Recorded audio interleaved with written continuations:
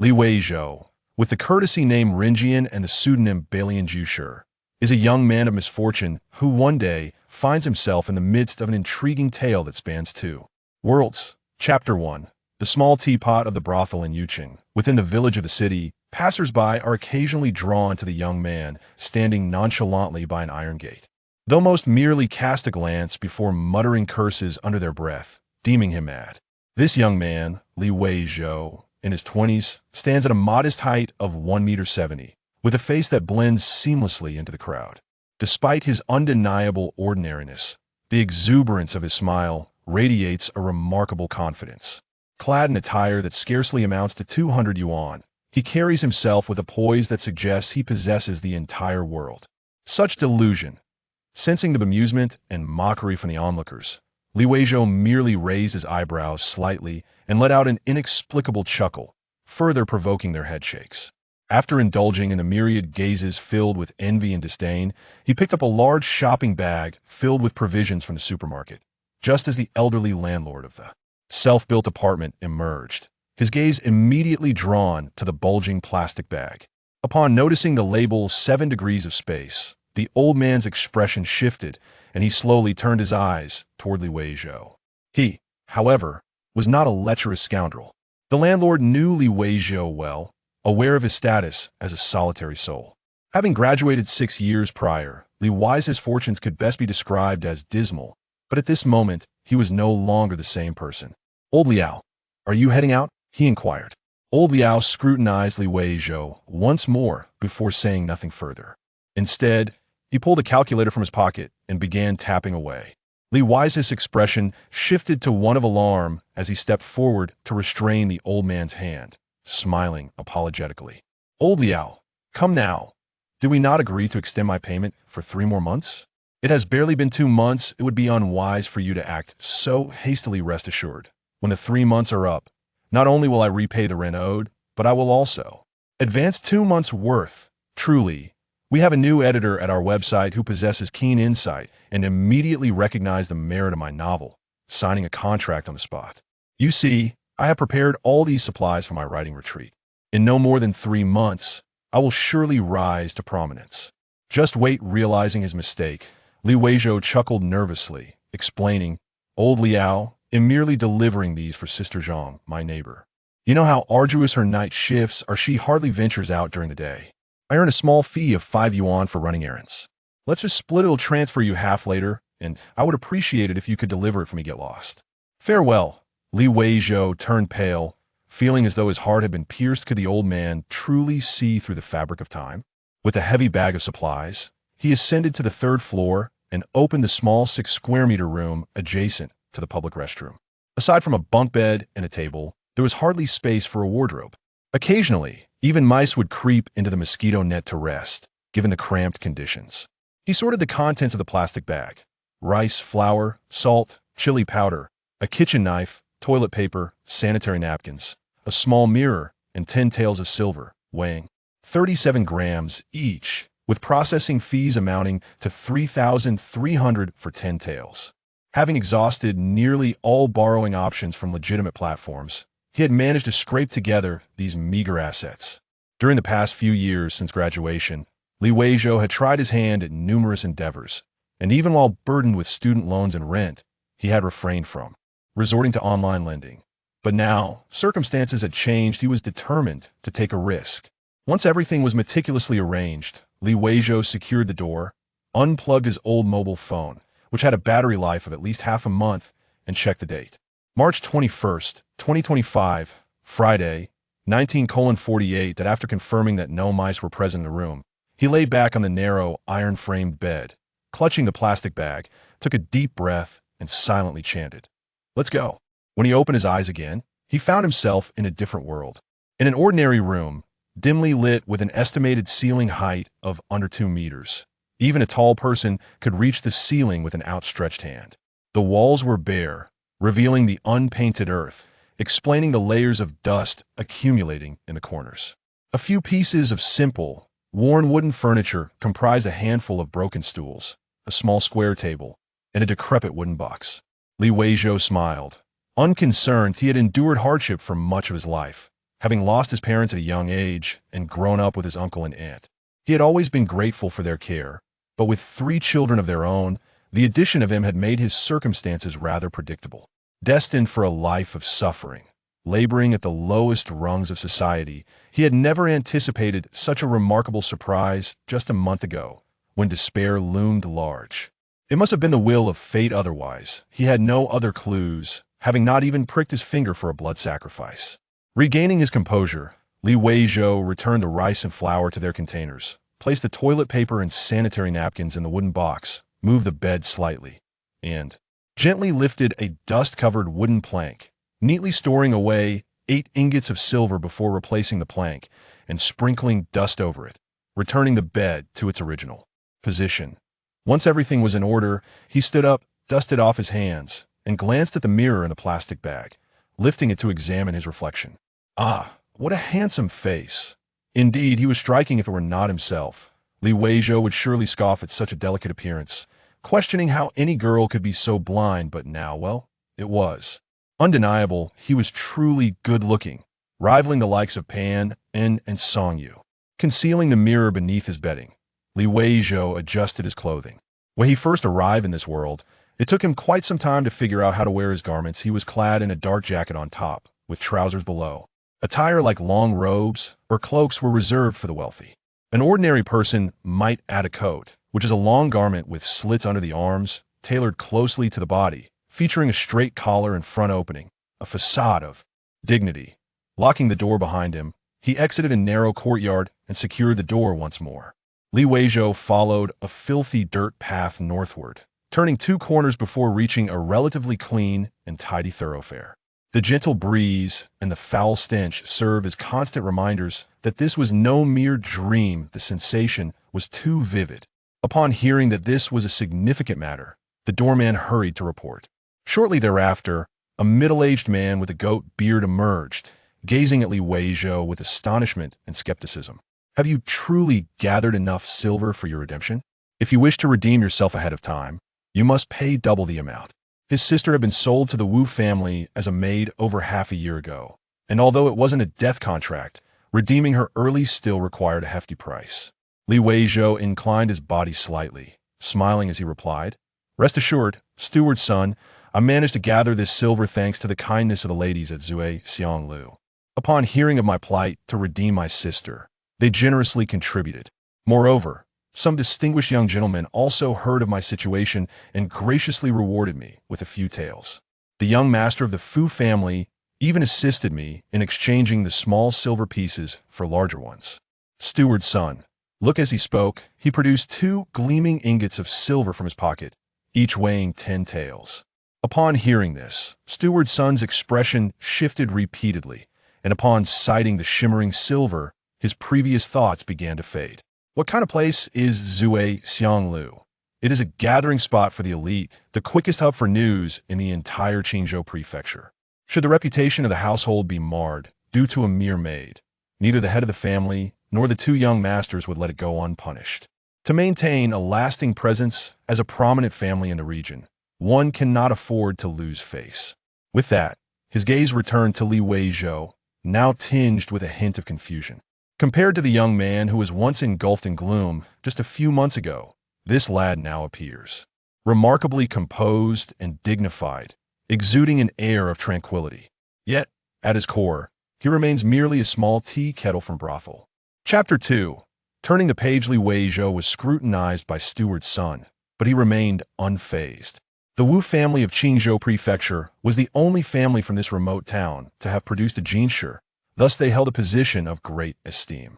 Being from a scholarly lineage, they placed immense value on local reputation, which made his previous statements seem somewhat disingenuous.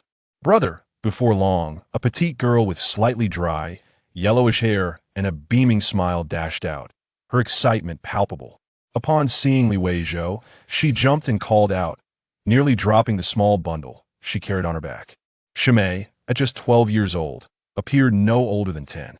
Perhaps due to malnutrition or her still developing form, she could not yet be considered beautiful, yet her eyes were striking. Unlike her brotherly Weizhou, who possessed long eyelids and alluring Danfeng eyes that exuded charm, Shimei had round, peach blossom-like eyes with a deep, pointed inner corner. A pair of such eyes could redeem an otherwise plain face. Fortunately, her youth and slender frame rendered her less conspicuous. Steward's son watched with amusement as Shimei threw herself into her brother's embrace and remarked to Li Weizhou, "You need not worry here. Your uncle Li Delong has visited our Master Li Delong, their uncle and the warden of Qingzhou Prefecture, had a strained relationship with Li Weizhou could succinctly say it was filled with deep-seated animosity. How could Li Weizhou have believed it? Even if he could not see him alive, he should at least encounter his corpse, right? Yet, no matter how much he protested, Li Delong simply declared there was nothing to be done. Li Delong's attempts to quell the situation were futile. He was met with curses as Li Weizhou, accompanied by his 6-year-old sister, cried out for their parents, causing quite a stir throughout the city. Li Delong, unable to control the chaos, merely watched as Li Weizhou squandered their family fortune and sold their home, yet still gained nothing.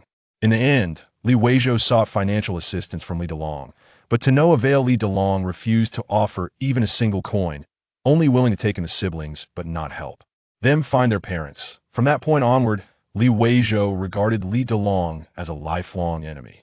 Many in Qingzhou were aware of these events, and Steward's son's mention of them seemed rather malicious. Even Shimei cast a worried glance at her brother, acutely aware of the resentment he harbored towards their uncle. Unexpectedly, Li Weizhou maintained his cheerful demeanor, pretending not to hear, and turned to Steward's son, inquiring about the contract. Steward's son chuckled. "The day after you delivered it, your uncle's second son came and tore the contract to shreds before us, and the accounts at the Yamen have surely been settled. This was not forced by our Wu family. We did not even take his silver." Li Weizhou paused, choosing not to elaborate further. After handing over 20 taels of silver, he clasped his hands in gratitude and turned to leave. The Li family was not of lowly status. Their uncle's second son was now a patrol inspector in Qingzhou, wielding considerable influence, so the Wu family had no need to manipulate the situation. Shimei followed closely behind her brother, skipping joyfully. She did not mind being a servant after all. Her brother worked as a tea kettle in a brothel, and no one would ridicule them for it, as their intentions were to find their parents. In this era, anyone who displayed filial piety would not be looked down upon. Rather, it would be seen as a commendable tale. Observing his sister, who was so blissfully happy while holding onto his sleeve, Li Weizhou felt a lift in his spirits. It was evident that his previous incarnation had been a devoted brother, for he would not have clung to memories of her so tenaciously, and Zaimai's cheerful disposition was a testament to that bond. As they walked, Shimei chattered animatedly about the mundane affairs of life in the Wu household, topics that were clearly of little interest to Li Weizhou and even somewhat irksome. Yet his mind felt increasingly clear. Li Weizhou surmised that perhaps the lingering resentment that had once clouded him had finally dissipated. Shimei's excitement began to wane as she asked, "Brother, do we really have that much money?" Li Weizhou smiled warmly and reassured her, "We have more than enough. You need not worry about such matters." Shimei did not question the source of the money, but eagerly rummaged through her bundle, exclaiming, "Brother, the Wu family has even given me my monthly allowance. Here, for you." Li Weizhou looked at the string of copper coins and chuckled. "No need. Keep it for yourself. My funds are more than sufficient." Shimei blurted out, "But didn't you say we would earn money together to find our parents?" Upon realizing her slip, she hesitantly looked up at Li Weizhou, knowing that his mood often shifted unpredictably during such conversations, sometimes leading to him crying out in anguish and cursing their uncle's family and their ancestors. Shimei gazed at her brother in disbelief as she looked on. Her eyes suddenly glistened with tears, and her lips quivered as she buried her face in Li Weizhou's embrace, her soft sobs escalating into a wail. When their parents disappeared, she was merely 6 years old and could remember only fragments of their faces. Though she had initially been the most vocal in searching for their parents, children's memories are fleeting, and she soon forgot what they looked like. For this reason, Li Weizhou had gone to great lengths, even risking their family's well-being to gather funds to search for their parents. In such circumstances, Shimei had endured 6 long years of hardship and pressure. To her astonishment, today marked a turning point. It had been an unbearable struggle, Naturally elated, Shimei agreed enthusiastically as Li Weizhou took the bundle and headed toward the location he had become somewhat familiar with over the past fortnight. This feudal dynasty, known as Lao Shensi de Qian, had a surprisingly developed commercial sector. In this small county town, there were 3 or 4 pawn shops and money exchanges. Perhaps this was due to its proximity to the grassland horse markets. Beyond this town to the north, there were no substantial settlements, so passing caravans often paused here to rest. The main thoroughfare was lined with shops offering a variety of goods and services, from clothing to food and shelter. Even martial arts schools were plentiful. While Li Weizhou had yet to witness the prowess of the martial arts in this world, it seemed that weapons were banned in the city, with severe penalties for offenders. Nonetheless, this must be a world of extraordinary strength, for Li Weizhou had personally seen a guard at Zhe Xiang Lu effortlessly move a stone lion weighing hundreds of pounds. Aside, exhibiting an unreasonable amount of strength, surely a testament to martial prowess. Regrettably, the leader of the guard had informed him that, being over 16, his bones had already set, and he had essentially lost the chance to train in martial arts. However, Li Weizhou had not yet given up hope despite the martial arts on Earth having become synonymous with deception. What man does not harbor a dream of heroism? Now, with this new opportunity before him, Li Weizhou wished to explore the possibilities, not for the sake of becoming a master, but simply to make the world a more intriguing and vibrant place. Of course, these aspirations were not something he could pursue immediately first. He needed to amass more wealth. After all, he still had considerable debts to settle back on Earth. Before long, he reached his destination. Gazing up at the sign, he saw the 4 gilded characters, Shenglong Money Exchange. Chapter 3. Qin Exchanging Silver for Gold. Oh, this silver is quite fresh. The proprietor of Shenglong Money Exchange remarked cheerfully as he accepted the gleaming silver ingots from Li Weizhou. For money exchange, the practice of converting silver into gold was commonplace, as it was not unusual for women to purchase gold for jewelry. However, such brilliantly polished silver ingots were indeed a rare sight. Li Weizhou was well aware of the situation. He had purchased S925 silver, which contains 92.5 silver, making it slightly less expensive than 99 silver, yet comparable in purity to the official silver circulating into Qian. Its quality was only marginally inferior, thus the moneylender failed to detect any irregularities. If it had been 99 silver, it would have likely raised suspicions. Li Weizhou leaned slightly forward, smiling as he said, "I cannot say for certain, as I have never encountered such lustrous silver. It was the esteemed Miss Wanwan from Zhe Xiang Lu who sent me to exchange this silver for gold. Beyond that, I know little else." Recently, many affluent merchants from other regions have visited the establishment, so it could very well be their silver. Upon hearing this, the moneylender ceased further inquiries and casually produced a balance scale to weigh the gold. The smallest measurement of the scale was 1 li, which Li Weizhou had learned equated to 31.25 milligrams. Whether it was truly that precise remained uncertain. With a cheerful demeanor, the moneylender remarked, as per the current market rate, 1 tael of gold exchanges for 9 taels, 2 qian, and 3 li of silver. Given the purity of your silver, let us calculate it as 9 taels, 2 qian for 1 tael of gold, which totals. He began manipulating the abacus beads, continuing, the total amounts to 8 taels, 6 qian, and 9 li. To round it off, we shall consider it as 8 taels, 7 qian. What do you think, young sir? That seems appropriate, the young man replied. After placing the gold in a wooden box and handing it to Li Weizhou, the moneylender produced a receipt from Shenglong Money House and presented it to him, saying, "Should you have further dealings of this nature, do not hesitate to return here. You shall be duly rewarded for each transaction." With that, he surprisingly slipped a handful of copper coins into Li Weizhou's hand. Do not underestimate this handful of copper coins. The common folk typically use copper currency in their daily lives. With 20 or so coins, one could purchase a chicken. Li Weizhou gratefully accepted them, replying, "All right then, from now on, I shall come to you for exchanges whenever possible. However, to speak honestly, if the ladies insist on exchanging elsewhere, I can do little about it." Upon hearing this, the moneylender appeared even more pleased, laughing, "That is indeed the way of it. As long as you can make the decisions, come to Shenglong for your exchanges, and you shall not be neglected." As for his sister, at present, Li Weizhou could only honor the wishes of his past life and look after her. They had barely met a few times, so there was no deep sibling bond to speak of. However, compared to the solitude of being an only child, having a blood relative was rather comforting, particularly since this girl was sensible and not bothersome. Li Weizhou chuckled. "What brings you such joy?" Ximei's eyes sparkled with glee as she exclaimed, "Brother, where did you purchase that rice? It is so white and fragrant. Do not be misled into thinking that the rice of the present day lacks additives. It is purely rice fragrance."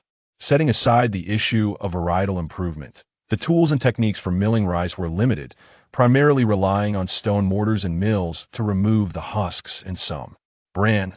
Thus, the processed rice often retained more bran and germ, resulting in a taste far inferior to that of modern processing.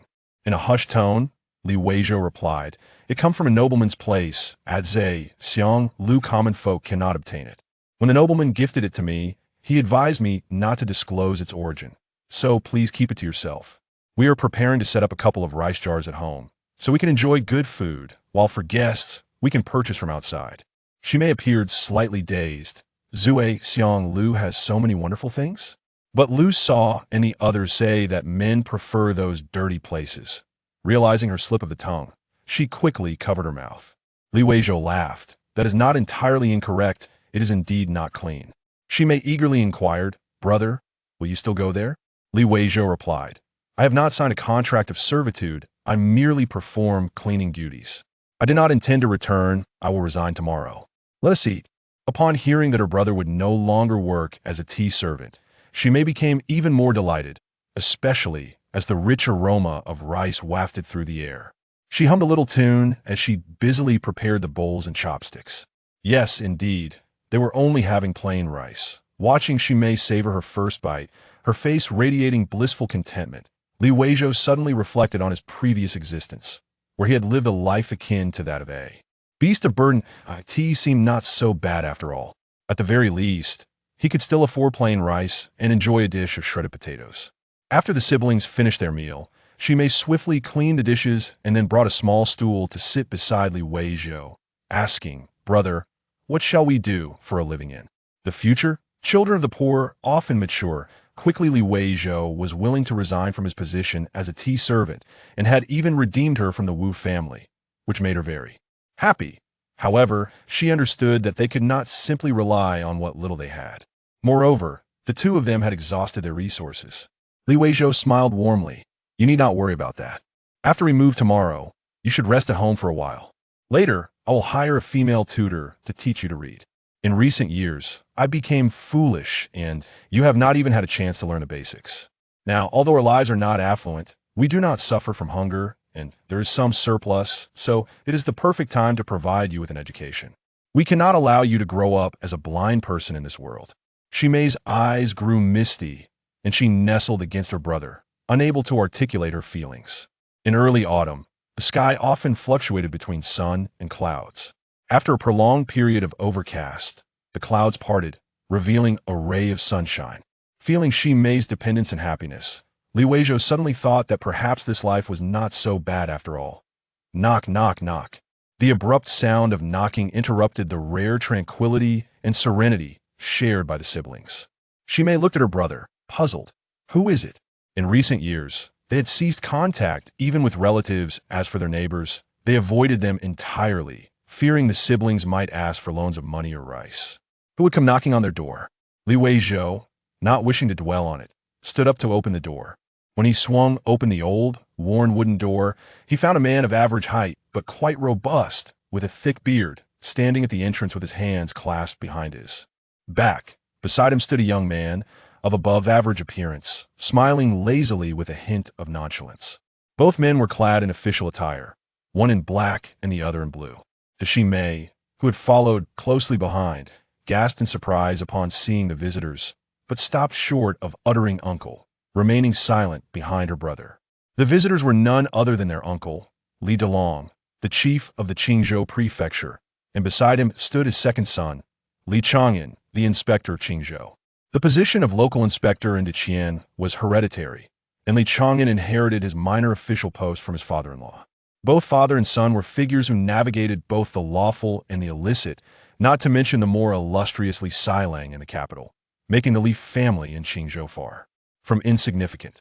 This was also a primary reason why the Wu family had not made things difficult for Li Weizhou.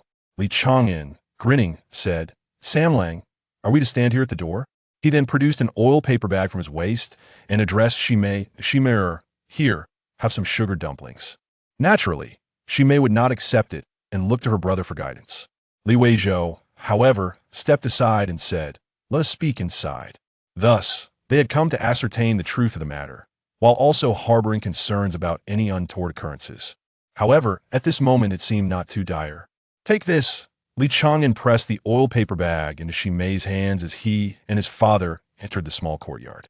Observing the diminutive space that resembled a dog kennel, both Li Delong and his son wore expressions of discontent. Perhaps they were both frustrated and sympathetic at the same time. After studying her brother's expression repeatedly, Shimei wisely set the oil paper bag aside and fetched 2 small stools from inside. However, Li Delong had no intention of sitting just yet. He continued to stand with his hands behind his back and spoke to Li Weizhou in a low voice. "How long do you plan to continue as a tea servant?" Upon hearing this, Li Delong's eyes widened in fury, his beard bristling with indignation. He had thought he understood the situation, only to find that Li Weizhou remained obstinately resistant. His position, while only of the 8th rank, allowed him to operate above and below the law, and without a measure of ferocity, he could not command respect. At this moment, his anger was palpable, yet Li Weizhou simply met his gaze with unwavering clarity, standing his ground without yielding. Certainly, Li Weizhou's true nature is not as courageous as it may appear deep down. He harbors a certain trepidation. However, if he does not solidify this filial persona, many matters will become increasingly difficult to explain in the future. Li Weizhou even hopes that his parents, whom he has never met, truly perished by mere misfortune, as this would simplify his circumstances considerably. Caring for Shimei can be regarded as his recompense for this body, while seeking vengeance against formidable adversaries would indeed prove to be a daunting challenge for him. Moreover, he intentionally places a thorn in this situation, as he has no desire for an elder relative to oversee him. In summary, at this moment, in terms of courage, he does not fall short. Chapter 4. Homecoming. Upon discerning the implications behind Li Weizhou's words, Li Delong nearly erupted with rage. He exclaimed furiously, "Who else could it be? I have been estranged from your father for many years, and your parents do not possess immense wealth. The Li family harbors no mortal enemies. I am a warden, not a judge or a guard, and I do not directly interact with the inmates. I have no sworn enemies. You have sought out a myriad of disreputable individuals for investigation. What have you uncovered, despite being nearly driven to the brink of madness?" He marveled inwardly at his nephew's audacity to confront him so boldly and with such composure. Indeed, it seemed that things had changed. Those hardened criminals in the prison would find it difficult to maintain such calmness in his presence. Of course, it was possible that this troublemaker was aware he would not face any repercussions, emboldening him. Li Chang'an rubbed his temples.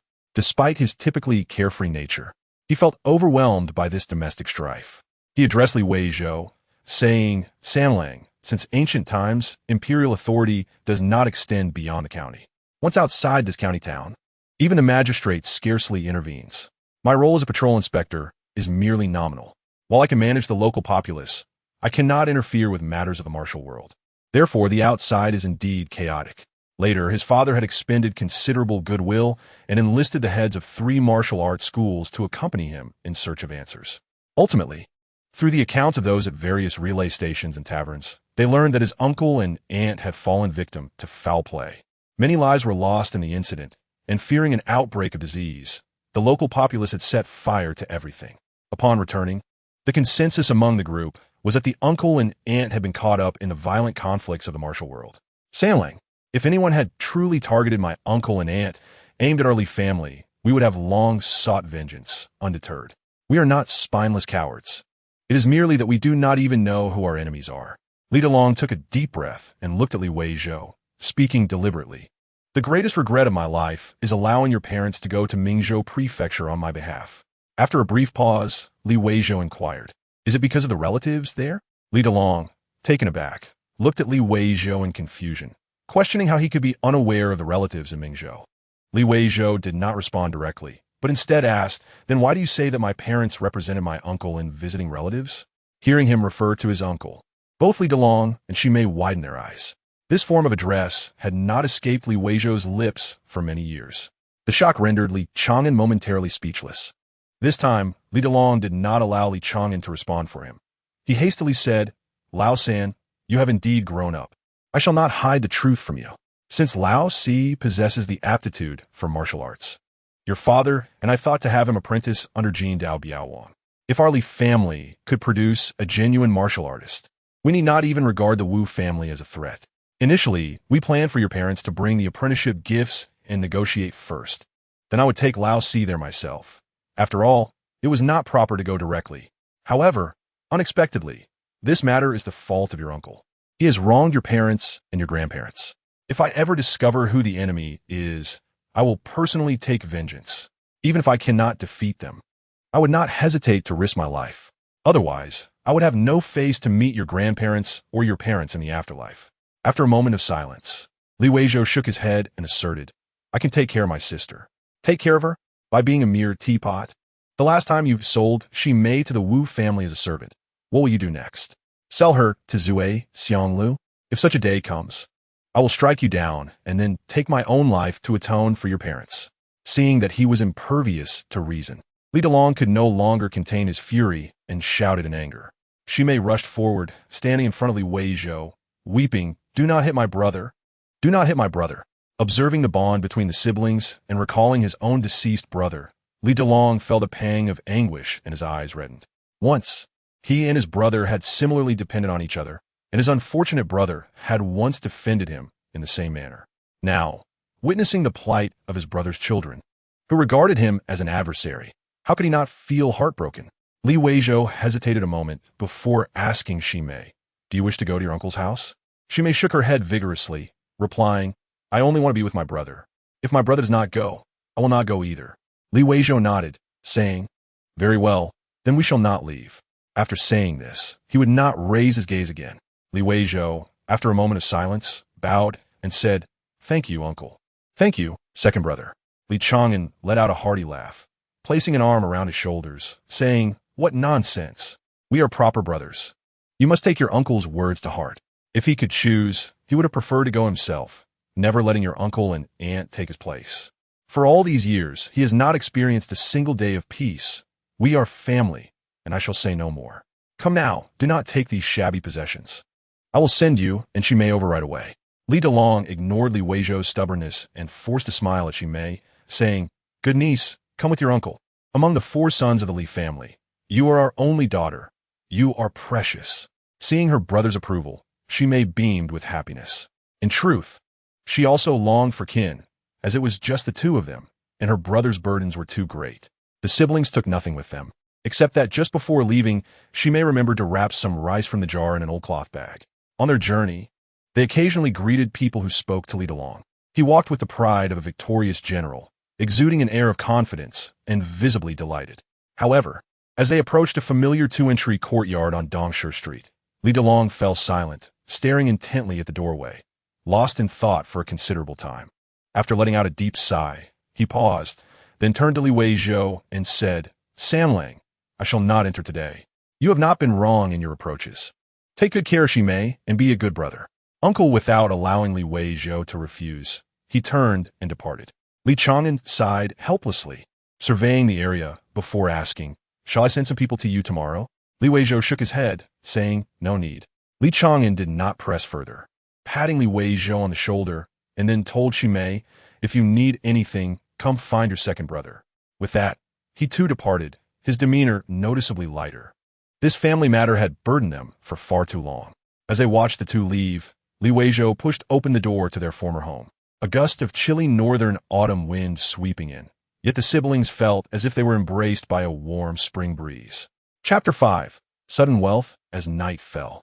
The stars sparkled brilliantly, the sky as clear as a tranquil lake. Seated in the spacious courtyard of his old residence, Li Weizhou felt a sense of fulfillment. Indeed, there was merit in this whole time-traveling affair. Compared to the cramped and miserable life he had shared with mice, his current existence was nothing short of splendid.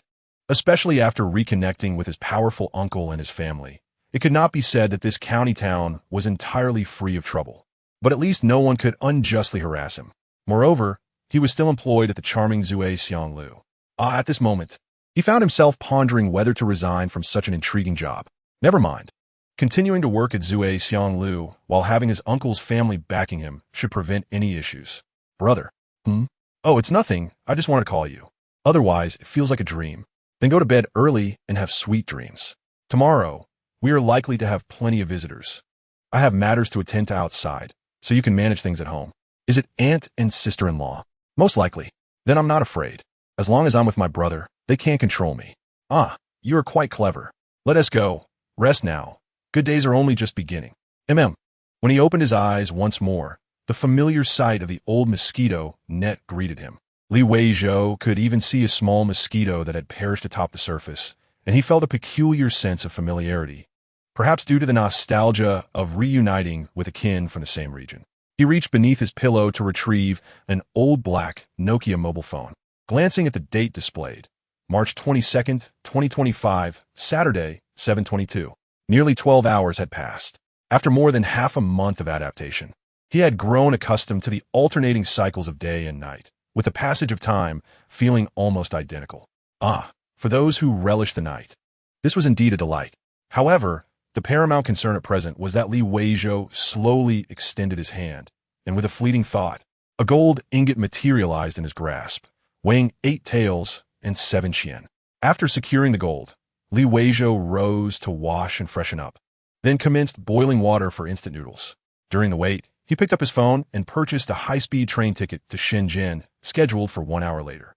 10 minutes later, he completed his task and tidied up before departing. 7 hours later, upon arriving at the Shui Bay Market in Shenzhen, he wasted no time and directly sought out the gold machine at the Zhihui Jindian, having prepared a strategy beforehand. Witnessing it in person brought him a sense of reassurance. The process was clearly outlined on the machine. First, place an order. Second, insert the gold. Third, conduct initial inspection. Fourth, verify the account. Fifth, perform a secondary inspection. Sixth, receive swift payment. There was no need to present any receipts. However, during account verification, identification and bank account details were required. For substantial transfers from personal accounts, the central bank employed a self-service capture system, which would then be submitted for regulatory oversight. Generally speaking, overseas transfers faced stricter scrutiny, with amounts exceeding 200,000 automatically entering surveillance. Domestic transfers were considerably more lenient, only requiring oversight for amounts surpassing 500,000. Moreover, the gold refining techniques of ancient times could only yield purity levels of around 22 carats, not the full 24. Consequently, the figure displayed on the screen was 215,460 yuan, for which various fees would still need to be deducted. After confirming 215,106, he withdrew his bank card, inserted it into the machine, and upon seeing the long string of numbers reappear on the screen, Weizhou momentarily felt a sense of daze. In this age where fortunes easily reached into the billions, and possessing a mere few hundred million seemed almost trivial, the sum of over 200,000 felt monumental to someone like Weizhou, who struggled to gather even 1,000 yuan in cash. At least for someone of his humble means, it was indeed a significant amount. The burden of poverty was truly arduous. He chuckled softly, glancing at his account balance once more, feeling a sense of lightness and invigoration. So this is what it feels like to possess wealth. Upon exiting the Shui Bay Market, he looked up and found the sky of Pengcheng appeared even more azure. He opened the Matewan app to search for nearby delicacies. As a city of immigrants, Pengcheng boasted a rich tapestry of flavors from various provinces. After much deliberation, Weizhou chose hot pot, deciding on Haidilao. It is often remarked that there are levels to loneliness. Dining alone at a hot pot restaurant is deemed particularly dismal, yet Weizhou dismissed such notions as nonsensical. With over 200,000 in his account, even after repaying online loans, he still had a tidy sum remaining. A bona fide wealthy individual, having suddenly struck it rich, what need had he for lamentation? As night fell, he arrived at the tallest hotel in Shenzhen, the St. Regis Hotel, occupying the 90th floor. The price of 2,280 yuan per night was no longer a burden for someone with substantial means like Weizhou. It wasn't he that he had become extravagant. Rather, he simply wished to gaze upon the vistas that had once seemed so distant. Countless times in the past, he had gazed longingly at the towering skyscrapers, pondering whether those who stood atop were also reflecting on the plight of the masses beneath them. However, as he stood before the grand floor-to-ceiling window, surveying the sprawling cityscape, such thoughts did not occupy his mind. His generation seemed to possess a certain inclination towards a solitary existence. I do not wish to trouble you, and I hope you do not trouble me either. The desire for superiority in social standing was not particularly compelling. Perhaps it was simply due to the understanding of its improbability. Thus, the ultimate goal for many in his generation became the pursuit of freedom, tranquility, and equality. A life of simplicity and serenity was indeed sufficient. Yet for too many, such aspirations had become unattainable. Standing before the massive floor-to-ceiling window of the 90th floor, Weizhou gazed into the night, contemplating the path that lay ahead. Although he held no desire to dominate either side, the ambition to lead a leisurely and untroubled life appeared to be fraught with challenges. Regardless of the circumstances, neither realm represented an ideal society, and when faced with injustices, his capacity for self-preservation was limited. Thus, the first priority was to cultivate the means for self-defense.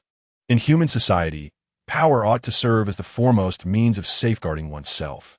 Despite the numerous complexities involved, at least it allowed one to partake in the game. However, for the average citizen, the concept of power felt exceedingly distant. Rumors in the world suggested that even aspiring to become a mere dog in the Qi family required a stroke of fortune.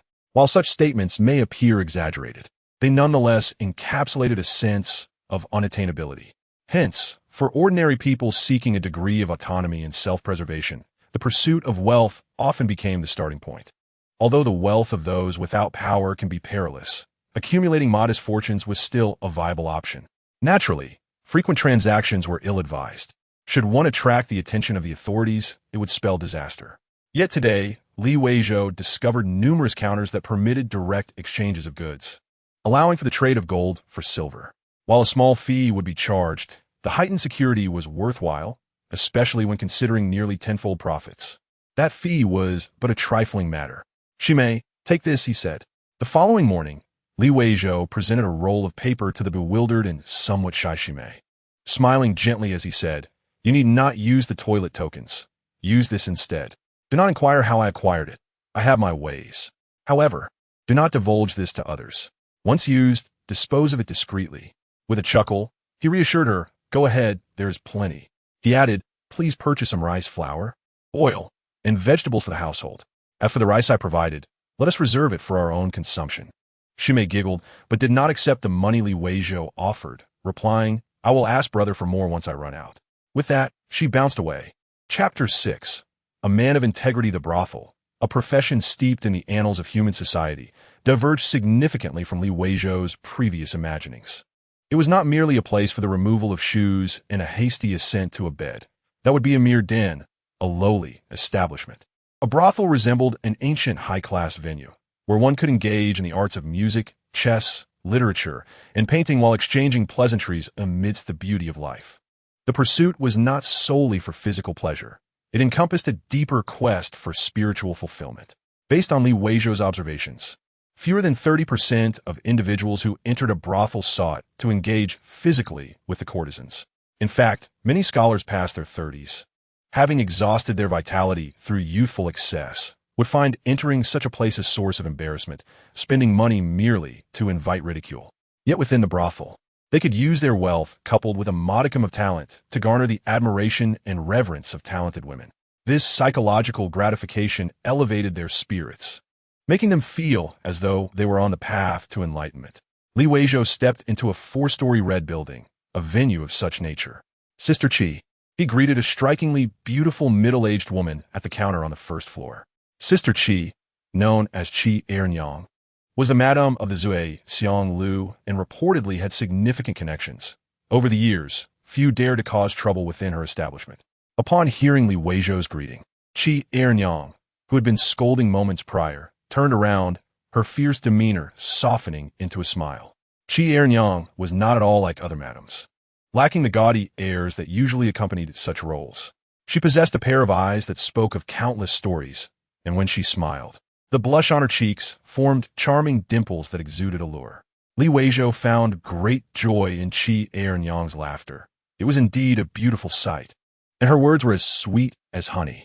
It was this very appellation of sister that had allowed him to rise above many competitors and secure a position as a humble worker at Zui Xianglu.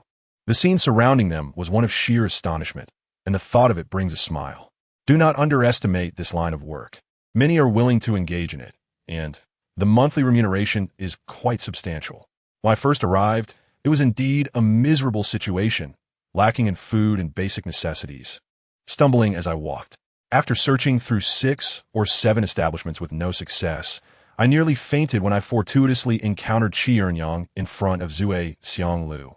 Thanks to my literacy, my knack for calculations, and a sweet tongue, I managed to secure a position. Li Weizhou, somewhat bashful, looked at Qi Eryang apologetically and said, "Sister Qi, I have come to resign." Before he could finish, Qi Eryang laughed playfully. The black tiger at the prison could no longer endure, could he? For him to last this long is already commendable. Xiao Zhouzi, let me give you a piece of advice. Your uncle has treated you fairly well. After all, we are family. If reconciliation is possible, then let it be. Li Weizhou nodded, replying, "It is indeed because of your words, Sister Qi, that I decided not to stir trouble. Now, we have reached a form of reconciliation. I feel I have let down your kindness over these days. Should you ever need my assistance in the future, please do not hesitate to send someone to speak on your behalf. I shall never refuse what I can do." Qi Eryang scrutinized Li Weizhou's remarkably handsome face, particularly his pair of eyes, which were the epitome of a Danfeng beauty's gaze, gentle and pure, devoid of any wickedness, instilling a sense of peace. A genuine warmth spread across Qi Eryang's face as she remarked, "Xiao Zhouzi, you possess a good heart. The reason I took you in back then was that I believed you were a good person. Although Li Laohu has some reputation, he is merely a lowly 8th-rank official, and he has the audacity to send someone to warn you not to cause any trouble at Zui Xianglu. If I had not seen your handsome features and recognized you as a filial son, I would have dismissed his words entirely." Li Weizhou smiled modestly, feeling a mix of gratitude and shyness. Qi Eryang, being a woman herself, was not one to tolerate such reticent demeanor. More importantly, she had never sensed any disdain or covetousness from him. Regardless of how much flattery came from those renowned gentlemen, the underlying contempt could never be concealed. They often unintentionally or intentionally uttered degrading remarks, not to mention those lecherous men on the streets, who truly held them in no regard. Ironically, many times, they themselves looked down upon their own profession, as it was indeed a disreputable trade. Yet, humans are peculiar. It is tolerable to despise oneself, but to be looked down upon by others leaves a sting.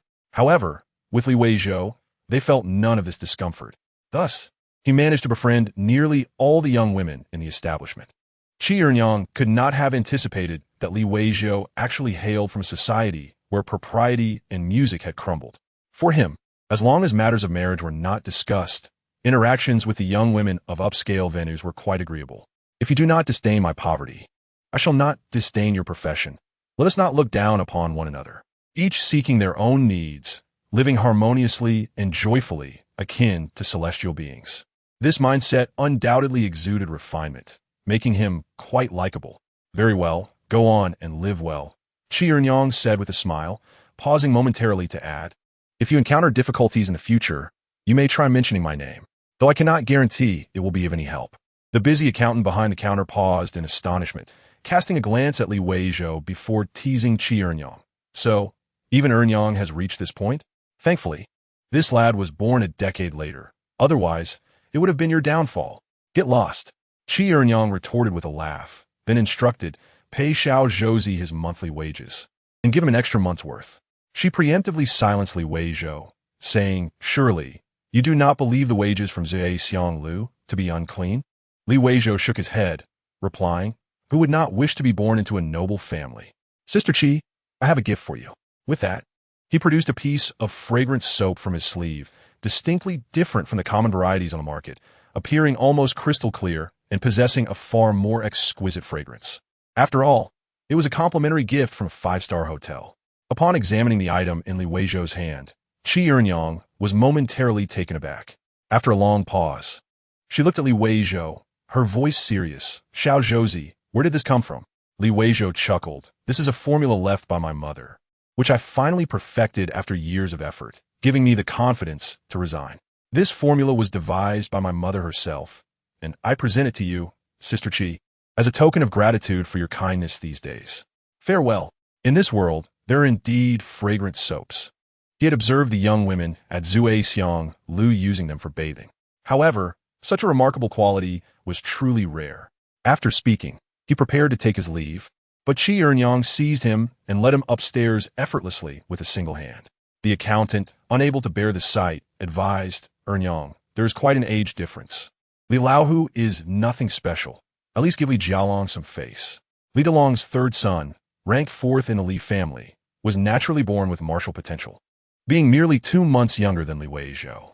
Days before Li Weizhou's parents met with misfortune, he was chosen by a prominent figure passing through Shindu, taken as a personal disciple. Had it not been for this stimulus, perhaps Li Weizhou's previous incarnation would not have gone mad for 6 years. Nor would the rest of the Li family have enjoyed such promising futures and respectable lives. Get lost. Qi Ernyang's voice echoed around the staircase corner. Amid the teasing laughter of the passing young women, she brought Li Weizhou into her boudoir, closed the door, and scrutinized him from head to toe, saying, Xiao Zhouzi, is this truly the formula left by your mother? Li Weizhou nodded, affirming, indeed. Though my mother passed away early, I still remember her words about creating a family business called Bai Bao Lu. She loved to read, and this formula was her own creation. Alas, she departed too soon. While washing her hands with a new fragrant soap by the copper basin, Qi Ernyang sighed. I never expected that there would be such a remarkable woman in Qingzhou Prefecture. It is a pity we did not meet sooner. As she bent over, the exaggerated curve of her waist and skirt became apparent. Li Weizhou averted his gaze. The boudoir was partially separated by a sheer curtain, rendering the contents obscured, yet he could faintly discern a wooden bed, tables, chairs, and a wardrobe. Truly delightful. Once she had dried her hands, Qi Ernyang glanced at Li Weizhou with a teasing smile. What if I take another bath to try this out? Li Weizhou gasped in astonishment. Sister Qi, how do you possess such strength? You can lift me, a grown man, with a single hand. Qi Ernyang burst into laughter, her body shaking with mirth. However, facing a pure young man, she rolled her eyes playfully after laughing. How big do you think you are? But you are indeed a devoted son. Are you planning to collaborate with Li Laohu's family in this endeavor?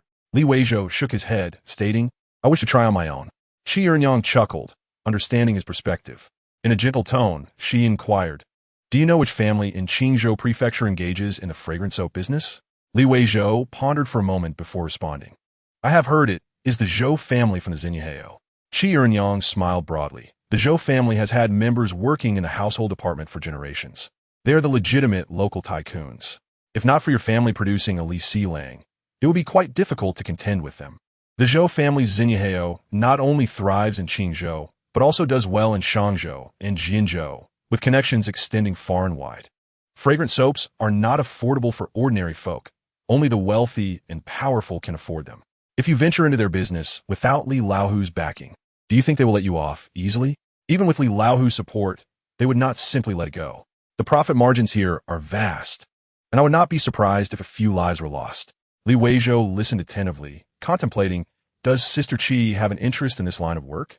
Qi Ernyang, seeing his perceptiveness, smiled brightly, elegantly approaching him and resting an arm on his shoulder. Good brother, us collaborating would surely be a match made in heaven. Li Weizhou considered for a moment, but replied, the formula was left to me by my mother. I cannot share it. However, I can offer QGG 100 ku I of fragrant silver each month, as long as QGG provides me with some financial assistance. It is acceptable if she does not. Nevertheless, I sincerely hope that QGG will bless the business of BIBOLU. If BIBOLU truly flourishes, QGG can also invest and share in the profits. There is an abundance of wealth in the world. In truth, I do not place much importance on the amount of silver I earn. What I value is the establishment of a meaningful enterprise to honor my late mother's spirit. Qu Renjian's eyes sparkled with delight as she looked at LW is you, joyfully exclaiming, what a fine lad. Come, let me see you closely. You truly are a remarkable man. Chapter 7. The prodigal son. The autumn winds of the northern land are far more biting than those of the south, where the seasons seem to be but a mere concept. After winter, summer arrives swiftly, and similarly, after summer, winter can descend overnight. Exiting the zoo, 11ing LU. LW as you walked leisurely with his hands tucked into his sleeves. Fortune smiled upon him as he encountered an understanding individual, which proved to be of great significance. Renjian was easy to get along with. Interestingly, she did not resemble the stereotypical madam portrayed in films, but instead had an air of elegance akin to gold inlaid with jade. Her appetite was equally substantial. 100 ku-I of fragrant silver each month was not sufficient. She demanded 200 and expected that amount to increase thereafter. This indicated her solid foundation.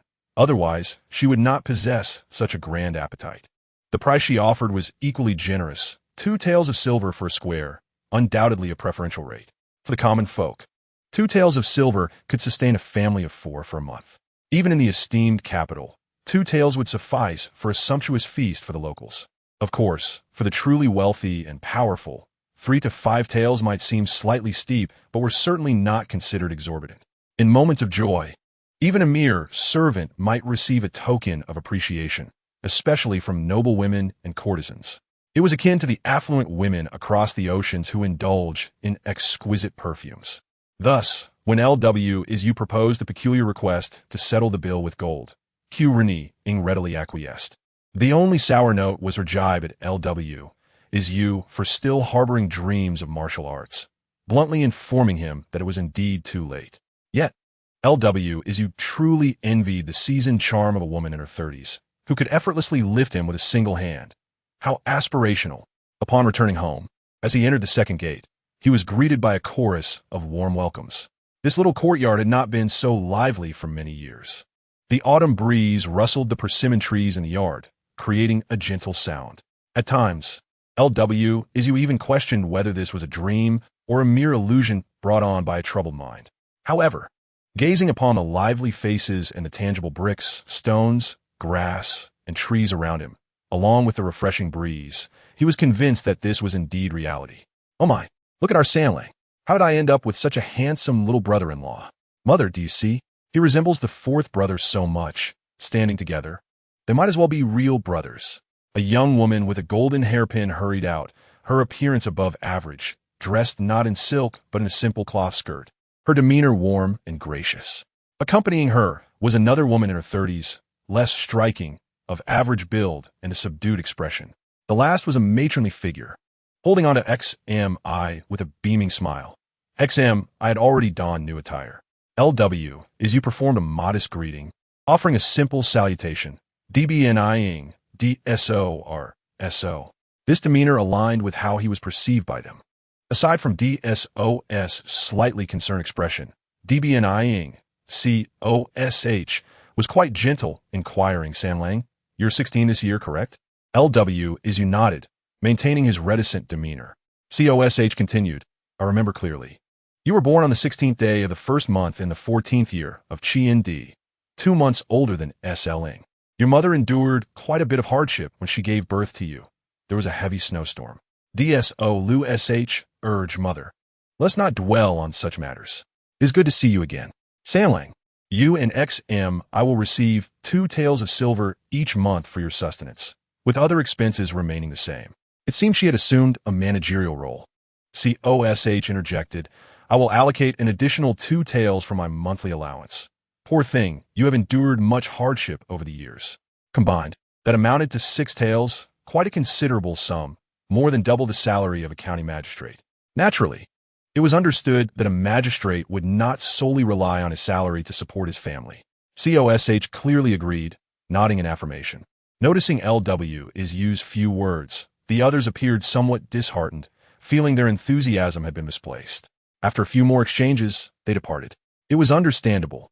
In truth, their warmth stemmed from LDL's reputation, as there was no genuine kinship between them and LW and XMI.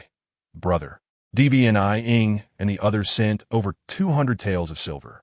They also brought a cartload of rice, flour, oil, and 2 carts of charcoal, along with a few chickens and ducks and 2 sheep. I was overjoyed, experiencing the taste of sudden wealth. Weizhou chuckled, realizing that his uncle truly spoiled him. After locking the door, he said with a smile, Today, I will prepare a feast for you. I hesitated at this. She cannot recall her brother ever cooking. You go boil water. I will kill the chicken. Tonight, we feast. Within an hour, one of the chickens sent by his uncle transformed into a genuine firewood chicken, its flavor enhanced by various rare seasonings, even including red peppers, making this dish a culinary masterpiece.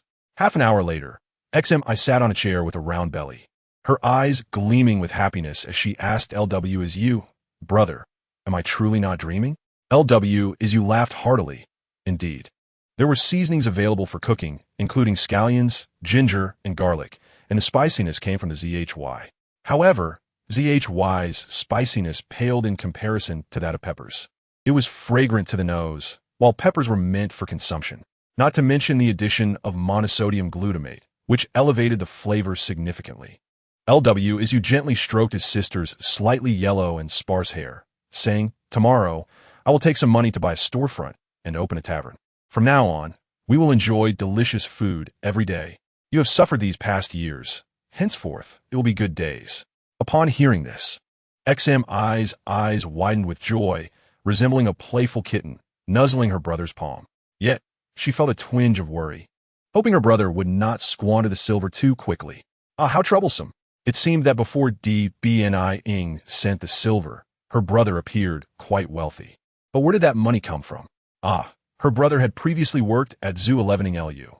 Could it be that some courtesan was so taken with his looks that she gifted him a treasure chest? Oh dear, brother, do not become a heartbreaker. Yet, it was truly impossible for her brother to marry a courtesan.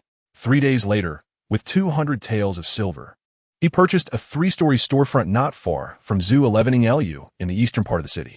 Upon hearing this news, LDL Lang's entire family was left speechless for quite some time. A prodigal son, indeed a prodigal son. They believed that the 200 taels were the settling funds sent by COSH.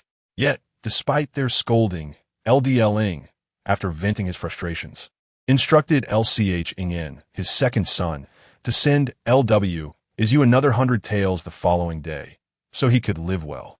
LCH NGP Ing, the eldest son, served as an official in the 6 chambers of the Qingzhou prefecture. He had always been studious, though he had not achieved much renown. His demeanor was rather serious, and people often remarked that he did not resemble the son of the infamous warden, LLO.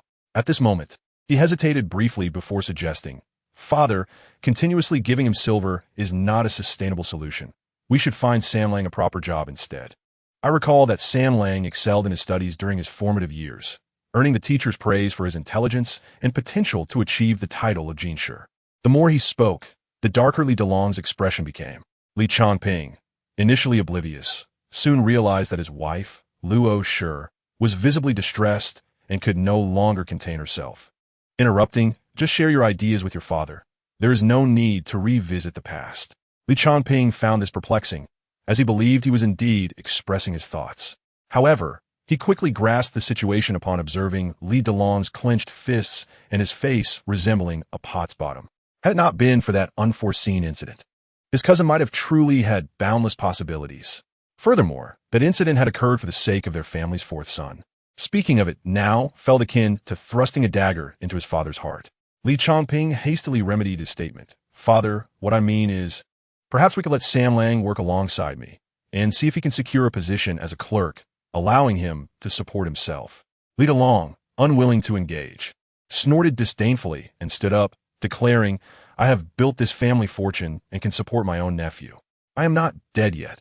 This household is not yours to command." With that, he strode away, grumbling as he passed his daughter-in-law. Li Changping felt somewhat bewildered. His intentions were benevolent. However, Luo Shi's expression was grim, for she understood that her father-in-law mistakenly believed she was concerned about money. It was not entirely a misunderstanding, as she did indeed hesitate to part with their wealth. Nevertheless, Li Changping's words were truly unrelated to her. Even if she were stingy, she would not be so short-sighted as to quibble over money at this moment. After speaking, she walked out with her hands behind her back, smiling cheerfully. His wife, Guo Shi, was equally joyful, her laughter blooming like a flower. Chapter 8.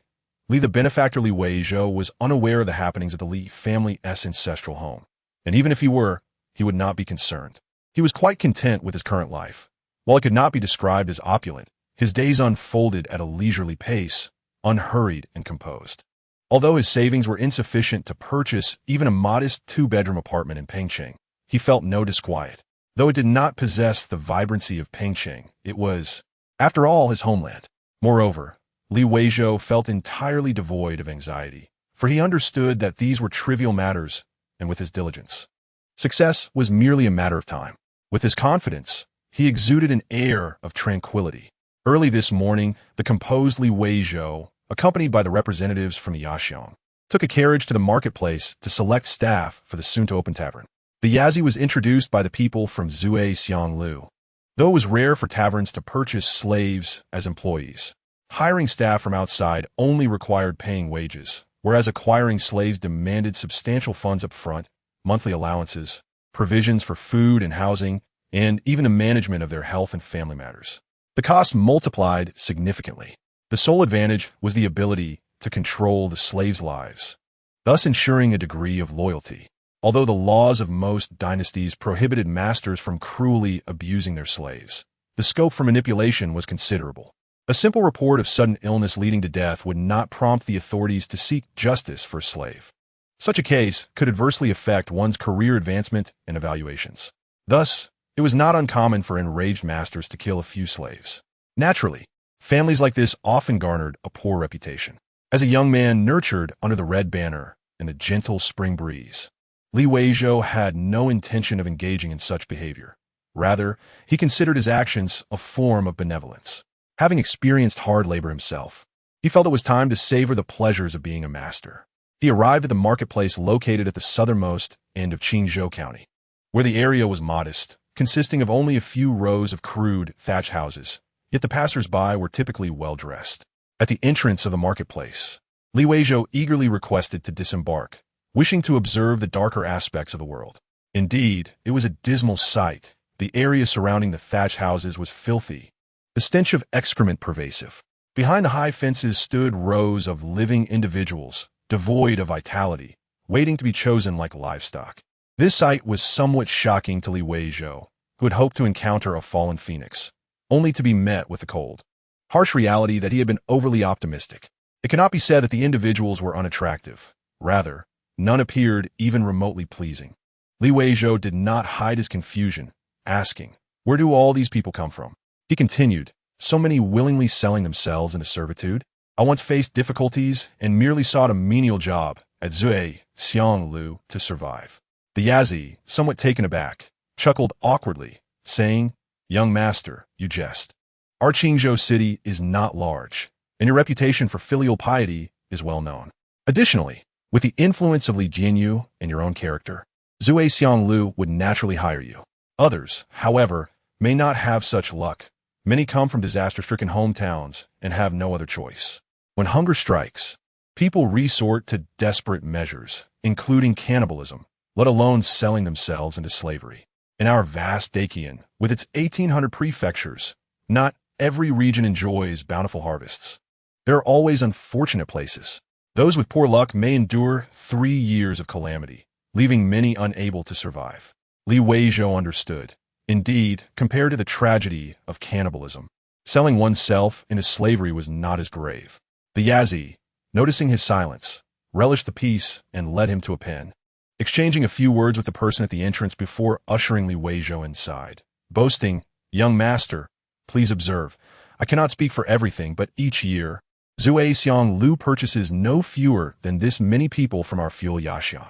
Weizhou watched as the Yazi gestured with his thumb and forefinger to indicate a number, though he was uninterested in whether it was 8 or 80. From what he knew, the women at Weizhou were trained from a young age. Such cultured courtesans would not be found here. He scanned the 2 rows of individuals. One side comprised men, and the other, women. This scene was somewhat unsettling, as it inevitably stirred empathy within him. He could not help but ponder how he would feel if he were to find himself in such a position one day. Never mind, a month ago, he had not fared much better on the other side of the earth. Human sentimentality was curious. Despite his own unsatisfactory life, he could not bear to witness the sufferings of others. As Weizhou approached, he observed a shared numbness in their expressions, yet among the women. Some younger ones gazed at him with glimmers of hope. He inquired, "Are there any skilled cooks among you?" The Yazi responded with a smile. Indeed, we have all kinds. There are even barbarians from the grasslands nearby, roasting meat that smells delightful. Would you like some, young master? Li Weizhou pondered for a moment, nodding. I would like 2 of those. Certainly, I shall select the finest for you. The Yazi exclaimed with delight, quickly adding, young master, how about hiring some house servants to guard your home? They are all trained in martial arts. Li Weizhou replied cautiously, if they are strong, wouldn't they pose a threat to the master? The Yazi's expression changed, and he earnestly said, young master, you underestimate us. We in this trade are not so careless as to allow such flaws. Li Weizhou inquired further, how so? The Yazi explained, when we purchase, these individuals are inherently good-natured. We do not accept those who have committed heinous acts, and such people would never sell themselves into slavery. They have enough wrongdoing to contend with.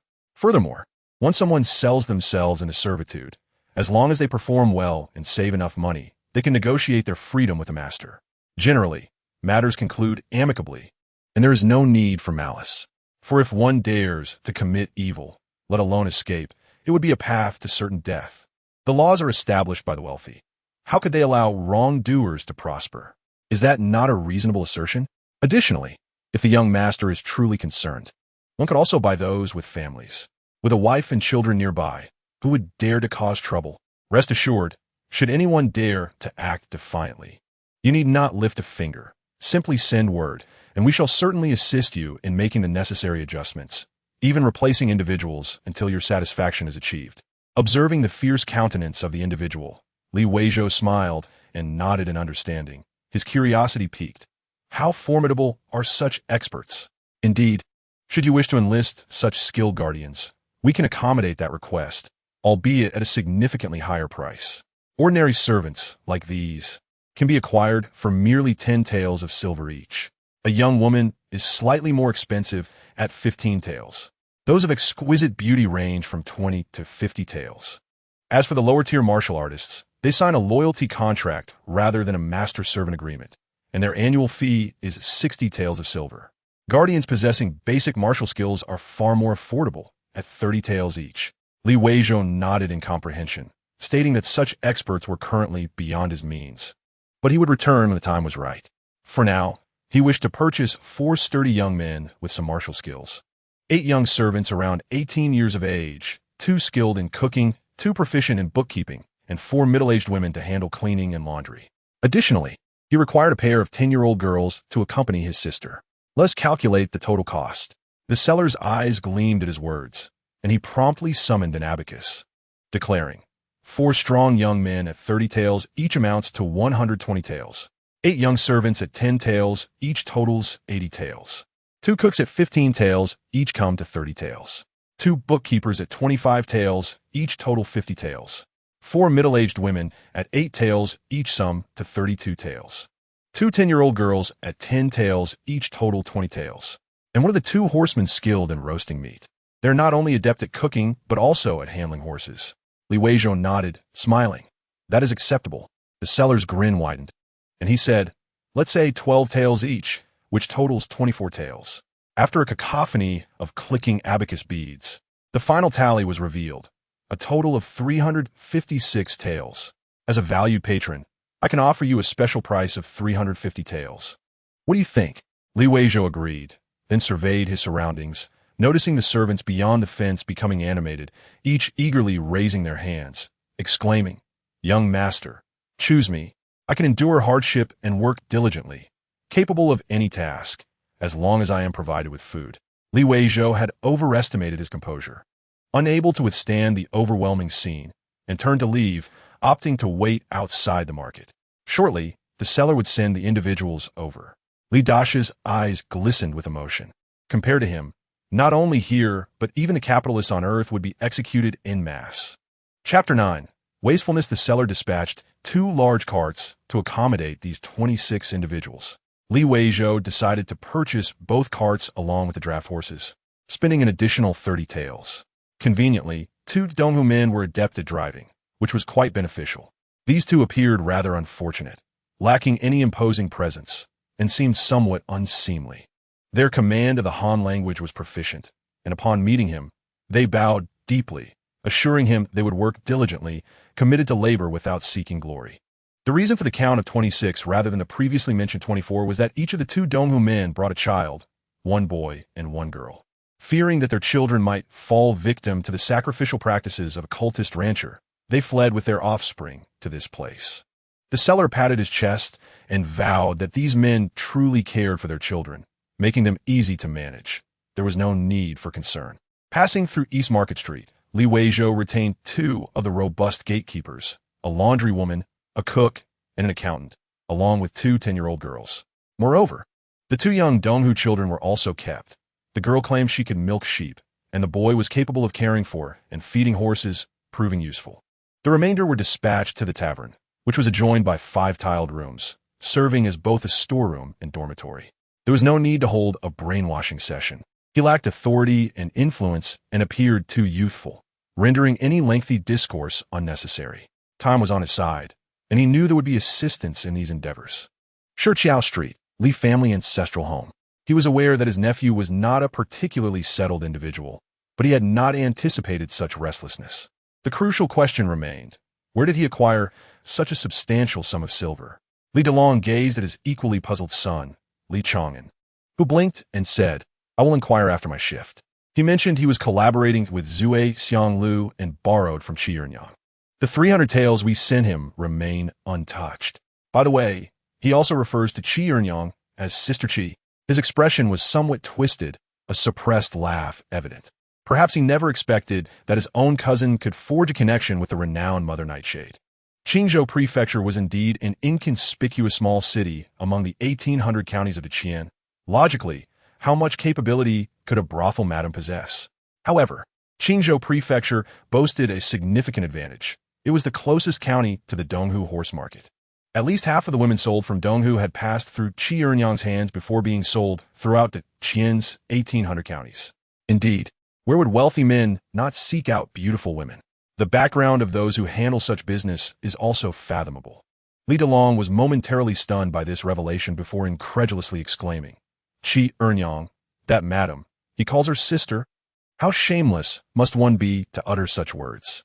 Although Qi Ernyang was only in her 30s, she was still significantly older than Li Weizhou, comparable to his mother's age. How is this acceptable? Li Chang'an crossed his arms and pondered, as if savoring something, saying, "I have a friend who frequently visits Zhe Xianglu." I inquired, and indeed, Sanlang is quite likable, and Qi Ernyang treats him well, though it seems their relationship is not easily defined. Father, how should we proceed? That Mother Nightshade is notoriously ruthless. Li Delong was not an antiquated scholar. He chuckled. What can she do? This is Qingzhou Prefecture, not the capital. Besides, Sanlang is merely a poor boy. Without wealth or power, what harm could befall him? If she desires his body, then he has profited. Furthermore, he is borrowing her money, not lending it to her. Very well, I am curious to see what will come of this. Li Chang'an scratched his chin, hesitating. I do not worry about her targeting Sanlang. Our family likely does not hold much value in her eyes. However, Silly is in the capital, blessed with the opportunity to study under a renowned master. With a bright future ahead, I wonder if, father, although Silly appears cold and distant, he is quite determined. He is just 2 months younger than Sanlang, and was once quite attached to second aunt, openly vying for Sanlang's favor, causing mother to feel a tinge of jealousy. After the incident with second uncle and second aunt, he was more sorrowful than anyone else, likely feeling guilty towards Sanlang.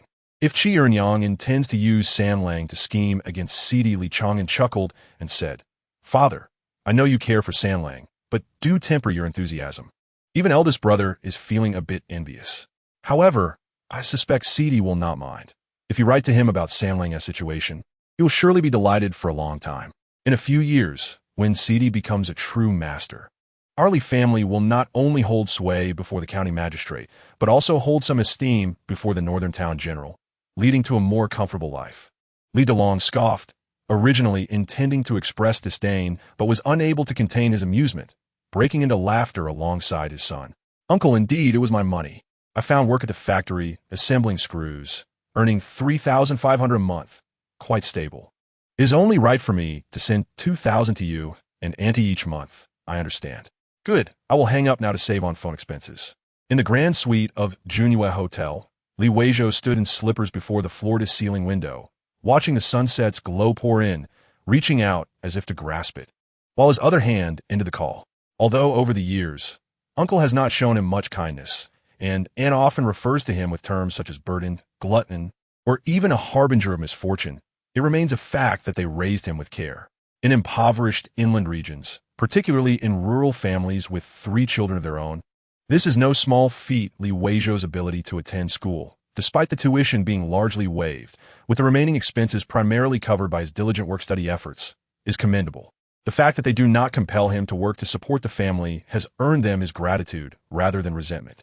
Each month, he sends them 2,000 coins as a gesture of gratitude, enabling the elderly couple to enjoy a relatively comfortable life in their rural hometown.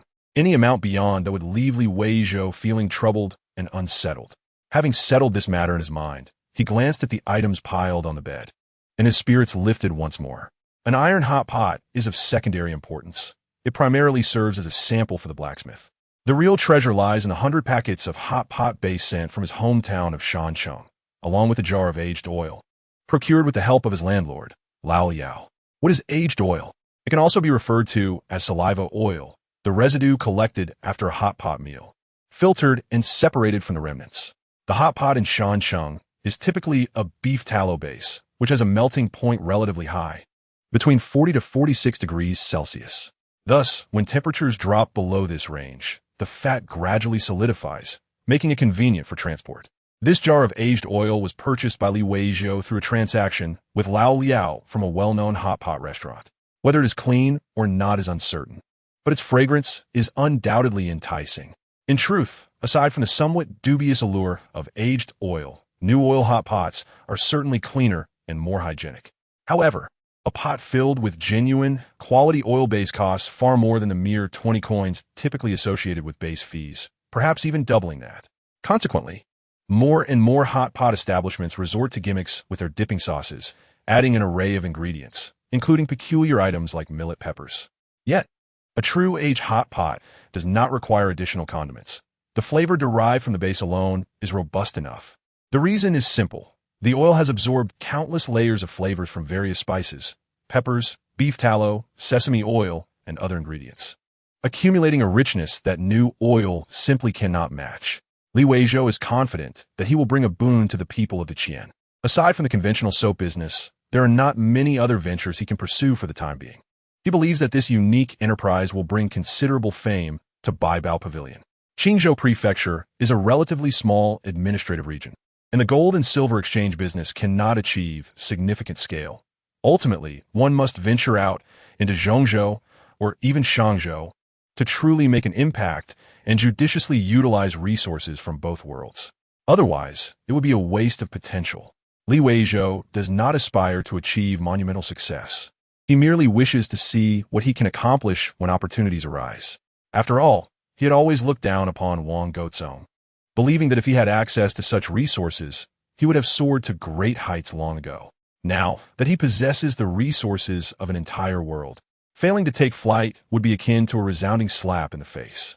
3 days later, the atmosphere was tense in the hall as a group of individuals knelt, particularly 2 from the Donghu clan, who appeared utterly terrified. Fortunately, the arrival of Li Weizhou seemed to temper the simmering fury of Li Delong. Li Weizhou remained silent and addressed Huang Shun, the one skilled in culinary arts, instructing him to prepare a pot for the esteemed guest to sample his skills. Huang Shun, upon hearing this, hurriedly nodded and carefully maneuvered around the intimidating presence of the master. Initially, these individuals had thought the host would be easygoing and accommodating, but they were unprepared for the fierce spirit that lay beneath his amiable facade. It seemed the days ahead would not be easy. Li Weizhou gestured for the others to disperse, urging them to attend to their respective duties. He chuckled lightly, saying little else. Li Delong, eyes widening, questioned him, claiming to have heard from his second brother about his close ties with the night demon of Zui Xiang. Li Weizhou did not evade the question, nodding in affirmation, acknowledging that Qi Jie was particularly kind to him. Li Delong, seeking conversation, inquired about the multitude of stoves in the main hall, questioning if someone had misled him into such a setup. Li Weizhou simply advised him to remain calm, assuring him that the purpose would soon be revealed. Just then, A servant entered carrying a large iron pot, placing it on the stove and adding charcoal to the fire. The stove, constructed from fine clay and adorned with a layer of blue bricks, was quite visually appealing. However, the focal point was the large pot filled with a rather ominous-looking base. While there were other pots available, they typically contained chicken or lamb broth, the creamier the better for popularity. Li Delong, gazing at the blood-red concoction, began to worry that his ambitious nephew might be attempting to poison him. Li Weizhou, however, paid no heed to the old man's wild speculations. As the charcoal ignited, the pot soon began to bubble, releasing an enticing aroma that made the surrounding onlookers swallow hard. In the south, such a spicy scent might not be well received. But in the north, especially during the chilly autumn, this pungent aroma was invigorating. Even Li Weizhou found himself swallowing in anticipation. He had little concern about the hygiene of the aged oil, for he had already deduced that the time-traveling process annihilates all living organisms, including cells and bacteria. Moreover, the high temperatures of the hot pot would eliminate most germs and viruses. As long as he could overcome the psychological barrier of saliva oil, he anticipated no significant issues. The ingredients were plentiful, including not only the lamb slices but also beef tripe, beef, and various vegetables such as bean sprouts, radishes, cabbage, and wood ear mushrooms. Given that a pound of sesame oil costs 30 copper coins, comparable to a day's wages for an ordinary laborer, it was hardly a luxury within the means of the working class. However, due to Qingzhou Prefecture's proximity to the horse market, it attracted numerous merchants, all affluent individuals. As long as the flavors were sufficiently enticing and stimulating, business would flourish. Can one truly consume this? Li Delong pondered, his throat nearly constricting with anticipation. As he observed the vibrant broth, Li Weizhou smiled, expertly wielding chopsticks to retrieve a slice of lamb, which he dipped into the boiling pot. Once it changed color, he placed it in a dipping sauce to cool before savoring it. The temperature in northern lands during autumn typically falls to single digits, enough to exhale visible breath. The combination of spicy and hot lamb hot pot was a culinary delight beyond compare. Unable to contain himself any longer, Li Delong tossed aside his reservations and picked up his chopsticks, mimicking Li Weizhou's actions, immersing a generous portion of lamb into the pot. After it changed color, he dipped it into the sauce and took a hearty bite, his expression shifting dramatically. The spice was, indeed, a sensation akin to pain, and the heat was no less intense. Were it not for the piercing gaze of his nephew, who seemed poised to relish his discomfort, Li Delong might have spat it out. But in this moment, there was no recourse for such an action. He steeled himself, ignoring the drips of red oil from his beard, staring at Li Weizhou, and forcefully swallowed.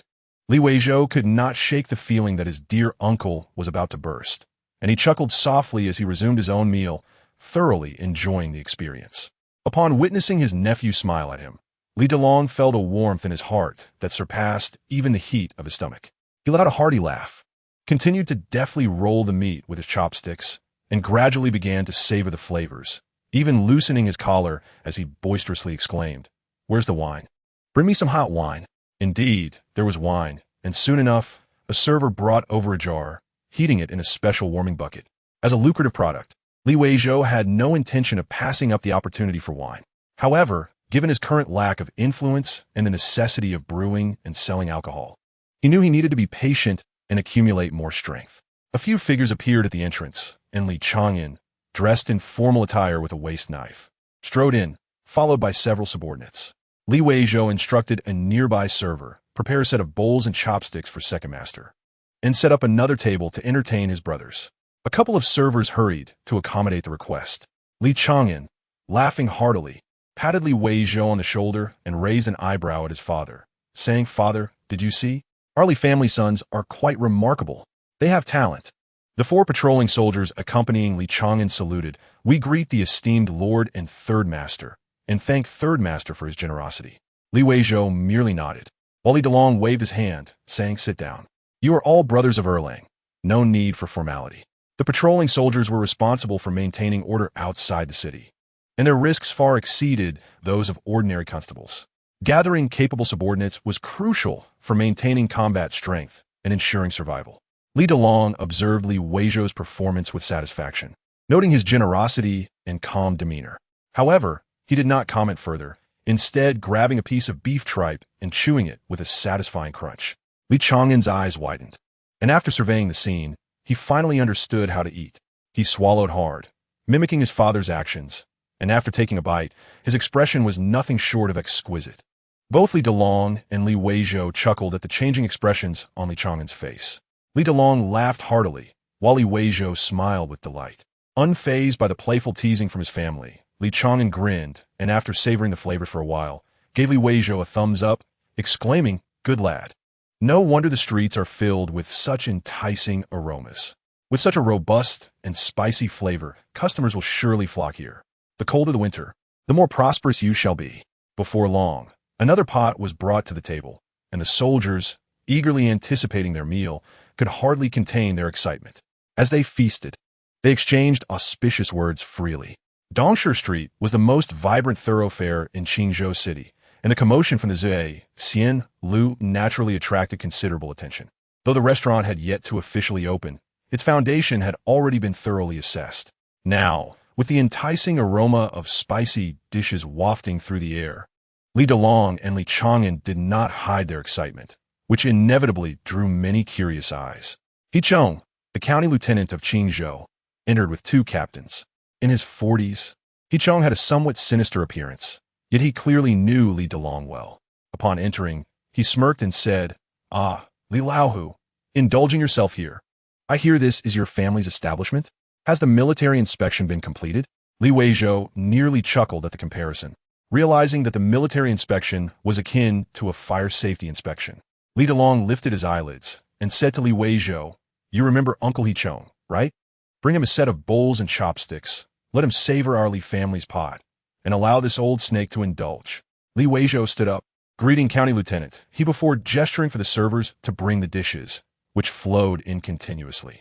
The two accompanying constables were also arranged to dine with Li Chang'an's subordinates. Before long, the atmosphere grew lively once more as Li Weizhou hosted the first hot pot at Zhuai Xianlu, treating the three formidable figures of Qingzhou. Within a county, the county lieutenant held significant power, though it could not compare to that of the magistrate. Nevertheless, with his family background, Li Weizhou could indeed address he as uncle. He Chong, while wolfing down his food, scrutinized Li Weizhou, and after a moment, remarked, "Your Li family's fortunes are quite favorable. The eldest is kind-hearted and capable, earning the admiration of both the county magistrate and deputy. As for the second, his future is secure with an inherited position. The fourth is a golden phoenix destined for the capital. Let's not even mention him. The third, who was once the subject of ridicule, has now grown remarkably. Your family of four has left us old fellows, who daily loathe our own offspring, envious. Why does all the good fortune fall upon your family? Is it merely due to your black face, Li Laohu?" It seems that after a hearty meal, the conversation naturally turned to jovial banter, a commonality in such gatherings. As a junior, Li Weizhou had no room to interject, so he observed as Li Delong politely countered, "Old flower snake, spare us. My children are all foolish, with only the fourth and third being somewhat capable. However, even if they achieve success, they cannot compare to your son. I've heard he's quite the clever one, managing to navigate the complexities of the outside world." He Chong chuckled and shook his head. "Where do these rumors come from? I am but a mere county lieutenant, hardly involved in such treacherous affairs." He then turned to the servers beside him, saying, "You lot are fortunate to encounter good company. If you had waited a moment longer, I hear the military from a northern border will soon be recruiting individuals to repair fortifications, and countless lives will be at stake." The servers turned pale with fright, immediately kneeling and bowing their heads. Li Weizhou urged them to rise and focus on their duties. He Chong observed Li Weizhou discreetly, noting his composed demeanor and the grace with which he handled matters. He smiled and said, "No wonder Qi Ernyang has taken a liking to you. To be her consort requires a certain level of capability." Li Delong exclaimed, "He is not your son." He Chong was not offended, happily sipping his wine, and jokingly retorted, "What do you know? If my father could be the consort of that fierce woman, I would dare to kneel and call her mother." With that, he did not linger. Standing up to address Li Chang'an, "Erlang, the northern provinces are currently unstable. Since you serve outside the city, be cautious in all matters. Always take a step back when faced with difficulties. Your life is your own. If you find yourself in a tight spot, perhaps seeking refuge at Zhuai Xian Lu could be a solution." Upon hearing this, several faces paled, and Li Delong hurriedly inquired, "Old poison snake, what news have you heard?" Li Chang'an and Li Weizhou stood to see him off, and He Chong, standing with his hands on his hips at the door, said, "It seems there are rumors of blood-sucking demons wreaking havoc, draining the life from villages along their path, using the essence to cultivate sinister arts. The court is furious and has ordered all mountain and forest officials to hunt down and punish these fiends. Although Jianzhou is not nearby, with over 500 li between us, to those Jianghu demons, it's hardly a distance. Erlang, be cautious while patrolling outside the city." Li Chang'an clasped his hands together, expressing gratitude. "Thank you for the warning, Uncle He." He Chong glanced at him and cheerfully said, "What is there to thank? Our families support each other, one inside and one outside. If it weren't for that Shi Ernyang, your third brother would certainly be my He family's son-in-law." With that, he departed with the two equally satisfied captains. Once they left, Li Chang'an turned to Li Weizhou and explained, "Our family has a good relationship with the He family. The county magistrate treats my elder brother well to win over local powerful families. The soldiers from the 6 rooms and the criminal division also have a good rapport with us. Others are generally indifferent. Many look down on us, but they wouldn't dare offend us easily. Since you're in business, it's good to be aware of this." Li Weizhou nodded. "Sister Qi has mentioned this to me. We plan to collaborate on a venture involving fragrant incense. She warned me that the Zhou family is not to be trifled with." Li Weizhou shook his head. "Second brother, wealth can bridge connections, but if the Zhou family is willing to spend silver, given their influence, they could potentially jeopardize our affairs. Most importantly, it is unnecessary. Since Sister Qi has assured that she can resolve this issue, her investment is worth it. My mother, during her lifetime, harbored the aspiration of establishing a treasure trove, and it is my duty to fulfill this wish. Presently, this modest endeavor is merely the inception, with ample time ahead." Li Delong and Li Chang'an exchanged glances upon hearing this, both pondering whether Li Weizhou had perhaps indulged a bit too much. After all, they had never heard of such ambitions from Li Weizhou's mother during her lifetime. Nevertheless, since Li Weizhou had spoken, they accepted it as truth, for it was not an ill intention. With that, he departed with an air of bravado, none daring to broach the matter of financial accounts. "What is it that you require my assistance with, brother?" Li Chang'an inquired, wrapping an arm around Li Weizhou's shoulders. Li Weizhou had seldom experienced such brotherly affection. Although he had cousins from his maternal uncle's family, their behavior, influenced by their mother, left much to be desired. Unexpectedly, he found this camaraderie among his paternal cousins. He did not resist the sentiment, but reflected for a moment before responding. "Much of what I plan involves secret formulas, and discretion is paramount, especially for the workshop. Thus, I intend to procure land outside the city to establish a manor, preferably in a secluded valley, where desolation is no deterrent." Li Chang'an chuckled. "Sanlang, have you lost your senses? Did I not mention before that the city is where the law reigns supreme? Since the founding of the Great Qian by Taizu 5 centuries ago, the ironclad decree forbidding armed conflict within the city has remained unchanged. Why would you abandon the safety of the city for the uncertainty beyond its walls?" Li Weizhou smiled softly and replied, "I am not afraid of darkness. Yet I must remain vigilant against the light. Moreover, finding and developing a piece of land is not a task to be accomplished in a mere year or two. It is prudent to prepare in advance." Li Chang'an's expression contorted in disbelief as he scrutinized his cousin, questioning, "Are you suggesting that in a year or two, you will ascend to greatness?" Li Weizhou, growing impatient, retorted, "Will you assist me or not? Let us first search," he added. At Zue Xianglu, upon his arrival, Li Weizhou sensed an unusual atmosphere. Not only were the guards at the entrance, the welcoming teapot, and the cleaning made oddly quiet, but even the cats on the first floor were exceptionally still. Under such peculiar circumstances, he found himself unusually composed. Upon reaching the 3rd floor and rounding the corner of the staircase, he felt a wave of relief wash over him. Forchi Ernyang was engaged in cheerful conversation with a jovial, bald young man. Although their words were not particularly flattering, the ambience remained pleasant. "You, with your esteemed Yuan Jian Mountain, why not pursue the nefarious cultists instead of fixating on me? I am but a humble seller of some delightful delicacies. Have I offended the heavens?" Qi Ernyang scolded, while perceptibly beckoning Li Weizhou closer. "Did you not mention that your mother left behind a delectable soup recipe? Lend me a hand and prepare a delicious broth." This rotund fellow possesses remarkable martial prowess, unparalleled swordsmanship, and is a notorious glutton. My dear brother, showcase your culinary skills. Allowing him to realize that I need not rely on the trade of virtuous women to earn ill-gotten gains. Through our partnership, we can attain immense wealth. Though her tone remained bold, the hint of anxiety in her eyes suggested that matters were perhaps more complex than they appeared. Before she could finish her sentence, the rotund man inadvertently sprayed tea, and even Qi Ernyang's beautiful visage contorted in surprise before she succumbed to laughter, exclaiming, "Xiao Zhouzi, he is." "Never mind. Never mind." The plump man waved dismissively, chuckling, "A fat man is simply a fat man.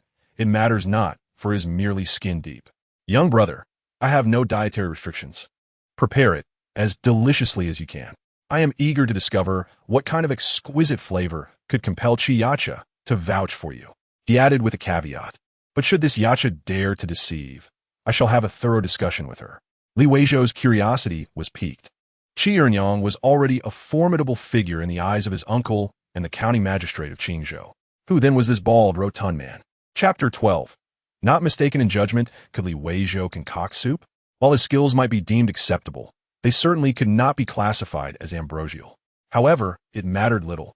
Junwei Hotel was renowned as the premier establishment in the province of Yu, and being in the southern region, where soup is revered, the kitchen must surely possess freshly prepared broth. Once the door was securely closed, he settled onto the floor and closed his eyes. When he reopened them, he found himself sprawled upon the grand bed of Junwei. He promptly dialed for room service, expressing his desire for fresh chicken soup at once. One of the benefits of a five-star hotel is the provision of 24-hour room service. The hotel staff inquired whether he would like Huayang fresh chicken soup, and upon receiving confirmation, assured him that it would be delivered within half an hour. All settled. An hour later, Li Weizhou sent a servant to invite guests from Zui, Xiang, Lu Qi Ernyang, and the rotund man arrived together. However, upon ascending the second floor, the man's jovial demeanor abruptly froze. Li Weizhou was astonished, even unnerved, as he witnessed an extraordinary occurrence. Despite his eyes being wide open, he could not discern how this rotund, bald man had instantaneously appeared at the table from the stairway, covering a distance of several paces in the blink of an eye. A chill ran down his spine. Yet, the man's eyes mirrored his own astonishment, widening as he gazed at the porcelain jar of chicken soup, swallowing hard. The aroma was exquisite, the fragrance intoxicating. How could it be so delicious? As a connoisseur of fine cuisine, witnessing such an unparalleled delicacy was akin to discovering a rare treasure. In comparison to this marvel, even becoming the wealthiest person in the world seemed trivial. After all, riches are but external possessions, whereas true power belongs solely to oneself.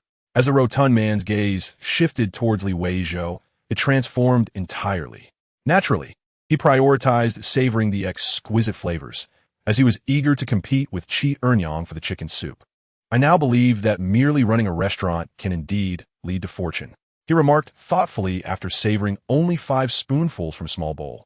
Putting down his spoon and looking around, his observation certainly extended beyond the chicken soup. Qi Ernyang inquired, "Is the fragrance wafting from the hall also a new recipe your mother devised?" Li Weizhou nodded without a hint of shame, affirming, "Indeed." Disregarding the rotund man, he turned to introduce, "This esteemed individual is the renowned heir of Yuanjian Mountain, sharing the surname Qi, though he bears no relation to my family. He is a genuine scion of a prestigious lineage named Qi Zhenkuan. Listen closely. The name signifies that only one disciple emerges from Yuanjian Mountain in each generation, serving as the guardian of the martial world, traversing the land on behalf of the court to subdue the unruly. I wonder which scoundrel has slandered me, accusing me of being a brothel keeper who coerces virtuous women and sells Han subjects to Eastern Hu nobility." Li Weizhou's heart raced at these words, and he stared intently at Qi Ernyang, thinking, could it truly be this dire? To partner with someone like this could spell my doom. He felt a pang of guilt. Qi Ernyang regarded him with a contemplative expression. In truth, Li Weizhou was merely an inconsequential figure at that moment. Yet, she sensed something extraordinary about this young man, a spark of intrigue compelling her to discern his perspective on her. Li Weizhou scrutinized Qi Ernyang's eyes and then spoke earnestly, "Sister Qi, you are certainly not that kind of person. While Eastern Hu women may be one thing, the beasts of Eastern who consume humans are another matter entirely. During times of turmoil in the Central Plains, they descend upon the grasslands, causing untold suffering. A woman of your caliber, a heroine among women, would never conspire with such vile beings. I choose to believe that you're not that kind of person. His tone carried a sense of solemnity, evoking the image of a sincere and resolute young man of honor. However, upon closer inspection, one might detect an incongruity in his words. I choose to believe seemed rather insincere. But in terms of effect, who could resist such charm? Qi Ernyang's fierce demeanor softened, and she chided, "You are still quite young. Do not speak recklessly lest you implicate yourself." Yet, being an experienced individual, she swiftly regained her composure.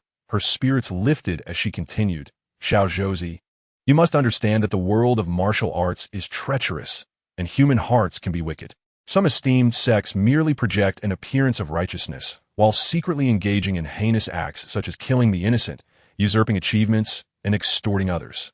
When you mention this, others may easily slander you as my accomplice, and even seize your prescriptions. Such cunning plunder is indeed their true nature." Weizhou, however, maintained a philosophical outlook and remarked, "Whether I speak or remain silent, it makes no difference. Without Sister Qi's assistance, my prescriptions would not be safeguarded." My mother refrained from showing her face earlier, fully aware of the treacherous world we inhabit. I am fortunate to have encountered Sister Qi in this lifetime.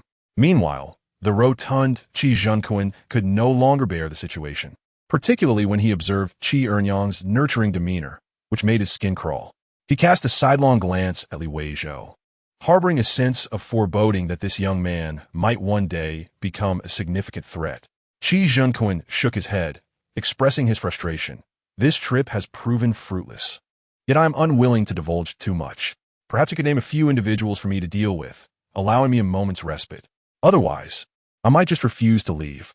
Ignoring Qi Ernyang's outraged retorts, he turned to Weizhou with a grin, proposing, "Young brother, might you share a copy of your prescription? Name your terms, and we can negotiate." Weizhou did not find this request unreasonable and stipulated, "I wish to learn martial arts. Will you teach me?" The rotund man's expression contorted as he replied, "Do you understand why everyone practices the foundational skills of a child? If you're merely 4 or 5 years younger, it would be acceptable, but at your age, what is there left to practice? Moreover, you do not appear to possess the innate talent required, making it difficult." Weizhou, uncertain, queried, "Is it easier for children to cultivate their innate talent?" Qi Zhenkuan shook his head, explaining, "This is one reason. More importantly, the mind of a child is untainted and free of distractions, allowing them to perceive the body's vital points with greater ease. Now, close your eyes and try to sense where your heart's acupoint lies. Can you feel it?" Weizhou thought to himself, "Sensing what? I don't even comprehend what an acupoint is." Qi Zhenkuan chuckled. As one ages, they become more calculating, overthinking, which makes it increasingly challenging to access the body's vital points. If you struggle to sense, how can you unlock the acupoints and cultivate martial skills? This notion intrigued Weizhou, leading him to ponder thus. Age is more crucial than innate talent? Qi Zhenkuan shook his head, clarifying, "That is not entirely accurate. At your age, the notion of youth is somewhat exaggerated." He cast a sidelong glance at Qi Ernyang before continuing, "You may practice some foundational stances to strengthen your body. However, truly unlocking your potential will be quite difficult." Weizhou inquired, "Is there any method to utilize external forces to assist in sensing the acupoints?" Qi Zhenkuan responded with a hint of profundity, "It is not impossible. Martial cultivation relies significantly on innate talent. Those with high aptitude can master a set of foundational stances in a matter of days or weeks, unlocking their acupoints in the process. Such individuals often excel in martial arts.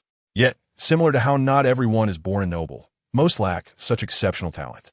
Even scions of renowned families or offspring of legendary figures often aspire to this path. Their forebears would use gold needles to stimulate the acupoints, helping to consolidate their energy around them." Qi Ernyang interjected with disdain, "Not only is this method exorbitantly costly, but it also requires a skilled practitioner to be constantly present. If the energy dissipates, all efforts are wasted. At least one expert who has broken through 5 barriers is necessary to maintain the energy without fail." But what of it? Only those who unlock 3 acupoints can truly be considered martial artists. Those with inferior talent may unlock only up to the 9th acupoint. Once they reach the 3rd barrier, they can progress no further, rendering their efforts futile. After taking the scroll in hand, Qi Jinkuan dipped his chubby fingers into it and tasted, his eyes instantly brightening. Delicious. Truly delicious. Li Weizhou smiled at this, while Qi Ernyang observed him with an approving gaze, realizing she had not misjudged him. Chapter 13. Absurdity. Qi Jinkuan, with a newfound interest, scrutinized Li Weizhou once more, a mischievous grin forming as he remarked, "Indeed, without some merit, it would be difficult to catch the eye of this fierce one." Pausing, he added with a hint of frustration, "You've outplayed me here." Li Weizhou merely smirked. After all, Qi Jinkuan appeared no older than 25, adept at putting on an impressive a.k.a. Qi Ernyang found amusement in this and chuckled, as if she were witnessing a performance. Li Weizhou could not fully comprehend, but she understood that, given Qi Jinkuan's position, he would not easily part with benefits without reason. The more unintentional the favors offered, the more reluctant he would be to accept them. Esteemed sex are often the most hypocritical, clinging tightly to their pride. Furthermore, she noted that the rotund man had begun to regard Li Weizhou with newfound respect. Both had encountered countless individuals throughout their lives, yet someone like Li Weizhou, seemingly powerless and devoid of any official title, who could engage others with such equanimity, was indeed a rarity. His demeanor and conduct were equally exceptional, displaying a commendable sense of propriety. How to describe it? Like a white lotus blooming in a remote valley, devoid of ostentation, yet pure and endearing. They both prided themselves on their status and would not thoughtlessly take advantage of someone like him.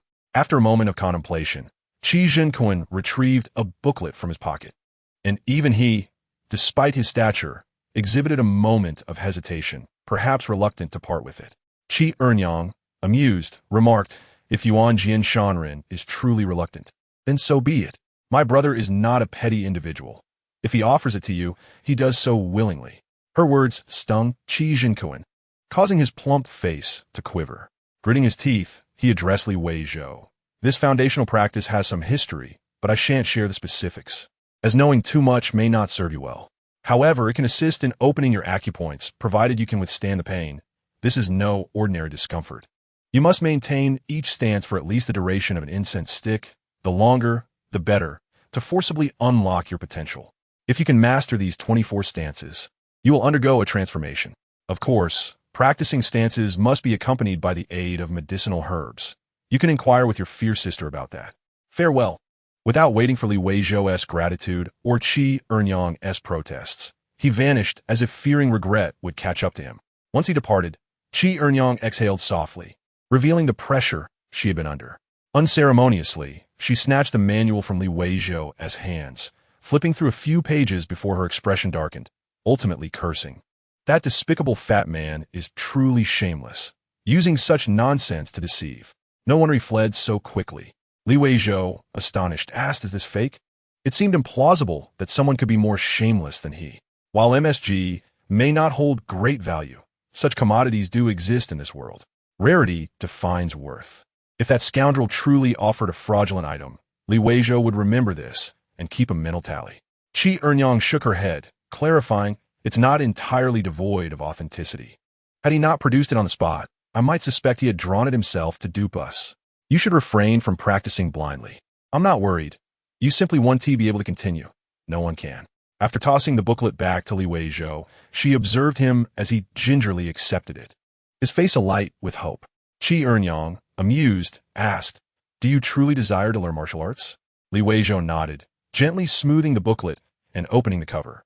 Upon glimpsing the illustrations, he was taken aback, raising an eyebrow as he remarked, "My parents were kind and non-confrontational.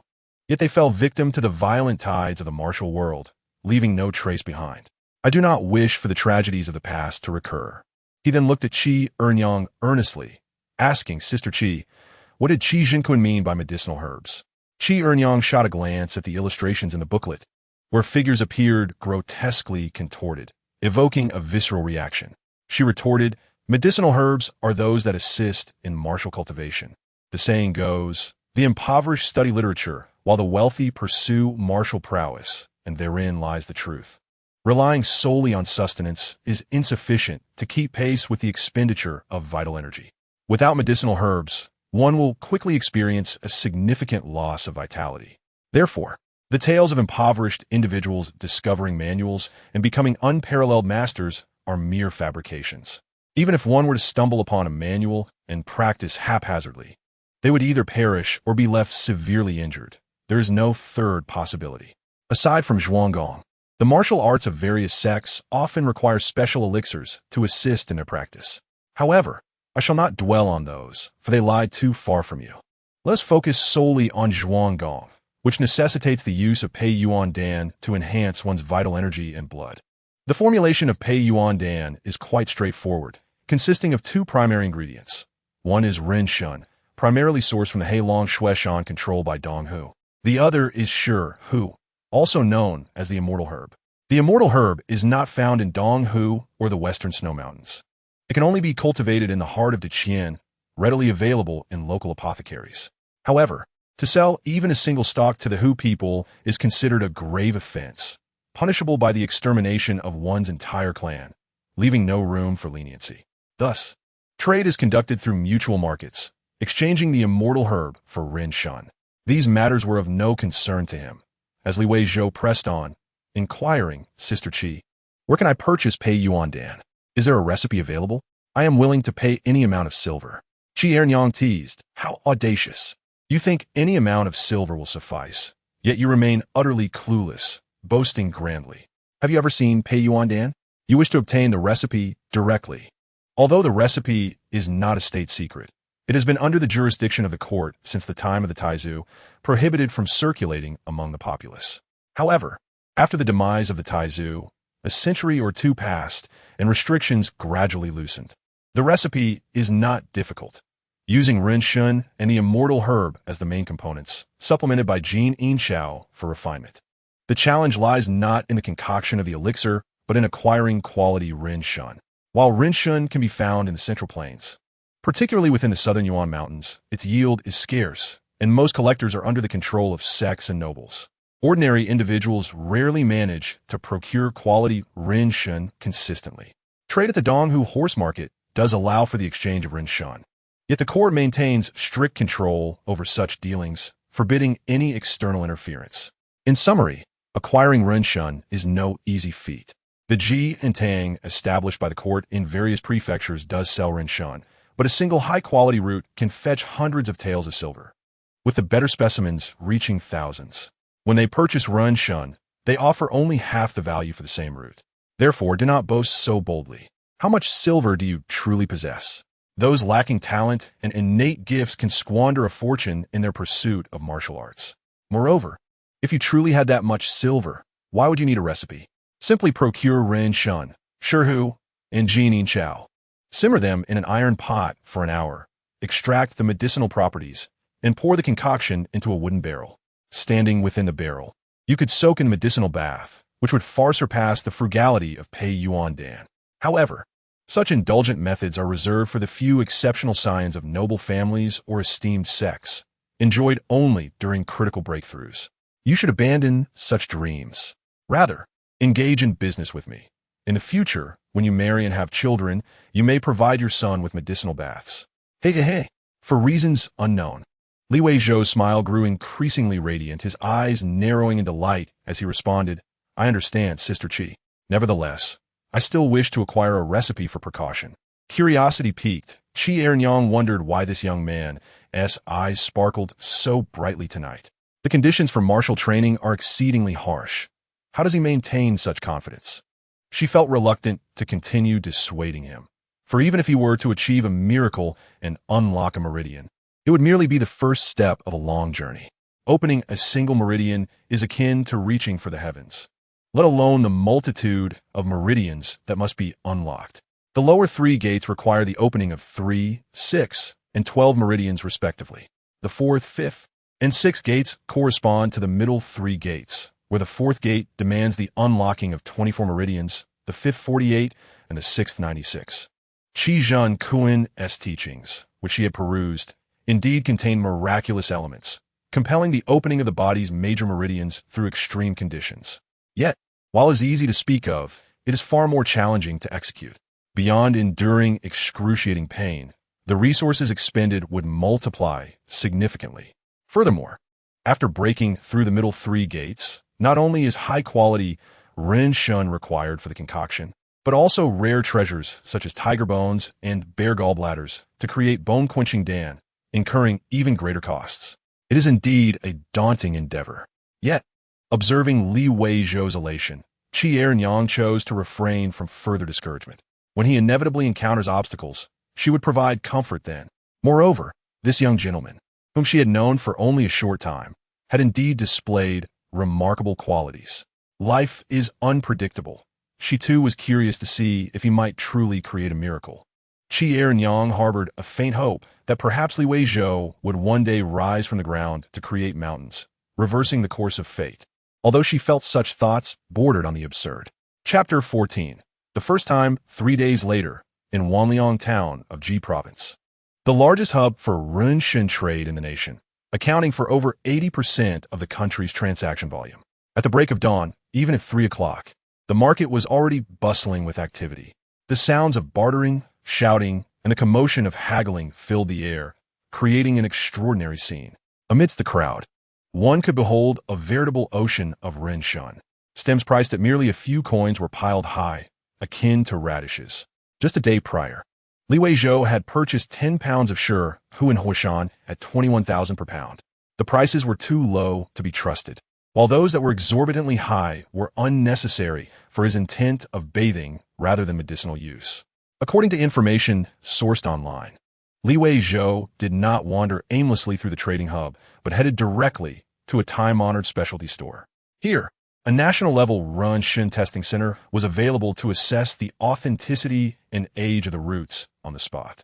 Naturally, one should not expect true wild mountain ginseng, as it had been classified as a protected species over a decade or two ago. Ordinary individuals, unless extraordinarily fortunate, are not permitted to harvest or purchase it. Otherwise, they risk imprisonment. Currently, what is sold as wild mountain ginseng is actually forest-grown ginseng, cultivated under conditions that simulate the wild environment with human intervention. Those bulk offerings, sold by the pound, resemble radishes in price and are grown in greenhouses, fertilized, and treated with pesticides, yielding plump, glossy specimens that lack value. However, there are mountain ginseng roots that remain undisturbed for 20 years or even 30 to 50 years. Roots older than 15 years are classified as wild mountain ginseng and can be used for medicinal purposes. Such roots are more valuable, sold by the gram.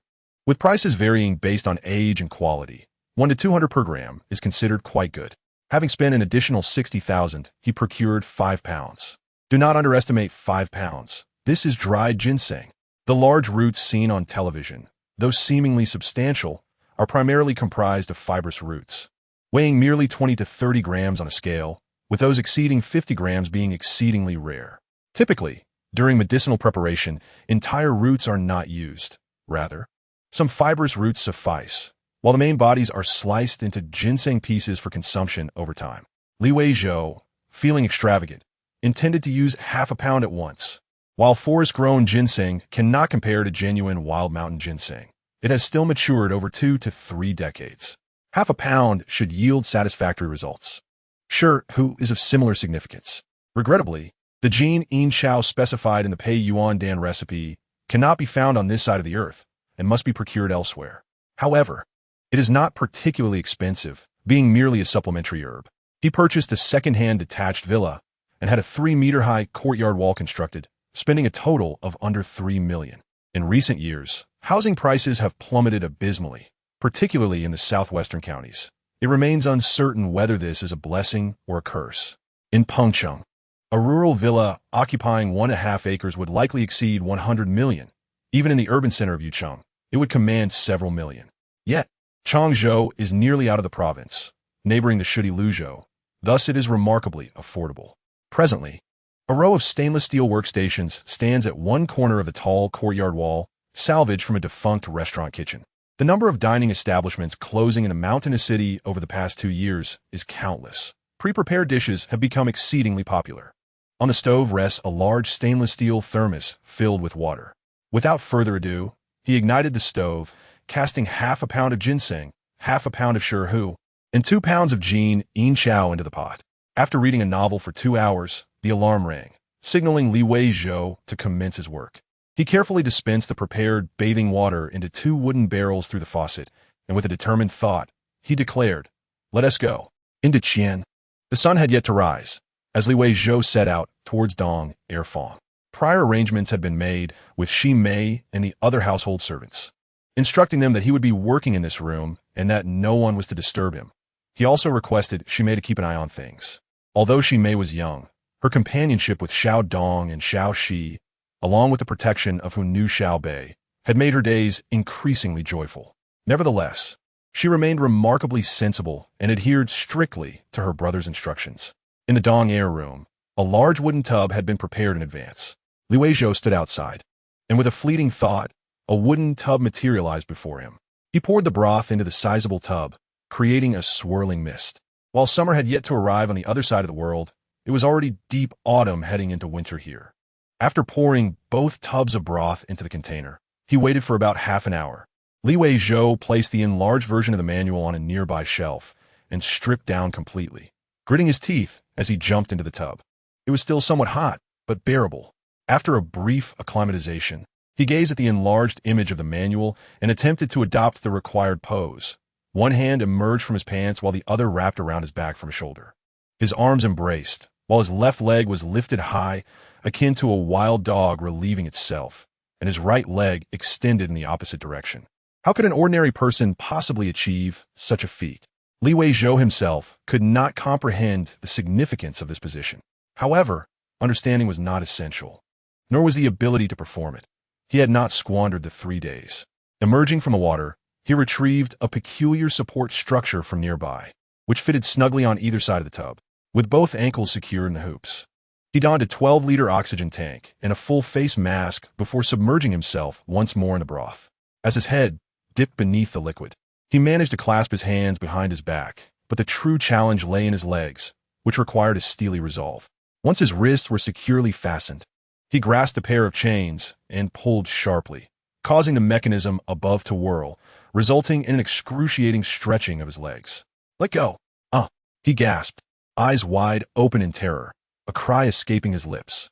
The pain was unbearable, akin to an explosion within, an agony he could hardly endure.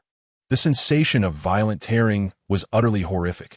In that moment, Weizhou understood why Qi Ernyang claimed that he could never master this. Indeed, no one could. The operation was inhuman, and the pain of his shattered essence was such that sustaining it for even a breath was an insurmountable challenge. With his heart racing, Weizhou sought refuge in a wicker chair. The heat of the mountain city felt as though it could roast a chicken, yet his back was drenched in cold sweat. As he gradually recovered, doubt crept in. Would he succeed? Spending money was secondary. He feared that in the end, his very soul would be shattered with no results to show. Even if there were no results, the thought of injuring himself and becoming disabled was utterly ludicrous. This was precisely why he chose to experiment there. Although he cherished that place, this was his original form, and he could not afford to risk it lightly. Worrying proved futile, and Weizhou retrieved his phone, opened a reading app, and resumed his literary pursuits. Only good books could soothe the heart. Regrettably, several of his favorite authors had passed away, others had ceased writing, and some displayed a complete lack of professional integrity, taking a year off after finishing a book. Alas, the integrity of humanity had waned. As he scrolled through new titles, frustration mounted. This year had offered no remarkable works. The market was rife with derivative and patchwork creations, yet each author stubbornly denied their shortcomings. "Forget it, I'll browse for some lovely ladies instead," he mused. The captivating charm of the ladies brought a smile to his face, and in the blink of an eye, a fragrant moment passed. As he prepared to exit, he left a message for the lady in the live stream, urging her to conduct herself properly and refrain from provocative dancing before he closed the app, exhaling deeply. With great effort, he emerged from the broth, his complexion pale and nausea threatening to overtake him, his hands trembling. Yet he knew he could not abandon his endeavor. Even if he did not understand these poses, it mattered little. He still struggled with the principles of Tai Chi and other stances. After all, if simply standing could cultivate energy, why not give it a try? He resolved to practice, for if it proved effective, he would embrace the challenge. With this determination, Weizhou no longer fretted over the scientific principles behind the stances. He would simply complete his training. This was a framework he had designed based on various movements. Grateful for the prowess of his homeland's industry, he acknowledged that with sufficient funds, anything could be accomplished. Taking a deep breath, he donned the mask once more and submerged into the water. This time he had to be cautious, as twisting his neck to the extreme felt as if his head might detach, even inducing a sensation of suffocation. As he bent his body to its limits, Weizhou slowly turned the rod in his hands, enduring the intensifying pain, controlling it bit by bit.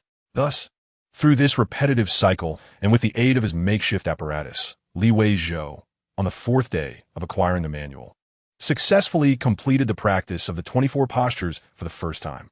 As for the results, they were yet unclear. Aside from feeling utterly drained and sore, there were no other sensations. The large tub of broth, however, had become murky and foul-smelling. With a few fleeting thoughts, he dispelled the broth and took a cleansing shower. Donning fresh garments, after exchanging pleasantries with Shimei, he disregarded the daylight and collapsed into a deep slumber. This sleep was profound, yet he felt remarkably refreshed, filled with a sense of fulfillment and hope. In his dreams, Weizhou envisioned himself soaring through the heavens, invincible in this world. Chapter 15. The Weapon of Assassination. Thank you for your hard work. In the villa in Chongqing, Weizhou settled the payment for 2 women in their 50s, 200 each for their cleaning services. The house was not particularly large, spanning 2 floors above ground and 1 below, with a total area just over 100 square meters. Nevertheless, cleaning it was still quite laborious, hence he employed the cleaning ladies weekly. We appreciate you. The straightforward nature of the mountain city's inhabitants shone through as the ladies, having received their payment, momentarily forgot their aches and pains, expressing their gratitude with enthusiasm. One of them scrutinized Weizhou and remarked, "You're still single, aren't you? How about I introduce someone to you? She is quite obedient. Perfect for you." In the mountain city, describing a girl as obedient was a high compliment, indicating her beauty. The other lady chimed in, "She's my daughter, truly obedient, just like her mother." Weizhou, startled by their words, quickly replied, "Thank you, but it's really not necessary. I already have someone." It seemed these 2 women were not true locals, lacking the straightforwardness typical of their kin. He felt a twinge of disappointment. Was he truly only worthy of such introductions in others' eyes? As the 2 ladies departed with a hint of mutual reproach, perhaps feeling the other had acted too hastily, Weizhou locked the smart door with his phone and began his work. On the desk in his study lay a DJI Mavic 3 professional drone, worth over 30,000. After removing the memory card and connecting it to his computer, he opened a folder filled with an abundance of photos. These images had been captured during the midnight hours when Weizhou stealthily piloted the drone across rooftops. Qingzhou Prefecture had neither skyscrapers nor signal towers, nor did it possess high-voltage lines or large power-generating equipment that could cause significant electromagnetic interference. Thus, the DJI Mavic 3 drone had a maximum effective signal range of 15 kilometers, a distance ample enough to survey the vast majority of urban areas. And the small city of Qingzhou was no exception. Consequently, virtually every household in Qingzhou, especially the layouts of the Grand Estates, was no longer a mystery to Weizhou. If not for the drone's somewhat noisy operation, he might have descended lower to capture images directly through the windows. Even so, it sufficed for his purposes. The county office, the magistrate's residence, the adjacent jail, and the Chongping warehouse, as well as the various shops on the east and west market streets, including the Zui Xianlu and the Zui Xianlu that Weizhou operated, were all within his grasp. Furthermore, the emphasis lies on the expansive estates of prominent families, as well as the myriad streets, both grand and obscure, that weave through the county. With the aid of software, photographs are uploaded and geotagged, culminating in a comprehensive map of Qingzhou County, complete with generated coordinate data. This map is stored within a drone, transforming it from a mere photographic device into a formidable weapon. Weizhou's aspirations, of course, extend beyond a single county. However, he hesitates to venture beyond the confines of the town. This caution arises from the pervasive warnings he has received. Imperial authority does not extend beyond the county, suggesting that the territories beyond are lawless. He is well aware that the reality is not as terrifying as it seems. After all, how do the numerous villagers outside the town survive? If the Qian were not a realm imbued with martial prowess, he would not tread so carefully. Yet, the sight of the seemingly delicate Qi Ernyang, effortlessly lifting him as if he were a mere duckling, and the agility of the stout bald man, leaves him acutely aware of the dangers that lurk. Li Weizhou plans to solidify his position in Qingzhou before casting his gaze outward. The larger the territory, the more resources he can acquire. Understanding every nook and cranny of Qingzhou is the first step towards seizing control. The crux of the matter lies in martial prowess. If it were merely a matter of strength, it would not pose much of a challenge. As long as one is carbon-based life, no matter the strength, it can be managed. However, the bald man's speed defies comprehension. Should he launch a sudden attack, it would be exceedingly difficult to contend with. Fortunately, Qi Ernyang assures Li Weizhou that individuals like Qi Jinquan are rare in the martial world. This is precisely why he enlisted the help of his cousin, Li Chang'an, to purchase land outside the town. It is impractical to lay traps around one's own home, but the countryside offers more manageable opportunities. Even someone as formidable as Qi Jinquan could be dealt with under the right circumstances. Of course, it would be even better if he could cultivate martial skills himself. Li Weizhou eagerly anticipates the sensation of acquiring such power. After a long day's work, he finally draws to a close. Checking his phone, he opens WeChat, where some are selling houses, others selling cars, some showcasing their children, and others venting about Chuan Jimao. A classmate he hasn't seen in years messages him, asking if he is around. Li Weizhou ignores it. They were never close during their school days, and such a request for money feels rather abrupt. Of course, it may not be a plea for financial assistance. Perhaps it concerns marriage or childbirth, though, in essence, it bears little difference.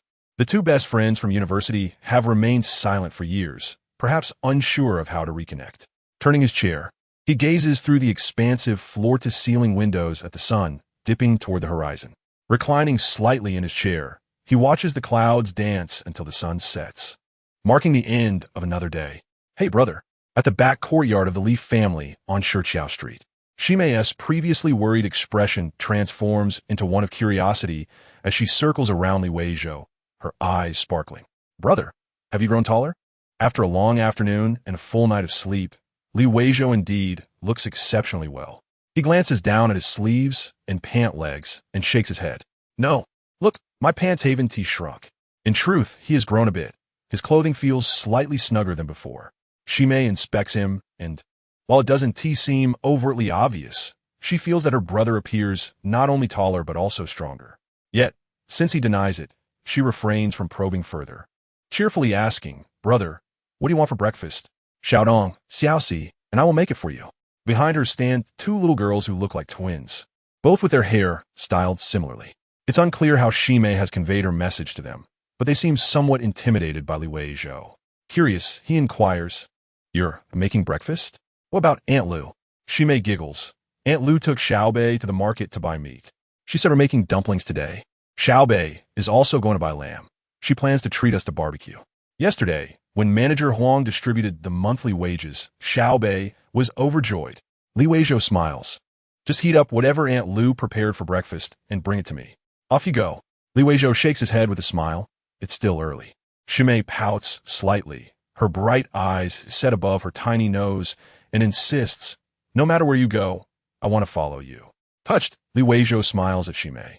Of course, you are my dear sister.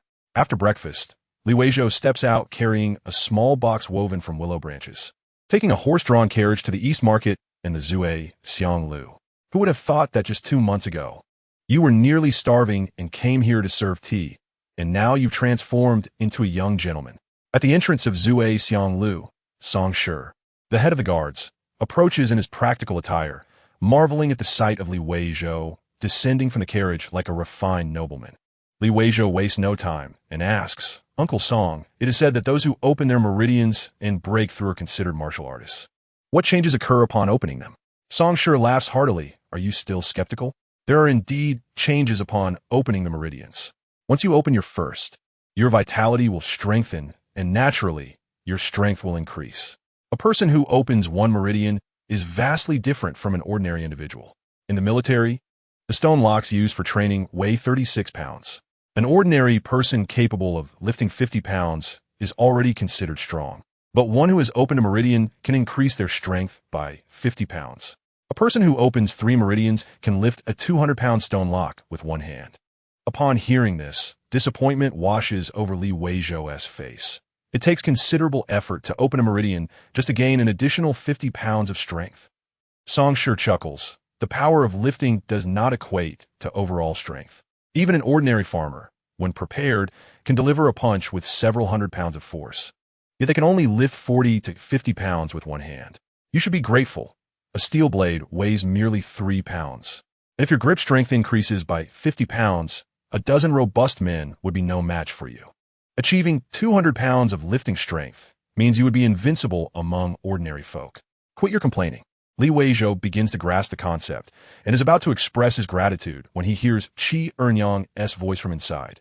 Xiaozhou, stop dawdling and come in. Chapter 16. My heart is as clear as a blade, little rascal. If I don't call you, are you planning to become my apprentice?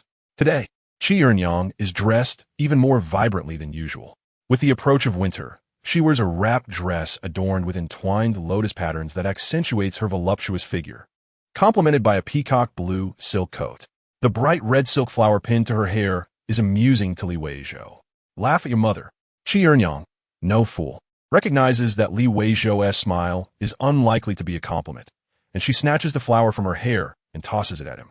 Li Weizhou surprisingly catches it, casually placing the silk flower into his sleeve pocket. After a moment's hesitation, he produces a purple lacquered wooden box, saying, Sister Qi, you're so beautiful. Wearing a flower seems a bit gaudy. Allow me to present you with a treasure as thanks for your kindness.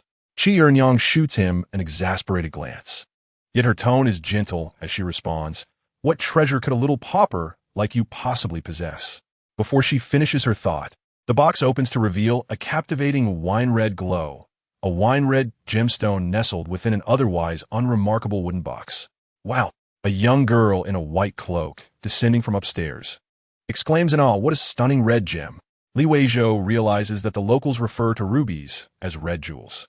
Qi Ernyang swiftly closes the box, her brow slightly furrowed as she regards Li Weizhou. Xiaozhou, where did you get this? Li Weizhou shrugs. Sister Qi, let us not delve into where it came from. I assure you, it's neither stolen nor deceitful. Qi Ernyang's gaze turns scrutinizing, yet her tone lightens into jest. I suspect it was left to you by your mother for your marriage. So, do you intend to court me as your bride? The shopkeeper and the girl in the white cloak burst into laughter, and Li Weizhou joins in, saying, If I could indeed marry you, that would be my greatest fortune. Regrettably, even if I were to offer an additional 100 red beads, it would merely be a distant aspiration. It is merely a token of gratitude. Sister Qi, a remarkable woman, need not place great significance on such gestures. In truth, it is akin to gifting a piece of calligraphy. Though sister is not inclined towards scholarly pursuits and possesses an innate beauty. Upon hearing this string of sweet words, Qi Ernyang could not help but chuckle, exclaiming, What a clever lad! I need not worry about your future marriage. This silver-tongued charmer will undoubtedly captivate many a maiden. Beside them, Miss Baiqiu gazed at Li Weizhou with a flirtatious glance, saying, Dear brother, I too am your sister. Why not give me one as well? I would truly consider you my husband. This young lady, named Yuanyuan, is one of the top courtesans of Zue Xianglu, well-versed in eloquence, poetry, and proficient in playing musical instruments, having enamored countless wealthy gentlemen beneath her pomegranate skirt. Li Weizhou replied with a smile, As for marrying, let's set that aside. I would rather request Sister Yuanyuan to teach me some melodies on the zither. I plan to purchase one as a gift for you. In any case, he had no intention of learning in the near future and would present the gift when he felt inclined. Pretending not to understand her flirtation, he turned to Qi Ernyang, saying, Sister Qi, let us retreat to the room to discuss matters. With that, he led Li Weizhou upstairs. Miss Yuanyuan stood downstairs, one hand on her hip and the other clenched in a fist, fuming with indignation. Did you truly accomplish this? Upon seeing the neatly arranged red and jade-like fragrant sachets, Qi Ernyang's almond-shaped eyes widened slightly, and she inhaled sharply. Li Weizhou smiled, remaining silent. Qi Ernyang cast a sidelong glance at him and playfully chided him, finding his pride rather endearing, for he indeed possessed remarkable talent. Taking one sachet, She brought it to her nose and savored the delicate yet rich fragrance. 100 pieces? She inquired. Li Weizhou shook his head, stating, I shall produce 50 first, and the remaining 50 later in the month. Qi Ernyang chuckled at this, looking at Li Weizhou and asking, when did you manage this? Surely you did not toil through the night? Li Weizhou shook his head once more, asserting, I never stay up late. It depletes one's vitality. I merely seized opportunities during the day to create them. Qi Ernyang's smile became more genuine. She had visited him 3 times at night, each time finding him already asleep, breathing soundly. However, she had not anticipated his candor. The more she encountered individuals from the martial world, the more she understood the treachery and complexities of human nature, witnessing how people could be more deceptive than spirits and boasting of their cunning. Yet, upon meeting this sincere young man, she felt his disposition was as pure as a white lotus, and, as they interacted more, he exuded an elegance akin to green tea, which she found delightful. Qi Ernyang gazed at Li Weizhou with a smile and affectionately ruffled his hair. With a triumphant laugh, she declared, It is because I am too swift, Sanlang. From now on, do not call me Sister Qi. Just refer to me as Ernyang. Starting today, I shall acknowledge you as my brother. The implication was clear. She intended to protect him. Li Weizhou replied, Then let us keep it simple. Just call me sister. After all, I have no elder sisters, only a younger sister. This felt somewhat abrupt, not due to a disparity in status, but rather the societal distance in their identities. Despite being a well-bred youth, Li Weizhou had merely worked at Xianglu and had not sold himself. On the other hand, Qi Ernyang was of a lower social standing. Indeed, Qi Ernyang fell silent for a moment before laughing. Given your talents, it seems likely you will not remain in the small confines of Qingzhou Prefecture. Are you not concerned about future ridicule? Li Weizhou shook his head, saying, Sister, let's not speak of such petty concerns between us. Even if I were to establish by Bao Lu and become a person of renown, it would not erase my past as a servant at Xianglu, nor the care you have shown me. But what of it? My heart is as clear as a mirror. What do the world's praises or criticisms matter to me? You once aided me in my darkest hour, and now you conspire with me towards lofty ambitions. Regardless of success or failure, such experiences are invaluable in life. How could I belittle my own heart because of gossip? Sister, you underestimate both me and yourself. These words were not mere pleasantries. He genuinely felt gratitude towards Qi Ernyang. He sensed her goodwill, and the truth was that she had indeed provided him with significant support. Without this connection, the Li family, despite their local prominence, would struggle to protect substantial business ventures. If he attracted attention, even minor enterprises would be at risk. Although Li Weizhou may have seemed unassuming, he would not feign ignorance of his own heart. He appreciated kindness. What did the identity of a brothel keeper matter? Countless moral exemplars existed. Yet when he found himself in dire straits, who extended a helping hand? Thus, to hell with societal norms and moral pretensions. Qi Ernyang gazed intently at Li Weizhou, gently touching his face, her eyes filled with emotion as she said, Very well, I shall truly acknowledge you as my brother. These sachets will be priced at 5 taels of silver each. As your sister, I shall not profit from you. Li Weizhou chuckled, Sister, as the saying goes, even brothers must settle accounts clearly, for it ensures a lasting bond. One party gaining while the other suffers is not beneficial to familial ties. With your wisdom, you surely understand this. I have numerous avenues for acquiring silver. This transaction is of no consequence. Let us proceed as previously agreed. Otherwise, I shan't sell to you. Besides, should I truly find myself in need of silver, I would not hesitate to ask you, and I would be entirely sincere. Qi Ernyang, increasingly pleased, laughed heartily, Excellent. My brother, you are a reincarnation of the god of wealth. I foresee you will have endless riches. Just wait, I shall fetch you gold. After she retreated behind the screen and returned with a 10-tael gold ingot, she inquired, Is there anything you need me to assist you with? Indeed, my cousin is helping me scout a plot of land outside the city, which is expected to be rather remote. I intend to establish a Shunji valley there. Li Weizhou began, but Qi Ernyang quickly shook her head, interrupting, No. The city is protected by law. No martial factions dare disrupt the peace within, lest they face dire consequences. The Daqian dynasty has thrived for over 500 years precisely because of this. Even with such strength, the court can only ensure order within the city. Do you have the audacity to cause trouble beyond its walls? Though I possess some abilities, they do not extend to such extremes. Trust me, abandon this notion. Weizhou chuckled. I would not venture there recklessly. Rather, I possess knowledge of mechanisms and secret techniques that can turn that area into a deadly trap, luring those who covet the secrets of Weizhou to seek treasures. This way, the pressure on me would be significantly lessened, and the same goes for you. Qi Ernyang, taken aback, turned to him. A deadly trap? You possess such impressive skills in mechanisms? Weizhou nodded, sighing. It is not I, but my maternal grandfather who was truly gifted. Had he not met with an untimely fate, Weizhou might have already been established. His mother's reputation had become somewhat insufficient. His grandfather, a mere county official, had passed away many years ago, yet he could still be invoked in conversation. Were it anyone else, Qi Ernyang would have only half believed such claims. But she wished to trust this brother of hers, saying, Your grandfather and mother are indeed extraordinary.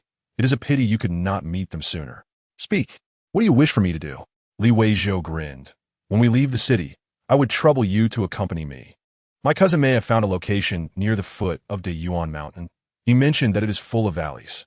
However, he also noted that there are bandits in the area. I believe he may not be able to handle it. So, I would appreciate your protection. Upon hearing this, Qi Ernyang laughed heartily. I worry for nothing. If you're this cautious even about leaving the city, I can escort you once, twice, or even 3 times. But I cannot guarantee to do so each time, as I'm sometimes busy. How about I lend you Songshi? Weizhou shook his head. No need. I plan to hire local villagers to handle all the work of clearing and building the fort. Even if there are bandits nearby, they are likely to have some connection with the villagers and would not want to disrupt their livelihoods. Once completed, I shall make the necessary arrangements, leaving them with no chance.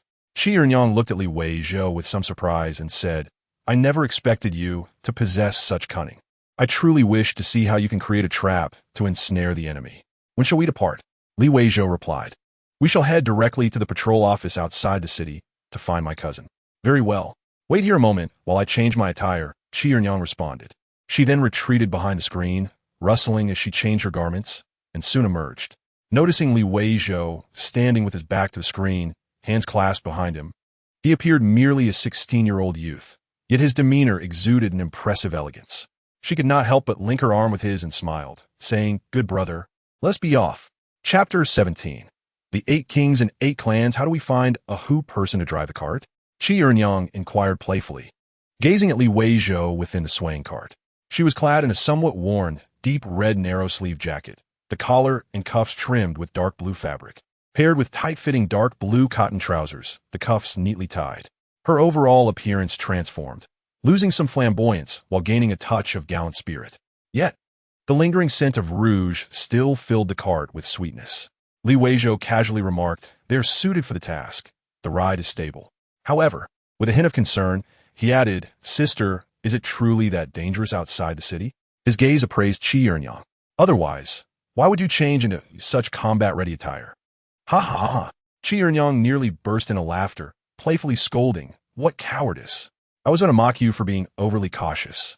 But then I recalled how your parents were inexplicably taken from this world, and my just turned to sympathy. She gently reassured him, It's not that severe. This outfit is merely for convenience. Of course, it also allows for quick reactions, but most of the time, nothing will happen. You know how strict the requirements are for martial arts practitioners. They must possess innate talent and suitable conditions. How many can there be? Weizhou was not easily pacified. I've already consulted Uncle Song. Those with the talent for martial arts tend to be robust from a young age. Families in agriculture that produce such children will save money to send them to the city to have their innate talent assessed at Jianhall. Those with excellent talent are promptly registered and sent to the provincial capital or even to the imperial city for martial training. Our 4th brother is one such case. As for those with moderate talent, various martial sects and businesses will eagerly recruit them. By signing a contract, the family can receive a substantial sum of silver. In Deqian, the population is vast. There is no shortage. Qi Ernyang, feeling somewhat embarrassed, touched her forehead and said, I forgot about your 4th brother. But as you mentioned, he is a rare gem with exceptional talent, destined to become a master of the 2nd gate, with hopes for the 3rd gate as well. A bright future indeed, which even the county magistrate would acknowledge. Generally, Martial practitioners would not make enemies of your family, so do not worry. Perhaps having already left the city, the cart jolted violently. In contrast to Qi Ernyang's steady demeanor, Li Weizhou found himself swaying side to side, gripping the bench with both hands. How can I relax? I cannot rely on our fourth brother. It would be better to depend on a reliable sister like you. Qi Ernyang was amused again and said, with that tongue of yours, you will surely charm countless young ladies in the future. Your fourth brother is one person. I am another. She gazed at him with softened eyes and said, had I met you 10 years ago, my life would not have been so arduous. Li Weizhou softly replied, all encounters are fated. Sister has endured great suffering. It is time for sweetness to follow, a reward for hardship. Qi Ernyang did not respond further, yet her gaze towards him grew even gentler. Even if these words felt more like wishes, they may have nestled within her heart, reflecting on their acquaintance. Li Weizhou had received much, but had given even more, not only emotionally, but also in tangible wealth and jewels. Such gestures were devastatingly impactful for a woman. Of course, age played a significant role, even in another realm. Even the staunchest female leaders, when interacting with men of the same age, would engage in fierce verbal duels. Yet when faced with a younger suitor, especially one with a 20-year gap, they could not simply be tender. It was more akin to softness akin to a puppy. Just as his words faded, the cart came to a halt, and the driver called out, young master, madam, we have arrived at the patrol office. Ah, the audacious driver is quite articulate. Li Weizhou stepped down from the cart and extended his hand for Qi Ernyang to take as she disembarked. This display left Qi Ernyang momentarily stunned, breaking into a smile, while even Li Chang'an, who came out to greet them, could hardly suppress a twitch at the corners of his mouth. Where on earth did he learn such flamboyant manners? Manager Qi, what a rare visit. Li Chang'an, though only 22, was significantly more seasoned. Li Weizhou greeted him as second brother, and Li Chang'an discreetly exchanged a knowing glance with his cousin, raising his thumb in approval, saying, I came to look for you yesterday. Why have you rested so early? Sanlang, you should take care of yourself. Your body is not yet fully developed. Li Weizhou replied expressionlessly, thank you for your concern. Second brother, let's discuss business. Clearing his throat, Li Chang'an cautiously glanced at the smirking Qi Ernyang and said, did you not ask me to help you find land? It is best if it has a valley. Coincidentally, a few days ago, a murder occurred in Fu family village, and I took some people there. On the way, I inquired and found someone who knows of a suitable place. Less than 3 miles from Fu family village lies a stretch of barren gravel land, bordered by the Dayuan mountain, with 2 modest peaks enclosing a valley filled with rubble. It essentially meets your requirements. The only downside is the lack of water. However, a water cellar can be constructed to collect rainwater and snowmelt. If you do not mind, we can go take a look now. Qi Ernyang interjected. Is it regarding the Fu Tianxing family? Li Chang'an nodded and turned to Li Weizhou, saying, Fu Tianxing's brother, Fu Tianshou, possesses slightly inferior talent compared to your fourth brother, but is a top-tier talent among those of moderate ability, taken in as a disciple by the master of the Tiandao sect in Jianzhou. As a result, the Fu family has been rising in stature. However, a murder occurred within the village. Fu Tianxing's youngest son died under mysterious circumstances, and his wife claims it was his elder brother who did it, causing chaos within the village. What do you think? Are you willing to consider it? Li Weizhou nodded. If it is suitable, let us go take a look. He then asked, their family holds significant power. Why would they be willing to sell land? Only a spendthrift would sell ancestral property. Li Chang'an chuckled. The Fu family has intentions of goodwill. Perhaps they are hoping to curry favor with your fourth brother. Moreover, they likely view us as Na'vi benefactors. If we were in the city, their family would never sell us even a fraction of their estate. However, outside the city, despite my status as an 8th-rank inspector, the Fu family does not regard me highly. Securing a valley estate under their noses would be akin to gifting them silver. Sanlang, you must think carefully. Li Weizhou turned to Qi Ernyang and asked, Sister, is the Fu family troublesome? Qi Ernyang smiled and replied, their family owns 200 acres of irrigated farmland adjacent to the Yuan Mountain, nourished by a well-known spring. This spring is quite remarkable and is particularly suitable for cultivating a rice variety known as Yanjimi throughout Yongzhou. This is the only land capable of producing the finest Yanjimi. The Fu family's Yanjimi is meant entirely for tribute to the Jin Wang Fu. With such a backing, you can imagine the implications. However, Your fourth brother's master is also a person of great influence. The Fu family, despite their status, poses little threat. Li Chang'an added, in truth, the issue is minor. It is merely an abandoned valley, and there is no forceful acquisition involved. Besides, no one would covet their farmland for Yan Jimi, who would intentionally provoke the Jin Wangfu. Let us first examine it. If it does not work out, we can look elsewhere. Li Weizhou pondered, and the Jin Wangfu? Qi Yuanyang smiled. There is no need for concern about that. The power of the eighth prince is external, not internal. Li Weizhou was puzzled, and Li Chang'an, knowing a bit more, explained the eighth prince versus the eight clans. Qi Yuanyang nodded and remarked, in the vast lands of Ichian, 8 hereditary princely houses have been established to guard the 8 directions. Correspondingly, there were 8 esteemed Jianghu sects that rendered meritorious service to the founding of the dynasty. After the nation firmly secured its rule, these 8 sects received titles and lands in the border regions and famous mountains, gathering martial prowess to both repel foreign infiltrations and dispatch their direct descendants to serve as emissaries under the command of the imperial capital Shanshanwei, suppressing all unlawful elements and demonic cultists within Qian's Jianghu. The prohibition against martial arts demonstrations across the 1800 prefectures was enforced by the disciples of these 8 sects in collaboration with the Shanshanwei. However, to prevent any one sect from gaining too much power, the founding emperor established 8 hereditary princely estates to share the lands with the sections. The practice of martial arts requires substantial resources, aside from the disputes over rare materials and the competition in the cultivation of Yuan Dan. Conflicts over disciples with superior innate talent often led to fierce confrontations between the various princely houses and sections. Over 5 centuries, these rivalries have become laden with blood debts. Yet, with the imperial court overseeing matters, they dare not engage in indiscriminate slaughter.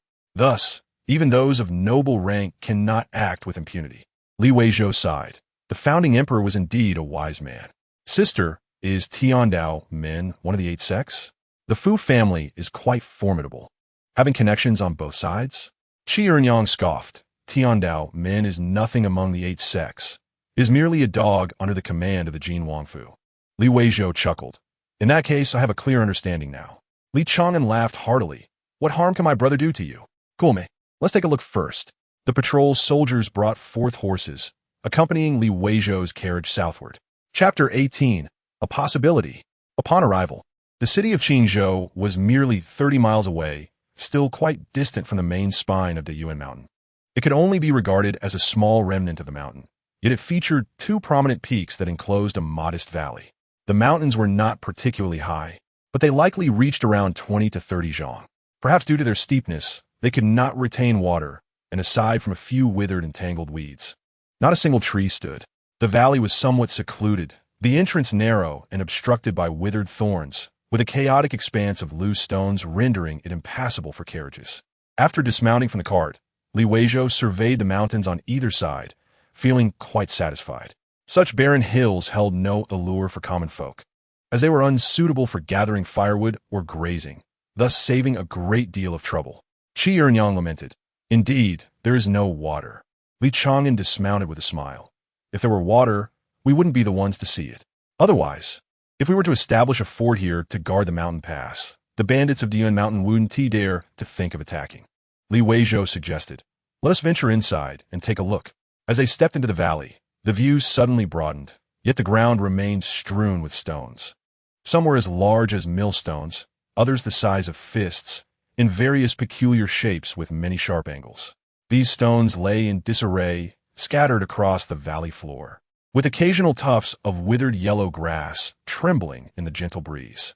Their slender forms starkly contrasted with the surrounding hard rocks, accentuating the desolation and barrenness of the land. The walls of the peaks on either side revealed layers of exposed rock strata, quiet to the point of being oppressive, with only the occasional sound of wind whistling through the crevices.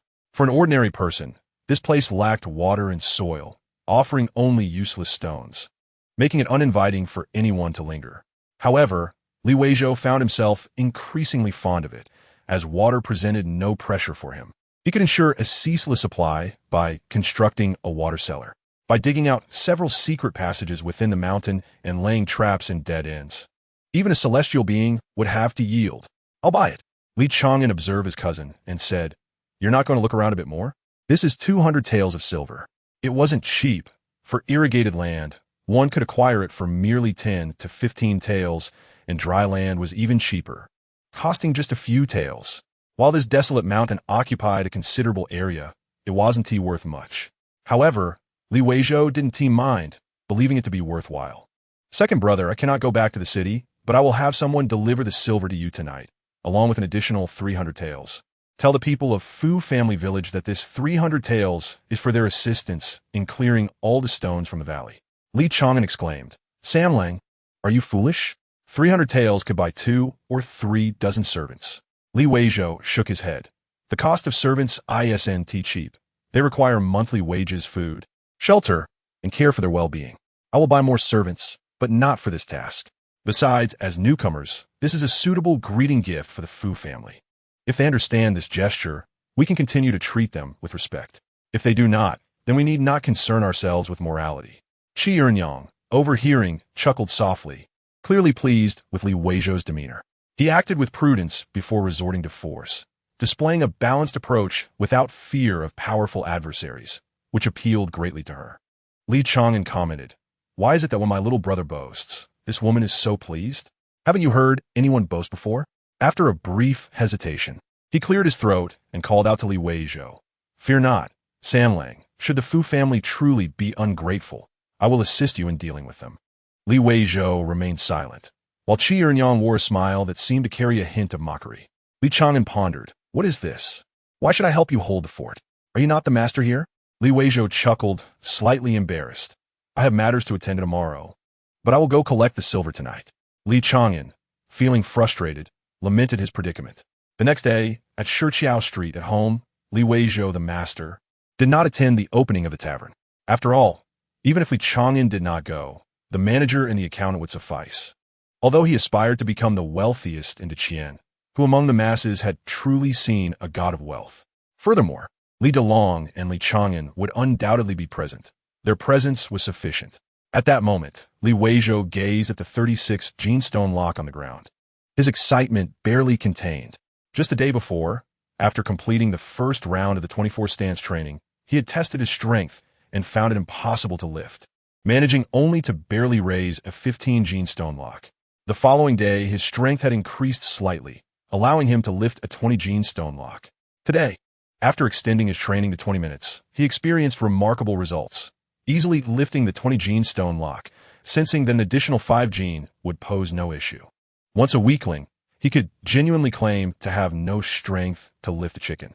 Now, the rapid increase in strength brought unparalleled sensations of impact and anticipation to a modern soul. As this growth continued, Li Weizhou envisioned a day when he could shatter an aircraft carrier with a single punch. Of course, upon reflection, he understood that such growth could not persist indefinitely. Yet, the current surge was sufficient. He eagerly awaited the day he would open his first acupoint, and even more so, the day when he would break through 3 acupoints and enter the realm of true martial artists. After struggling out of the bathtub in Chanxiao Villa, Li Weizhou felt as though his entire body had been torn apart inch by inch.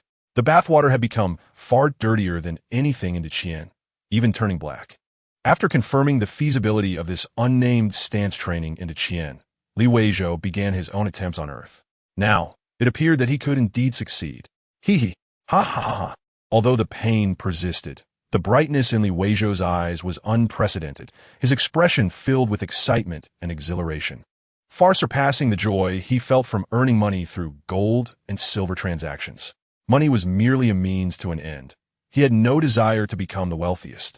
However, a powerful body was something he genuinely cherished. For only with a robust physique could one possess a truly liberated self. Unlike the present day, where even with some wealth, one cannot escape the fear of illness, and apart from one's homeland, there exists a trepidation of venturing elsewhere, lest one fall victim to the nefarious practices of organ trafficking. If he possessed the remarkable skills akin to those of Qi Ernyang or Qi Jinkuan, Li Weizhou might dare to traverse to Myanmar and confront the scoundrels. The world is vast, and he yearns to explore it. Yet, the world is far from being as safe as one might think.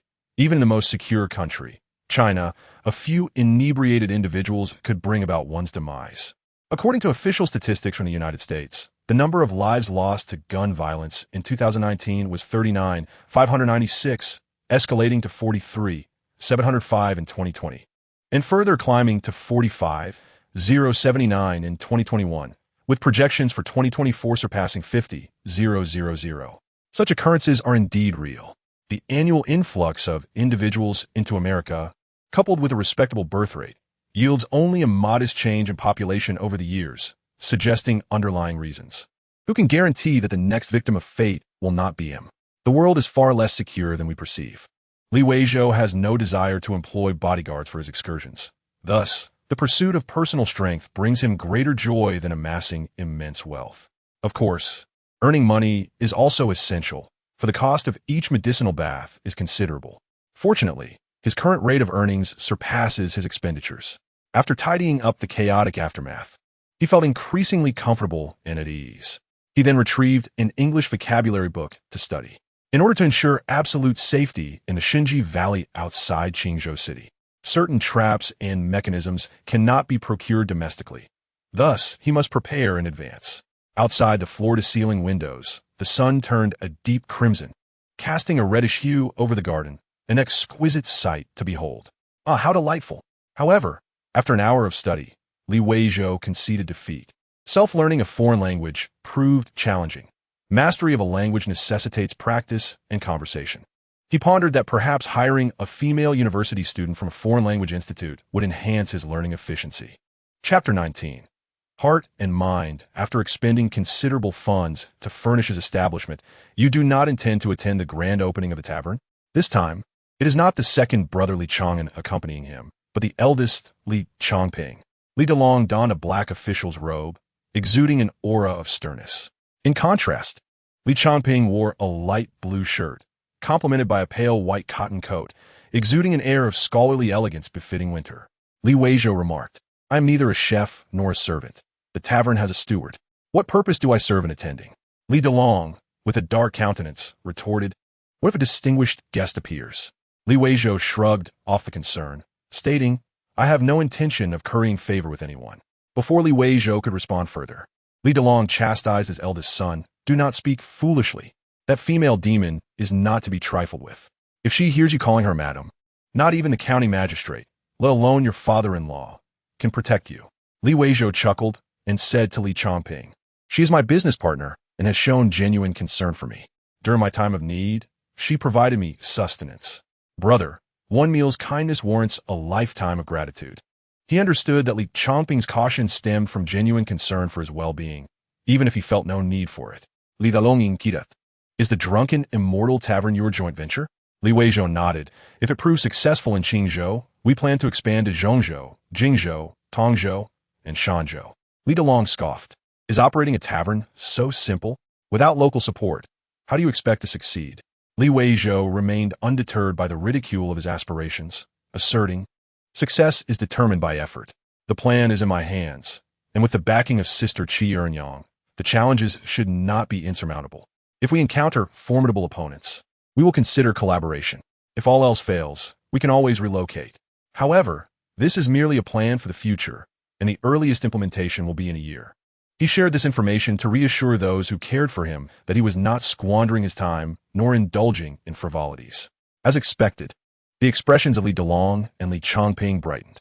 Li Changping then praised, "Sanlang is studying history? Quite commendable. Reading enriches one's knowledge and cultivates propriety. Had you read more in your youth, you might not have acted so impulsively in recent years." "Enough," Li Delong interjected with disdain. "I have not read much myself. Did you not have something to convey?" "Rest assured, Qiu Shiye is willing to swear that he will only cook for himself at home, never opening a tavern or divulging any secrets.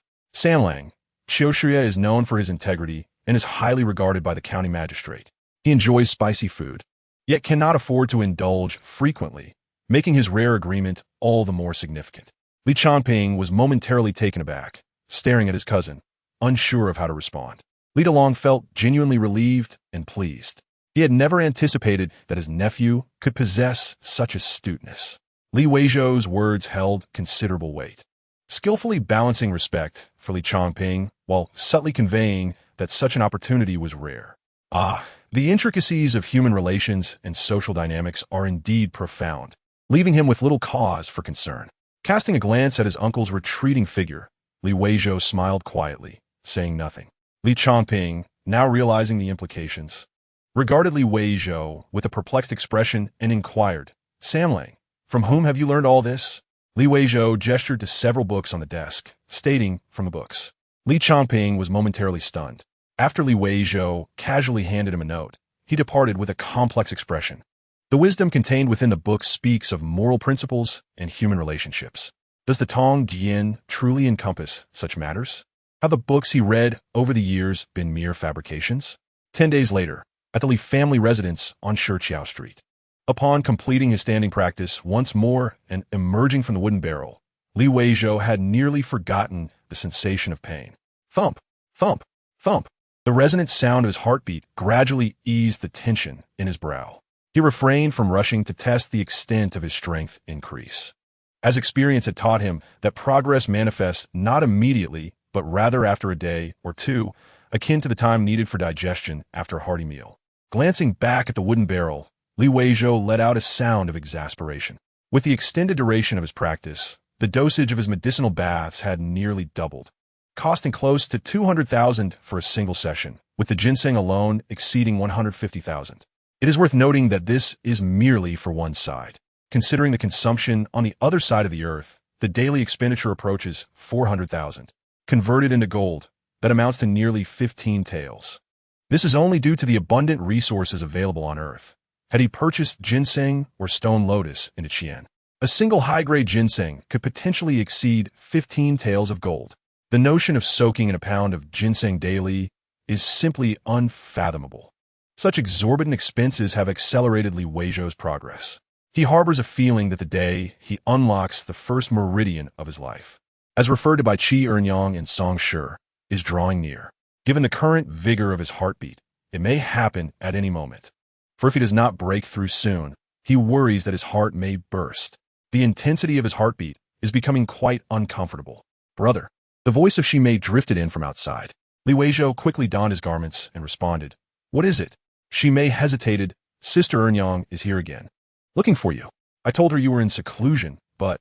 Before she could finish, a voice called out from outside. Unmistakably Qi Ernyang's. "What nonsense is this? You haven't even entered seclusion. What are you pretending for?" Li Weizhou did not reveal himself, saying, "Sister, why not go out and play? I will discuss matters with Sister Ernyang." Shimei obediently agreed and was praised by Qi Ernyang before cheerfully exiting through the second door. Only then did Li Weizhou open the door to invite Qi Ernyang inside. However, upon her first glance at him, Qi Ernyang's expression shifted dramatically as she swiftly approached, her hand reaching into his collar and covering his chest. Subsequently, his expression grew increasingly peculiar. After taking in the chaotic assortment of items strewn about the room, he gazed at Li Weizhou in disbelief and exclaimed, "You truly indulged in a medicinal bath? Little Zhou, are you courting death?" Li Weizhou felt an unusual sensation in his chest, somewhat unsettling.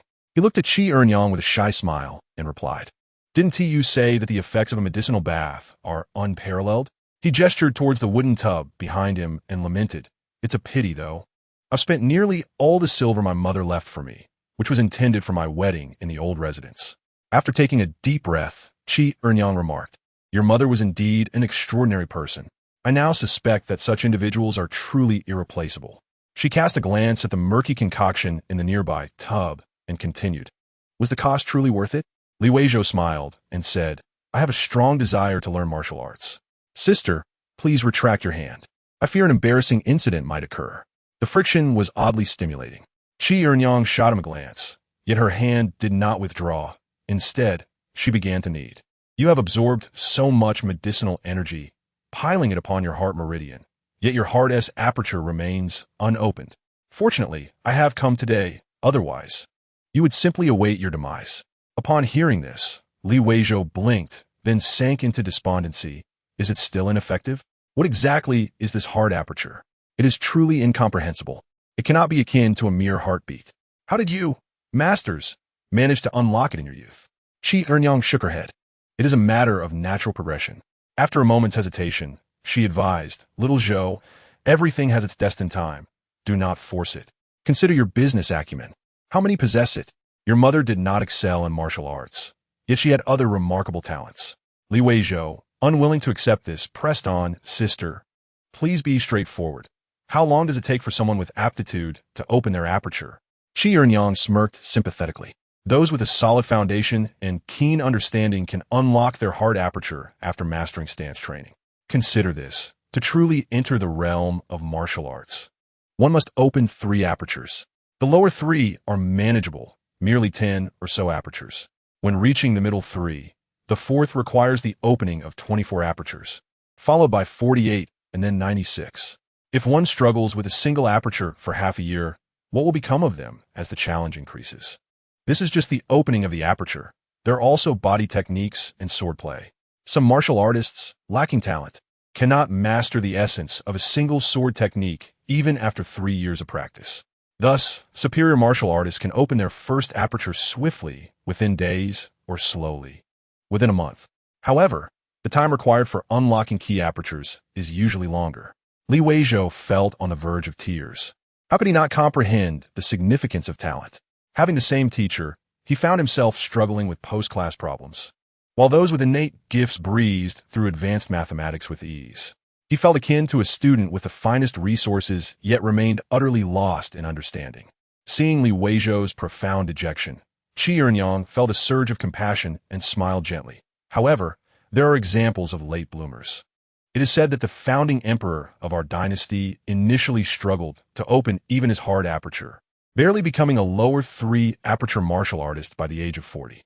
Yet, in the subsequent 12 years, not only did his army grow stronger, but his martial skills also advanced, ultimately achieving the divine form of a martial deity, defeating all heroes of the world.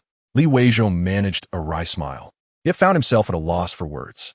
Such rare instances were even scarcer than prodigies, and it seemed hope was dim. Witnessing his despondency, Renjian fixed him with a steady gaze for a while, then withdrew her hand from within his clothing, lightly tapping his forehead. "Stubborn fool, you truly test my patience." With one hand unfastening the clasp at her collar, she took Weizhou's hand and placed it against her heart. The sensation was soft, warm, and fragrant. "Now, focus on feeling your heart aperture. Close your eyes." Renjian's voice resonated once more. "Disregard the sound of your heartbeat and attune yourself to the sensations. The heart is the sovereign organ, and the heart aperture serves as its advisors. In times of weakness, it takes form, and in times of strength, it enhances resilience." Weizhou found it somewhat difficult to fully grasp her words, yet he sensed he was beginning to understand. Gradually, he felt his heartbeat synchronize with Renjian's, merging into one. Additionally, an inexplicable rhythm emerged within him, though he could not pinpoint when it had begun. Observing Weizhou as he settled into tranquility, Renjian's gaze softened. Time passed, and as sincerity was exchanged, emotions became pure and untainted. The notion of a clean heart. These 4 words seemed almost foreigner now. In this moment, a young man who held both her gaze and her heart, without disdain for her status, desired to grow closer to her. Naturally, she was willing to reciprocate. She did not harbor aspirations for a grand outcome, even if it were merely a bond of kinship. It would brighten her life. Despite warnings from others about the tragic tales of courtesans and impoverished scholars who were deceived and abandoned, Renjian trusted her instincts. Weizhou was not that type of person. He was far too sincere. Suddenly, she felt a firm grip on her hand over her heart. And upon glancing at Weizhou, she noted his flushed face and perspiration. Renjian chuckled, extracting her hand from his grip, adjusting her collar, and quietly observing him. After a brief moment, the redness in Weizhou's face began to recede. When he opened his eyes, the first person he looked at was Renjian. His gaze filled with gratitude and a hint of guilt. It was his stubbornness and determination that had led Renjian to treat him in such a manner. He bowed deeply and said, "Sister, I shall refrain from excessive expressions of gratitude. Too much may create distance. If you do not mind, you are welcome to stay here. This is also your home." Renjian playfully tapped his forehead. "Is it convenient for you to sense your apertures now?" Weizhou protested. "That is not what I meant." Renjian laughed, "Just a jest. However, there are other matters at hand. Let's not dwell on this." Their eyes met, and they shared a smile. The location of the heart aperture is a closely guarded secret for any master. While it may not be a fatal weakness, it is of utmost importance. From Li Weizhou's current understanding, the opening of the heart aperture not only adds an accelerated circulatory pump to the heart, but also stores a significant amount of fuel, which, once ignited, greatly enhances the heart's ability to pump blood. Moreover, the heart aperture continuously nourishes and strengthens the heart itself. Should the heart aperture sustain a heavy blow, the repercussions would be dire. Apart from close kin, few would allow others to perceive their heart aperture. From this alone, Qi Ernyang had not only enlightened Li Weizhou, but had also bestowed upon him a life-altering grace. After their laughter subsided, Qi Ernyang said, "Very well, let's conclude this. For the next 3 days, you should diligently meditate and truly feel the changes following the opening of your heart aperture, as it will benefit your future. However, do not rush. A steady and grounded approach is the most expedient path. Do you understand?" Her forthright nature was rare in such counsel. "Yes," Li Weizhou replied, then inquired, "Sister, should I continue practicing stance training?" Qi Ernyang nodded affirmatively. "Naturally, after opening the apertures, one must practice diligently.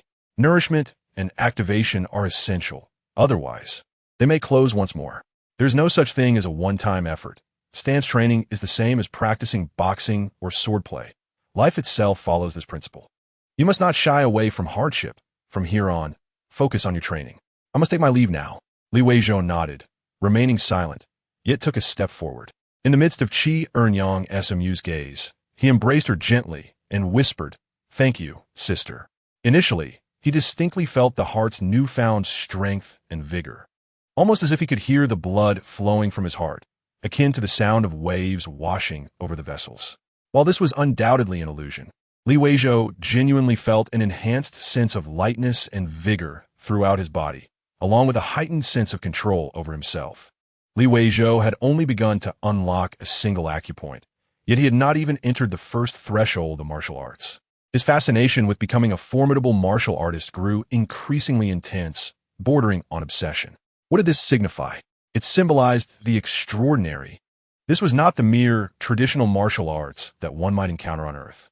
In contrast to the martial arts practiced back on Earth, which primarily focused on physical fitness and combat techniques without engendering significant transformations in the body, the martial arts here were vastly different.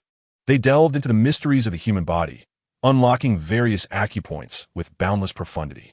One could only wonder if, upon achieving mastery, one might attain immortality. Although, given his current talent, this was merely the first step of a long journey ahead. Fraught with uncertainty, Li Weizhou felt confident in his ability to navigate the waves ahead. He possessed a vast and potent world as his foundation, with resources that seemed nearly infinite. With astute planning, even a humble pig could undergo a remarkable transformation. 3 days later, at the villa in Changzhou, a familiar rhythm pulsed within his heart, causing Li Weizhou's face to flush crimson and sweat to pour from him like torrents. Having experienced this once before, this breakthrough felt considerably easier. He executed a flawless backflip, landing effortlessly. At long last, Li Weizhou understood the exhilarating sensation of true strength. From this day forward, he would embark on an extraordinary journey. This was the essence of genuine personal power. With the experience gained from the other realm, subsequent insights would flow seamlessly. After all, what could be a better teacher than first-hand experience? He had never anticipated that his initial desire to be a time-traveling merchant would lead to such extraordinary adventures. He felt exhilarated and fulfilled. The only hurdle now was to continue generating income. The daily expenses amounted to a staggering sum, necessitating a strategy to ensure future stability. Qingzhou Prefecture was merely a small county, a minor administrative entity by local standards. If not for its advantageous proximity to the market town, he would have likely exhausted the gold reserves of the local pawnshops. Even so, his dealings were already drawing attention. After all, gold was not the primary currency circulating into Qian. Even silver was primarily used for business transactions or by the affluent, rather than for everyday life. Fortunately, establishments like Zue Xianglu and Zue Xian Lu still managed to sustain him. However, in the long run, such resources would not last indefinitely, and he would need to venture abroad. Thus, a trip overseas was imperative. If he possessed a weapon of truth, even without having become a formidable martial artist. He would still have some means of self-defense. Weizhou was skeptical that any martial artist could withstand the impact of a high-caliber firearm. Without hesitation, he picked up his phone and searched for the most powerful handgun in the world. To his surprise, it was not the famed Desert Eagle, but rather the Smith Wesson Model 500 revolver, capable of taking down a rhinoceros with a single shot. This handheld anti-material weapon had such significant recoil that it could shatter one's wrist if insufficient strength was applied. Delighted, Weizhou recognized that this weapon seemed tailor-made for him. Soon, he could lift over 100 pounds with one hand, making it perfectly suited for such a high-intensity firearm, with power that astonished him. He then searched for where he might purchase it. In America, only certain states permitted ownership, and one would need to obtain a gun license. The procedures were cumbersome. Weizhou certainly did not intend to spend $5 million on immigration just to acquire a revolver. The likelihood of navigating through official channels was slim, so he had to think creatively. A further search revealed the existence of something called the dark web, where the unimaginable could be found, and anything could be purchased for a price. Even model-level beauties could be acquired, provided one had the funds and the audacity to make the purchase. Accessing the dark web abroad was relatively straightforward. Downloading an Onion browser and grasping some basic skills for bypassing restrictions made it quite easy. With the advent of artificial intelligence, the world felt significantly more transparent. After familiarizing himself with the basics, Weizhou's eyes sparkled as he began searching for countries that were convenient for travel and did not prohibit firearms. His first result was Thailand. In fact, among the 12 countries in Southeast Asia, 8 did not prohibit firearms, but Thailand was evidently the most suitable choice due to its visa-free policy for 30 days. Without hesitation, Weizhou, who already possessed a passport and a Hong Kong-Macau travel permit, obtained for the purpose of opening an HSBC account, made preparations to travel. He immediately booked a flight from Shanghai to Bangkok, along with a hotel reservation. Chapter 21. Truth at 4:30 in the afternoon. Weizhou boarded an international flight bound for Bangkok. Departing from Jiangbei at 3 p.m., he arrived at Suvarnabhumi Airport at 6:55 p.m., having paid 429 yuan for his ticket. He marveled at the strength of his homeland, which allowed even individuals from the lower strata of society to travel abroad. The cost was indeed reasonable. Not only was the airfare inexpensive, but a night at a star-rated hotel in Bangkok was just over 1,000 yuan, with a suite costing only 3,000, comparable to a night in a communal dormitory in the snowy northeast. Upon disembarking, a dedicated vehicle awaited him at the Bangkok Peninsula Hotel. In just 20 minutes, he arrived at the hotel. Perhaps due to prior scandals that had impacted Thailand's tourism industry, the lobby manager was exceedingly cordial to Chinese tourists, even awkwardly inquiring in broken Mandarin whether Weizhou desired the company of a lady or a lady boy. After politely declining the offer, he closed the door to his room, freshened up briefly, and opened his laptop. This was a new computer, with all accounts freshly registered. Thanks to the advent of big data, information retrieval had become remarkably convenient. Once connected to the hotel's Wi-Fi, Weizhou easily located a well-known dark website. Besides the now-defunct top 3 dark web platforms, Alphabet, Silk Road, and Hansa, currently the most active was Dream Market. The dark web comprised encrypted websites inaccessible to ordinary users, requiring anonymous proxy tools for entry. Its decentralized network architecture, coupled with full encryption, made it exceedingly difficult for third parties to intercept and decipher communications. Consequently, uncovering a website could require vast amounts of manpower, resources, and time, along with a measure of luck. This led to the dark web's persistent existence, thriving and elusive. With minimal effort, Weizhou accessed a dark page filled with content that, for the sake of harmony, he would refrain from discussing in detail. In the search bar, he entered keywords for the Smith Wesson 500, and quickly found that it was indeed for sale, priced at $141,627. He was well aware of the numbers and promptly posted a task to procure 2 Smith Wesson 500 revolvers with 1,000 rounds of ammunition and 2 45 submachine guns with 2,000 rounds.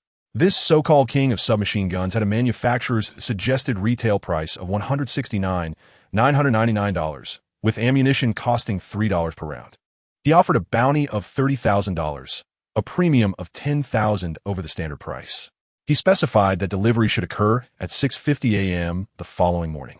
precisely at the archway opposite the Bangkok Peninsula Hotel, neither early nor late. Naturally, he could not transfer funds directly from his account, as that would be tantamount to self-sabotage. Instead, he purchased 4 bitcoins on a cryptocurrency platform and transferred approximately $30,000 into the website's account. Almost instantaneously upon posting the task, it was claimed. Given the high amount, it quickly ascended to the top 10 on the task leaderboard, claiming the #1 spot. Moreover, as Thailand did not prohibit firearms, the task was not particularly challenging, almost akin to handing over money. Once claimed, the task became invisible to others, leaving many regretting their slow response. After finalizing the arrangements, Weizhou retired for the night. Weizhou ventured out under the pretense of a morning jog, discreetly leaving his backpack, laden with identification, at the Chin's place. After donning a hat and sunglasses and cloaking himself in a black cape, he concealed himself behind a massive rock near the archway opposite the Peninsula Hotel. After a 10-minute wait to ensure that the vehicle had departed, he swiftly approached the archway, casually examined 2 leather cases, and then turned to continue his jog. Meanwhile, Weizhou awakened in the East Erfong of Shichiao Street, his gaze fixated on the 2 leather cases on the floor, his eyes gleaming with excitement. Without hesitation, he opened them to reveal several military green metal boxes. Upon prying one open, he found it contained a red paper box. Inside were 2 rows of gleaming 9mm bullets, ammunition for a submachine gun. On another note, he discovered 2 rectangular cases. Opening one revealed a striking submachine gun reminiscent of those seen on television, specifically a .45 submachine gun, a name unfamiliar to him but undoubtedly recognized by those aware of the armaments of the American Navy SEALs. He then turned to 2 shorter boxes, which contained 2 unassuming revolvers. This type of large revolver was capable of delivering a fatal blow to an elephant. Yet, a new dilemma arose. He was entirely unversed in the art of shooting. Fortunately, this was not a significant issue, as firearms were legal in Thailand, and numerous places offered lessons for those willing to pay. After a thorough search using artificial intelligence, he selected the Bangkok Navy shooting range, where instructors fluent in Mandarin catered specifically to the Chinese clientele. Intriguingly, a female instructor named Xiao Mei was assigned to him. Xiao Mei recommended a package that included 10 rounds for the revolver, 10 for the rifle, and 10 for the pistol, totaling approximately 400 RMB for 30 rounds. Weizhou found this reasonable and decided to purchase 3 packages, insisting that Xiao Mei start by teaching him how to disassemble and assemble the firearms. Xiao Mei, who was attractive yet dressed provocatively, complimented him, saying, "A man who shows patience in the preliminaries is truly a good man." Touched by her words, Weizhou replied, "Let us proceed quickly, so we can both be satisfied." With a smile, Xiao Mei taught him the intricacies of disassembly and assembly. Her expertise extended to revolvers, pistols, and even rifles. When he requested to learn about the submachine gun, she politely cautioned him, "The firing rate of a submachine gun is exceedingly rapid. In just a few moments, a 30-round magazine can be expended," implying that a few pulls of the trigger could lead to a significant financial loss. Weizhou chuckled and responded, "Today, let us focus on the revolver and submachine gun. I always thought they looked cool on television when I was a child. Next time I return, I'll learn about sniper rifles." Xiao Mei, perhaps surprised to discover she had a lucrative client, beamed with delight, her ponytail bouncing energetically as she devoted herself to providing excellent service. Indeed, after spending 40 minutes completing the 3 packages, Weizhou opted to pay again, this time focusing solely on the revolver and submachine gun. He made a considerable deposit of 20,000 RMB, equivalent to 90,000 Thai baht, a substantial expenditure that attracted a crowd of onlookers and helpers for Xiao Mei. He learned the complete set of techniques for handling, aiming, shooting, and changing magazines. From dawn until dusk, he immersed himself in firearms training, becoming increasingly familiar with them. As Xiao Mei remarked, to master a firearm, one must treat it as one would a beloved woman, caressing it, familiarizing oneself with every corner and crevice. "Mr. Li, the night market in Bangkok is vibrant and bustling. Would you require a guide? I can accompany you for the entire evening." As Weizhou prepared to leave, Xiao Mei eagerly attempted to keep him longer. However, he regrettably replied, "I have other matters to attend to. I must catch a flight tonight. It is unfortunate to miss this delightful opportunity. Nevertheless, you have left a profound impression on me, and I shall return to practice shooting." It was not a matter of feigning innocence to reject female advances. Rather, he found the notion of exchanging bodily fluids with a stranger to be rather cheap. Moreover, he considered his current training vital and did not wish to jeopardize significant matters, believing there would be ample opportunities in the future. Chapter 22. In Qingzhou City, the Li family reigns. Upon returning to the mountain city, Li Weizhou commissioned professionals to soundproof the basement of his villa using layers of aluminum panels, glass wool, and various soundproofing materials. The workers were puzzled by his motives, as the villa was already spaciously set apart from neighboring properties by over 100 meters. Even the loudest singing would scarcely be heard outside. Nevertheless, since he was paying them generously, they diligently completed the task in a single day. Li Weizhou then crafted a target using cowhide and sand. The sound was deafening, but thankfully he wore soundproof headphones. At a distance of 8 meters, the target was shredded, sand scattered everywhere. Li Weizhou, however, was more concerned with checking the decibel meter upstairs. The device positioned before the glass in the atrium recorded a level of 83, akin to the piercing noise of an industrial cutting machine. The meter located 10 paces away showed a more tolerable 50, while further distance yielded a mere 30 decibels, comparable to a soft whisper. Excellent. Li Weizhou felt relieved. He could now practice diligently. The truth is finally within reach. With this, life felt more promising. Brother, Uncle has sent someone to urge us. Let us hurry. Shimei, clad in a newly tailored jacket, called out joyfully from the courtyard of the Li family on Shiqiao Street. Li Weizhou emerged from the house, still dressed in his everyday attire, yet it was also new. He carried a brocade box and told Shimei, "Let the Hu drive you all there first. I have some matters to attend to and will join you shortly." Nodding, he added, "You can share the candy I gave you with Li Huan and Li Rui later." Li Huan and Li Rui were the sons of Li Changping and Li Chang'an, aged 5 and 3, respectively. Shimei cheerfully responded, "Of course, I am their aunt." Li Weizhou smiled and said, "Off you go." He then took a carriage to Zhuai Xianglu. The establishment was adorned with colorful lanterns, and although autumn had set in and flowers had wilted, vibrant silk had been fashioned into exquisite blossoms to adorn the red building. Zhuai Xianglu was not the sole venue of its kind. Despite Qingzhou being a lower-tier city, its prime location attracted a multitude of affluent visitors. Thus, establishments like Zhuai Xianglu could not monopolize the market. Nearby, on West Market Street, stood the Qiming Pavilion, reputed for its stunning lead performer, Meng Jun, who was said to surpass the beauties of Yuan Yuan and Wan Air from Zhuai Xianglu in both beauty and talent. Consequently, competition was fierce. This year, directly across from Zhuai Xianglu, Qiming Pavilion constructed a temporary flower tower to compete. Tonight, the hearts of the men in Qingzhou City would likely be captivated here. Li Weizhou approached with a smile and greeted, "Sister Ernyang, why the long face?" Qi Ernyang shot him a glare, retorting, "Mind your own business. Did I not tell you to come less frequently? You're not listening. Is that outfit still fitting? Where is Shimei?"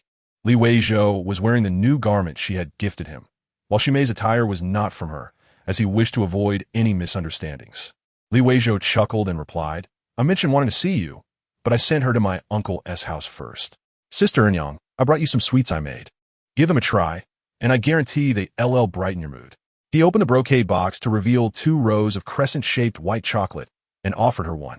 Qi Ernyang, already aware of Li Weizhou's culinary prowess, anticipated only the finest treats for the Mid-Autumn Festival. Upon tasting a piece, her radiant face lit up instantly. At this moment, the aggrieved and tearful Miss Yuan Yuan gazed longingly at Li Weizhou, her expression filled with a melancholic yearning.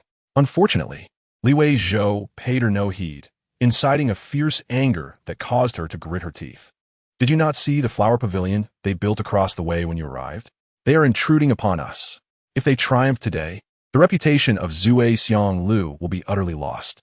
Now, in desperation, she declared, "Yuan Yuan, you and Wan Wan must perform splendidly."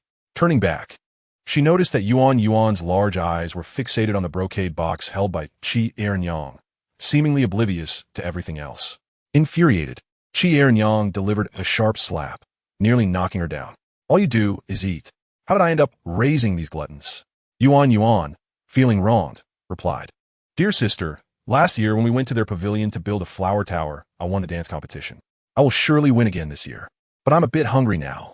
Qi Ernyang rubbing her forehead in exasperation, retorted, "Are you a fool? Did you not hear that they invited Su Yiyun, one of the 4 great talents of Jiangnan? He possesses exquisite verses. How can you hope to win? The original purpose of poetry is to serve the musical arts. Thus it is always rhymed and easily recitable. This is particularly true for lyrics, which are characterized by their strong musicality and elegant rhythm. The styles are diverse, encompassing the delicate, the floral, and the bold, closely reflecting life and expressing thoughts flexibly. However, those who can write well are few and far between. Clearly, the verses penned by a mere scholar cannot compare to those of the renowned talent from the land of Wenhua Tianbao. Fortunately, there exists a remarkably gifted individual on Qi Ernyang's side, Li Weizhou's father, Li Dawang. My father composed a splendid poem for the Mid-Autumn Festival. Would you like to hear it?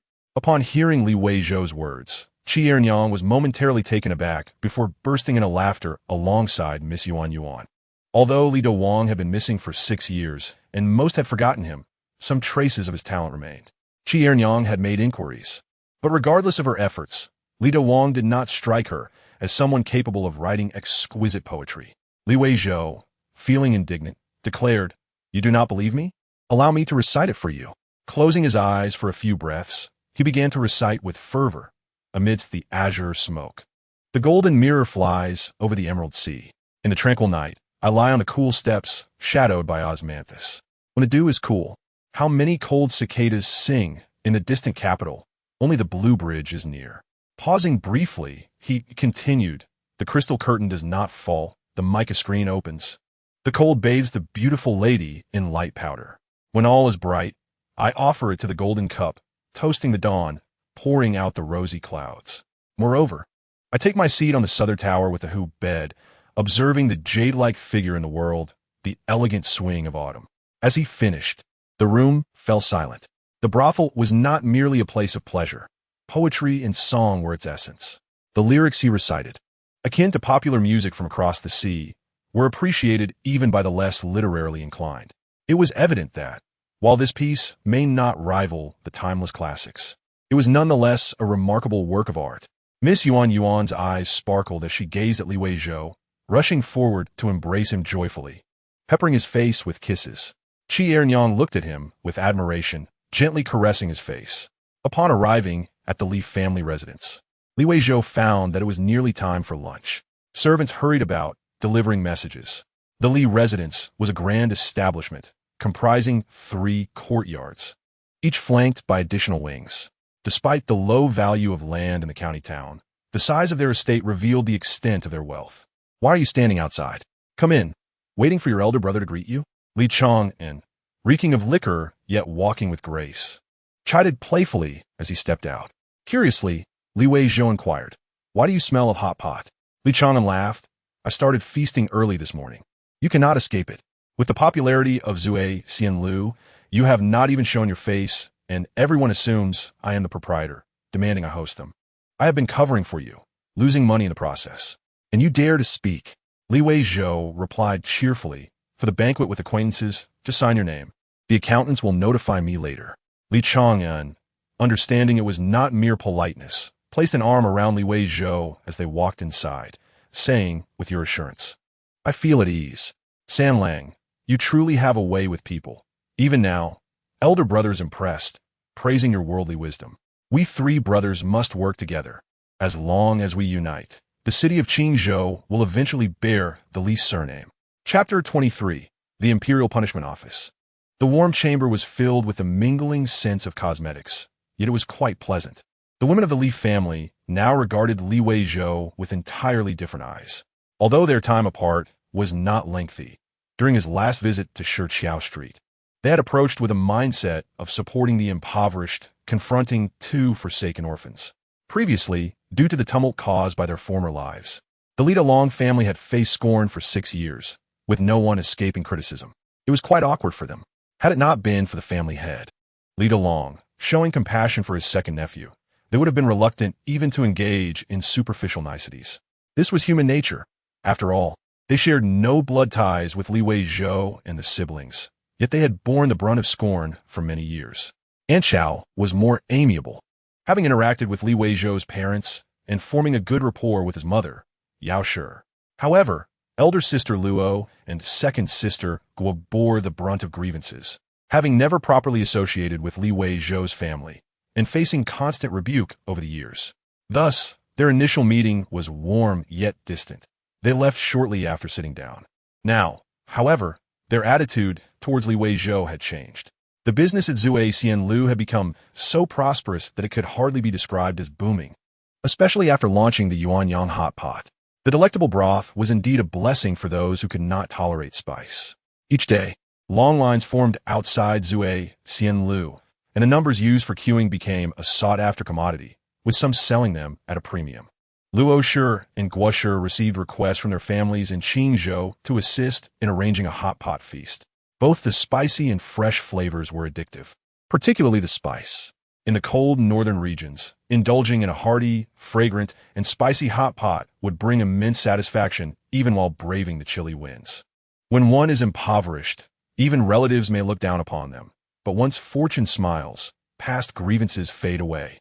After Li Weizhou bowed to his elders, Aunt Chow praised Li Delong, saying, "He resembles Si Lang greatly. He is destined for greatness." This was indeed a high compliment. It is worth noting that Li Si Lang, Li Chongning, was an extraordinary talent, having been taken as a disciple by a master in the capital. No other child in Qingzhou could boast such an achievement. His ascent was nothing short of meteoric. If not for Li Si Lang, the marriages of the eldest and second sons would not have proceeded so smoothly. In contrast, running an eatery seemed trivial. Li Delong chuckled. "Indeed, he is quite capable. He nearly drove me to my wit's end." As he uttered the last remark, his face broke into a broad grin, and the others wore expressions of joy, even pride. Li Weizhou, hearing this, nodded in surprise. He had been studying a bit and was aware of some matters. The Duqian dynasty had two primary secretive organizations. One was the previously mentioned Shanlin Wei, which monitored the nation's mountains and rivers, addressing conflicts in the martial world. Whenever disturbances arose across Duqian's rivers and seas, they were quelled by the Shanlin officials. The other was the Yuxing Sea. The term imperial indicates its foundation. Shanlin Wei comprised a diverse group with representatives from the 8 sects, making it difficult to ensure loyalty. They simply needed to adhere to protocol. Conversely, every individual in the Yuxing Sea was meticulously cultivated from a young age, with stringent requirements for their lineage, ensuring they hailed from absolutely respectable families.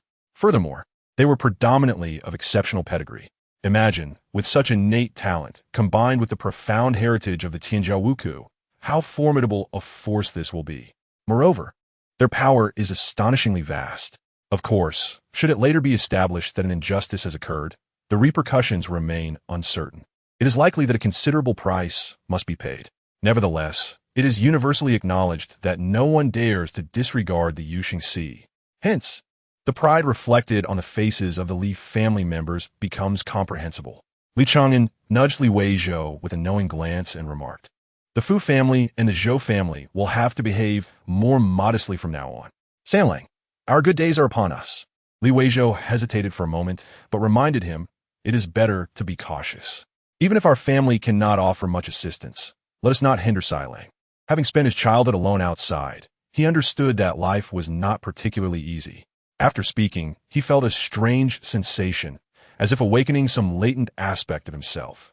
The Li family members exchanged glances, each visibly moved. Chao Shi, deeply touched, began to chant Amit Ba. It is evident that they are indeed close cousins of proper family, truly devoted to goodwill.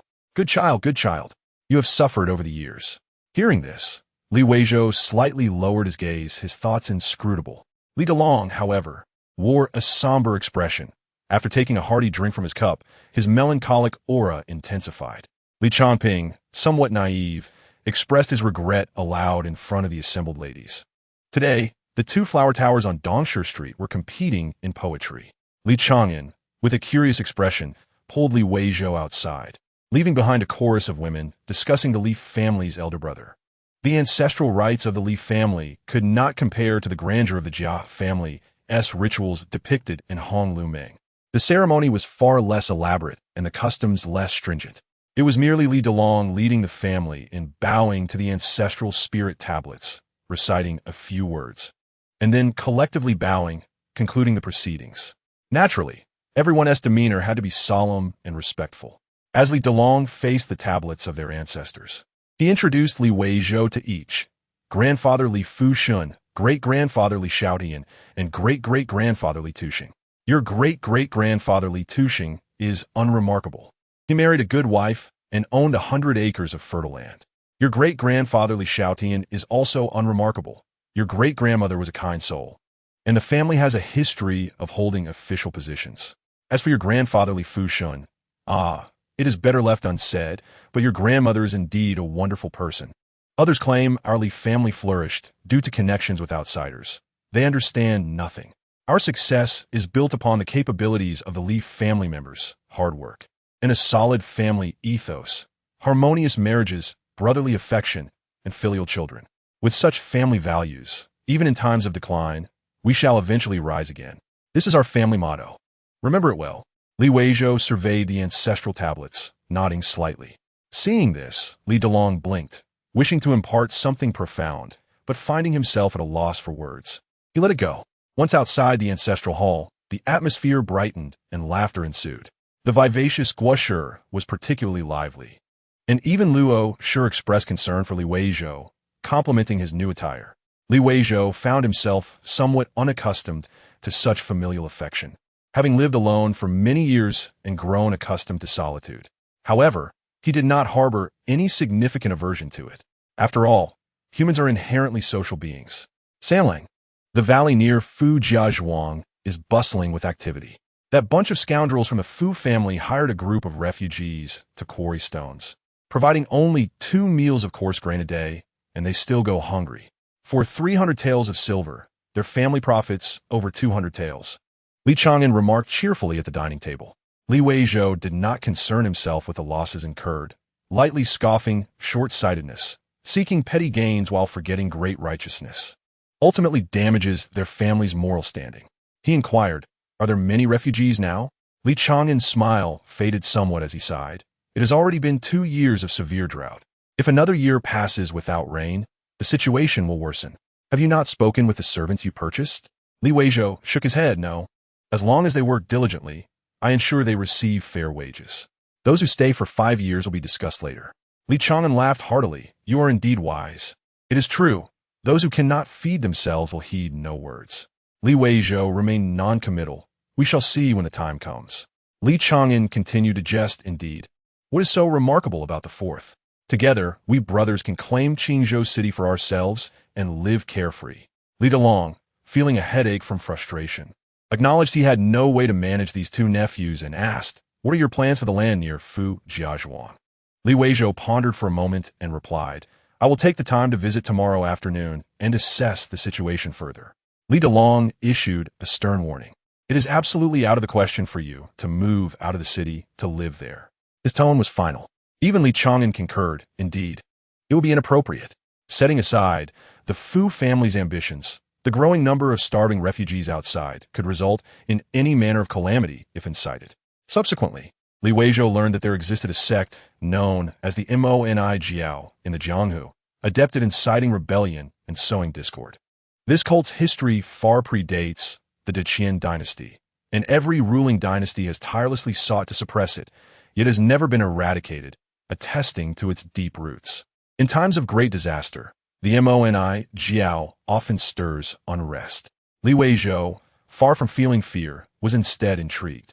Goodness, even a cult has emerged. In that moment, he acutely felt that this was indeed a world of martial heroes. However, it would be wise for them to avoid provoking him, for he too would be eager to see how those cult members could withstand his assault. Chapter 24. A whirlwind of activity, a bright moon illuminated the night sky. In the distance, a cacophony of sounds emerged, perhaps incited by the competition at the flower towers, as the men of Qingzhou City were caught in a frenzy. The Li household was also lively, with Xumei playing games with Xiao Dong, Xiao Shi, and her 2 elder nephews, filling the courtyard with laughter and joy. Second sister-in-law Guo Shi occasionally cast glances at Li Weizhou, and when he looked back in confusion, she smiled at their in-laws, saying, "Although Chang'an has always been frivolous, he possesses discerning taste and a proud spirit. Few catch his eye, yet he seems to have a rapport with Sandy. It appears his judgment is sound. He has recognized Sandy's noble character. The more one observes, the more one realizes how extraordinary he is. Even seated, he exudes an aura that is far from that of a common household. Li Delong chuckled, while Chao Shi remarked, "A young man grows up in the blink of an eye. The more one is spirited in youth, the more capable they will be in adulthood." Li Weizhou smiled as he listened to their familial anecdotes and reminiscences of days gone by. By the time the hour of high arrived, he stood to take his leave, providing a valid reason. Shimei is still young and should retire early. Li Delong was naturally displeased, and the others expressed some regret, hoping he would not depart. Meanwhile, Li Huan and Li Rue clung tightly to Shimei, unwilling to let her go. With their aunt leaving, where would they find such delightful milk candy again? Li Weizhou observed the lingering smile on his sister's face, while Chao Shi, Guo Shi, and Luo Shi all chimed in, wishing to keep Shimei for the night. A slightly inebriated Li Chang'an impatiently interjected, "If you wish to leave, then go. Our Li family has only this one girl. She is far more precious than you. Over the years, she has endured so much hardship with you." Li Changping, quite tipsy, suddenly lamented, "Why can't I have a daughter? Perhaps I should take a concubine to try." Li Chang'an nearly spat out his tea, his face contorting in disbelief as he sought Li Weizhou's assistance to defuse the situation.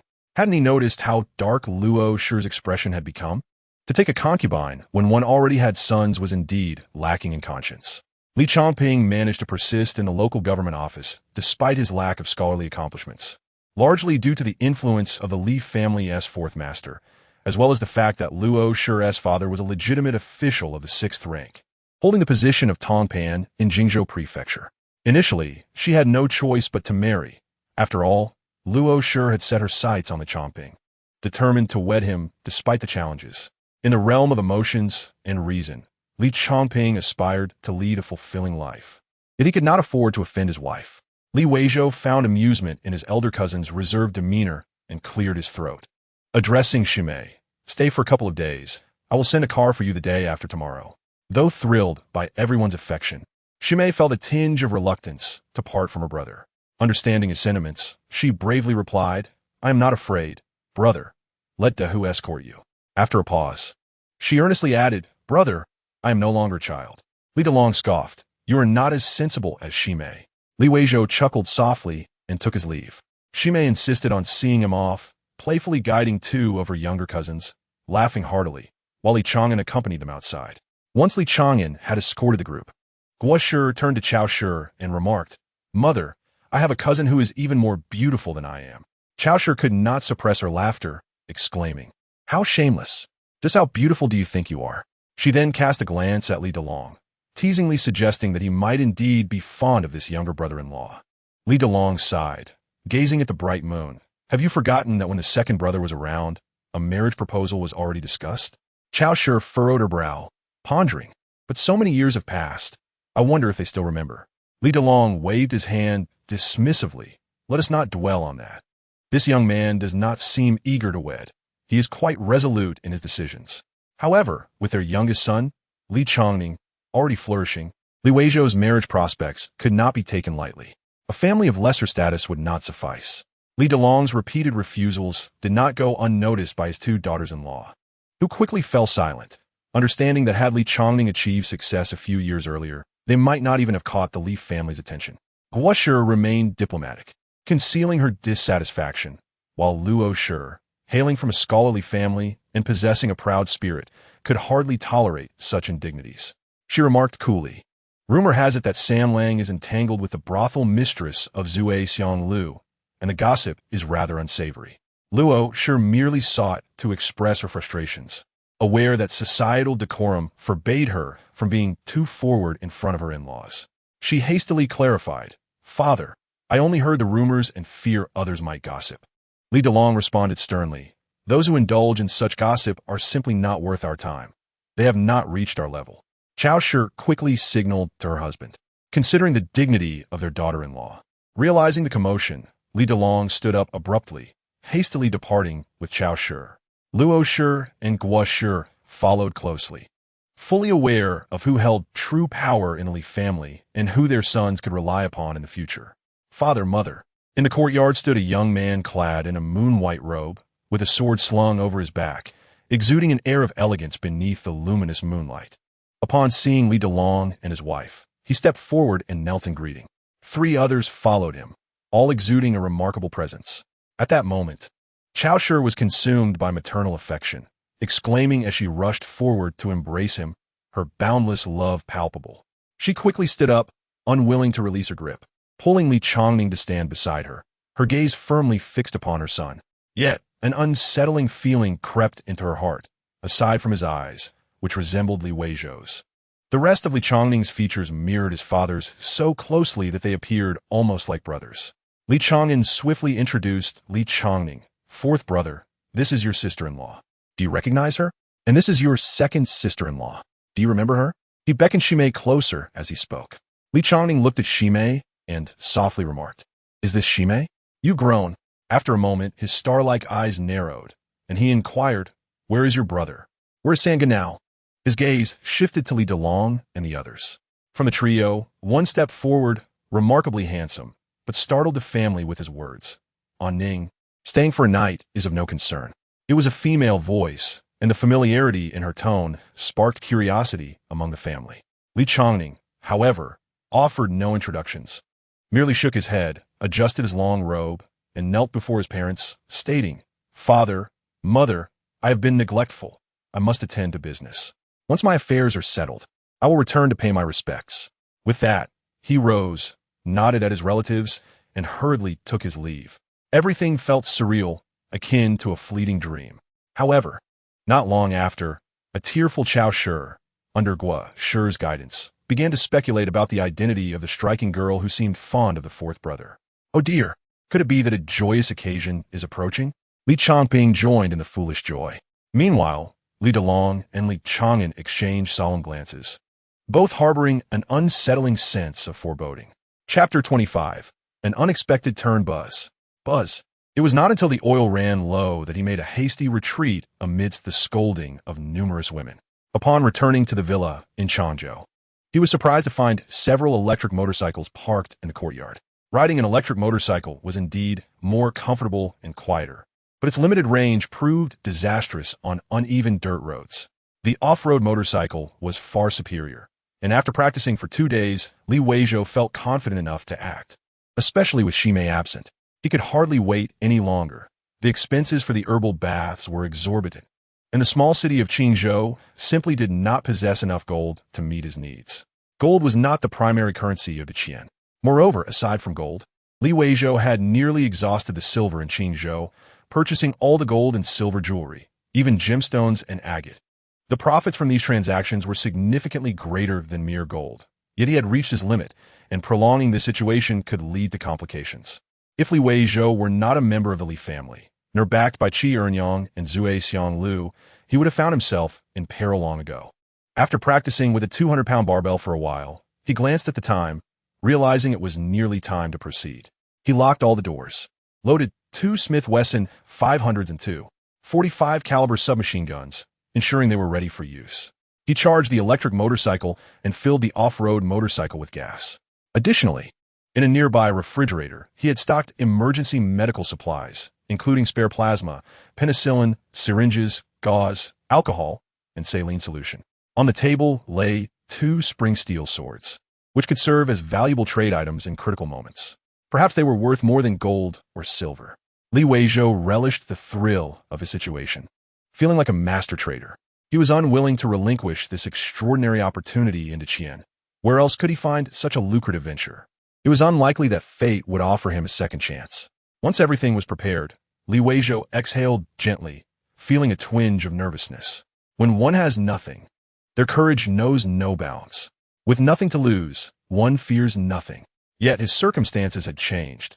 He now possessed a world of boundless wealth, extraordinary skills, and a family who cared for him. In this situation, he preferred to be cautious, developing steadily without haste. Unfortunately, he was not in control of his destiny. Even if he wished to tread the path of caution, he needed sufficient resources for growth. Otherwise, he might find himself in dire straits. Nevertheless, he felt reassured, for with the truth in hand, he had at least an 80% chance of success. It was not overly risky. Off he went. With a leap, Li Weizhou jumped through a gap in the city wall, carefully avoiding the litter, rubble, and broken branches strewn about. The hooting of an owl heightened the night's stillness. No one knew the nooks and crannies of Qingzhou better than he did. Drones had captured every inch of this territory. This area, typically deserted even during the day, served as a dumping ground for the impoverished citizens of the southern city.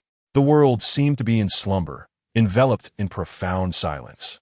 For those accustomed to the brilliance of streetlights and the roar of automobile engines, it is difficult to envision a world devoid of light and sound, where even the horizon is shrouded in darkness. The tranquility was so profound that Weizhou felt reluctant to disturb it. However, after cautiously traversing a small distance along the official road, he retrieved his electric vehicle, donned his leather jacket and pants, secured his helmet, and twisted the throttle to set off. The initial speed was not particularly swift, and after carefully passing through a village without causing the slightest stir, he began to accelerate. After covering 20 kilometers in one breath, the road became increasingly bumpy and difficult to navigate. Weizhou then switched to an off-road motorcycle, the first mechanical engine-driven motorcycle in the world, which filled him with a sense of superiority. Strangely, he encountered no one, not even the wandering refugees he had feared.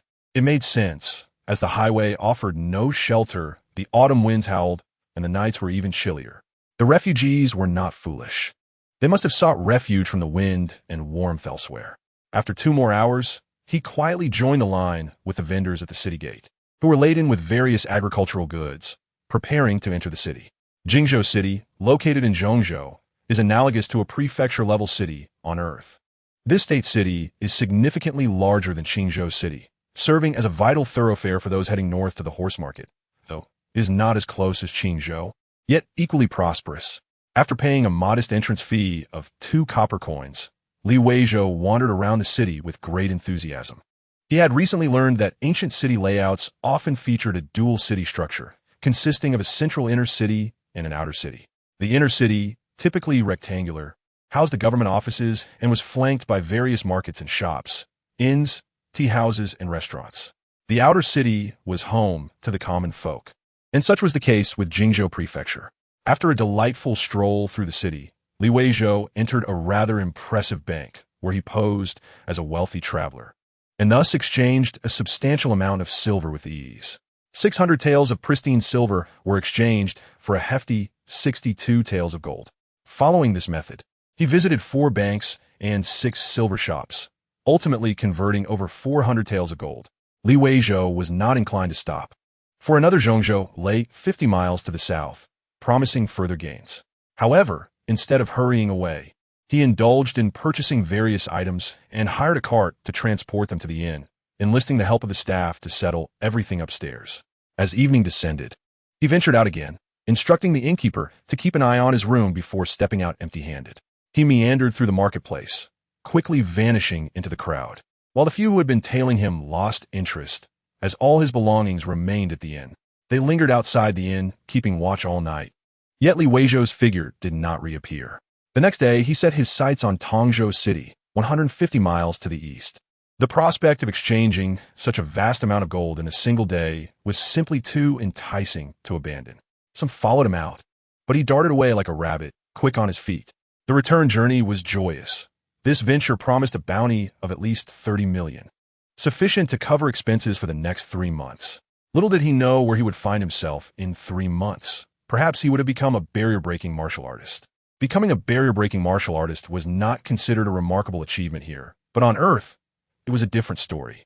Amidst the excitement, a sense of pressure lingered. Weizhou was well aware of the age-old adage of wealth in the martial, but had not anticipated the expenses would be so exorbitant.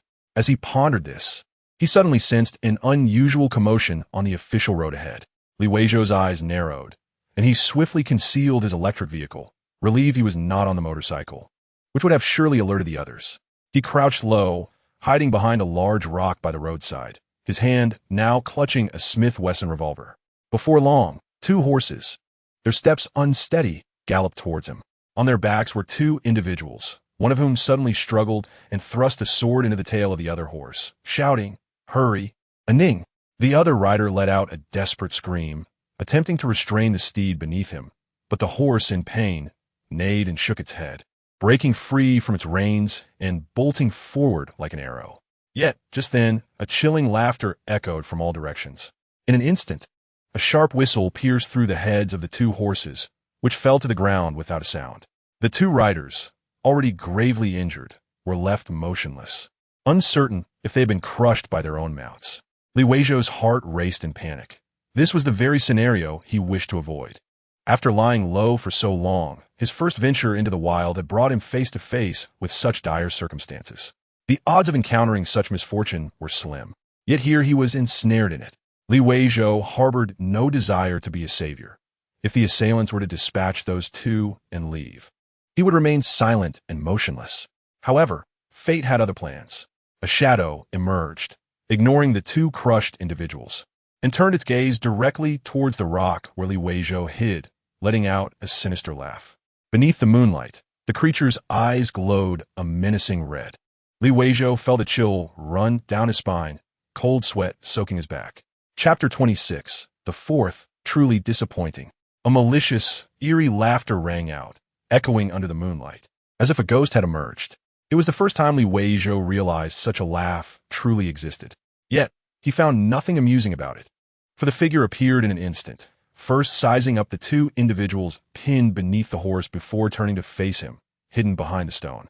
Seeing Weizhou, whose breath was becoming labored from fear, the villain's laughter grew more derisive. With a voice akin to gravel, it said, "How fortunate! Just after breaking through, the heavens have sent me a human-shaped treasure. I can smell the fragrance of your medicinal herbs from miles away. Just how many precious elixirs have you consumed?" Weizhou's face turned pale, realizing that hiding was futile. He rose unsteadily and stammered, "Mighty hero, I possess great wealth. Please, how much ginseng do you desire? I can procure it for you. I can even take you to the finest brothel and order the most exquisite courtesan. I swear I am a man of worth.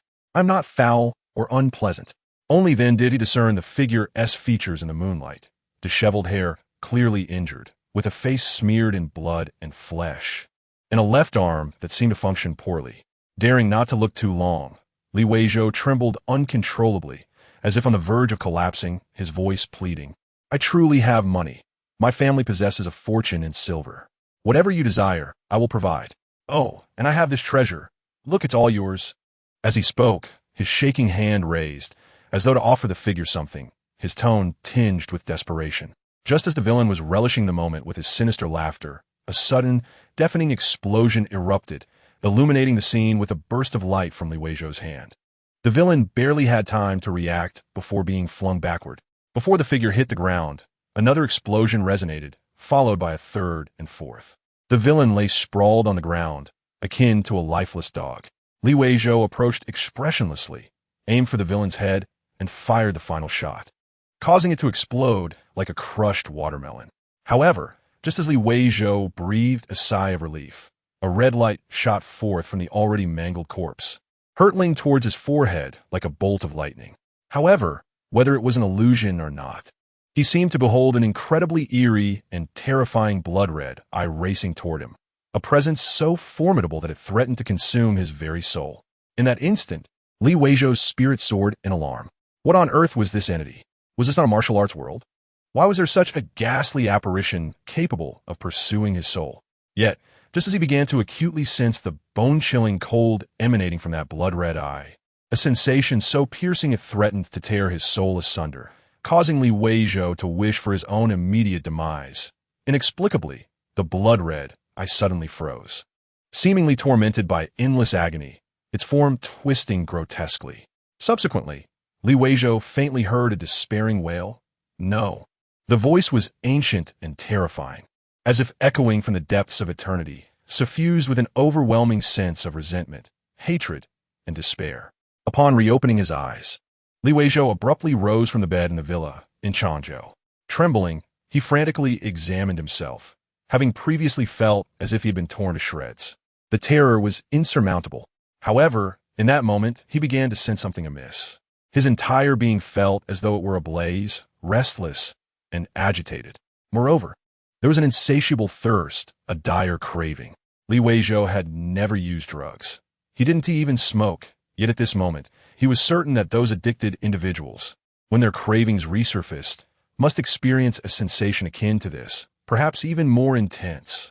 Yet, He had no idea what he was yearning for until he opened the refrigerator, seeking any medicinal substances within, only to suddenly spot a bag of blood plasma. His mind exploded with chaos.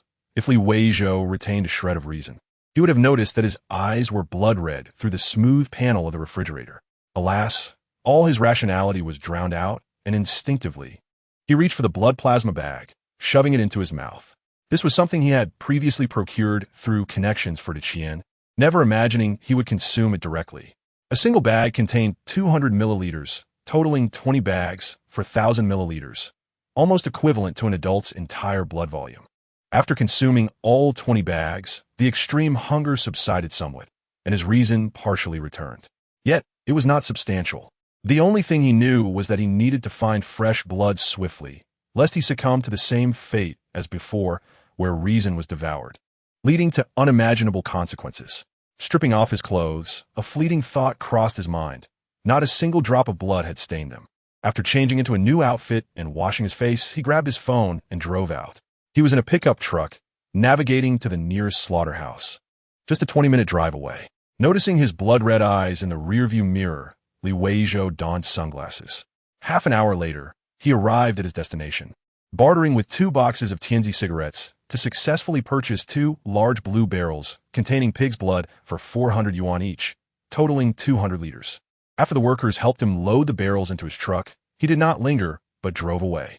Midway, finding a deserted corner, he parked the swaying vehicle by the roadside, his body feeling somewhat unstable as he flipped to the back, twisting open the lid of the large blue barrel, suppressing his nausea to bury his face within. Human blood was unattainable for the time being. He could not simply kill someone to drink their blood. That would be tantamount to courting death.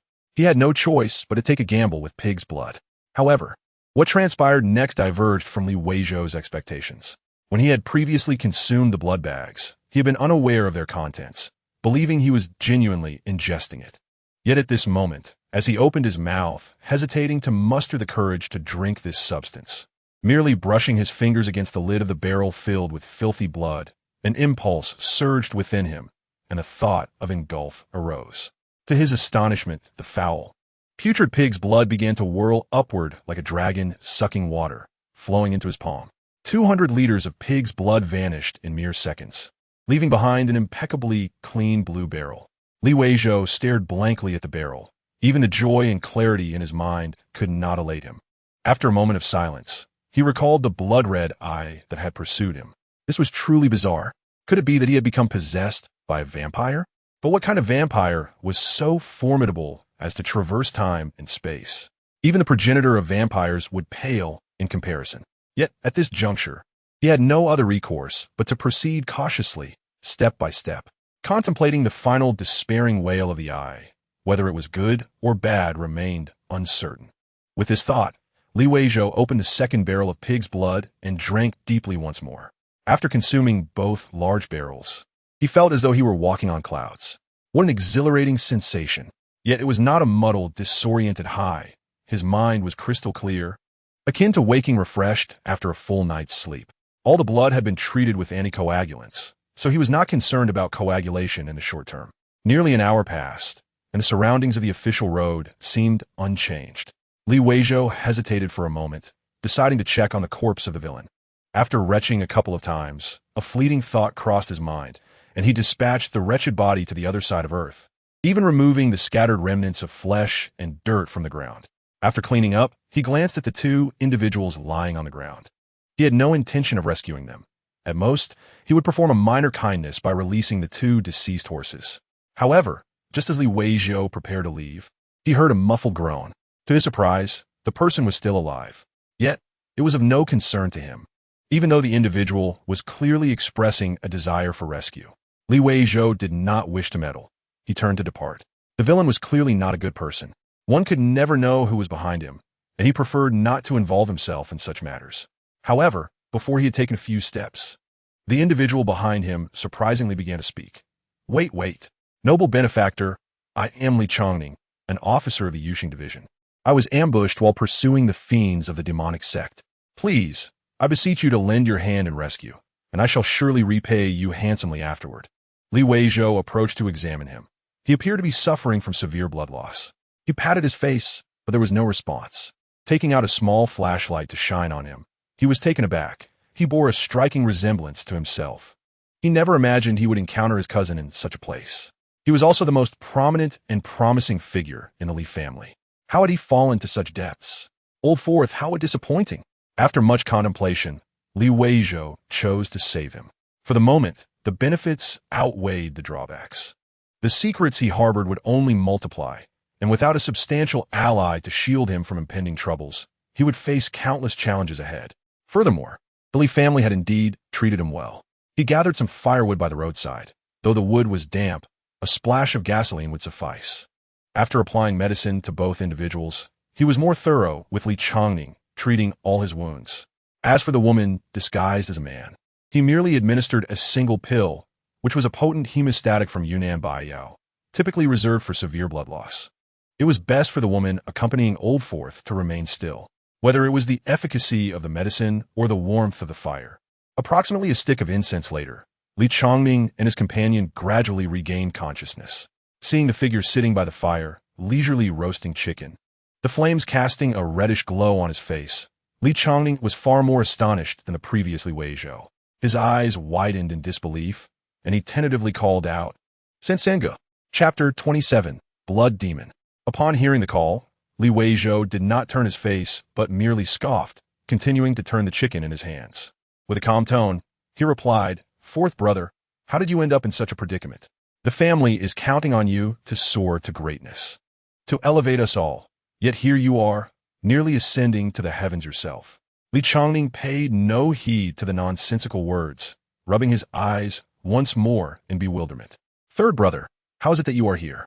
He glanced around, ultimately fixing his gaze upon the fire. The aroma of the roasted chicken grew increasingly enticing. The underworld surely lacks such delicacies, does it not? Li Weizhou interjected. Let us refrain from reminiscing for now. Your companion's wounds remain untreated. There are distinctions between the genders, and I am not quite at ease. You must handle it yourself. With that, he tossed a porcelain bottle containing Yunnan Baiyao to him. Li Changning, still in a daze, instinctively caught it as he remembered his companion beside him. He suppressed the excruciating pain coursing through his body and turned to see his companion, who looked up at him with pitiful eyes. Li Weizhou, stepping away to a nearby road several paces distant, gazed up at the stars.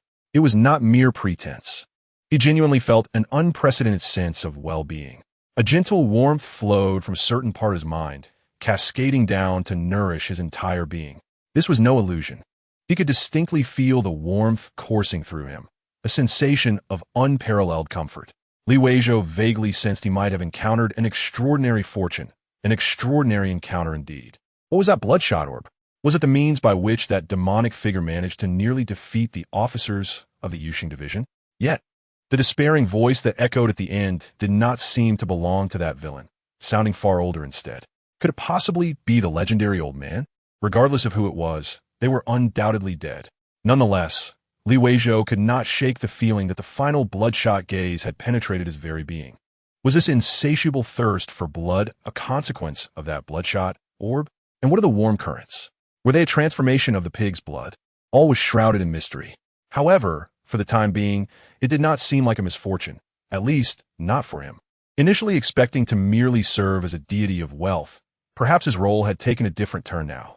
Yet, he remained uncertain about the true purpose of these warm currents.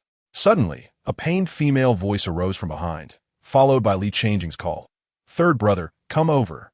Li Weizhou, upon hearing this, took his time before approaching leisurely, crossing his arms over his chest. He looked at the two individuals whose injuries had been neatly bandaged and smiled. Fourth brother, it has been years. I trust you are well? Li Changjing still felt as if he were dreaming, staring fixedly at Li Weizhou, unable to comprehend. Third brother, how did you end up here? Observing his demeanor and gait, Li Weizhou did not seem like a master returned to simplicity. He certainly carried an air of pretension. After a while, Li Changjing managed to collect his thoughts and inquired, but you are here to save people. He exhaled in apprehension, but his gaze remained fixed upon Li Weizhou, his tone shifting to one of irritation as he exclaimed, Are you so desperate for money that you ventured out at this late hour to buy incense? What if something were to happen? This time luck was on your side. But have you forgotten about uncle and aunt? His voice crescendoed, and his anger intensified. Li Changjing's words struck Li Weizhou like a bolt from the blue. The cold, aloof expression on his face faltered, and tears welled in his eyes. Li Weizhou found himself internally amused. You intend to lecture me? Truly, I am a genius. In light of his elevated spirits, he observed the girl who appeared somewhat flustered as she sought to comfort Li Changjing and asked lightly, Fourth brother, is this your sister-in-law? You truly are fortunate in love. But is her head not quite clear? Why would you bring your sister-in-law into such a perilous situation? Do not let pride cloud your judgment. It can render one foolish, endangering both oneself and others. Should anything happen to you both, what becomes of the child? The two instantly appeared flustered, and Li Changjing momentarily forgot his sorrow, though the girl was evidently a mixture of shyness and joy. Li Changjing exclaimed, Third brother, what nonsense are you spouting? This is my colleague from the Yuxing division. At this moment, the girl no longer remained a bystander and interjected, Third brother, thank you for saving both me and Aining. My name is Zhao Yuanji, a good friend of Aining. Her tone was earnest and precise, yet one could discern her delighted mood. Li Changjing calmly added, She is the princess of Ian from the Qi Wangfu. He reminded his third brother not to speak carelessly. Li Weizhou exclaimed, Oh, this is my first encounter with a genuine princess. You are indeed quite lovely. Zhao Yuanji, undaunted, glanced at the now stoically changing and smiled at Li Weizhou. You are not quite what I expected. Aining has mentioned you. You bear a striking resemblance to him, even more so than your elder brothers. Li Weizhou was astonished. You have met the family? Zhao Yuanji blushed, unable to contain her delight, revealing her evident affection for the fourth brother. In truth, Zhao Yuanji found the situation amusing. After learning of her status, she had never encountered someone so brazen before. Even in the capital, Li Weizhou chuckled. You were nearly dead, yet you still let the young lady leave first? Very well, I shall cease my words. Noticing Li Changjing's growing impatience, he tactfully restrained himself. Zhao Yuanji even apologized for Li Changjing's unfriendly tone. He only speaks to you like this. He hardly speaks a few words daily. He rarely converses with his master, preferring to practice swordsmanship. Li Weizhou retrieved a golden-brown roasted chicken from a fire, warming it before tearing it in half. One half for the stoic young man, Li Changjing, and the other for Princess Zhao Yuanji. It was evident that Zhao Yuanji retained some innocence. Despite her significant injuries, she still possessed the spirit to engage in conversation. After taking a bite of the roasted chicken, she looked at Li Weizhou and praised, This is truly delicious. Li Weizhou smiled, Eat quickly. Only when you are full will you have the strength to escape. Should any evildoers appear later, at least you will have some means of defense. Li Weizhou chuckled. It seems the Yuxing division wields considerable power. Even your brother is under their influence. What your team? Why are only the two of you pursuing the criminals? Li Changjing paused momentarily, his hand still grasping the chicken, but he remained silent, continuing to eat at a much slower pace, appearing burdened. Zhao Yuanji's expression also darkened, and she replied solemnly, They all perished in battle. We were ordered to capture Yi Yun, a disciple of the Shangqing Palace who had fallen into the demonic path. None anticipated that a third-generation disciple would be so formidable. He possesses something strange about him, exhibiting signs of madness, draining blood from others. Yet his martial prowess is unparalleled, rendering him nearly indestructible. Wang Shixiang and the others are grieving quietly. Li Changjing suddenly inquired, What did that old man look like? Third brother, did you see him clearly?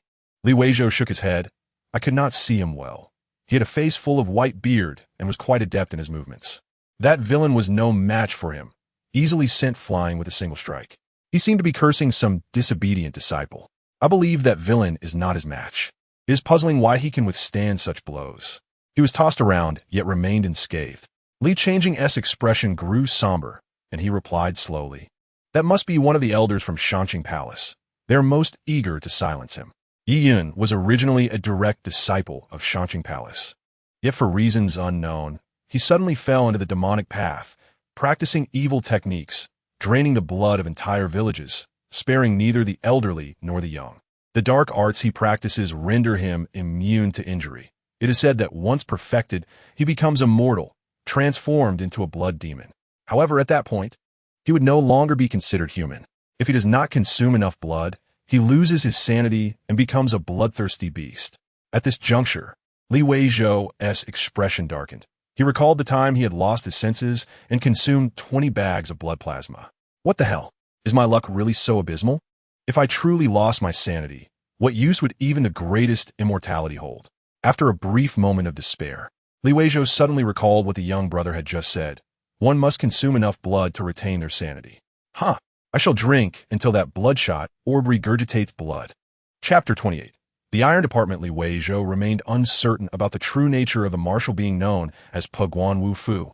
Yet one fact was indisputable. Its resilience far surpassed that of an ordinary person. The two individuals who had previously been on the brink of death were now astonishingly able to stand and walk. Li Chongning, however, remained obstinate, insisting that Weizhou should not embark on his journey alone. Yet, he was visibly moved by the iron token presented by Zhao Yuanji, glancing at it several times with a troubled expression, seemingly reluctant to allow Weizhou to take charge. Noticing Li Chongning's affectation, Weizhou admonished, "You are being overly fussy. Dawn is approaching. What more could possibly happen? You have lost numerous colleagues in battle, and Yuanji is gravely wounded, yet you still choose to fret. If I were not at a disadvantage, I would surely teach you a lesson." Weizhou chastised further. "Look at Yuanji. She understands matters far better than you do." Li Chongning felt a prickling sensation at the nape of his neck and exclaimed helplessly, "She is the princess of Yian, not just any ordinary princess. Her grandfather is the venerable Qi Wang, the first among the 3 emperors of Daqian. Although he has retired from politics in his old age and has not intervened in state affairs for many years, who would dare to underestimate this esteemed elder?" Princess Yian, feeling unappreciated, became somewhat indignant. "Zhang Wani is the daughter of a great general. Why do you not refer to her as Miss Wani? What is wrong with my brother calling me by my name?" Weizhou, blissfully ignorant of the nuances, delighted in the unfolding drama, and chimed in, "Indeed. Are you perhaps one who favors wealth over virtue? Do you wish to associate with the daughter of a general?" Li Chongning, typically the stoic brother, was now nearly driven to the brink of frustration, twisting his neck in anger. "Do you not understand the difference between the Qi Wang and a mere general?" Zhao Yuanji seemed genuinely affected, exhibiting a rare moment of self-doubt. "My grandfather has not been involved in affairs for many years. He is not as powerful as the great general." Li Chongning, not a fool, after a moment of fury, calmed slightly and said to Weizhou, "You may go, but do take care of yourself." Weizhou disregarded him and took a few steps toward the campfire, rummaging under a stone by the roadside and astonishingly produced 2 exquisite swords.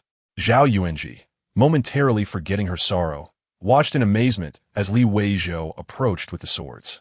Instinctively, she accepted one, noticing the inscription on the scabbard that read Shu In Jian, Lady S sword. On the other hand, Weizhou forcibly thrust the second sword into the astonished hands of Li Chongning, whose scabbard bore the inscription Junzi Jian, Gentleman S sword. A gentleman and a lady. Were they not a perfect pair by nature? Zhao Yuanji was overjoyed. Then, Weizhou clapped his hands and turned to leave. Li Chongning's expression was complex, as he seemed to wish to say something but remained silent. It was only after Weizhou's figure vanished into the night that Zhao Yuanji gently urged, "Ning, cannot you see? Your brother is no ordinary man. He is exceptional, so there is no need for concern." At this juncture, Li Chongning comprehended that Weizhou was certainly not the ordinary individual he portrayed, lacking any martial foundation. Yet how could this be? He slowly drew the Junzi Jian from its scabbard. As the blade emerged, the chilling aura it radiated was somewhat exaggerated, yet the slender, straight blade glimmered in the moonlight, resembling a serene autumn lake, its edge sharp enough to instill fear in the beholder. It was indeed a top-quality sword. Zhao Yuanji also unsheathed the Shu In Jian, equally astonished. She cast a bewildered glance in the direction Weizhou had departed, then surveyed her surroundings. Was this truly merely a desolate borderland? Without alarming anyone, her first task was to retrieve the corpse from the other side. It was a chilling endeavor, but she managed to search and discovered a tome of unknown material, which Li Chongning had referred to as the Hua Shui Mo Gong, blood transformation demon technique. Upon opening it, the malevolence was evident. It demanded the consumption of fresh human blood to harness vitality for power. Weizhou, unwilling to linger, promptly incinerated it. Such actions would lead to severe consequences even in the world he once knew. Disregarding that matter for the time being, he pinned a note stating in seclusion, "Do not disturb," and affixed it to the door. Securing the windows and doors, he assumed a stance, and with a single thought, he transcended to another realm. This was the first time he stood in a stance outside the medicinal bath. Nightfall approached. The floor was still littered with a corpse and remnants of flesh and soil, presenting a dismal sight. Weizhou was indifferent to this, knowing he would address it once the night deepened. At this moment, he held his phone, adjusting the camera to view his own eyes on the screen. He felt an inexplicable flicker of red light. After a moment of silence, he ventured out toward the slaughterhouse. Fortunately, due to the nature of the work, most slaughterhouses operated at night, ensuring a steady supply of fresh blood. A pig weighing between 100 to 150 kilograms would yield approximately 7 to 8% of its weight in blood, translating to about 7 to 12 kilograms per pig. In this vast mountain city, with over 100 slaughterhouses producing an annual output exceeding 40 million pigs, supplying fresh meat for over 30 million residents, the daily yield of pig blood amounted to approximately 800 tons. Aside from a few large-scale operations, most slaughterhouses grappled with the disposal of this blood, as stringent environmental and health regulations often rendered compliance financially burdensome.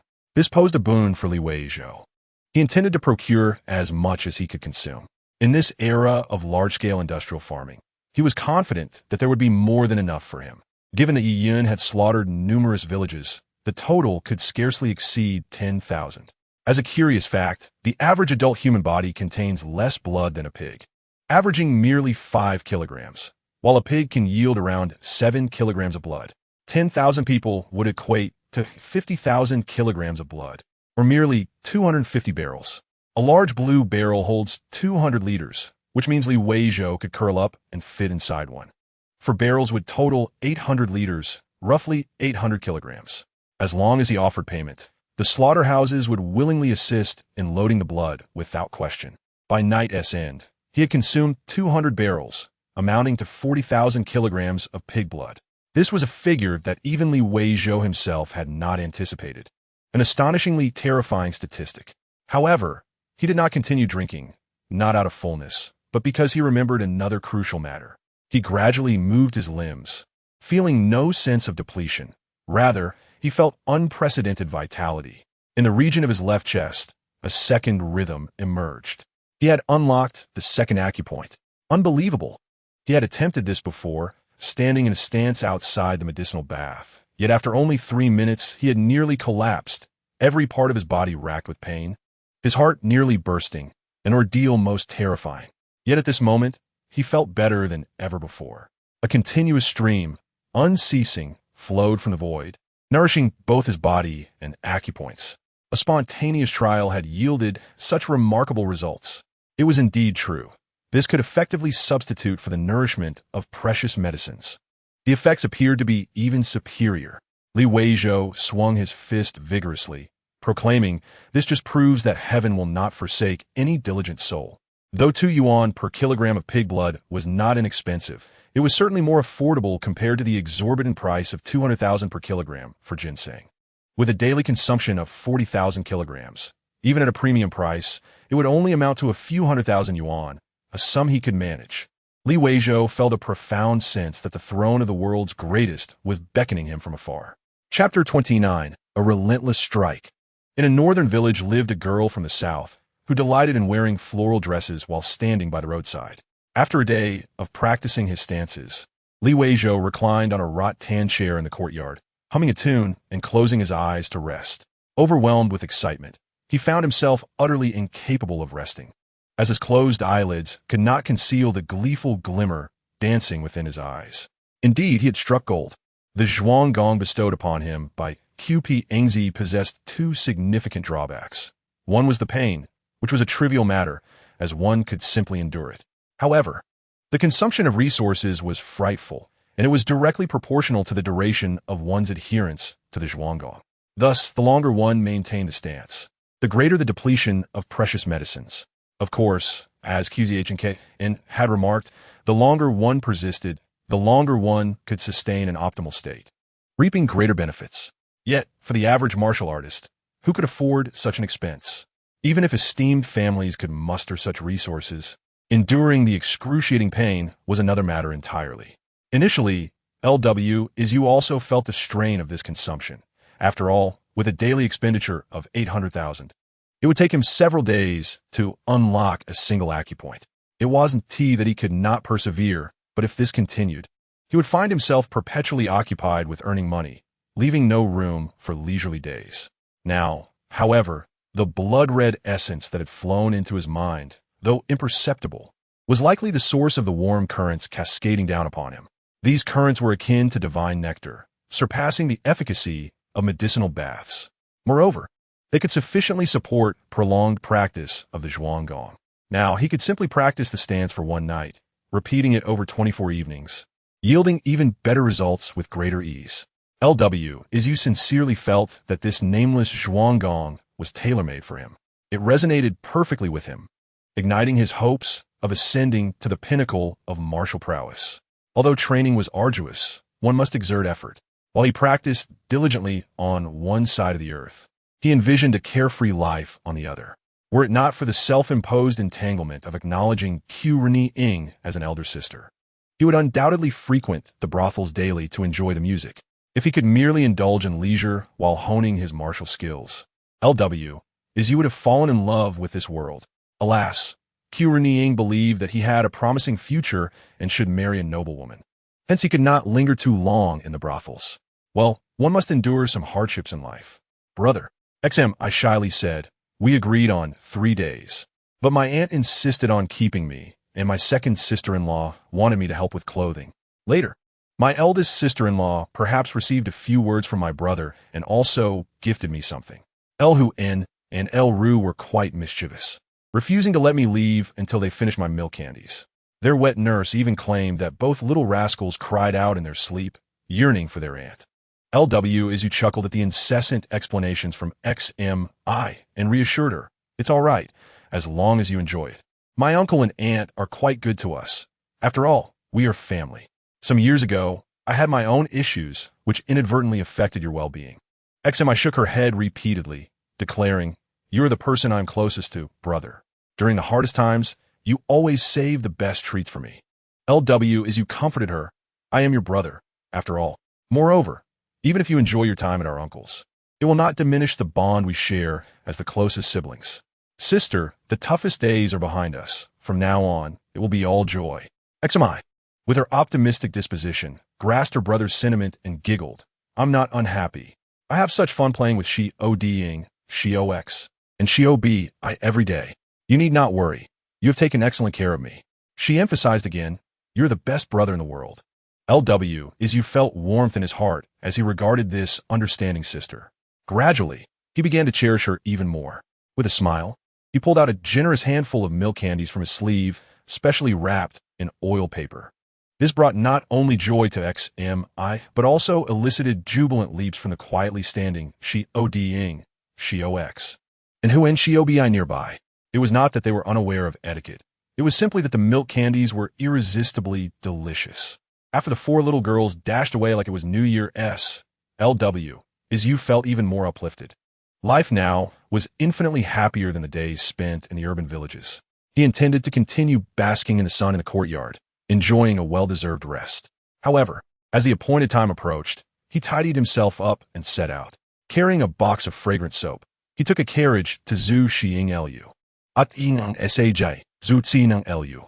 Ever since LW, as you had aided Renjian in winning the Mid-Autumn Festival Flower Contest using his father's poetry, his standing here had risen significantly. He wondered if his father, LDW in the afterlife, would be displeased to learn that his son had earned a reputation in the brothel scene. However, today, something felt off at Zhu Xing Lu. The doorman, S.Ing.S.H., who usually groomed the horses at the hitching post, was nowhere to be seen, and the small teapot that typically welcomed guests was absent from the threshold. A woman he had exchanged a few words with seemed to see him, yet acted as if she hadn't tea, hastily lowering her head and leaving. Furthermore, according to LDL Ing and LCH Ing In, Renjian's connections were rather formidable.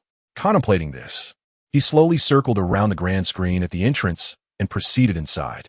Suddenly, he heard a piercing scream, and before his eyes unfolded the sight of 2 indistinct figures engaged in combat, clearly at odds. This was the first time he had witnessed martial artists of genuine skill in action before him. Instantly, LW, as you felt a surge of anxiety. akin to the fear of being caught in the midst of a brawl between two burly men. YWNGCHN, do not be excessive in the Upper Qing Palace. The furious shout of Q Renjian reached his ears, and LW, as you first noticed the figure that had just fallen with a cry. It was Yun, half of her body exposed, with a blackish-purple handprint imprinted upon her fair chest. In an instant, Q Renjian and her opponent took their positions on either side, yet the situation appeared dire. Q Renjian seemed to be at a disadvantage, her expression awry. It was truly lamentable that a novice could not even discern the movements of experts in battle. In that moment, all prior pride and satisfaction evaporated. The Zhuanggong could indeed unlock acupoints and establish a foundation, yet without formidable martial skills, one could only be a mere puppet awaiting slaughter. Mastering martial techniques, however, was not a path that could be hastily traversed. It required mentorship, innate talent, and relentless effort. The adversary was a young man, distinctly handsome, yet exuding an overwhelming malice. His once comely visage now twisted into a malevolent grin. Such an expression needed no makeup to portray a villain. He was clearly of ill repute. YWNGCHN? What a ridiculous name. Suddenly, LW, as you noticed that SH had already fainted behind the door. He retreated slightly, taking the opportunity to check on SH. Discovering a faint pulse, he decided to leave him for now. At this moment, LW, as you found himself closer to the grand screen, contemplating a potential escape as long as no one pursued him. It was not that he was cowardly. Rather, it was wise to avoid being a burdensome teammate at such a critical juncture. YWNGCH stood there, coldly observing this unexpected intruder with an air of indifference and condescension, as if contemplating the capriciousness of fate and how it could alter the course of a mere insect's life. Without uttering a word, his companions from the Upper Qing Palace harshly reprimanded. What sorcerous thief dares to intrude? Kneel and repent. LW, as you thought. What an unjust accusation. To his surprise, Q Renjian also shouted sternly, Who permitted your entry? You, a mere teapot, dare to enter the Grand Hall? Depart at once. LW, as you immediately complied, saying, I acknowledge my fault. With that, he turned to leave. However, others were not foolish. YWNGCH cast a bemused glance at Q Renjian before suddenly lunging toward LW. Is you, stop. Q Renjian cried out in alarm, rushing after him. Yet, YWNGCH seemed to take delight in the chase, accelerating as if intent on ending LW is Yu's life. In the face of life and death, who cared about secrecy? Ha ha ha. YWNGCH laughed heartily, his face adorned with mockery. The Eastern Palace employs worthless trash like you. How can they not fail? The ruthless and cunning woman, Zweiking, surprisingly reveals herself to be a fool. Very well, today I shall send you on your way.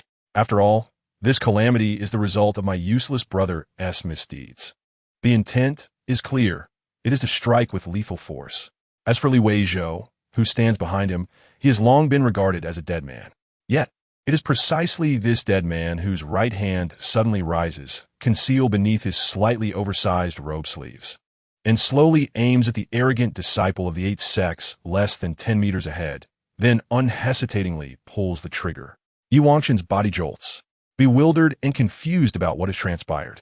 Weizhou stands there expressionless, continuously pulling the trigger until all 5 bullets of the revolver are expended. He then shakes his hand to extinguish the flames on his sleeve. Though selfish, he cannot bear to watch a woman, who disregards her own safety to save him, face the peril of life and death. Chapter 30. Zhoder Silence. An eerie stillness envelopes the atmosphere. The sound of the Smith Wesson 500 firing is no less thunderous than the roar of the heavens, yet within the confines of Zhuexiang Tower. It is so quiet that one can hear the very breaths of those present. From the moment Weizhou fired until Yi Wangshan collapsed, only a few breaths passed. The crowd remained utterly bewildered about what had just occurred. All gazes first fixated in disbelief on the once arrogant Yi Wangshan, now lifeless and surrounded by a pool of blood. After a moment, they collectively turned their attention to the pale-faced youth, who appeared utterly defenseless. Aside from the tattered sleeve, nothing seemed to have changed. At this juncture, one can discern the seasoned experience of Qi Ernyang. Although she too was rendered speechless by shock, she quickly switched to her left hand to wield her sword, drawing it like a swift green serpent, and in an instant, She killed the two disciples from the Shanqing Palace who had accompanied Yuan Qin. The two disciples, caught off guard and in a state of shock, were utterly defenseless against Qi Ernyang, resulting in their immediate demise. With the external threats eliminated, Qi Ernyang stared blankly at Li Weizhou. Yet, Li Weizhou wore a smile as pure and pristine as a white lotus, even shrugging in response to her gaze. As Li Weizhou prepared to reveal his secrets, Qi Ernyang preemptively obstructed him, saying, "Do not speak of whether it is your mother or father's legacy."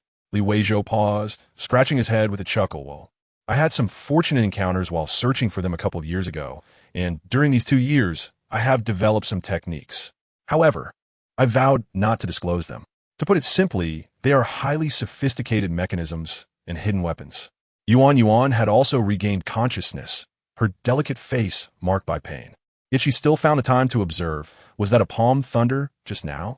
Her gaze, reminiscent of a pug seeking its master, clearly indicated her desire to partake in the spoils. Li Weizhou glanced at her, smiled, and ignored her, pointing at the corpses on the ground. He asked Qi Ernyang, "Sister, what manner of trash are these? Isn't it forbidden to use weapons within the city?" Qi Ernyang first chuckled, then sighed. "Ordinary people cannot, but they're disciples of the Shanqing Palace, so they naturally can. Most importantly, the Shanqing Palace is under the authority of Prince Wei. Therefore, even such a serious incident can be suppressed." Li Weizhou asked in confusion, "What is this Prince Wei? Why do they seek trouble with you?" Qi Ernyang smiled bitterly. "Because I am an official of the Eastern Palace. It is a cliché detail. Prince Weizhou Zhaoyun is the second son of the current Longyuan Emperor, but his birth mother is the current empress. The mother of Crown Prince Zhao Zhaoyun is the deceased empress. With a stepmother comes a stepfather. Had it not been for the Empress Dowager's control and the supervision of the royal house, the position of Crown Prince Zhao Zhaoyun would have long been in jeopardy. However, the Empress Dowager is aging, and the Qi Wang is likewise nearing the end of his days. Everyone knows that the Crown Prince's position will eventually be usurped by the most favored son of the Longyuan Emperor, Prince Wei, which places the Crown Prince's lineage in a precarious situation. Cliché as it is, this has been a recurring saga throughout history. Li Weizhou was uninterested in these matters, only curiously inquiring, "Do they dare to act so recklessly against you?" The Crown Prince has not yet been deposed. Qi Ernyang shook her head. "Not quite. They have turned the tables on me, accusing me of colluding with a blood demon, claiming I nurtured blood slaves for the demon after they just slaughtered a Hu woman's household. Moreover, we are not afraid of their backing. We act based on our strength." This incident was unexpected. Who would have thought that the Shanqing Palace would send 3 elite disciples at once? But you need not worry. They sought their own demise, and afterwards, the Shanqing Palace cannot hold me accountable. This matter does not concern you. I will dispose of these 3 corpses and feed them to the dogs." Hearing this, Li Weizhou breathed a sigh of relief, then pointed at the young lady Yuan, saying, "What about this one? She is still alive. What shall we do?" Yuan, ever astute, crawled to Li Weizhou's feet, clinging to his leg, and pleaded, "Brother Zhou, please spare me. I will do whatever you ask of me." Qi Ernyang cast a disapproving glance at the two, but still reassured Li Weizhou. "She has been my sister for many years. Our lives are tied together, so it is not a concern." Yuan, still unsatisfied, clung to Li Weizhou's leg, crying, "Brother Zhou, do not listen to her sweet words. Wan and the others have all been hidden away by her, bringing only me to face 3 fearsome brutes. If it weren't for you helping me dress, I would have been in dire straits." "Enough," Qi Ernyang sharply interrupted, her eyes narrowing as she halted Yuan's hand from sliding up Li Weizhou's thigh, scolding, "You were not attentive to the guest just now, and now you act so brazenly?" Yuan, unable to retort, attempted to stand while still holding onto Li Weizhou's leg, retorting, "Qi Qingwan, do not speak without understanding the pain I endured. That scoundrel nearly crushed my chest. What more could I do? I tell you, Qi, had it not been for Brother Zhou today, I would have surely perished. I owe you nothing. From now on, I belong to Brother Zhou." Li Weizhou covered her delicate face with his hand, pushing her aside somewhat cruelly, saying, "Sister Qi and I are family. My people are her people. You should be diligent in your duties." Having said that, he turned to Qi Ernyang. "I will not reveal myself in this matter. Sister, you take care of it. I shall remain an unexpected hero and wait for an opportunity to save the fair maiden." Upon hearing this, Qi Ernyang smiled and nodded, while Yuan remained persistent, pleading, Brother Zhou, could you perhaps gift me one of those palm thunders you wielded earlier? Next time I encounter a villain, I wish to blast them to pieces. Brother Zhou, I'm so frightened. Even she, a 6th-level master, cannot withstand this 5th-level ghost. It is utterly unreliable.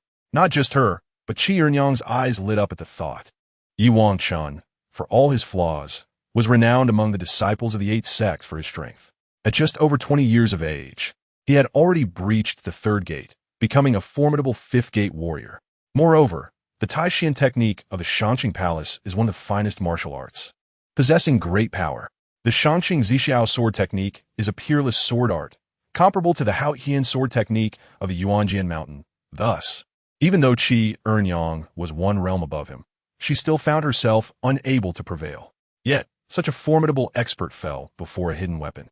Who could possibly disregard such a hidden weapon?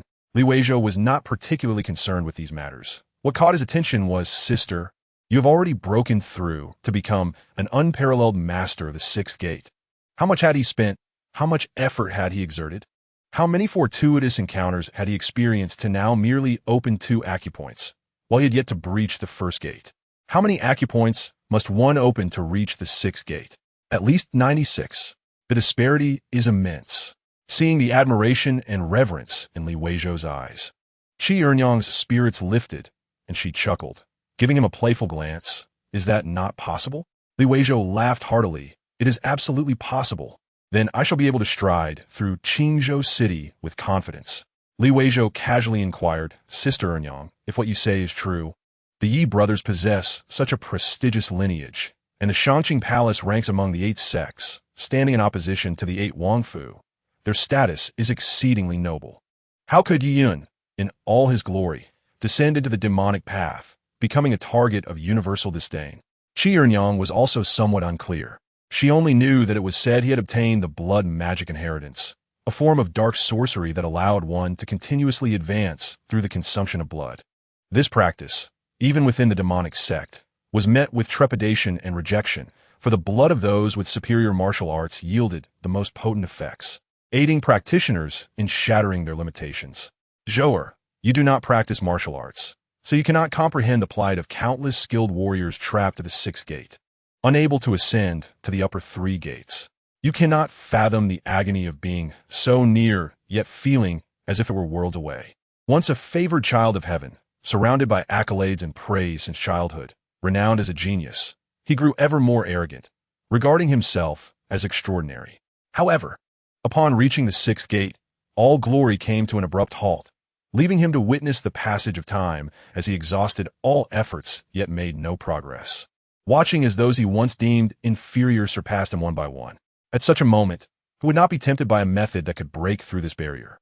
If I were in his position, I could not guarantee that I would resist the allure. Li Weizhou blinked in response. "What is Zhou?" He recognized a somewhat similar nickname, Gor. Qi Ernyang shook her head. "That is not the case. It cannot be compared." Li Weizhou questioned in astonishment. "Such a miraculous martial art, and it cannot be deemed so?" Qi Ernyang nodded. "The foremost supreme technique of the demonic sect is the Tianma Xiankong. Its power is unparalleled. As for the blood magic inheritance, although it is an ancient dark art of considerable might, all past blood demons have met grim fates, without exception. Thus, it cannot be considered the supreme technique." Li Weizhou lamented, "Sister, that stings." Chapter 31. The moment of being number 1 in the world. Li Weizhou appeared unable to comprehend. His face etched with confusion as he asked, "Surely, the Shangqing Palace does not lack formidable techniques. Why then did Yi Yun choose to descend into the demonic path?" Qi Ernyang shot him a glance. "Have you not been listening? It is said that the blood magic inheritance can break through the barriers of the upper 3 gates of the Longmen. You do not understand how many heroes of the martial world have bowed before this Longman." Li Weizhou gazed into Qi Ernyang's enchanting eyes and tentatively remarked, "Such a wicked technique must surely have significant backlash against its user, no?" Beside them, Miss Yuan chimed in with a playful laugh. "No wonder Sister values you so highly. You truly are level-headed. There is indeed backlash. Just look at the fate of the Yi family, TSK. Li Weizhou humbly replied, "Perhaps it is because I am not a practitioner of martial arts." He requested his sister to demonstrate what made the 6th gate martial artist so formidable, so that he an avid martial arts enthusiast, could gain a clearer understanding. He had barely caught the exchange between Qi Ernyang and Yi Wangshen during their battle. Qi Ernyang, naturally, would not decline. She lifted Yi Wangshen's lifeless body and struck the area where he had been shot. A dull thud echoed, as if hitting a piece of leather, followed by a clattering sound as a metal ball fell out. Yuan rushed forward to pick up the metal ball, examining it with curiosity. Upon seeing the deformed bullet, Weizhou narrowed his eyes, his expression growing serious. This was one of the most powerful handguns in human history, capable of piercing several centimeters of steel plate. Yet it had failed to penetrate a flesh and blood body. This was only the fifth gate. Qi Ernyang seemed to sense Weizhou's concern and explained, "You were fortunate." This concealed weapon struck his bone, specifically the thick spine, dispersing all the force within his body. I estimate it may have had the strength of a casual strike from someone at the upper 3 gates to have killed this scourge outright. Had it pierced through completely, he would likely have survived and escaped, leaving us in a truly troublesome situation. At the very least, we would not be so leisurely now. Would you like to give it a try? Weizhou appeared perplexed. How would I try? Strike again? The concealed weapon has been expended. Qi Ernyang regarded him with a disapproving look. To strike with your hand and see what the flesh of a fifth gate martial artist is like and how hard the bones are. At the upper 3 gates, the skeletal structure is greatly reinforced, becoming incredibly tough. If this concealed weapon struck an ordinary person, it could easily shatter their spine. Weizhou hastily waved his hands. Never mind. Let us wait until we can capture a live one for a proper demonstration. Striking a corpse brings ill fortune. That hardly counts as heroic. He primarily worried that if he touched Yi Wangshen's blood, he might lose control and turn him into a desiccated corpse.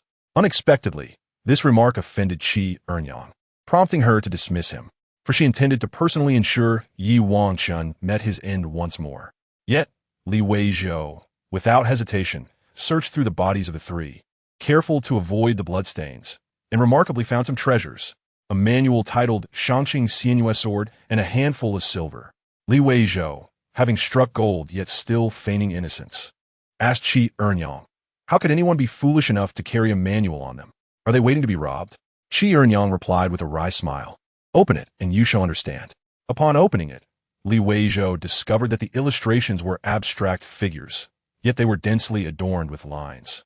Tiny characters indicating the names of acupoints. He had always thought manuals were merely for sword techniques, yet he now realized they required the activation of acupoint energies. Each move necessitated the activation of different acupoints, stimulating internal energies. In Weizhou's understanding, it was akin to different muscle groups working in harmony to unleash powerful attacks. Such complexity, indeed, required constant observation during practice. The multitude of acupoints and meridian diagrams meant that even a slight error could prevent one from mastering the essence. The more intricate the method, the greater the potential power. Regrettably, his current acupoints could not support such a sword technique. Unwilling to give up, he suddenly had a brilliant idea and asked, "Sister, could I use this manual for stance practice?" Qi Ernyang was momentarily at a loss for words in response to this naive question, while Yuan burst into giggles, teasingly saying, "Brother Zhou, have you ever heard the saying, techniques are lifeless, but practitioners are alive? Only a fool would practice dead moves. You are more talented than that. Yet you want to use the techniques as stance practice. Your acupoints are not yet open. You would be merely wasting your efforts." She playfully pointed at her own head. Weizhou remained undeterred. "What do you know?" He glanced at Song Shi, who lay like a dead pig at the doorway, and asked, "Sister, it seems that Protector Song has no hope left. Should I bury him?" The corpse slightly trembled. Qi Ernyang chuckled. "He won't die. He practices horizontal training." Weizhou, puzzled, inquired, "If he won't die, why did he not act earlier, watching you being bullied?" "Never mind. I shall proceed to bury him." Song Shi could no longer maintain his facade. He forced himself to raise his head and wheezed, "Young master, do not think that just because you have a concealed weapon, you can wrong me, old Song. I will rise and fight you to the death." Qi Ernyang explained, "Horizontal training does not mean one cannot be harmed. Today, Yi Wangshen came looking for trouble. Had it not been for Song's exceptional horizontal training, he would have already been disabled." Weizhou's eyes sparkled with renewed interest. Sword techniques were merely for show, but he had his own powerful killing moves. However, Song uncle, no matter how you look at it, I have saved your life today, correct? I am not seeking to repay kindness with malice. But regarding horizontal training, if you do not impart to me today, I will truly feel unsettled. Gazing into Li Weizhou's bright, star-like eyes, Song Shi sighed heavily. He realized that if he refused, this fellow might very well drag him to the back garden for burial. So he resigned himself to his fate, saying, if you can endure this hardship, then practice. It is yours.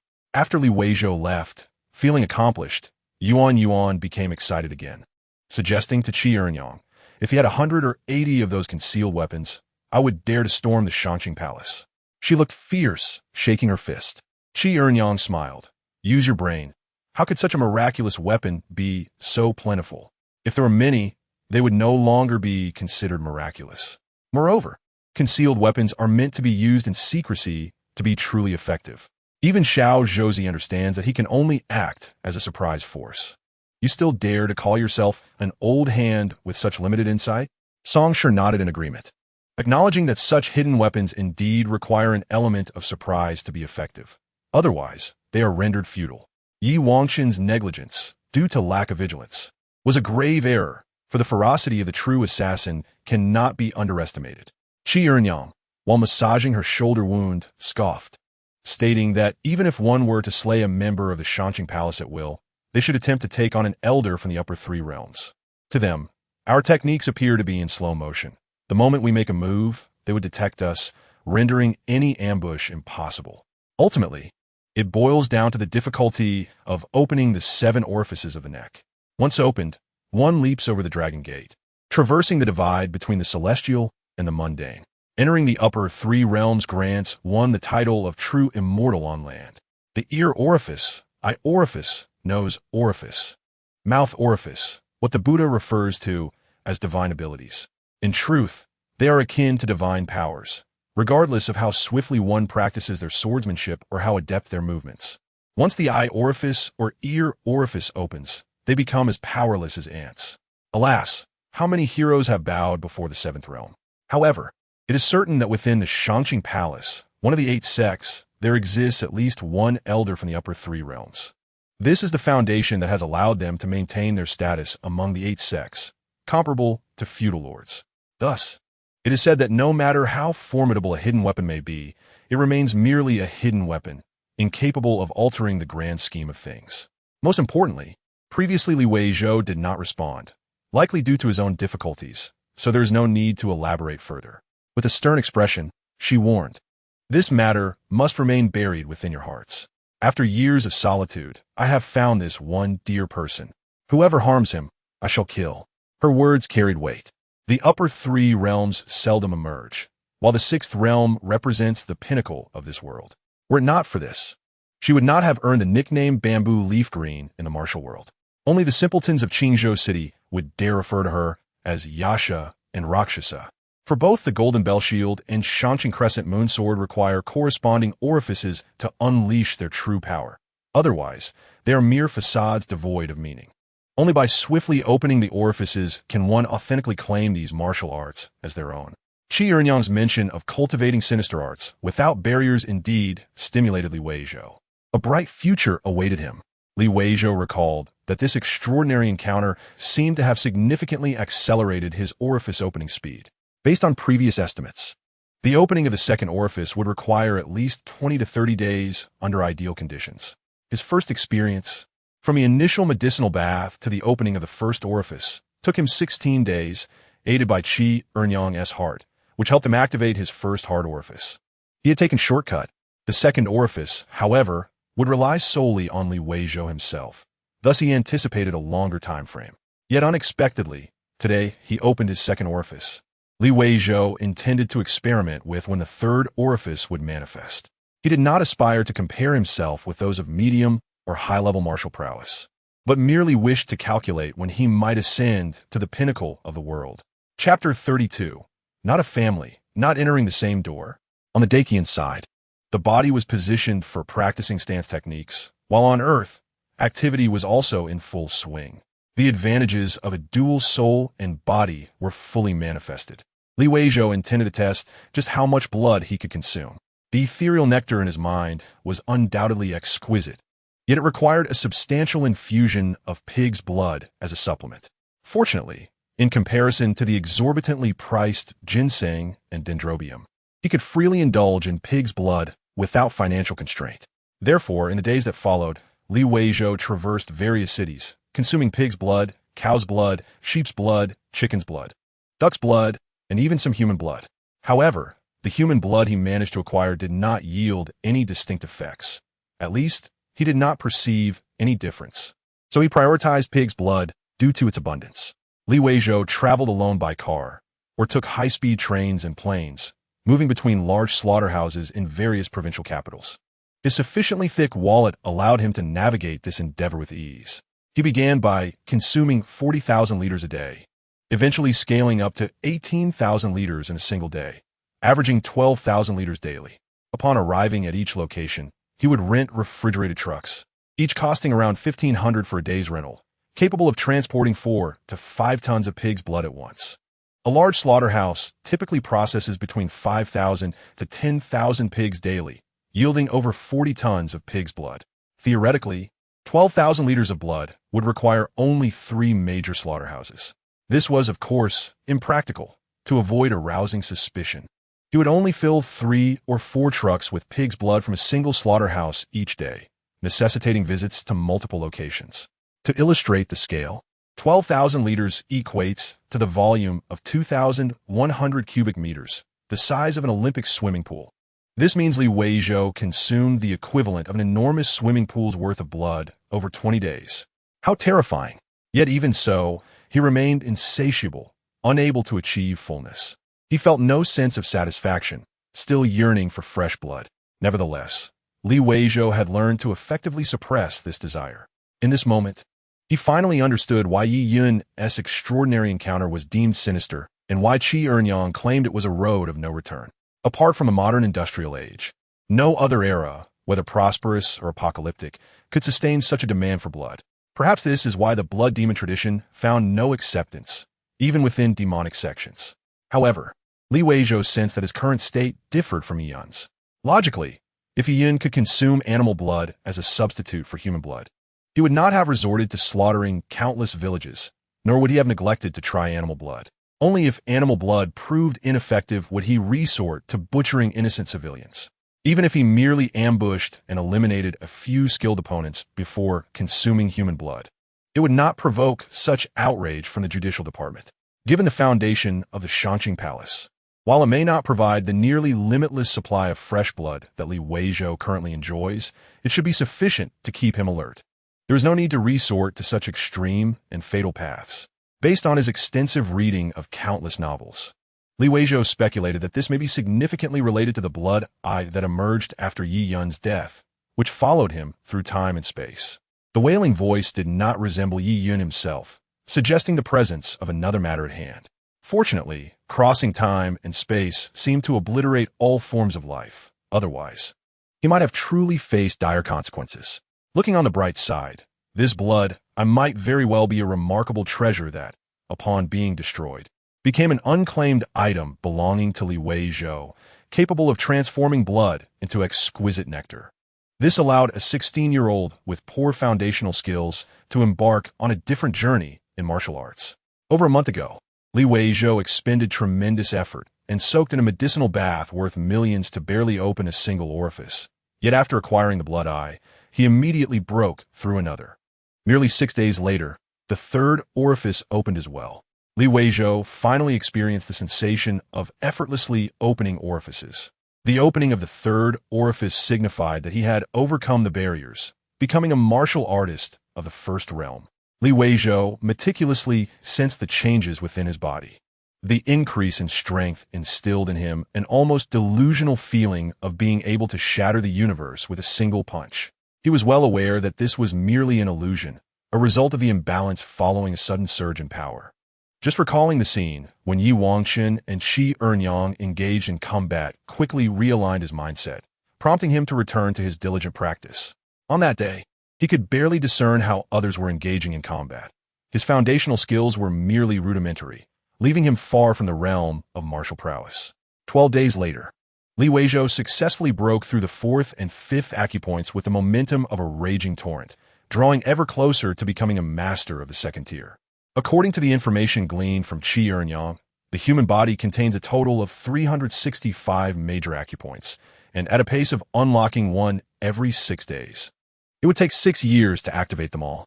Of course, this was merely his speculation, as both Qi Eryang and Song Shi had clearly informed him that the further one progressed, the stronger the body became, and the more challenging it was to open the acupoints. Even those with superior martial bones face nearly no bottleneck in the first 6 stages. Yet prodigies who begin practicing at the tender age of 4 or 5 often do not break through to the 6th stage until they surpass their 20s. Why the division into 6 stages?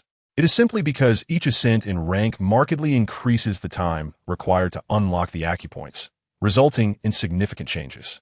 However, all of this felt too distant for Li Weizhou. Even theoretically, 6 years seemed a long way off. He resolved to focus on the present, diligently honing his skills while also striving to procure blood resources. He expressed gratitude for the strength of his nation, the people's fondness for pork, and the advancements in large-scale farming techniques during the industrial age, all of which provided him with an almost limitless supply of blood. Even the emperor of Deqian, along with the so-called 8 kings and 8 clans combined, could not possibly amass such resources of fresh blood daily. Coupled with his own efforts, Li Weizhou was confident that his future would only grow brighter. You save Laosi. A month later, when Li Delong and his son Li Chang'an returned to Shiqiao Street, their expressions were so vivid that they elicited laughter. Li Weizhou took pleasure in observing the myriad emotions of the world, relishing even the scent of the earth after rain, for it affirmed the vitality of this genuine world as opposed to mere fantasy. Recently, Li Delong seemed to have prospered to the extent that he had gained some weight, his head taking on a shape reminiscent of a fierce tiger, particularly his forehead, where wrinkles seemed to form a character resembling King. In contrast, Li Chang'an wore a conflicted expression, yet, unlike the serious Li Delong, he bore an unmistakable smile, albeit with a hint of incredulity. Li Weizhou pondered how significantly fate influenced a person's life. He did not hide anything, providing them a brief explanation. But his understatement left both Li Delong and even Li Chang'an dissatisfied. Li Chang'an could not comprehend why. Despite being too fearful to leave Qingzhou City without the company of the night demon from Zue Xianglu, Li Weizhou now dared to venture out alone at night in search of elusive spices. His last remark, tinged with a sense of melancholy, deeply moved the father and son. It was not just here. Even on the other side of the globe, there were numerous adherents of metaphysical studies, especially among certain influential figures who would go to absurd lengths for the sake of feng shui.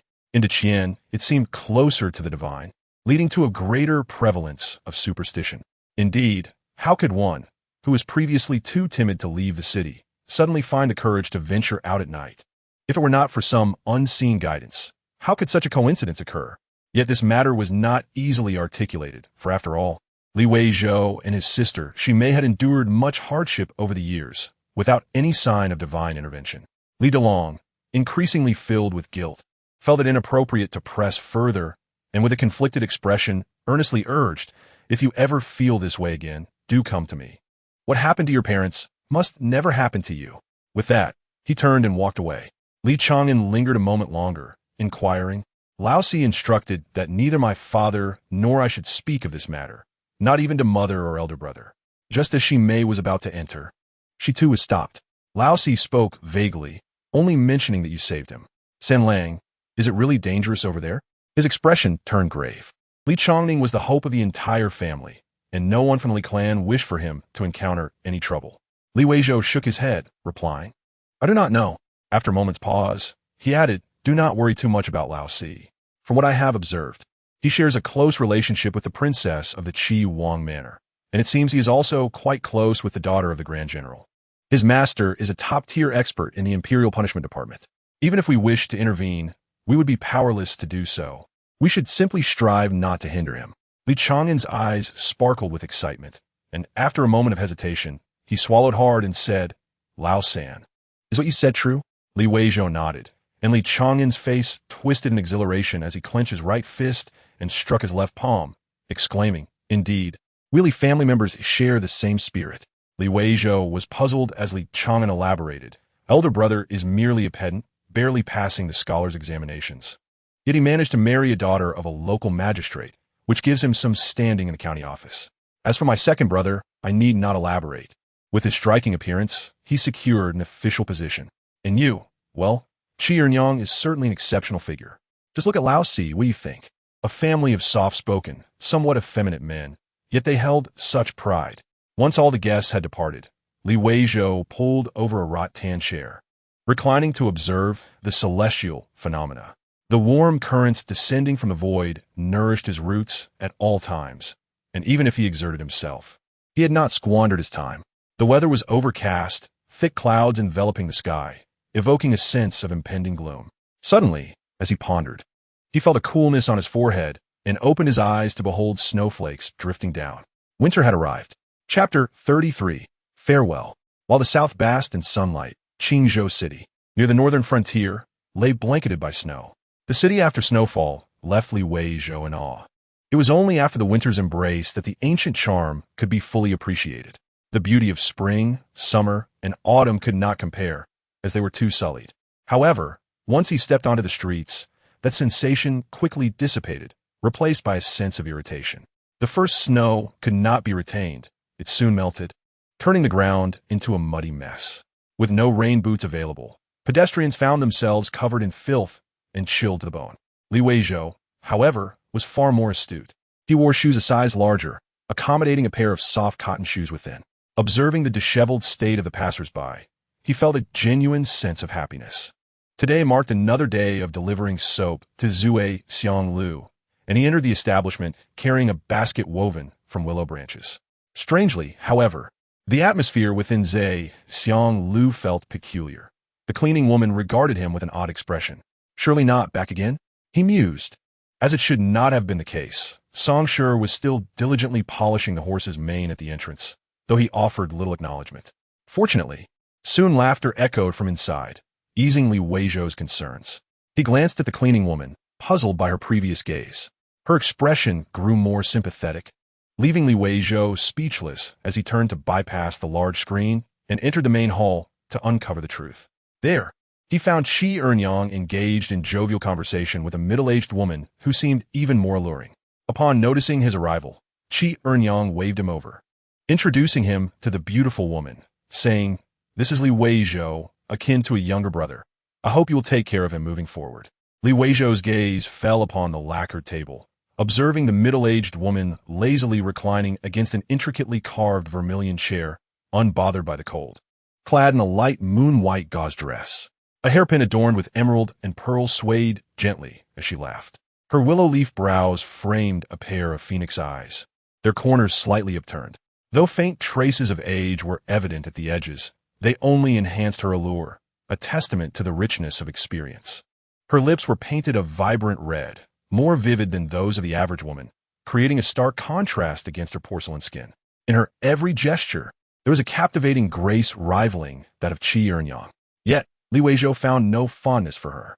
To truly like someone, there must be an instant connection, particularly at first sight. At the outset, Qi Ernyang regarded the downtrodden Li Weizhou with a gaze imbued with goodwill.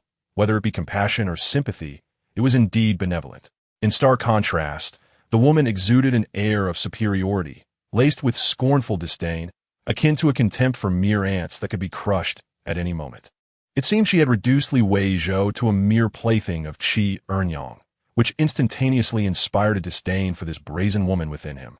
Qi Ernyang, having encountered countless individuals, naturally discerned Li Weizhou's aversion. With a slight raise of her brow, she smiled and said, "Xiao Zhouzi, this is Feng Biwu, a lady from the Eastern Palace's internal affairs, renowned in the martial world, and known as Biwu Jun." Feng Biwu let out a dismissive laugh, not even bothering to glance at them as she indulged herself in her drink. Once they ascended to the third-floor chamber, Qi Ernyang softened her gaze toward Li Weizhou and inquired, "You truly dislike her that much?" "Unbeknownst to you, her martial prowess surpasses mine by a considerable margin. Though we both stand at the 6th level, she is on the verge of breaking into the upper 3 levels, poised to leap into a realm of greatness. My nickname in the martial world is Zweiking, yet they label me as a venomous woman. Listen to how they refer to her, Biwu Jun. She even manages the imperial establishments of the Eastern Palace. Weizhou, unfazed by the royal involvement in such indecent enterprises, remarked with a cold smile. If I were to name her, I'd call her Biwu Nai Nai. Renjian stifled a laugh, her shoulders trembling with mirth, casting a playful glare at Weizhou. Forfeng Biwu indeed held considerable weight in this era, where small yet firm forms were deemed most beautiful. However, Renjian quickly regained her composure and cautioned. Never utter such words in her presence. Feng Biwu is far more ruthless than I am. Her family was once a pillar of the Jinghong Valley. Tragically, her husband was slain by a master from the Woku of the Japan sword sect during a maritime excursion, leaving him maimed and her severely injured, rendering her unable to bear children.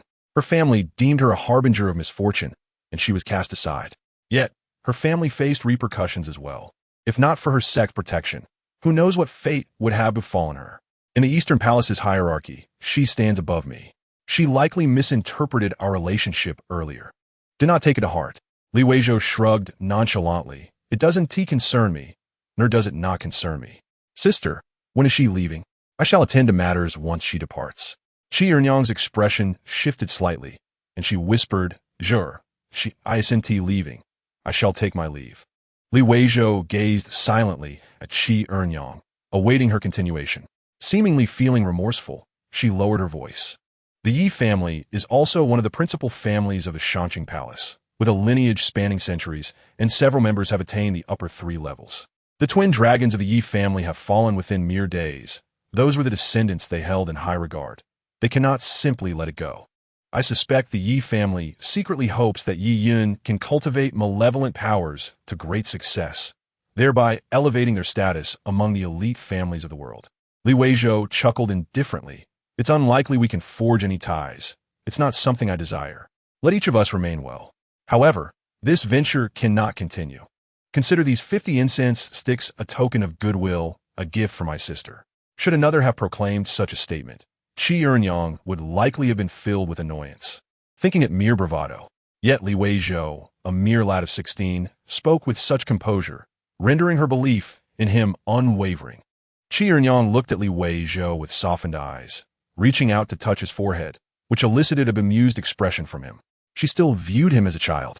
With a giggle, Renjian suddenly leaned in, her delicate lips brushing against Weizhou's forehead, her gaze filled with reluctance as she murmured, Xiao Zhouer, take care.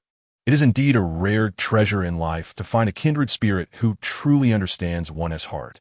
Days later, on a rare sunny day following a snowfall, Weizhou basked in the sunlight in the courtyard. The winter sun was not blinding. With a slight squint, one could gaze directly at it, its gentle warmth imparting a sense of comfort. Upon seeing Lu Zhongguo approach, he nodded slightly and inquired, Is there something amiss? Lu Jiren's expression was grim as he replied, The Zhou family of the Cine ship has truly gone too far. They exploit their connections to monopolize the beef and mutton trade in Qingzhou. The Zhou family has also opened a restaurant. Yet previously they assured us that the restaurant business was open to all and would not diminish our supply of beef and mutton. How could they so swiftly turn their backs on us? Weizhou chuckled softly. Perhaps they have caught wind of something. Nevertheless, it matters little. I anticipated this move. The storeroom still holds 12 barrels of beef tallow. Take some in to fetch it. It will last us a few days. I shall devise a plan. Weizhou regarded him silently, prompting Lu Jiren to realize his error and hastily apologize. It was my folly to speak out of turn. I shall see to it immediately. Yet he recalled another matter. By the way, young master, the number of disaster victims outside the city continues to rise.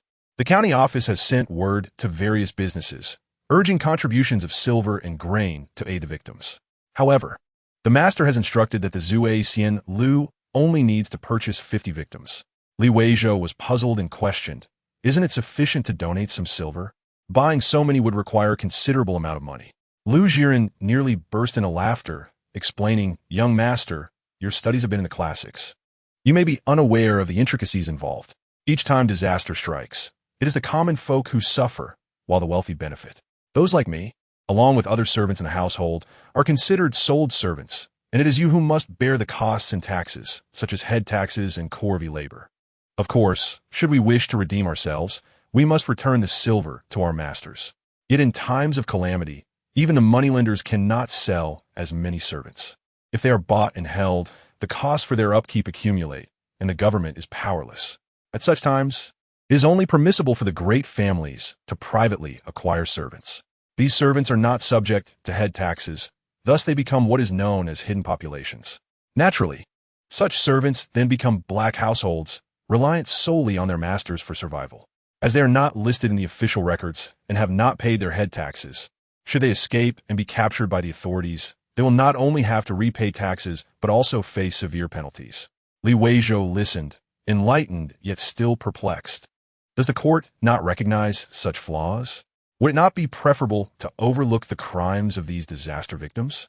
Renjian genuinely laughed this time, saying, "Young master, those in the court are all nobles. Which of them does not need servants to attend to them?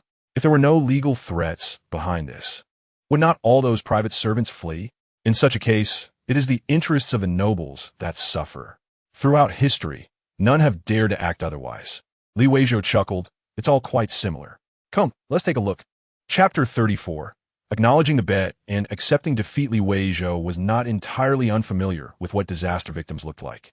From the television broadcasts of the Middle East, images of frantic refugees fleeing from conflict were all too common. However, upon visiting the designated gathering point for disaster victims at the city gate, as delineated by the county office, he quickly realized that the televised portrayals had indeed been overly sanitized. It was already the cold winter season, yet most individuals were clad in tattered garments, barely covering their bodies. The phrase barely covering their bodies might appear trivial on paper, yet witnessing it in person revealed the true horror behind those words. Clothing, particularly cotton garments, was one of the hard currencies of this era, capable of being pawned for money, though one had to pay a fee, if the time elapsed without funds to redeem them. The cotton garments would become the property of the pawn shop. Even more distressing was the sight of many individuals who, astonishingly, possessed not a single article of clothing. Sitting wrapped in tree bark, their expressions devoid of emotion, as if their tears had long since dried up. Today, however, might be somewhat better, as a porridge stall had been erected at the city gate, serving porridge that reportedly contained rice and was quite thick. Meanwhile, the affluent families of Qingzhou on the city gate tower were somewhat exhilarated, pointing and gesturing as if they were shopping for festive pigs during the new year. Among them were officials dressed in formal attire, such as Li Delong, Li Changping, and Li Changyan, referred to as the elder brother, the second brother, and the third brother respectively. After Weizhou caught several glances from the trio, he finally approached and greeted them. Li Delong chuckled and nodded, pulling him by the arm to introduce him to the center of the crowd. "County Magistrate, this is my youngest, Weizhou." The county magistrate, Dong Jiyu, was known as a good official with a respectable reputation in Qingzhou Prefecture. He appeared rather elegant and, perhaps out of courtesy towards Li Delong or the Li family, smiled and said, "You're the owner of Zue Xianlu, I presume? Who would have thought that the proprietor of the esteemed Qingzhou culinary establishment, admired by many wealthy merchants, is such a young lad? Quite impressive." County Deputy Zhou Yunjun stroked his beard and added with a smile, "Indeed, a remarkable young man, displaying commendable filial piety. If not for the current disfavor of the filial piety movement, I would surely endorse you." County Lieutenant He Chong, with a grin that seemed somewhat sinister, remarked, "Naturally, he is remarkable. Otherwise, he wouldn't be living at Zue Xianlu." A chorus of laughter erupted among the men, as the camaraderie of men often resonates in such moments. A man, appearing like a wealthy gentleman but with a face resembling a heavy jujube, grinned and said, "Indeed, young man, it is enviable to ascend from a teapot to the favored guest of a courtesan. It is no ordinary feat at this." The atmosphere dampened momentarily. Li Delong's eyes nearly bulged in annoyance. His forehead creased with a prominent wan character as he glared at the still smiling gentleman and said, "It is indeed no ordinary feat. If Zhou Jianshi does not believe it, let your mother come and see. Perhaps she too would be moved." Laughter erupted once again, although the county magistrate and deputy seemed to feign ignorance. As officials, they preferred to see the local gentry in discord, knowing that if the local giants united, their authority would be rendered insignificant. Pitting the gentry against the commoners was merely a means to sow discord among them. To Weizhou's astonishment, the gentleman in question was actually Zhou Kejin, the head of the Zhou family and also the county S official in charge of household affairs. Remarkably, he did not seem offended and continued to smile, saying, "I suspect it is not a bad thing. Being able to dance a few songs for your esteemed mother is quite an honor. You family members, relying on your looks for a living, are truly enviable." The Zhou family, however, was known for their perpetually grim faces, which naturally bred jealousy towards those who thrived on their appearance. Laughter filled the air, imbued with an ambiguous blend of envy and mockery. Weizhou paused, noticing the gazes of those around him. After silently cursing the air for a moment, he began, "On the Lantern Festival night, a man wandered through the Lantern Fair. A child on the street looked up and asked his mother, 'Mother, why does that man hang a monkey's but lantern on his face and walk around? Isn't he ashamed?' The mother, observing closely, whispered to her child, 'Silly child, that is not a lantern, it is his face. However, this man is born with a complexion as red as a ghost and resembles a monkey's rear. So it is no wonder you mistook it. Such a person, born without a proper face, knows no shame.'" Laughter erupted once more, with Li Chang'an's eyes sparkling in delight, while Li Delong's laughter boomed like thunder, joined by the other officials in hearty mirth. It was evident that from this day forth, the Zhou family's ancestral nickname, Red-Faced Wang, would gain a new epithet, Monkey Butt Face. As history has shown, any nickname grounded in reality tend to spread swiftly. While pleasant names may be tolerable, such ignoble titles, coupled with amusing anecdotes, are detrimental to any family. Indeed, when one glanced at Zhou Kejin, his face was turning a shade reminiscent of a soy sauce jar. His gaze towards Li Weizhou sharp as a blade. Li Chang'an stepped in front of Li Weizhou, a smirk on his face as he addressed Zhou Kejin. "You old scoundrel. How dare you bully my Li family? You should first inquire with your master behind you if he would support you in this." He continued, "By the way, the Northern General Xia should be sending you a letter soon. Additionally, let me inform you of some good news. Starting today, all merchant caravans of the Sini family entering and exiting Qingzhou must pass inspection by the Patrol Inspection Office. I suspect you are colluding with the mountain bandits of the Yuan Mountain to wreak havoc in our town." Zhou Kejin could hardly believe his ears. He squinted and continued to smile at the now grim-faced Zhou Kejin. Yet, it was not just Zhou Kejin who felt discomfort. County Magistrate Dong Jiyu was also feeling the pressure. He was well aware of the unspoken rule in governance: do not offend powerful families. The reason was simple. Few long-standing families operate in isolation. They are often supported by a web of intricate relationships. However, he had not anticipated that the situation in a small place like Qingzhou would be so complicated. The Zhou family was backed not only by one general, but also by a royal house, albeit not of the Jin Prince's main branch, yet still formidable. The Imperial Criminal Office, filled with the Emperor's confidants, only added to the weight of their power. As for the princess of the Qi Wang and the daughter of the Grand General mentioned by Li Delong, they were indeed figures of great esteem. Which of these families could he afford to offend? These families are seasoned players in the game, and while they would not engage in overtly illegal activities, finding a small handle to grasp would be challenging, as the county office was largely staffed by their people, aside from a few officials. Fortunately, these families were caught up in a long-standing feud over interests. Otherwise, as a county magistrate, he would find it difficult to rest at night. With official duties pending, he excused himself, stating, "The plight of the commoners is paramount, and I hope everyone can contribute their wisdom and virtue to ensure no harm befalls the people. I thank you all." He bowed deeply. The attendees naturally returned the gesture, proclaiming, "County Magistrate, benevolent and virtuous." The county clerks recorded this scene, disseminating it far and wide. As the county officials departed, reluctant to become entangled in the ensuing affairs, it was understood that while dividing the commoners was not illegal, especially in times of disaster, it certainly carried a poor reputation. Once most of the county officials had left, the atmosphere shifted dramatically. Zhou Kejin, having seemingly come to an understanding, approached the Li family with a smile, addressing Li Delong. "Li Laohu, now that the outsiders have departed, our earlier performance was quite excellent, wasn't it?" Li Delong retorted angrily. "Sing your mother's praises elsewhere. Who in their right mind would engage in a performance with you? Zhou Huzi, your audacity is astonishing. Daring to meddle in our family affairs. Just wait and see who outmaneuvers whom."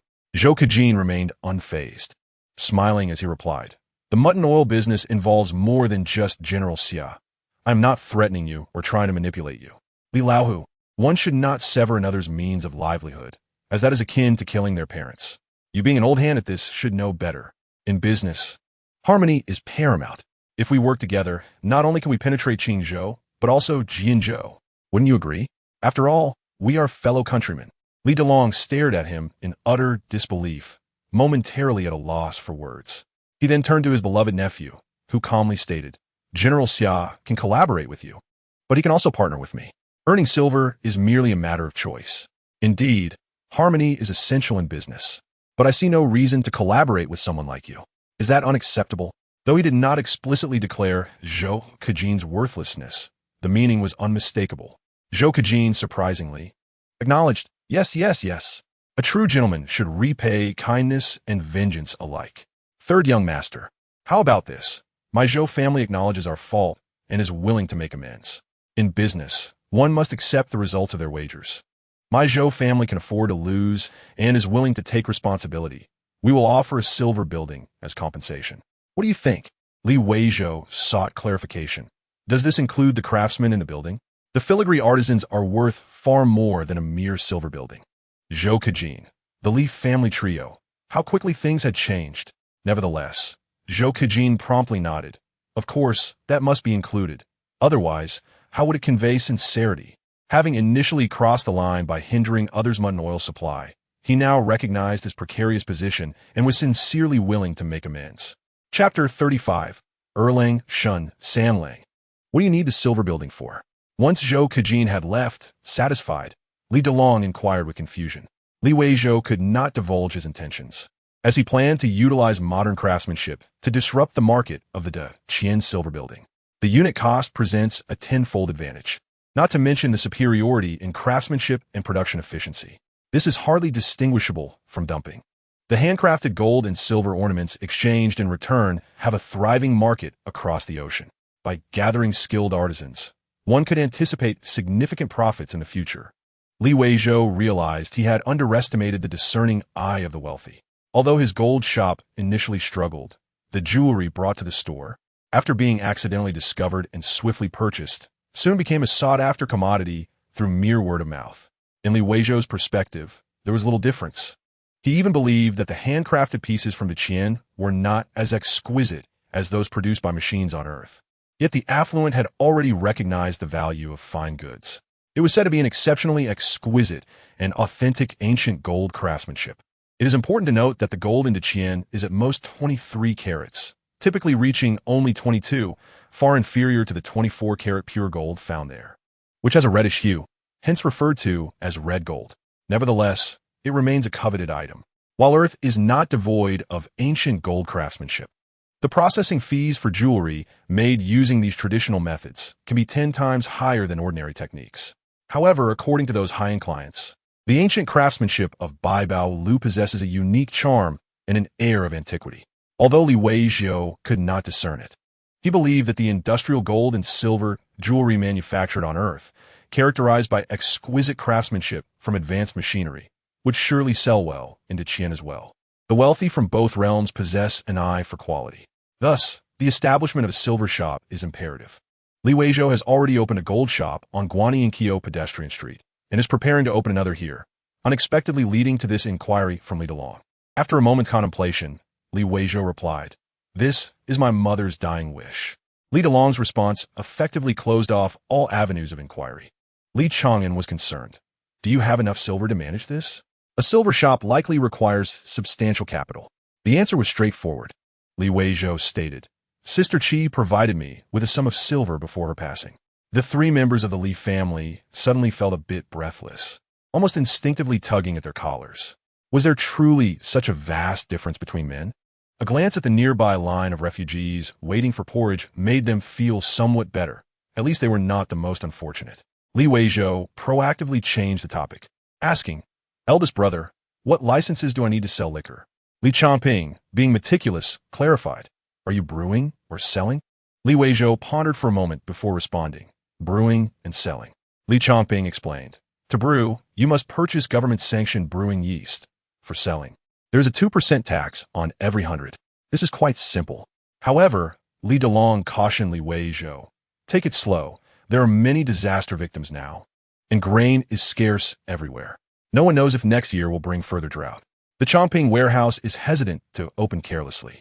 Running out of grain too early could lead to significant trouble. If you purchase a large quantity of grain to brew liquor, it will not only attract attention, but also invite envy. Li Chang'an chuckled. That would also incur some karmic retribution. Li Weizhou contemplated. That will not be necessary. I will not buy grain, as Sister Qi had saved a considerable amount beforehand. Upon hearing this, the three members of the Li family's eyes began to sparkle. In a year of great disaster, grain is more precious than gold. Li Chang'an whispered, "How much? Is it enough for 200 people for a year?" Their voices were tinged with excitement. Li Weizhou, seeing their reaction, inquired, "What is the matter?" "Yes, it is indeed enough, and more besides." Li Chang'an grasped his shoulder, asking again, "What about 300 people?" Li Weizhou nodded. "That too is sufficient." Sister Qi had bought a substantial amount and stored it away. It would sustain 500 for a year. At worst, he could spend a night filling a few rooms of the residence left to him by Qi Ernyang with wheat. Coincidentally, Zhou Kejin is the head of the household and is currently managing the distribution of the refugees. 500 may be too many and somewhat risky.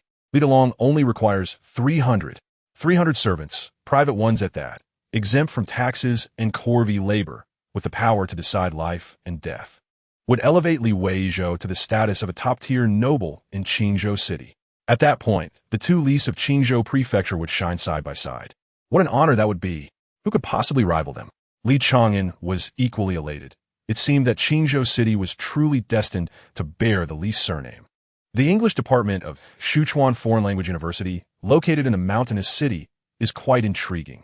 Formed from a merger of the original English department and the English Language and Culture department, the university has consistently asserted that while it can facilitate language translation, it still cannot rival human beings in the depth of understanding and cultural nuances. This is because foreign language professionals, through systematic study, can delve into the intricacies of grammar, semantics, and pragmatics, accurately grasping the cultural, historical, and societal context underlying languages. However, the reality is that the employment landscape for language majors is nothing short of dire. Akin to hell, the simultaneous interpretation technology from companies like iFlyTech has left countless linguists feeling utterly despondent. In March, a professor from 985 University in East China sought urgent assistance, as the employment rate for graduates of this major was a mere 7%. The challenges are evident. Therefore, when a high-paying job opportunity arises, it is considered exceedingly precious, even if the requirements are somewhat outrageous. Xiao Rue, are you really going? Changzhou is so far away. Do we need to take the high-speed train to tutor a man in his 20s? In the dormitory, a girl with long, wavy hair, exuding a hint of femininity, expressed her concerns. Xiao Rue, with her short hair, stood in stark contrast to the petite girl with long hair. Xiao Rue could be described as robust among her peers, standing at 172 meters. While not particularly tall, her broad shoulders made her appear more mature than her contemporaries. This robustness is not due to excess weight or coarseness, but rather a sign of maturity. Her ear-length hair is meticulously styled, and her complexion is fair, with a face that does not conform to the current trends of internet celebrity beauty, possessing naturally soft and beautiful lines. Her eyebrows seem to have been simply shaped, not thin willow-like, but rather exuding a natural elegance. Most striking are her bright, large eyes. They not only possess beauty, but also convey warmth. Unlike the typical cold, guarded gaze of a beauty, Xiao Rue's eyes radiate a gentle sincerity that instantly endears her to others. It is evident that she must come from a well-to-do family. In response to her friend's remarks, Xiao Rue laughed dismissively. They have already provided their ID, phone number, and home address to Old Zheng, who arranged everything. Old Zheng also mentioned that he knows this person, the owner of the Baibao Lu Gold Shop near Guanyinkyo. Wealthy individuals can be quite foolish at times, but not to that extent. Don't worry, Songjia. Besides, I have prepared this. She produced a canister of pepper spray. Old Zheng is their advisor, honest and kind-hearted. He has been fortunate enough to marry a local heiress and has no worries regarding housing or vehicles. The wedding jewelry was purchased from Baibao Lu, where Li Weizhou happened to be delivering goods that day, and they struck up a conversation, thus becoming acquainted. The long-haired girl, named Songjia, remained skeptical. With such a high salary, how can you not be concerned? However, her expression quickly brightened as she teased. Perhaps they have heard of our Xiao Rui's beauty and are seeking an excuse to get close to her. Xiao Rui laughed. Didn't you see that they required someone with international experience, familiar with the cultures of America, Canada, and Australia, who could serve as a guide? Just this requirement alone eliminates many candidates. Furthermore, private tutoring in business English naturally commands a high rate. Glancing at her watch, she added, "Let us go. The high-speed train is about to depart. If you are too scared to go, I will go alone." Song Jia scolded. "Come on, don't say such nonsense." With that, she picked up a bag from beside her, yet playfully added, "Who knows, he might be a super handsome guy. You take the lead, and I will play the supporting role." Xiao Rui, unfazed, laughed heartily. "Hey, what us leading and supporting? Let us negotiate. I'll count 1, 2, and you count 3. Song Jia giggled with delight. In the villa of CHNGZHU, LW, Weizhou sat before his computer, the screen displaying a detailed table filled with rows of numbers. Outsiders could not comprehend what these figures represented, but only Weizhou knew that each number corresponded to the amount of blood he had consumed that day. There were distinctions, such as the proportions of pig's blood, cow's blood, sheep's blood, as well as that of chicken, duck, goose, and pigeon. What puzzled him, however, was that the quantity of blood he had ingested continued to increase daily. It was not merely an ocean, but rather akin to a lake of blood. Yet, why did it seem endless accepting all that came? How could he satiate his thirst more swiftly? Sighing, he mused that drinking alone was too slow. If only he could create a doppelganger. As this thought crossed his mind, Weizhou suddenly felt a tremor in his mind, not precisely between his brows, but somewhere within his consciousness. His brow itched slightly, and after a moment, he abruptly stood, striding to the wash basin, where he beheld a figure resembling Erlang Shun in the mirror. A vivid red eye was situated in the center of his forehead, exuding an overwhelming aura of malevolence. At that moment, the doorbell rang, and his phone chimed simultaneously. Chapter 36. Is the blood eye a living being or a dead object? Hello, I am Xiao Ru from Chu NWI, introduced to you by Director Zhang. This is my friend, S. Ing-ji. Xiao Ru confidently regarded Weizhou, extending her hand in introduction. Greetings, I am Weizhou. Please come in. Weizhou appeared to be in good spirits, and indeed he was. He politely clasped the tips of the girl's fingers and invited the two inside, stating candidly, "Due to business reasons, I will increasingly need to travel abroad. However, the language barrier presents quite a challenge. During my student days, I barely passed English with a score of 60. As long as I didn't fail, I was content. After graduation, I have nearly forgotten what I learned. Recently, I began to relearn vocabulary and have watched some English films, but this is entirely different from speaking.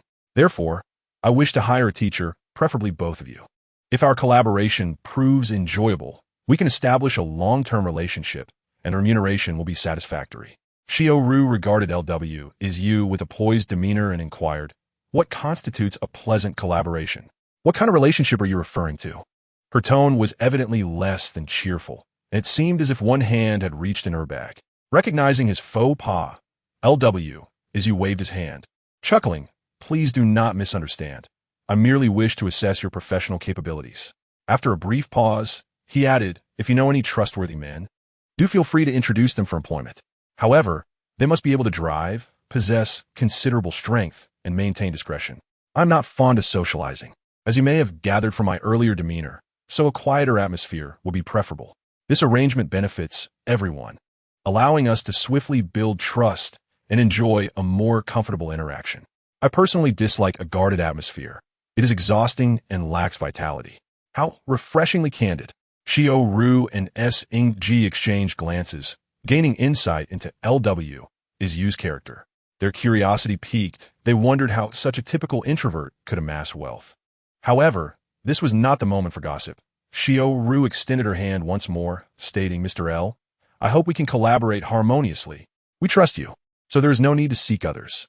Her eyes were truly captivating, radiating sincerity and confidence, which was quite comforting. Weizhou countered, "If you aspire to become my executive assistant, you must find one or several men to assist.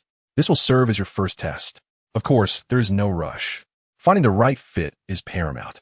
These individuals will likely fall under your management in the future, so it is best to be discerning and avoid hiring troublemakers." Executive assistant? This grand opportunity left the two girls somewhat dazed. Xiaoru could not help but laugh. Mr. L, do you have such confidence in me? Sing Ji chimed in. No wonder Mr. L has achieved great wealth. He truly has an eye for talent. Then, shifting her tone to a more serious one, she asked, there is no fee for employment, is there? LW Izu shook his head with a smile. Of course not. I initially thought Director H. would introduce me to a male candidate, as he praised his student as being quite mature, perhaps exaggerating. However, I no longer find it exaggerated. Honestly, I did not anticipate that two young ladies would dare to come here for an interview. This is commendable, as it reflects considerable courage, and it is rare to find someone so poised. Let us set aside these matters for now and cultivate rapport through our work. Xiaoru, let us commence immediately. To be candid, my current proficiency is akin to that of novice. Xiaoru and Sing began to chuckle. Responding, this is simple. We will start from the basics. However, boss, you are at a disadvantage. The price for business English tutoring is typically much higher than that for elementary tutoring. LW is you, unconcerned about the expense, replied, if you teach well, it will not be a loss. As Sing giggled, she discreetly surveyed their surroundings. The DCOR of the first floor living room, when compared to the Villa Excalibur, could be described as unremarkable, perhaps even mediocre, unworthy of the owner of BIBOLU. Furthermore, CHNGZHU is not even within the central 9 districts of the mountainous city, thus the value of this villa was indeed low. LW Izu gestured toward the tea-bar machine, saying, there's fresh mineral water nearby. Feel free to help yourselves. You can also brew tea. By the way, how do you say mineral water? Xiaoru replied with a smile. It is usually referred to simply. For instance, in a restaurant, the waiter would ask if you would like a bottle of mineral water. LW Izu understood, and thus their one-on-two conversational lesson commenced. 3 hours later, LW Izu exhaled deeply, feeling more fatigued than after practicing martial arts. Individual words and sentences seemed manageable, but applying them was a different challenge. After compensating the two for their tutoring in business English, they prepared to take their leave. Xiaoru, having gained a clearer understanding of LW Izu's character, remarked with a smile during their handshake, Mr. L, I believe we will indeed collaborate splendidly. See you the day after tomorrow. Sing echoed her sentiments as they departed with grace. Their departure was indeed graceful, as the remuneration for business English tutoring was the highest among all English tutoring, amounting to 500 yuan per hour, totaling 1,500 yuan for 3 hours. With 3 sessions a week, that would accumulate to over 10,000 yuan monthly. Meanwhile, their peers were still struggling to secure jobs offering 4 or 5,000 yuan monthly. LW Izu in high spirits, not solely due to the presence of such delightful young women. From his understanding, Chu Bol was typically best appreciated from a distance, while friendship was enjoyable. Pursuing a romantic relationship was best avoided. His numerous secrets made it challenging to maintain such connections, and he preferred a life of freedom and spontaneity. His elevated mood stemmed from his newfound comprehension of the purpose of the blood eye in his forehead. Upon returning indoors, LW Izu set about searching for companies in a mountainous city that produced dried pig's blood powder. Dried pig's blood powder was indeed a treasure, although somewhat cruel. Scientific evidence demonstrated that adding an appropriate amount of dried pig's blood powder to pig feed could fulfill their protein requirements during growth, accelerating their growth rate. Additionally, due to its distinct sanguine scent, it enhanced the palatability of the feed for carnivorous or omnivorous animals, increasing their consumption. However, this business was not easy to operate, primarily due to costs. Compared to various fattening agents, clenbuterol, and hormone medications that could rapidly induce weight gain, dried pig's blood powder was a healthy, scientific supplement. Yet it was less efficient and yielded less pronounced results, resulting in a limited audience. It had once enjoyed popularity, but had gradually languished. Thus, LW Izu effortlessly discovered a nearly bankrupt dried pig's blood powder factory. Aside from the dilapidated buildings, production had ceased, and not even a single worker remained. Fortunately, the blood collection pool, which was of utmost importance to LW Izu, remained intact. Upon hastily completing the handover, the boss, who may be rather naive, is likely concerned that the young man might have a change of heart and depart in a hurry. Weizhou stepped into the blood pool, where the stench was suffocating. Yet, he remained unfazed, for on this side of the earth, He had already opened 5 of his meridians and was but a hair's breadth away from mastering 6.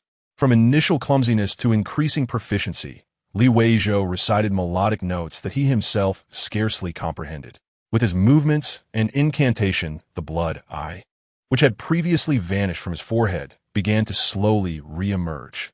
The already dim blood pool seemed to emanate a dark crimson glow from the unclean bloodstains, making it even more sinister. The blood eye, amidst his recitation, gradually descended from his forehead, inching down into the blood pool, where it vanished without a trace. Li Weizhou dispelled his hand gestures, his complexion as pale as a ghost, with blood-red pupils adding a touch of malevolence to his otherwise ordinary features. Yet, gazing at the phantom that had fallen into the blood pool, he burst into laughter. He could distinctly feel that his connection with that phantom remained intact. Even though it had consumed a significant portion of his previously gathered blood, it was not in vain. It was worth it. Thanks to Li Weizhou's remarkable strength of nearly 800 pounds in a single hand, he effortlessly lifted a bucket to the blood infusion point and poured the foul-smelling pig's blood in. With a splash, the 2 large buckets, totaling 400 liters, vanished in mere moments. However, Li Weizhou sensed a profound sense of comfort and satisfaction in his mind. Indeed, it was feasible. Thus, this blood eye avatar had been thoroughly established. From here on, as long as suitable workers were found, refrigerated trucks would continuously deliver blood to this location, liberating him from the burdens of scouring for pig's blood. Moreover, with sufficient blood accumulation, he could relocate to other sites, significantly enhancing the efficiency of blood collection. Of course, a blood transfusion pump would need to be installed. It was impractical to allow others to pour it in as he did. Additionally, a factory for producing dried pig's blood powder must be built nearby for concealment. Nevertheless, progress would undoubtedly accelerate. Yet he pondered, what exactly was that blood eye in his mind? Was it a living being or a mere specter? Why did it continue to transmit to him? Chapter 37. Purely beautiful matters. Recently, there had been an abundance of joyous events, which often brought a smile to Li Weizhou's lips in Dakian. Except for the occasional reminiscence of Qi Ernyang, this woman was truly kind when she cared for someone. In the courtyard, the cheerful Shimei, clad in a bright red new fox fur coat, gleefully relayed yet another piece of good news to her brother. Brother, do you know that when our parents were alive, they mentioned a childhood betrothal? Li Weizhou blinked, fixating on his sister. Who? Shimei shook her head, laughing. I don't know either. I overheard it while playing hide-and-seek with Li Huan, when Ernyang mentioned it to her family. It seems it's not someone from our Qingzhou prefecture, but rather quite distant. Li Weizhou contemplated, perhaps it's from Mingzhou prefecture. However, since our parents have passed for so many years, and we haven't even received a letter from there, I suspect it was merely a jest and shouldn't be taken seriously. Shimei concurred, giggling, then Ernyang will surely mention her cousin to you. Li Weizhou shook his head. I don't wish to marry so soon. It feels quite uncomfortable. Do you want a sister-in-law to manage you right now? Shimei's lively eyes twinkled. Not at all. Li Weizhou laughed heartily. How honest. Shimei felt a bit shy and remarked, once a sister-in-law enters the household, I'll be tasked with needlework. I don't particularly like it. However, it wouldn't be too bad if you marry early, as then I could have a nephew. Li Weizhou affectionately ruffled her hair. No rush. We can discuss it in a few years. Li Huan and Li Rue may be a bit mischievous, but they will suffice for you to practice on. After Shimei scampered away in laughter, Li Weizhou rose and departed for the grand residence left to him by Qi Ernyang. The mansion was not far from Shiqiao Street. The county was relatively small, with affluent households concentrated in the East City, merely 400 to 500 steps apart, nestled within a slanted street. Upon opening the door, he noted the ground was a bit dirty due to melting snow and strong winds the previous day. Entering the first courtyard, he found the north room locked and had no desire to unlock it. He had already inspected the main house of the 3 courtyards. Qi Ernyang had indeed left him a sum of silver and several martial arts manuals. Unfortunately, with so few meridians opened, he was unable to cultivate anything remarkable at present. He proceeded to the left wing, which had been vacated. Without further ado, he closed his eyes and focused his consciousness, swiftly causing a substantial pile of wheat to accumulate within the room. Li Weizhou felt deeply grateful for the conveniences of the earthly realm. 200 tons of grain, by local calculations, amounted to nearly 3,500 stones. Within a day, he could rent a large warehouse, make a call, and procure grain from the wholesale market, delivered right to his doorstep, all for payment. In Dacian, such a notion was beyond imagination. Naturally, transferring this 200 tons of wheat via consciousness placed considerable pressure on Li Weizhou. After filling 4 rooms with goods, he wiped the sweat from his brow and proceeded to the second courtyard, repeating the process by unloading 300 sets of coarse cotton, clothing, and shoes. Fortunately, Li Weizhou had prepared in advance, commissioning small manufacturers in Yiwu to produce 3,000 sets over the course of a month, according to the fabric and styles of Dacian. Originally, he intended to open a garment shop, as the Baibao building ought to offer treasures. For ordinary people, cotton clothing was already quite a fine treasure. Unexpectedly, it was utilized first for this purpose. Furthermore, he had 2 tons of salt, according to the World Health Organization's recommendations. A normal adult should not exceed 5 grams of salt intake daily, amounting to approximately 3.65 pounds annually. Naturally, aside from those on bland diets, most individuals consume more than this figure. Calculating an intake of 5 pounds of salt per person annually for 300 people, that would total 1,500 pounds over 2 years, 1.5 tons. Thus, with grain, salt, and clothing, the 300 individuals would have their needs met. Suddenly, a knock echoed at the front gate. Li Weizhou brushed off the dust from his clothes and stepped out to greet the visitor.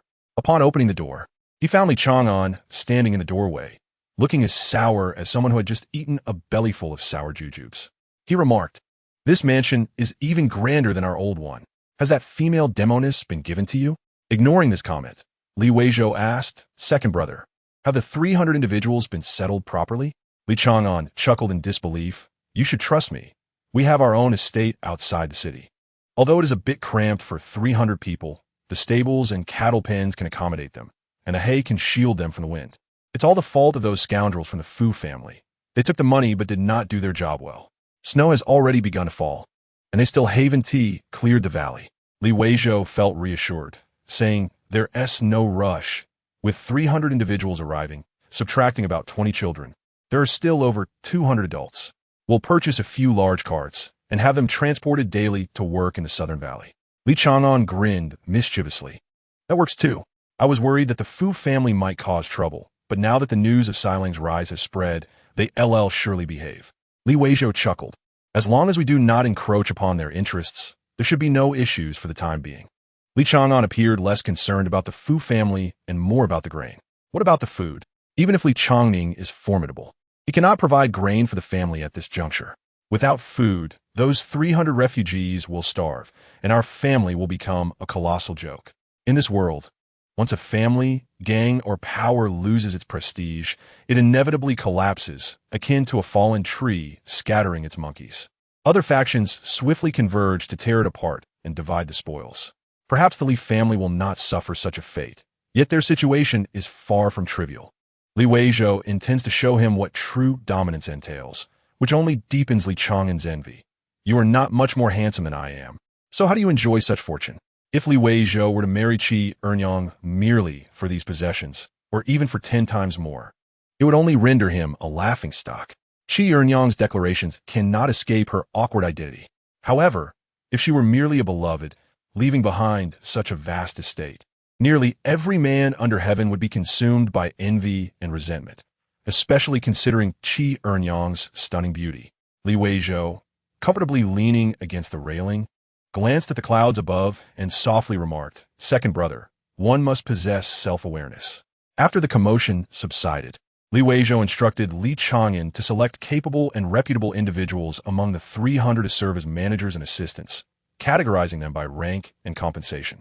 With different levels and treatments, they would naturally compete amongst themselves, and those in positions would diligently maintain order, for any losses would directly affect them. The household rules must be committed to memory by all. There is still some time before the heavy snow falls. They should intensify their efforts to cut timber and repair houses in Dongshan village, where Sister Qi has reserved a manor for me, and I will retrieve the land deed for you. Li Chang'an sighed deeply and admonished, "Samlang, a man must rely on himself to be a true hero." Li Weizhou chuckled, and seeing his joy, Li Chang'an could not help but smile, gently encouraging, "Indeed, smile more. Life is to be lived. Do not dwell in gloom. You have been downcast since Qi Ernyang departed. All right, I shall toil for you as per your wishes, for I am your second brother. Li Weizhou expressed his gratitude, which left Li Chang'an dissatisfied, prompting him to inquire, Sanlang, do you truly wish to establish the Baibao building and engage in trade? Li Weizhou nudda stating. Without literary talent or martial prowess, I can only hope for wealth to circulate throughout the realm. Li Chang'an offered a wry smile and shared some wisdom with his cousin. Every region has its prominent merchants, such as the Yongshan gang in the north, the Longyu gang in Jiangnan, and the Jiangyu gang further south. These are among the most renowned merchants in the world. Additionally, there are countless smaller merchant groups scattered across various locales. However, there has never been a merchant group that spans the entirety of Deqian. Even when some merchant groups rise to prominence temporarily, affluent families tend to decline rapidly. Do you know why? Li Weizhou pondered and replied, Is it because they get slaughtered like pigs? Li Chang'an, having never encountered such a phrase, understood the meaning from its essence and laughed. Precisely. Many matters of commerce cannot be resolved merely with silver. One need not traverse states to conduct trade. Even within Yongzhou, once you leave Qingzhou Prefecture, you may reach Jingzhou and Linzhou at most, but further east becomes exceedingly difficult. Along the way, mountain bandits, road thugs, extortion from local gangs, and government oppression will render merchant caravans immobile. Especially in official matters, local merchants have intricate connections, and they will question, what distinguishes a wealthy merchant from a sheep to be slaughtered? Thus, establishing a trade route requires a tremendous expenditure of silver and networking. Creating just one such route is a remarkable feat. Do you still aspire for wealth to circulate throughout the realm? Li Weizhou grasped the implication in Li Chang'an's words and thoughtfully remarked, You mean to say, the prospects of becoming a merchant are limited? Li Chang'an chuckled. It is not that one cannot become a merchant, but one must not solely be a merchant. If one only engages in trade without holding an official position, what prospects can one hope for? Sanlang, you are so astute. It would be a pity not to pursue an official career. How about sending a letter to Laosi, asking him to find you a position in the capital? Do not hesitate. It is his responsibility and his debt to you. Truth be told, I do not wish for you to leave. I am reluctant. Li Weizhou retorted, Is this all Laosi's idea? He can go to hell. He owes me nothing, and I do not need his interference. Does he expect me to become his servant? Chapter 38. Would you like to report me instead? Upon hearing Li Weizhou's words, Li Chang'an expressed confusion. Isn't going to the capital a good thing? Laosi is thriving there. You could look out for each other. Li Weizhou shook his head. As you said, the higher one goes, the more intricate the power dynamics become. A mere small faction dares to sever ties with Zhuge Xianlu. Had we not prepared in advance, Zhuge Xianlu would have truly struggled to continue. If this is the case in Qingzhou, how much more so in the capital? It is teeming with royal relatives. If I were to go, I would likely find it nearly impossible to navigate. Furthermore, Laosi himself is merely a pawn. For me to seek favors would not be beneficial for either of us. Your concerns are misguided, and your aspirations are a bit fanciful.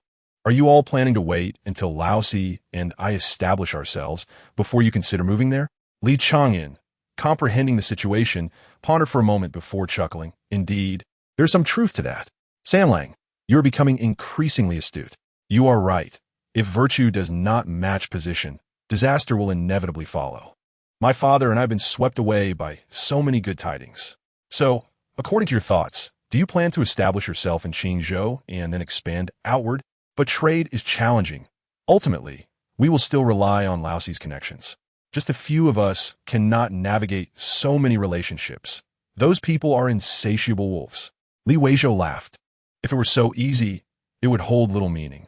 However, second brother, you are well connected, and many guests know you. You can help me gather information.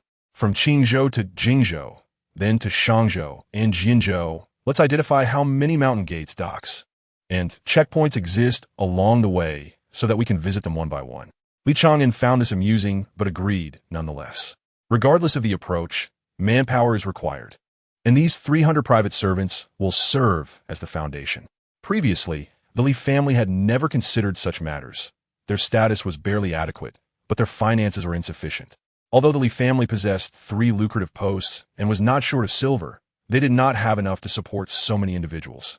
300 private servants, though they are slaves, still require monthly wages. Even just the monthly salaries would amount to at least 300 taels. Adding to that other expenses for food, clothing, and weddings, a monthly expenditure of 500 to 600 taels would be quite tight, something an ordinary household could not bear. Now, with Li Samlang emerging prominently and Zhuai Xianlu thriving, it is not just the establishment of Zhuai Xianlu that is significant. The key is that Li Weizhou possesses such capability and ambition to expand further. How could the Li family not provide their utmost support? Li Chang'an, too, did not wish to remain confined to a mere ninth-grade inspector position, living off bribes in this small county for a lifetime. After handing over the keys to Li Chang'an, Li Weizhou departed first. His fortune was favorable. At least the Li clan was currently trustworthy. In this feudal era, while one could indeed succeed alone, it would be exceedingly difficult, requiring hands-on involvement in many matters. Having a reliable clan to assist him would save considerable effort. Of course, this would entail sharing some profits. But to think one can conduct business without sharing is merely a fantasy. Moreover, Li Weizhou's intent in commerce is not solely for profit, but also to create influence. Only by weaving a dense network of power, or, in other words, a web of interests, can he truly enjoy this world with ease. Furthermore, managing this well here will also yield benefits on the other side of the globe. A win-win situation. Indeed, why not embrace it? Zhuai Xianglu.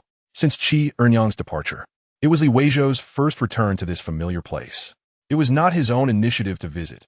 Rather, Feng Biwu sent word that someone from Shangqing Palace had come seeking him for inquiries.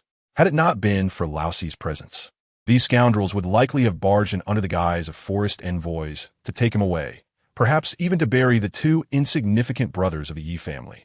Are you Li Weizhou, the paramour of that wretched Qi Qingwan? You were present when Wang Chun was killed?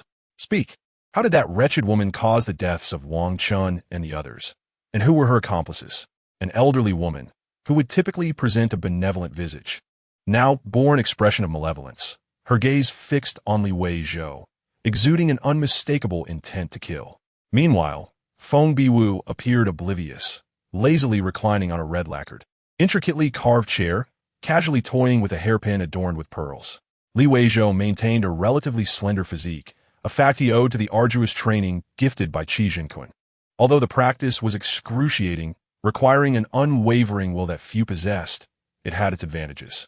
One such advantage was that, due to Li Weizhou's unique training method, he appeared as a mere weakling compared to others who had persevered through hardship to cultivate their strength, particularly after successfully opening several heart meridians.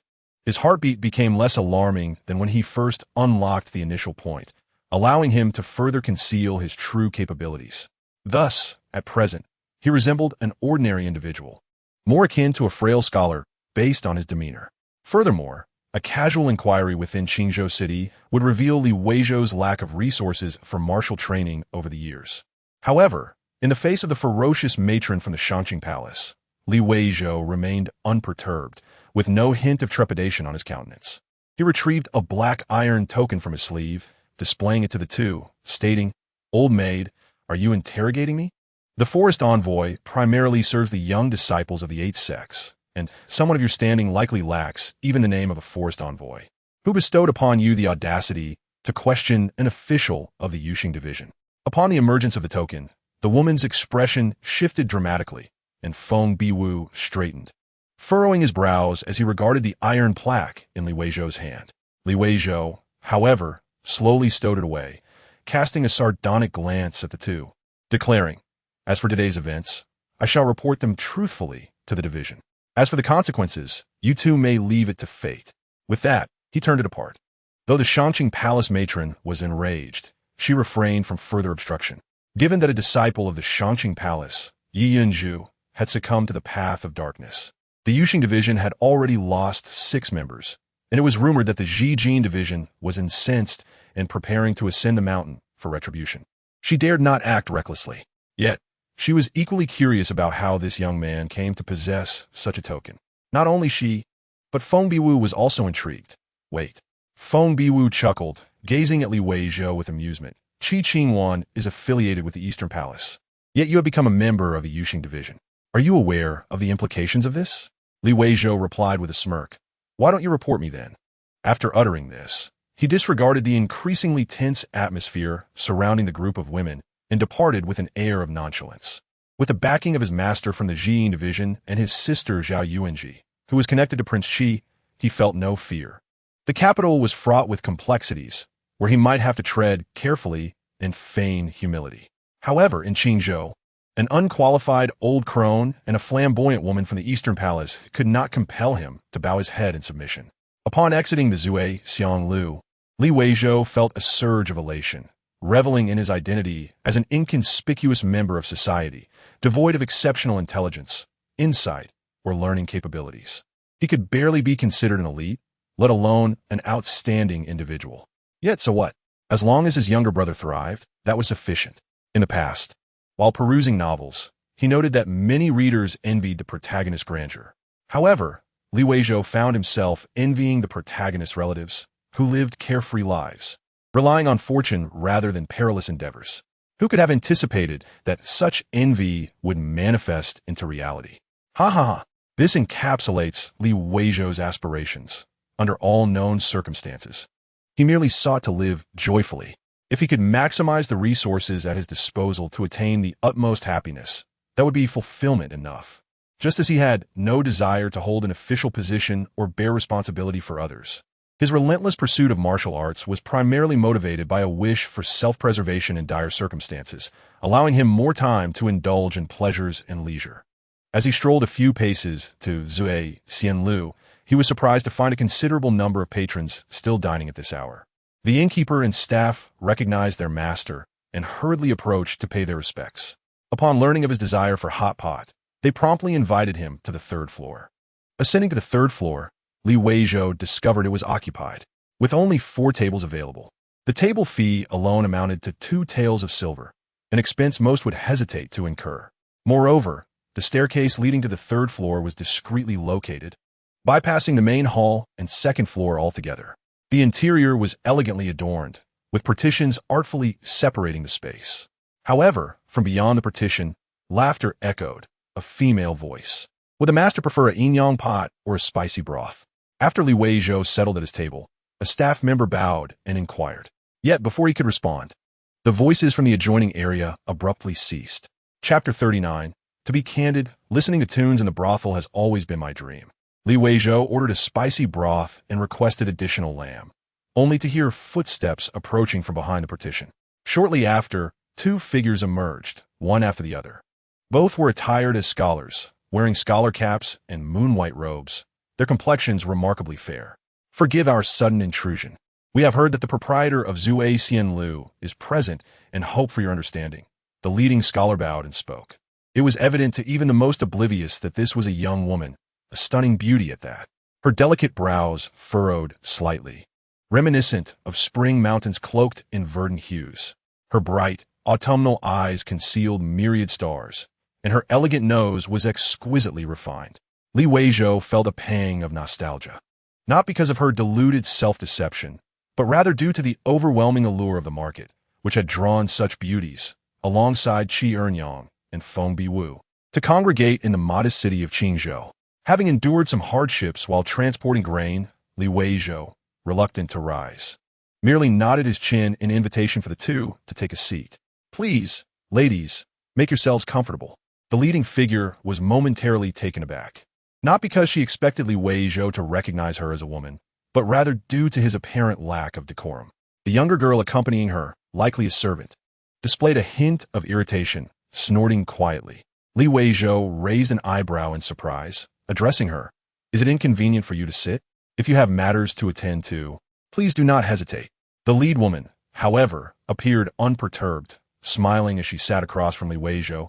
You are indeed forthright, a true hero.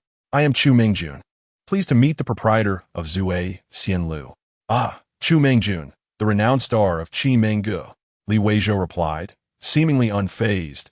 Is it possible that you, Miss Mengjun, also enjoy hot pot? Though phrased as a question, his tone lacked any surprise or enthusiasm. From what I gather, many have expended considerable sums in hopes of uncovering the secrets here, yet to no avail. If I am not mistaken, even the chef at Zui Xianlu may not know these secrets. Li Weizhou nodded. Let us not dwell on that. Did you seek me for something, Miss Mengjun? Chu Mengjun bit her silver teeth lightly and smiled. I would like to invite you to Qimengge for a visit. Might I have the honor? Li Weizhou shook his head without a moment's hesitation. I have no time. Uninvited attentions often carry ulterior motives, and they tend to bring trouble, whether overt or concealed. Chu Mengjuan's smile faltered slightly, and the younger girl beside her, likely a maid, expressed her indignation. You cannot be so ungrateful. Do you know how many esteemed individuals have wished to meet our young lady? Li Weizhou inquired curiously. Does your young lady enjoy such meetings? You. The maid was taken aback, unable to articulate a retort. After all, when examined closely, such encounters were indeed not particularly favorable. Yet, the manner of his speech was infuriating. The pot was brought forth, charcoal ignited, and plates of sliced lamb and tripe were served. Li Weizhou nodded in acknowledgement to the innkeeper and staff, expressing his gratitude as he awaited the pot to boil. At this juncture, both Chu Mengjun and her maid fell silent, gazing at Li Weizhou in astonishment. Li Weizhou, puzzled by their scrutiny, warned them with a glance. Do not gaze at your father in such a manner. Perhaps having comprehended Li Weizhou's intent, Chu Mengjun first chuckled softly, followed by a hearty laughter. The beauty of one's countenance lends itself to an appeal that renders any expression delightful.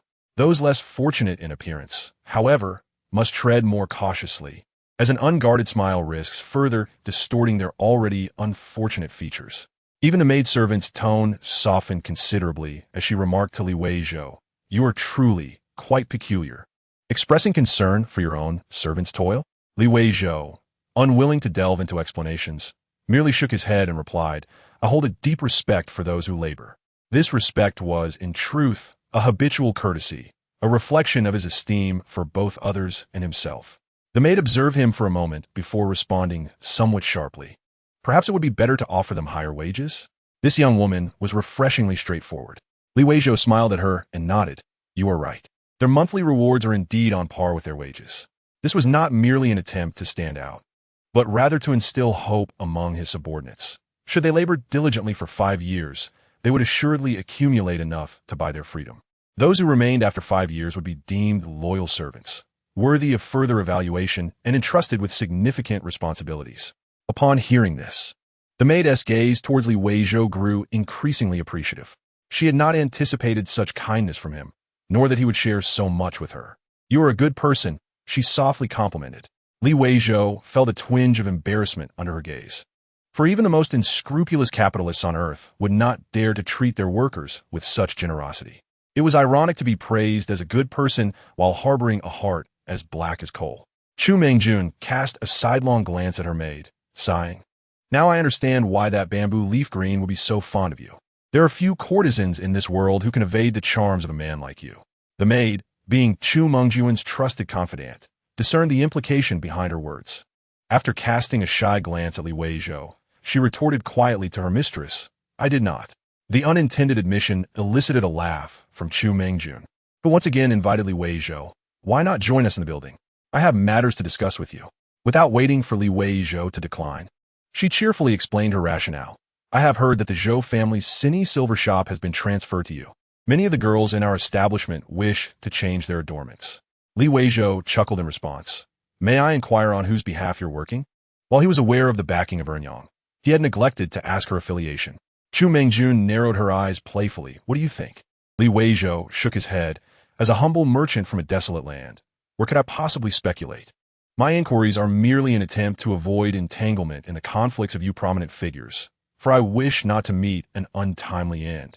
As he spoke, he picked up a piece of tripe with his chopsticks, briefly immersing it in the red broth before transferring it to the sauce bowl, and then savoring it. Ah, delightful! He exclaimed. The maid swallowed hard, and Chu Mengjun smiled. I did not expect that Qi Ernyang has not yet informed you. Yet, that is precisely why I admire her. Though her words may be harsh, they are principled. She has never used the East Palace to pressure me. I belong to the Jianyu Merchant Guild, and one could say I am associated with the Tian Nan Wang Fu. One of the 8 kings, the Tian Nan Wang. Li Weizhou marveled. Is the horse market truly of such significance? From what he gleaned from his readings, Tian Nan was several thousand miles from Qingzhou City. In an age devoid of high-speed trains and airplanes, traversing such distances would take no less than half a year. Li Weizhou nodded in agreement. That makes sense. After swallowing a bite of lamb, he ventured, there is a question I have hesitated to ask. given that I have become quite familiar with your sister today. May I inquire? Chu Mangjun, intrigued, replied, please do. Li Weizhou, emboldened, asked, people like you, with your intellect, experience, character, and perhaps even martial prowess, could excel in any field. Why choose the brothel? Surely, one does not need the guise of a brothel to conduct their affairs. Chu Mangjun, unoffended, appeared slightly wistful before responding with a smile, because it is within the brothel that we have acquired our intellect, experience, character, and martial skills. Li Weizhou nodded in realization. Indeed, it is true that the world is rife with discontent. I, too, have once worked in a brothel, so I can consider myself a kindred spirit. The maid, who had initially bristled at Li Weizhou's bluntness, found herself laughing at his self-deprecating humor. Ah, indeed, we are of the same ilk. Chu Mangjun also laughed, remarking on the ease of conversation with Li Weizhou. It was refreshing to speak without the burdens of being a courtesan or a talented woman, for he clearly held little regard for such titles. With a gentle smile, Chu Mangjun added, another reason is that brothels have always been the fastest places for information to circulate. Li Weizhou pondered this and found it quite reasonable. Men often spoke freely, fearing not to be provocative enough to capture the attention of a courtesan. Such men were not exclusive to the Qian, they were equally prevalent on Earth. Very well, once we finish our meal, I shall visit your establishment. To be candid, attending a brothel to listen to music has long been a dream of mine.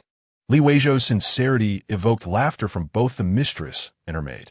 He too laughed, not because he relished his newfound popularity, but rather at the delightful absurdity of having a protagonist-like cousin. He did not believe for a moment that Chu Mangjun valued his reputation. He had none to speak of. He remained aware of this self-perception. The one with the reputation was Li Chongning, or perhaps Li Chongning's mentor, girlfriend, or rumored love interests. Yet, regardless of the circumstances, being related to such individuals was indeed exhilarating. Not only did he escape the tribulations typically faced by protagonists, but he likely would not even need to pay for his entertainment. Work hard, fourth brother, strive diligently. Chapter 40, Trouble Afoot Panting. Li Chong'an, clad in official garments, rode atop a fine steed. Accompanying him were 2 inspectors and 2 carts drawn by slow horses, carrying over 20 new servants of the Li family. One of the inspectors behind him remarked, Chief, things have not been peaceful in Fujian lately. Fu Tianxing's youngest son fell from his horse and perished. His new wife insists that it was his eldest son who caused the tragedy. Fu Tianxing, perhaps confused in his old age, has severely beaten his eldest son, Fu Qingshan, to the brink of death. It is said that both his legs are broken. Li Chong'an, languidly seated upon his horse, mused. Why is it said that fools are as numerous as dogs in this world? Even a young child can utter the phrase, a harmonious family leads to prosperity. Who does not understand this? Yet some individuals, blinded by petty gains, engage in ruthless infighting among kin. The outcome? A scene of utter chaos, family shattered, and outsiders left to mock the spectacle. If it were for a grand title, it might be justifiable, but over trivial matters, to inflict such harm upon each other is sheer folly. You lot who accompany me must never engage in such foolishness. Another inspector chuckled. In truth, such occurrences are the norm among common folk. It is families like ours that are the exception. We have been fortunate to follow you these past few years, learning many valuable lessons. A family can thrive if even one person possesses clarity of thought. A few years ago, I would always yield to my siblings, but in the past 2 years, they seem to have come to their senses. Not only have they taken good care of my parents, but they also often express concern for me. With close relatives, unless utterly irredeemable, enduring a few hardships is not a grave matter. The third master of your family stirred up quite a ruckus a few years ago. Yet has he not turned around this year? Li Chong'an laughed and scolded, turn around. Indeed, the lad is nearly of age.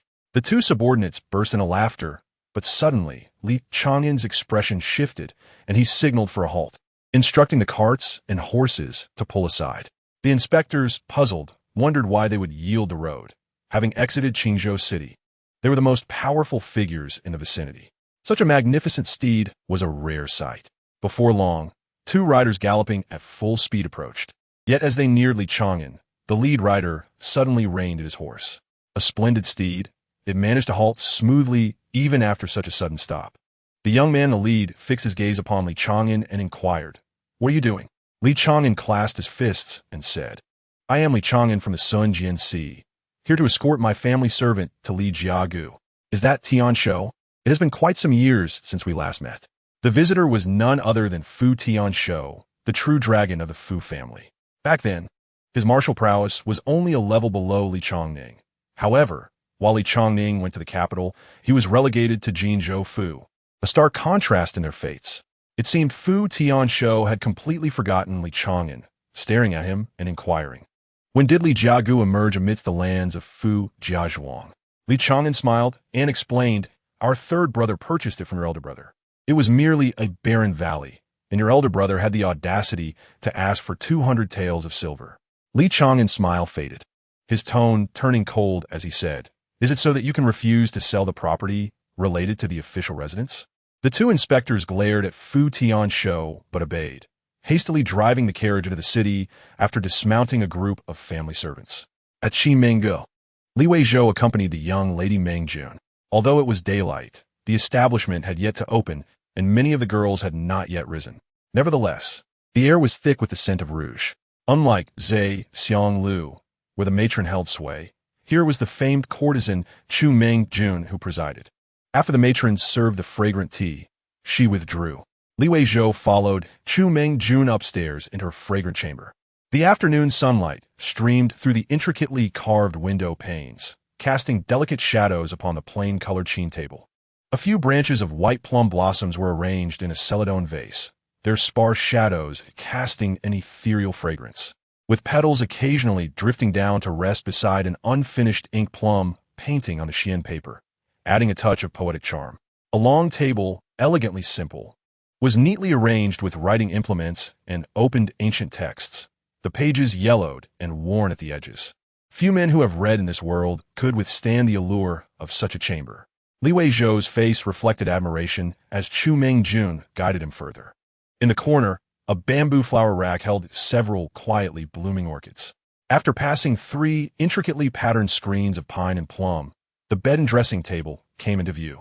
From within, the gauzy curtains wafted a faint fragrance, mingling with the scents of ink and flowers, creating an atmosphere of tranquil depth.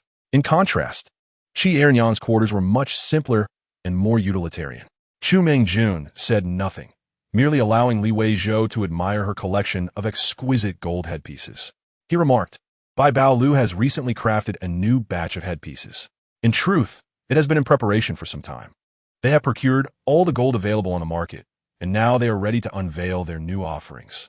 Even if the Zhou family does not relinquish their silver shop, Bai Bao Gu would still open. Chu Mengjun understood. So that is the reason behind your sudden influx of gold. Many have speculated about your intentions. Li Weizhou chuckled. I said that purchasing so much gold would not go unnoticed. Chu Mengjun laughed in return. Everyone assumed Qi Ernyang had grand plans for such a purchase. Some even tried to pry for information, and she did not deny it. Little did they expect it would be you.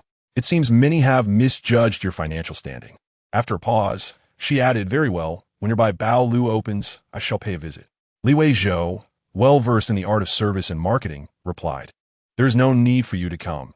It may pose some inconvenience for certain individuals. Instead, how about Bai Bao Gu sets up a display in your establishment or opens a counter? This way, it might save a considerable amount of silver.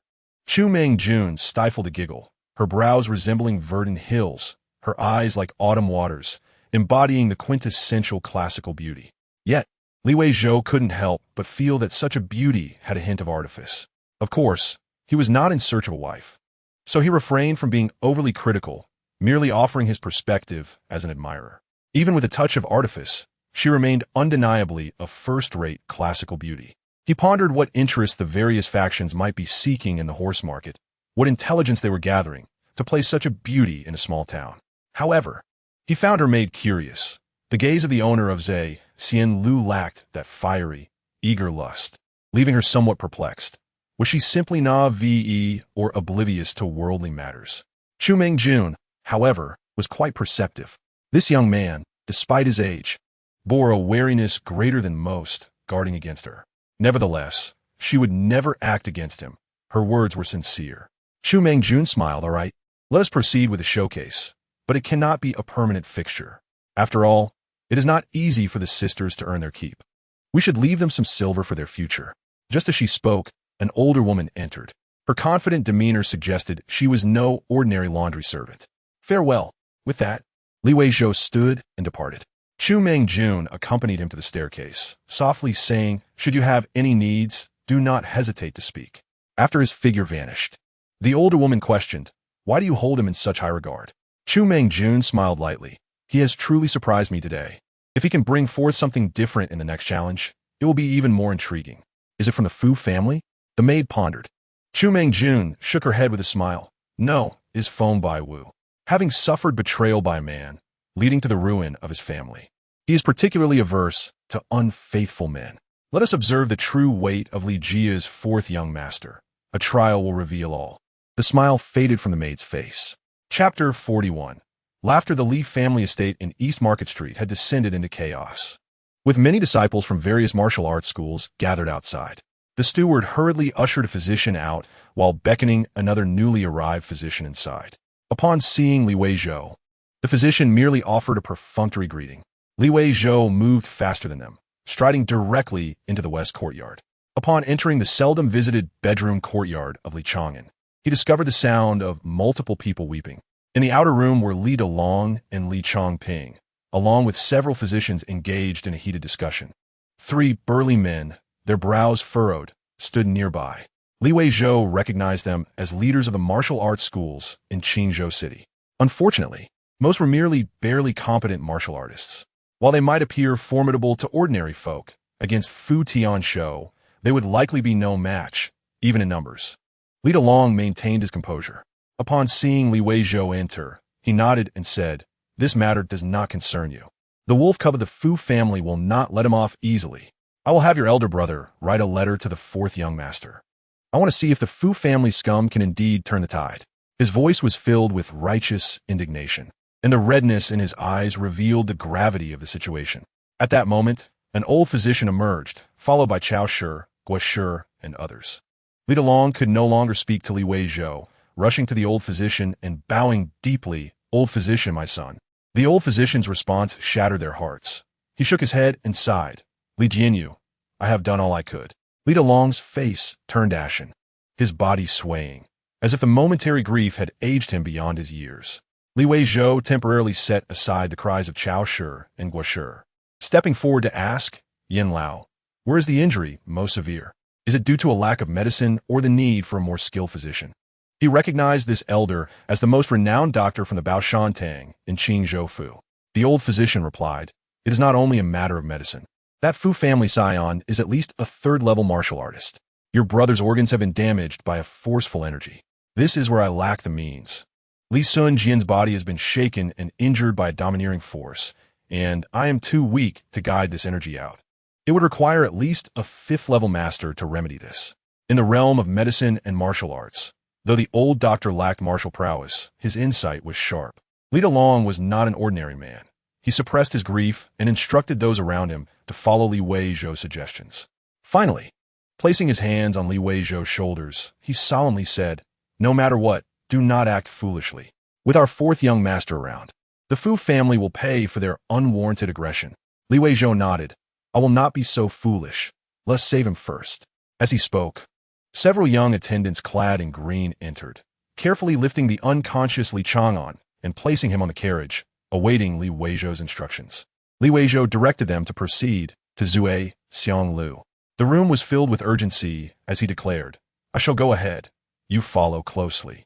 Li Weizhou, disinterested in elaborating, prioritized the rescue. Wasn't this the esteemed Yuxing Si, the iron department? What business did they have at Zue Xianglu?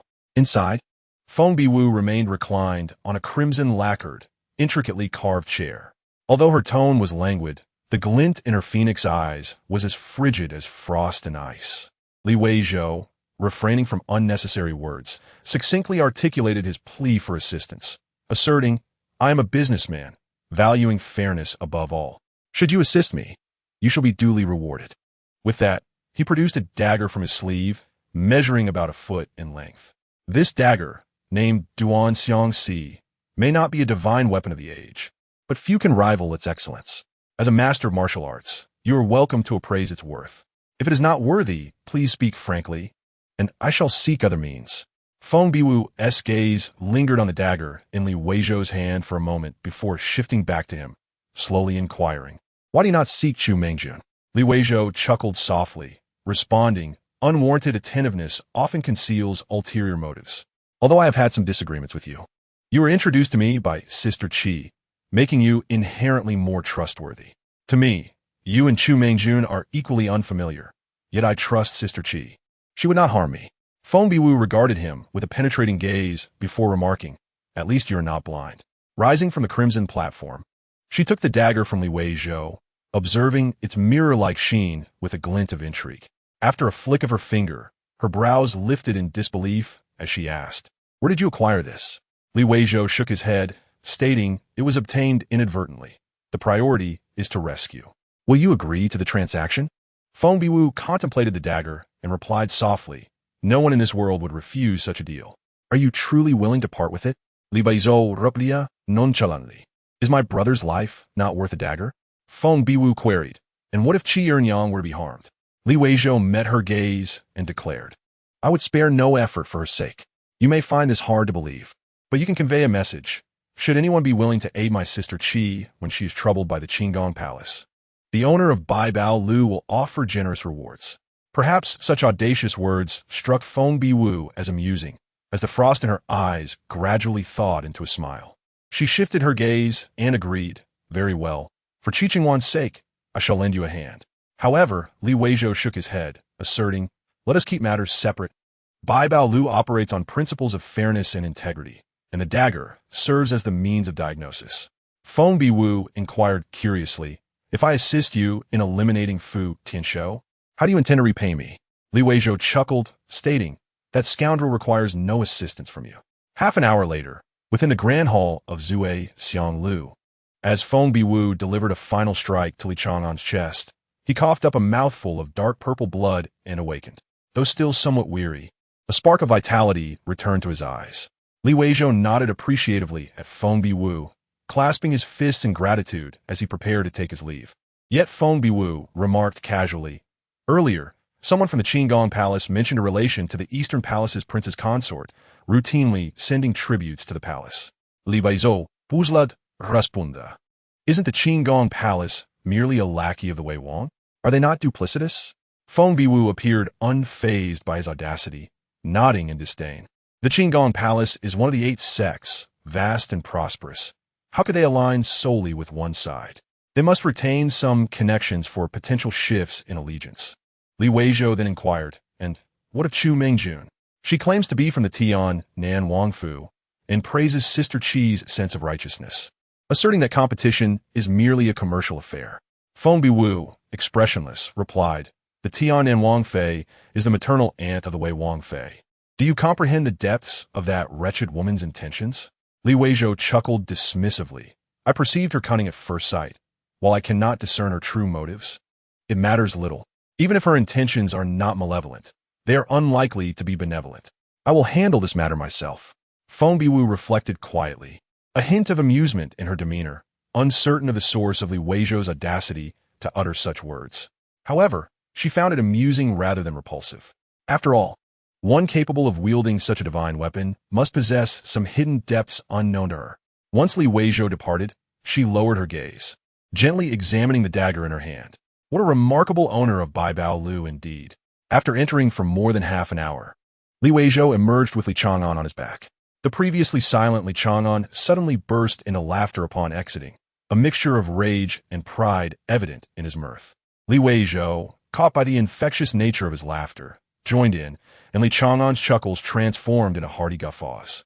The Li Dalong and Li Chongping father and son, who had been waiting outside, were taken aback and rushed forward to check on them. Li Dalong scrutinized his second son, noting the return of his vitality and the spark in his eyes, prompting him to smile in relief, and as more people gathered, the laughter grew louder.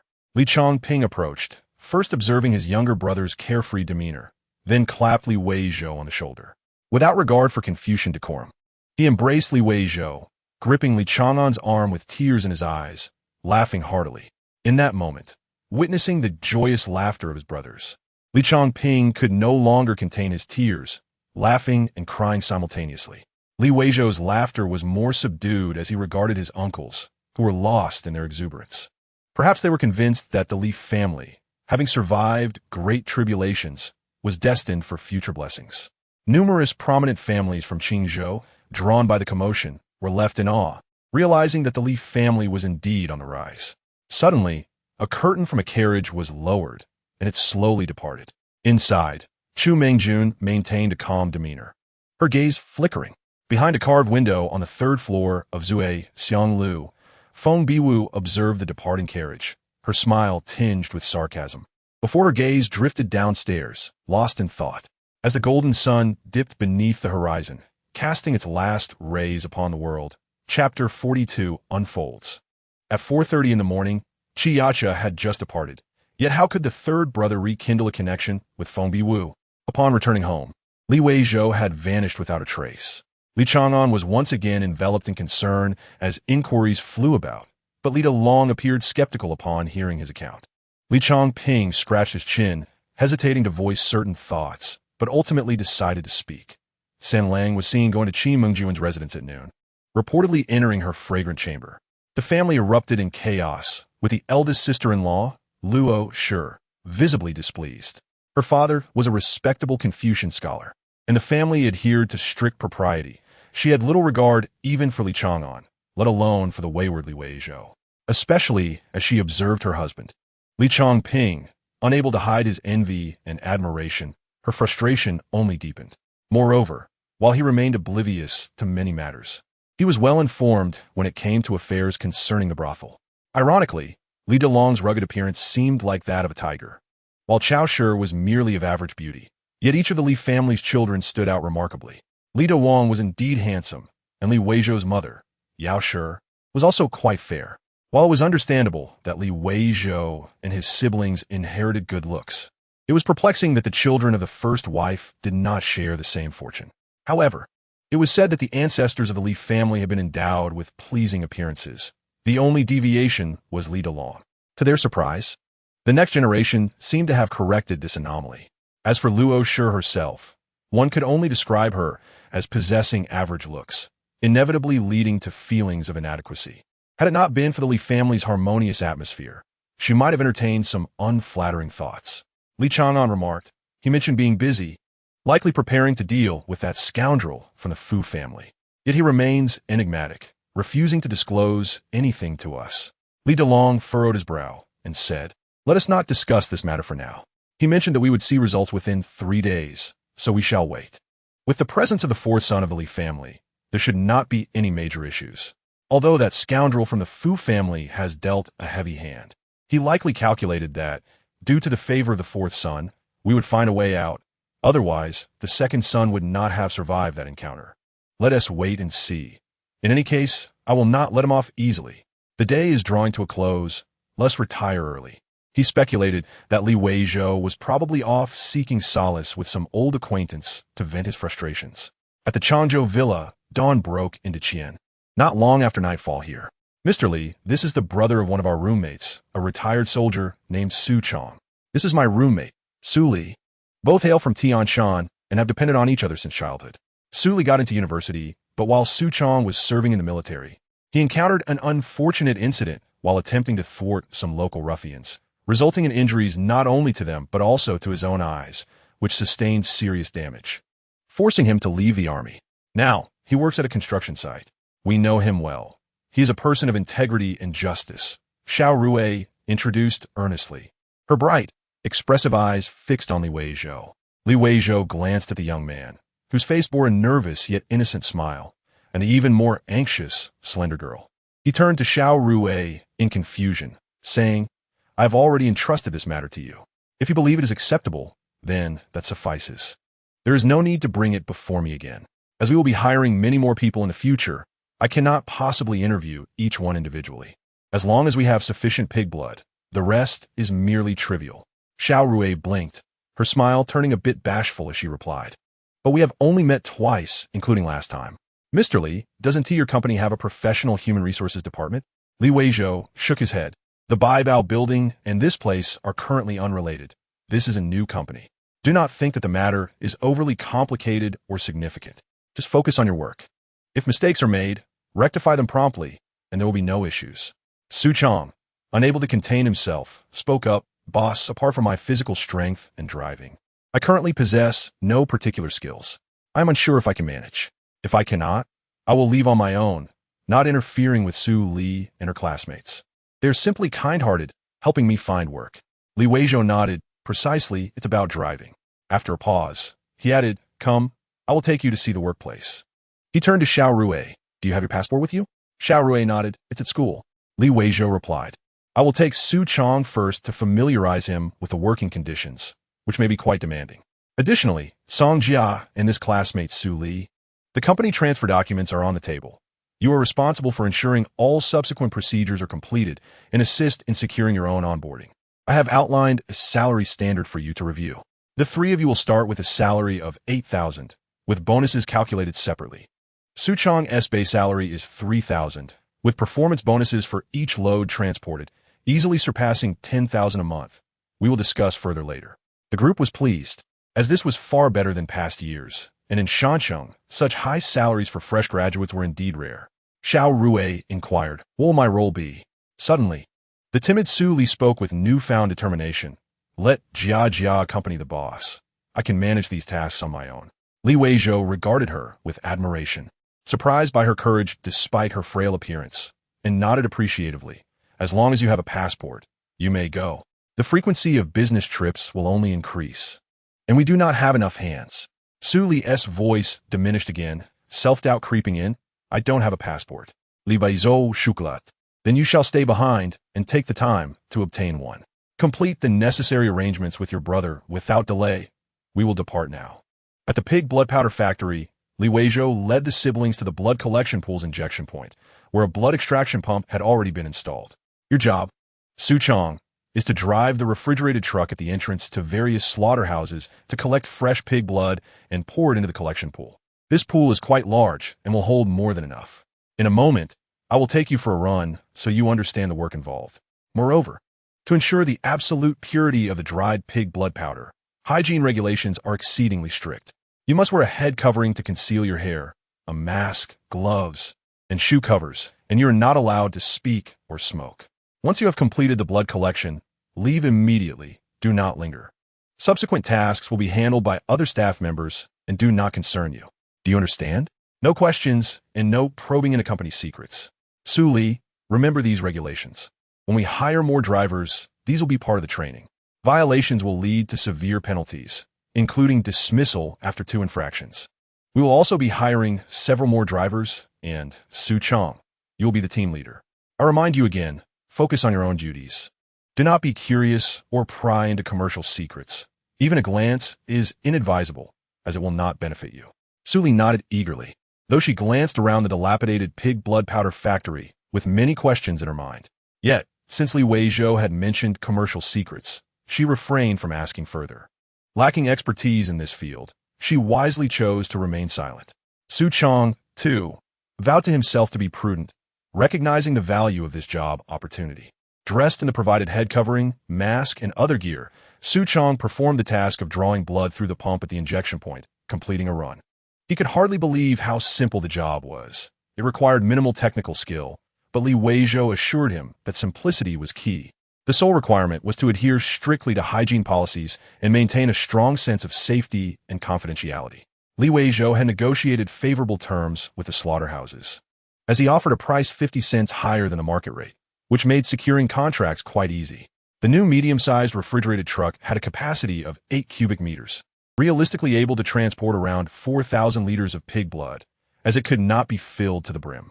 Su Chong worked approximately 10 hours a day, factoring in the back-and-forth loading and unloading, managing to haul 5 loads, amounting to around 20,000 liters. If another 9 drivers were recruited, the total daily intake could reach 200,000 liters. Coupled with Li Weizhou's own contributions, who could forego loading and unloading time, achieving 300,000 liters in a day would not be a challenge, together summing to 500,000 liters. What does this mean? In a single day, it would be equivalent to draining the blood of 100,000 people. That unfortunate Yi Yun had drained the blood of merely 10,000 individuals and was relentlessly pursued until there was no escape. Of course, such operations would incur significant expenses, likely surpassing 2 million a day, costing more than ginseng or dendrobium. However, ginseng and dendrobium may only stimulate the mind, but they do not guarantee success, nor are they as readily available. Therefore, spending this money is indeed worthwhile. After advising Su Chong to contact some reliable comrades for Xiao Rui's review, Li Weizhou departed, and Su Chong embarked on his new life. 2 hours later, Li Weizhou boarded a flight directly to Bangkok. 3 hours later, he met a now untroubled Xiao Rui and Song Jia at the airport, and they traveled together to Bangkok, not to the Peninsula Hotel, but to the Sheraton Hotel. Li Weizhou could likely make it in under 8 minutes by taking shortcuts. After finishing his conversation, he entered the hotel room booked under Xiao Rui's name, leaving the two slightly anxious women exchanging glances. Aside from the flight information, he did not leave any personal details in Thailand this time. Having visited before, he had ample reason to suspect that his information might be leaked. As a panda tycoon purchasing arms on the dark web, he stood out like a beacon on a fat sheep in the night across Southeast Asia. It was reasonable and legal to engage in a wild venture. This time, bringing 2 secretaries along served to obscure his intentions, acting as a smokescreen. He was becoming familiar with the process of accessing the dark web, placing orders, and patiently waiting. 2 Barrett rifles, various calibers of ammunition, and 2 crates of 67-style grenades, one containing 60 pieces. Just one of these could unleash a steel storm within a 15-meter radius. With his current strength, a hand grenade the size of a small apple bears no distinction from a mortar in terms of range. With just a couple more days of practice to hone his aim, it would transform into a miniature guided missile, striking precisely where directed. Li Weizhou was quite eager to see just how many the canine feather could withstand. Furthermore, there were 2 crates of Kwa Jian landmines, which were unparalleled in their ability to launch group attacks. The delivery location remained beneath the colossal stone at the prominent sign of the Peninsula Hotel. Yet the time had been adjusted to an hour and a half before the earliest flight from Bangkok to Shan City, at 4:30 in the morning. Chapter 43. The moon shines bright tonight at 5 o'clock the following morning. While most were still enveloped in slumber, Xiao Rui and Song Jia rose early, scarcely touching breakfast, merely taking the charcoal grilled bread they had bought at the night market the previous evening. They checked out of the hotel and hastily made their way to the airport. Thankfully, Li Weizhou had not requested their assistance with checking in luggage, nor had he required them to cover expenses. Otherwise, they might have been left wondering what folly had compelled them to embark on this overseas business trip. Were they not perhaps being unwittingly used as mules? Naturally, they would have meticulously examined their belongings, but fortunately, there was nothing amiss. Their employer, Li Weizhou, had already departed for the airport ahead of them. Upon their arrival, and after passing through security, they spotted their boss leisurely stretching and appearing quite in high spirits. Had he perhaps accomplished something significant? Li Weizhou, noticing the 2 young women, waved them over and, upon their approach, smiled apologetically, stating that this time had been truly rushed, leaving no opportunity for them to enjoy themselves for a couple of days. He suggested that next time they should bring their families along and extend their stay. Indeed, he had achieved a considerable feat, obtaining what he desired and successfully evading a few tails. He had left with empty hands, unaware of how the unscrupulous offenders would react upon discovering their loss. Since they had transgressed first, he had recorded evidence, ensuring that the funds in his account would remain untouched, which brought him immense satisfaction. However, next time he sought to procure arms, a different location would be necessary. Xiao Rui chuckled, suggesting that if they were to bring families, it would have to be her parents. After a pause, she jested, "Boss, you've only given us 1 day of private tutoring. The perks are too generous. It's quite alarming. Have you taken care of your matters?" Li Weizhou nodded affirmatively, confirming that he had resolved issues concerning pig feed and how to enhance the efficiency of organic fertilizer derived from dried pig blood. Why did he dare to expand the dried pig blood production without fierce scrutiny?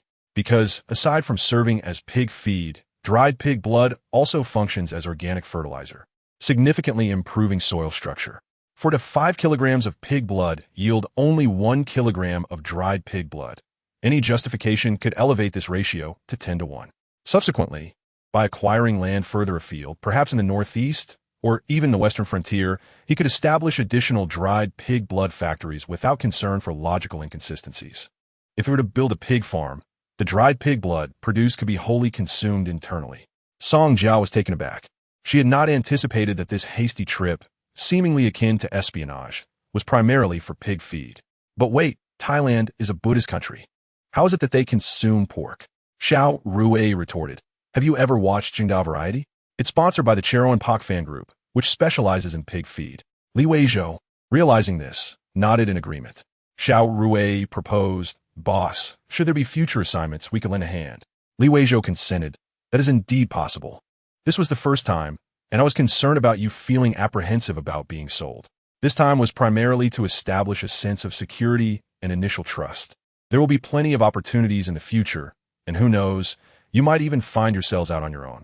Xiao Rui and Song Jia exchanged glances, both wearing smiles as they fell in line behind Li Weizhou. Although their boss was merely of average height and attractiveness, he possessed a delicate thoughtfulness. His actions appeared reckless at first glance, yet he instilled a sense of trust that was hard to betray. At 10 o'clock in the morning, upon landing in Shan City, Li Weizhou treated his two secretaries to a bowl of noodles before instructing them to seek out Su Li. As for learning a foreign language, that could wait until the day after tomorrow. The urgency of their departure had its reasons, as he had unlocked his sixth acupoint, breaking through to the realm of the aerial martial artist. Thus, prior to ascending to the upper three realms, all heart meridians had been activated. Only upon entering the upper three realms would he unlock the final heart meridian, achieving the 7 apertures Linglong heart. Li Weizhou had studied this carefully and believed that unlocking the heart meridians first was logical. The heart serves as the engine of a human body. If the heart is not robust, it cannot support an ever-increasing physical strength. Forcing the issue could lead to self-destruction. Once the 6 heart meridians were opened, he would be capable of withstanding explosive forces exceeding 10,000 pounds without fear of rupturing his own heart during a full-force punch. For Li Weizhou, techniques such as fist and palm forms were secondary. What mattered most was agility. If he could also acquire some sword techniques for flair, that would be splendid. However, aside from agility, mastering the Golden Bell Shield was paramount, achieving great success, and that would render him akin to a perpetual stronghold. Yet, he had only obtained the first 3 layers of the Golden Bell Shield's manual, which required the activation of 64 acupoints to complete. He was still far from that goal. The latter 3 layers, as Song Shi had mentioned, were a secret not to be transmitted from the Buddhist Lei Temple, one of the 8 schools. Nevertheless, he was not in a hurry. Unlocking the acupoints came first. As long as he remained steadfast, opportunities to acquire the techniques would eventually present themselves. One of the paramount benefits of consuming pig blood was undoubtedly that it allowed Li Weizhou's mind to remain perpetually clear. A gentle stream descended from the void, nourishing his entire being, including his mind, imparting a sensation akin to waking refreshed after a deep slumber, rendering him almost indifferent to the allure of sleep. Thus, even after a flurry of activity, while it was still the dead of night in Dakian, he set forth with vigor, akin to a lone ranger quietly departing from Qingzhou City. He then procured a number 9 electric bicycle, gliding along the official road. This was perhaps the quietest electric vehicle, emitting almost no sound during its journey. After traveling several miles to Fujiazwang, he encountered no one. Though referred to as a village, Fujiazwang was, in fact, a fortified stronghold. Proximity to the northern regions had brought some peace in recent years, yet a century prior, it had been plagued by conflict. Additionally, being near Daga Mountain, there were many bandits, prompting wealthy families outside the city to construct fortified structures for their protection. The primary objective of the Fu family was to safeguard their 200 acres of rouge rice fields beyond the city walls.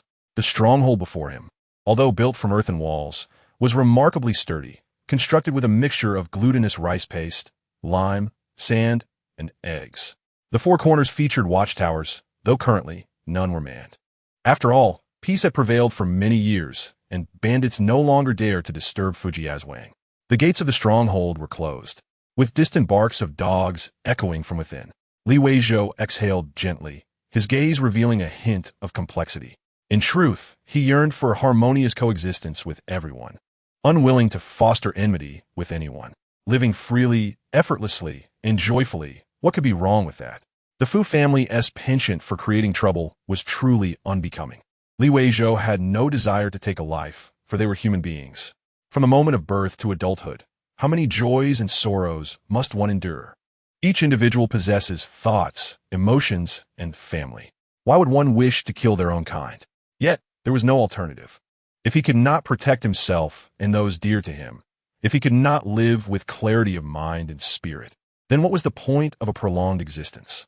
Weizhou had never believed that happiness could be attained through self-sacrifice or by compromising one's own well-being for the sake of others. He lifted his gaze to the sky, where the moonlight flowed like water. The surrounding scenery resembled a painting, tranquil and serene. Weizhou tucked away his electric bike and stealthily launched his drone to conduct reconnaissance atop the fort, confirming it was unguarded. He then retrieved a grappling hook, designed with a snagging mechanism that could latch onto a wall.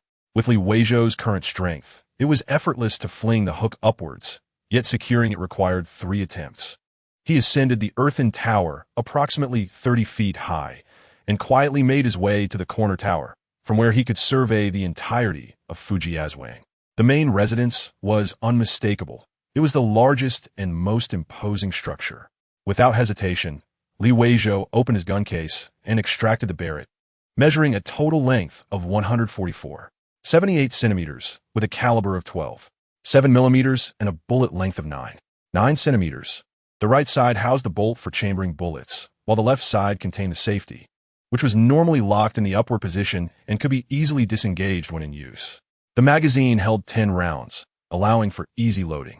These skills were acquired through watching short videos. In this versatile information age, one's horizons were undeniably broadened.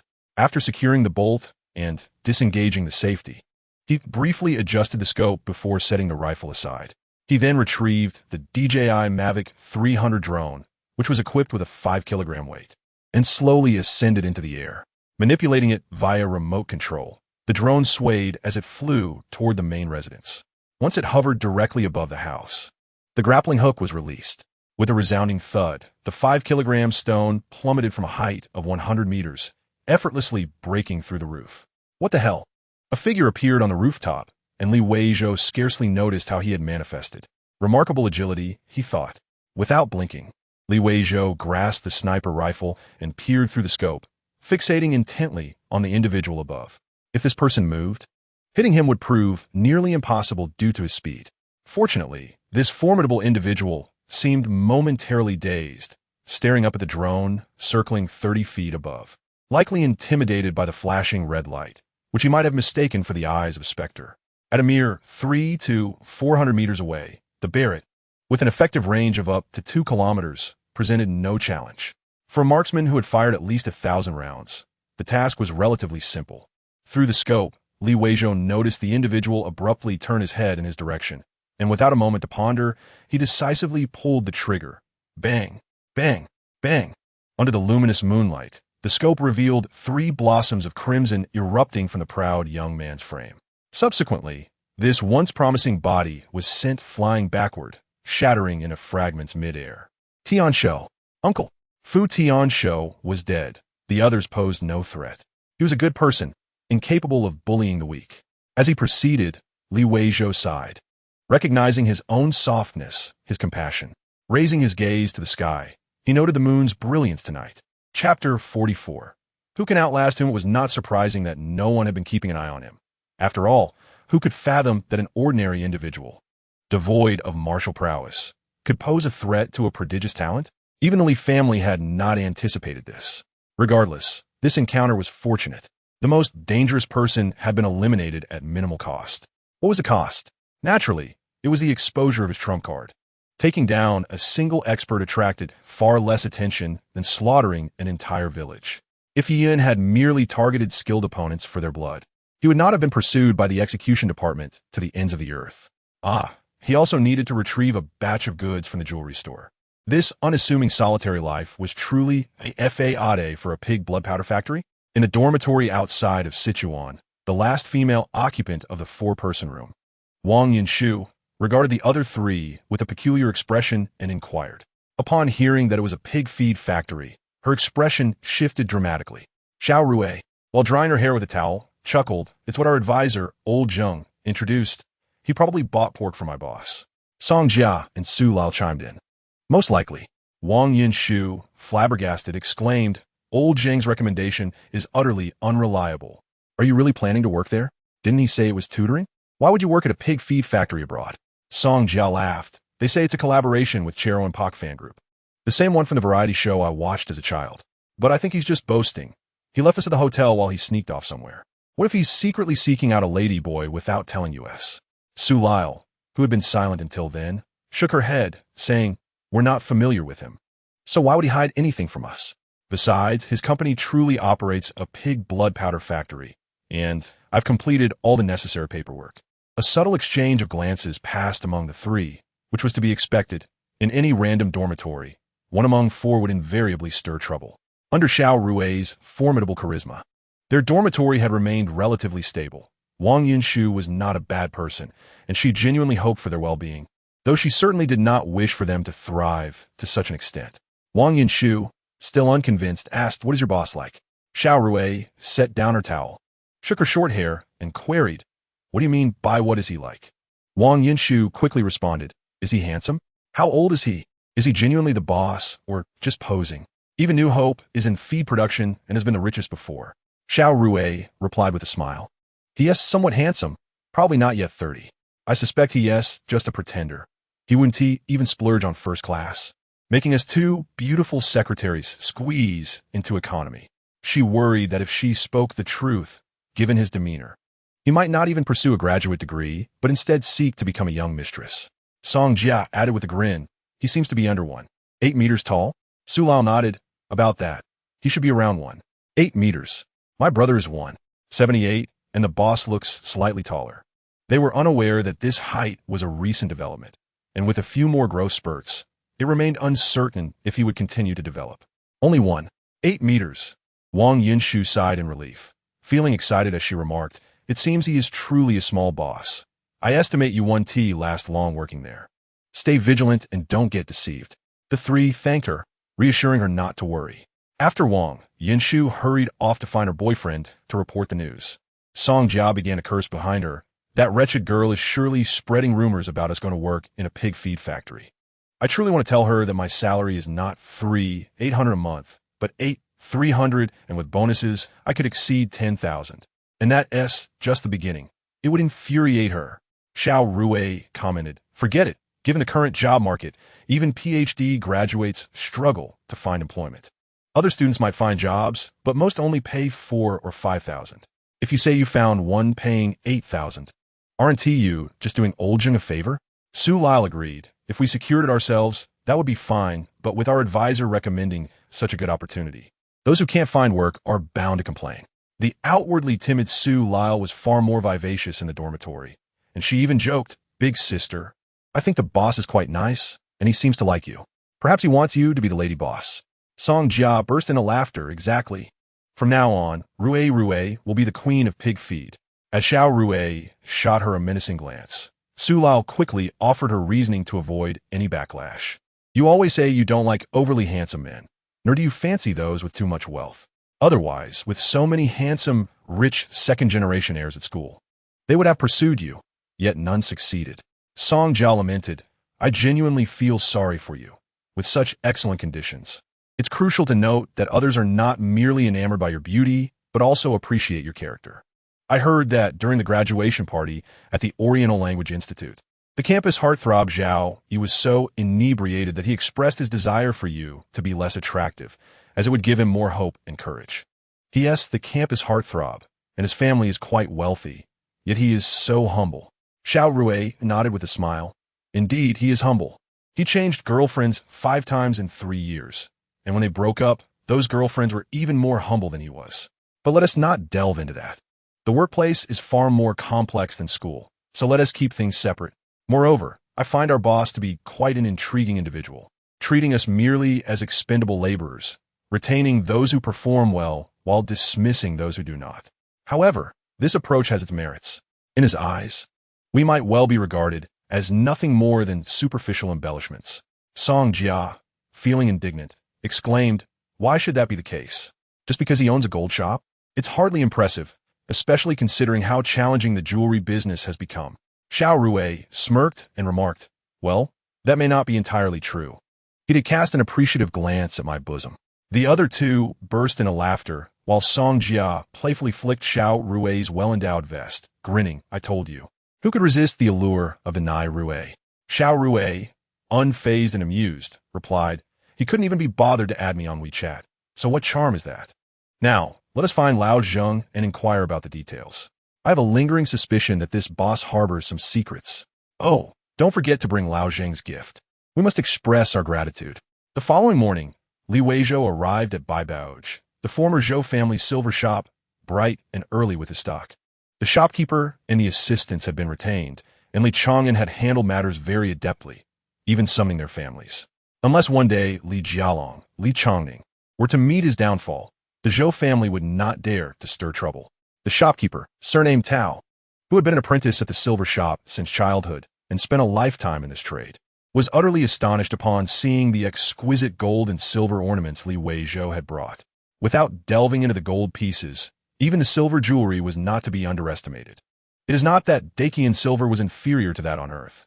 Rather, in terms of craftsmanship, aside from traditional methods like casting, forging, and inlaying, modern techniques have introduced laser engraving, 3D printing, and electroforming, enabling the realization of more intricate and refined designs.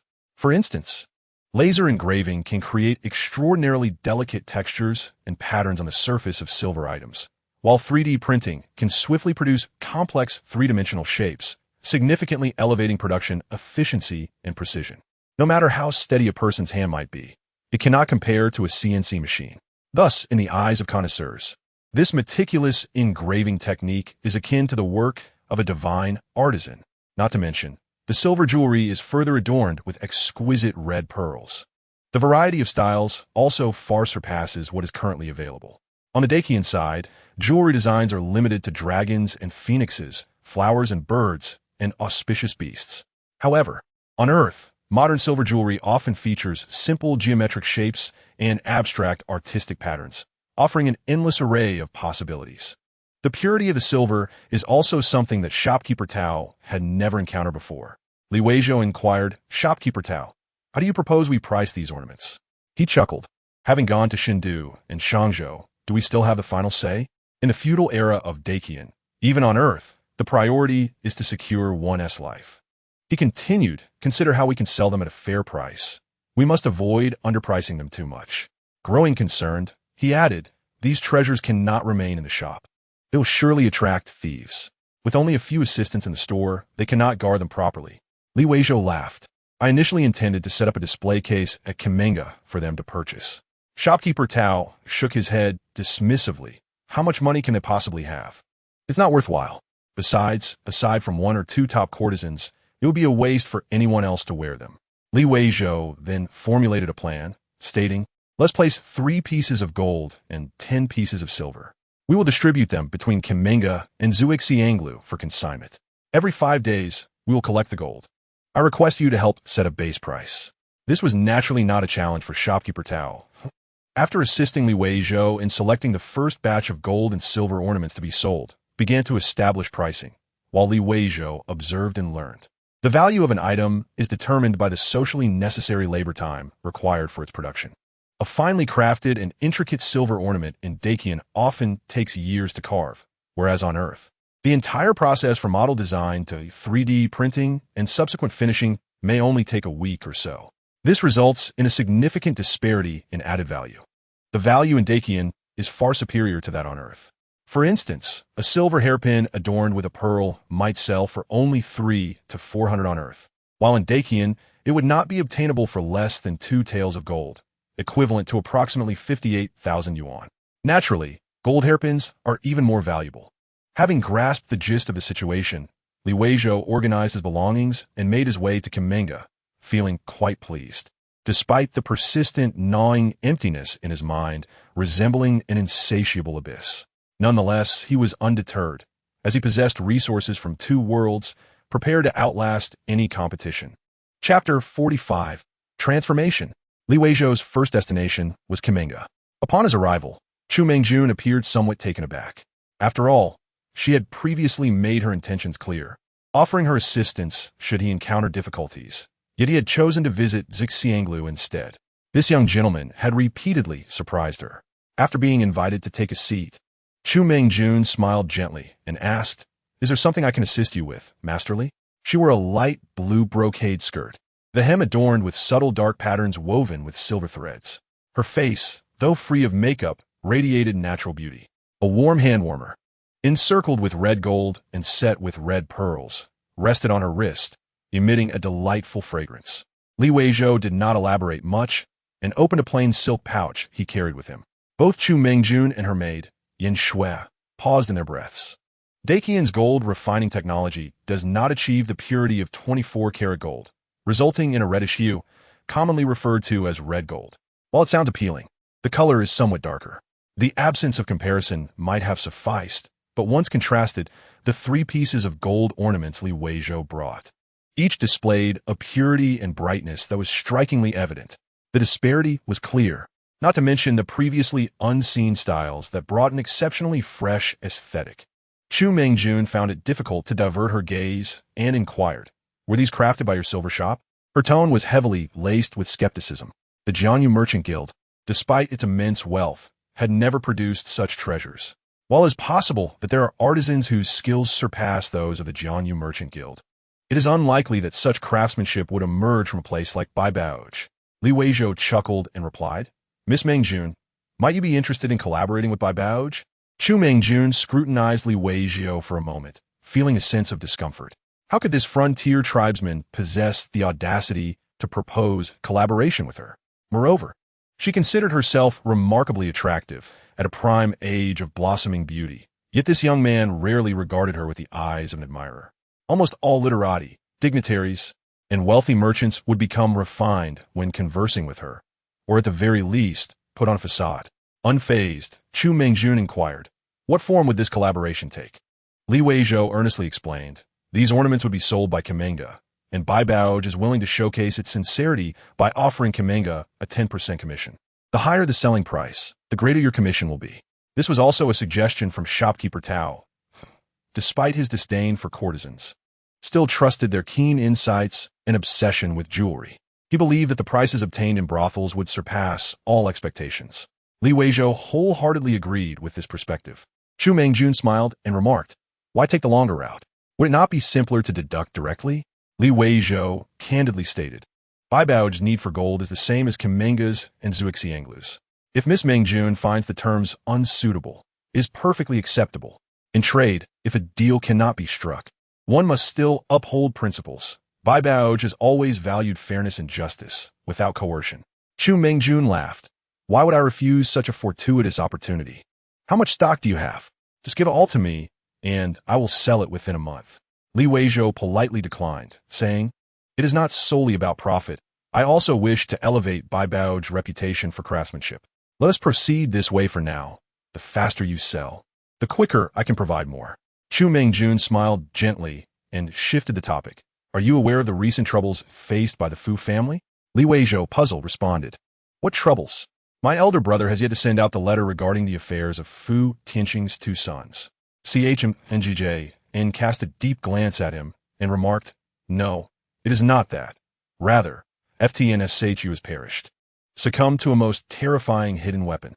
After observing him for a moment, CHMNGJ reminded him, "FTNSHU is the cherished disciple of the headmaster of TND Omen and JNZHU, and also a guest of the JN Wangfu. The headmaster holds great affection for this disciple. It is unlikely that he will let this matter rest." CHMNGJN and her maid YN Su laughed together, one with a subtle smile and the other with a light-hearted giggle, their gazes distinct. Upon exiting QMNG, LW Izu made his way to the Zoo 11 in LU, where FNBW's response was not much better than that of CHMNGJN. It seems that women, regardless of age, are invariably ensnared by the allure of adornments.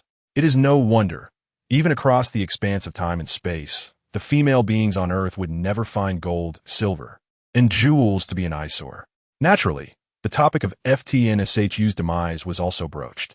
LW Izu was uncertain if they harbored suspicions about him, but he assumed that any conjecture would merely lead them to believe he had someone backing him, rather than suspecting him of the act itself. From this day forth, LW Izu, a mere second-rate martial artist, would embark on the serious practice of martial arts. Renjian had left behind several manuals on fist techniques, swordplay, and body movements, most of which were rather elementary. For the gifted LW, you had no need for the M, Ing, Ni, Chu In, which consisted of 5 simple moves. M, Ing, Ni, D, Ing, G, O, M, Ing, Ni, Shu, IWI, M, Ing, Ni, Chu, NLN, F, Ing, Ni, Lu, NT, and WNI, D, Ing, 2. After examining them closely, LW, you found them quite intriguing and not challenging at all. Compared to the intricate diagrams of the SH, NGQ, Ing, Shi, NYUGN, they were astonishingly simplistic. Nevertheless, for LW, you at this moment, they were just right. While these techniques may be simple, they would not become obsolete as he grew stronger. Once he opened the channels of the 3 yang meridians in the future, these moves would become increasingly formidable. Of course, by then, he would likely be practicing even more advanced martial arts. Regardless, learning them would not be in vain. LW, you practiced the moves twice, finding them easy to imitate. Perhaps due to his exceptional foundation and stance work, these actions felt effortless. However, without a master beside him to provide guidance, he was unsure if he was executing them correctly. Renjian had told him that one must first practice the form before cultivating the spirit. However, after executing the moves 5 or 6 times, LW, you began to sense something amiss. He had yet to familiarize himself with the meridian diagrams. Having only glanced at them a few times, yet he felt a subtle warmth coursing through his body, seemingly following the path outlined by the diagrams.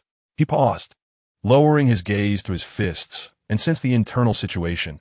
The warm flow seemed to have ceased. Was it merely an illusion? No, it could not be. LW's expression grew serious, shedding his previous air of nonchalance. He spread out the fist manual and resumed practicing the moves. With only 5 techniques, their simplicity rendered imitation effortless, and he quickly became proficient. Then, to his astonishment, he realized it was indeed not an illusion. Without consciously controlling it, the warm flow that nourished his tendons and flesh instinctively followed the pathways of the meridian diagrams. He continued to practice. A tingling sensation crept over his scalp.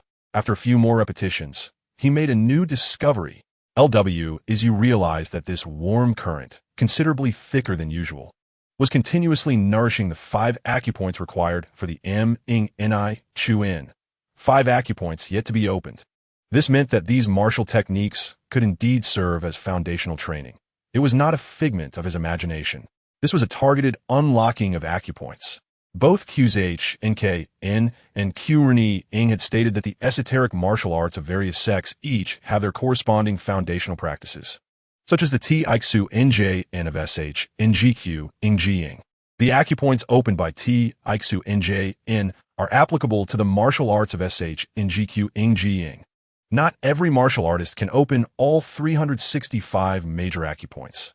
In reality, few can achieve such a feat. Furthermore, not all martial arts require the use of every acupoint. Thus, it is not merely the quantity of opened acupoints that determines prowess, but rather the degree of alignment between the opened acupoints and the martial techniques practiced within the constraints of limited resources, including time, that enhances effectiveness. Just as YWNGCHN, who specializes in T-Iksu NJN, could defeat Renjian, who had reached the 6th breakthrough despite her efforts. However, the core foundational practices of each sect are closely guarded secrets, requiring specialized elixirs and guidance from esteemed masters to unlock various hidden techniques. From this perspective, the vast majority of individuals would find a single manual of little use. The stringent safeguarding of these manuals by each sect is primarily to prevent adversaries from discerning the weaknesses within their martial arts.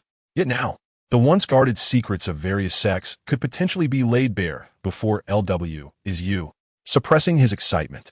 LW set aside the M, Ing, Ni, Chu, In, and turned his attention to the J, Nzh, O left to him by S, Ing, Sh. Many practice this martial art, and it could be deemed somewhat pedestrian. However, there are but a few who can reach the 2nd layer, and even fewer who can fully master the 2nd layer and break into the 3rd. In truth, few can attain the profound depths of any martial discipline. This requires not only specialized foundational practices to unlock acupoints, but also the protection of specific elixirs and guidance from renowned masters regarding various esoteric cultivation techniques. As one progresses, the requirements become increasingly stringent.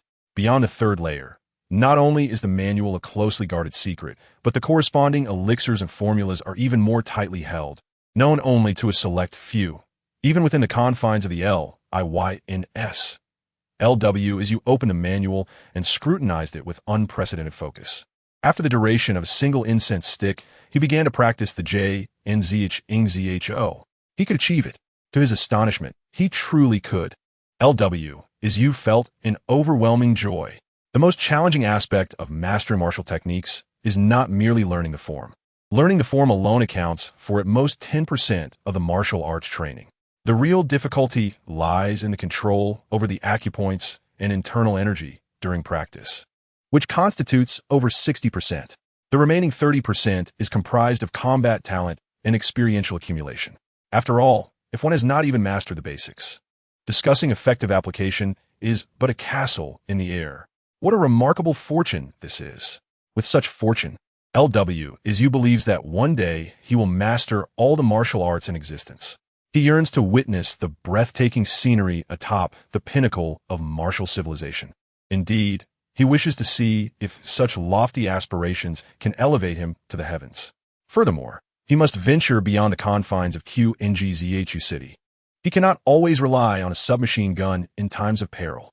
LW is you beamed with delight, summing it all up with one word: exhilarating. After a period of exuberance, LW is you forced himself to regain his composure and engage in self-reflection. Although the future appears bright, the path must be traversed step by step, for the acupoints must ultimately be unlocked through his own efforts, one by one. Achieving mastery in martial arts is not a matter of practicing once and succeeding. The M-ing-ni chu-in is the simplest of fist techniques, hence its ease of practice. However, advanced martial arts will still present challenges and require substantial time for mastery. Moreover, proficiency does not equate to competence in combat. Practical experience is essential, thus requiring diligent effort. At present, he can only clearly identify which acupoints to open. To truly unlock them, he must proceed methodically, step by step. Therefore, it is prudent to diligently practice for now. In due time, he shall attain the title of the world's greatest. But that is a matter for the future, not the present. He must keep the principle of steadiness firmly in mind, for time and advantage are on his side. Before long, LW is you had calmed himself. However, before he could immerse himself in training again, someone from the L family estate urgently summoned him to the old residence. It seems they have also learned the news. S.N. Ling. Ft. NSHU has died. Upon seeing LW is you, LD Ling's first words were uncertain, either affirming or questioning. His fierce eyes fixated on LW as you, and the furrow in his forehead appeared to have relaxed somewhat. Li Chang'an was also assisted by Guoshi as he emerged, yet before he spoke, he asked Guoshi to leave. Observing Li Weizhou, who appeared somewhat perplexed, he inquired, "You mentioned providing an explanation within 3 days, Sanlang. What is this about?" Li Weizhou shook his head and replied, "Do not ask too many questions, nor concern yourselves with who did the killing. Just know that he deserved to die. And now he is dead. Do not let your imaginations run wild. I am a businessman, and I have my methods." Li Delong paused in contemplation before stating, "Eldest brother, write a letter to fourth brother. I shall dictate." Li Chongping hastily prepared pen, ink, paper, and inkstone. Once ready, Li Delong solemnly declared, "Fourth brother, there has been an incident in Fuji Yazwang. That scoundrel Fu Tianshou has grievously injured your second brother without reason. Were it not for your third brother sacrificing himself to seek help, your second brother would have perished." Li Weizhou interjected, "What do you mean by sacrificing himself to seek help?" Li Chongping and Li Chang'an each offered him a reassuring smile, allowing Li Delong to continue, while Li Chongping proceeded to write, "Thus, without any alterations, send this to Chengfeng Biaoju, offering 10 taels of silver for urgent delivery. Then, transcribe 2 additional copies to send to 2 other escort agencies for their delivery as well." After drying the ink on the letter, Li Chongping asked in confusion, "Father, why write 3 copies of the same letter?" Li Delong retorted, "What if one gets lost?" After a brief pause, he countered, Do you understand why I write it this way? Li Changping chuckled. We cannot say it is for Sanlang's revenge. That would be quite embarrassing for you, father. Li Delong waved his hand dismissively. Enough, enough. You are the eldest son of our family, and this task is yours to undertake. Li Changping was quite pleased. After he left, Li Delong turned to Li Weizhou and asked, What shall we do about Fuji Yazwang? Li Delong chuckled. The Tiandao sect is substantial. It is unlikely they would risk their lives for a single disciple. As long as Fu Tianshou is alive, they will continue to engage in contests. With the backing of the Jin Wangfu, fourth brother must not act too recklessly. However, should Fu Tianshou perish, a dead genius is worth less than a dog. Just wait and see. There will surely be no issues. Li Weizhou replied. Then let us proceed as uncle suggests. But it will be best to secure some peace through trade, spending a bit of silver to appease the authorities. This will also serve to inform the other families that the Li family values reason and prioritizes harmony in business. Li Delong burst into hearty laughter, thoroughly satisfied with his nephew. No one mentioned the fate of other members of the Fu family, as they would have no future left. Over the years, emboldened by the rise of Fu Tianshou and the immense power backing the Fu family, they had offended many. Even if the Li family did not intervene, their downfall was inevitable. Li Chang'an also rose, patting Li Weizhou on the shoulder with a smile, saying, That is acceptable, but after dealing with the Fu family, we must ensure the villagers remain. Those 200 acres of rouge rice fields would be beyond the capabilities of ordinary farmers, Li Weizhou replied with a nod. Let the newcomers live among them to learn the skills quickly. By the way, will the other aristocratic families become envious? Li Weizhou stated, I shall write a note. Uncle can simply go to my house and ask the steward for the funds. Li Delong was not one to be polite. Once Li Weizhou wrote the note, he took his leave. Although Li Weizhou had not been established for long, he had already begun to earn the reputation of the wealth god of the northern lands in Qingzhou Prefecture. In terms of wealth, Li Delong felt he could not quite match this nephew. Fuji Yazwang was intended to be acquired for Li Weizhou, so this sum would come from him to prevent future disputes with his future daughter-in-law and nephew. After Li Delong hurriedly departed, Li Chang'an turned to his cousin and remarked, I thought you were already impressive. I did not realize I had underestimated you. Remarkable. Even though Fu Tianshou had not been in the Middle Three Realms for a year, and Fuji Yazwang even held a grand banquet lasting 7 days for him, a martial artist of the Middle Three Realms has already become a notable figure in the martial world. Even the slightest strike could take a significant toll on my life, yet he met his end so easily. Li Chang'an was utterly convinced that it was Li Weizhou who had dispatched Fu Tianshou, though he remained uncertain about the method employed. However, it mattered little. Even if he had hired someone, finding an expert capable of eliminating a martial artist from the Middle Three Realms was an extraordinary feat that most could scarcely achieve. Our Li family is destined for prosperity. Sitting in a chair, Li Chang'an gazed up at the blue sky and softly uttered words filled with longing. Li Weizhou smiled, feeling quite content to be part of such a family. Yet, they only considered the rationality of the Tiandao sect. It was unlikely they would come seeking vengeance for a deceased genius disciple. But what if they acted irrationally? Therefore, a measure of caution was still necessary. As night fell, Li Weizhou assisted Li Chang'an to the main hall of the courtyard. Yesterday, she may have been brought over, and in generations of the Li family, only one daughter had emerged. Previously, there had been some estrangement, but now that they were close kin, she may had naturally become the beloved of the entire family. Not to mention others. Even Luo Shi gradually grew fond of this cheerful and vibrant sister-in-law, especially as her son, Li Huan, particularly adored the only aunt in the Li family. However, she may still long for her brother. Upon seeing Li Weizhou, she rushed over with a beaming face to embrace him, followed closely by a string of children, Xiao Dong, Xiao Shi, Xiao Bei, along with Li Huan, Li Rui, and their 2 maids.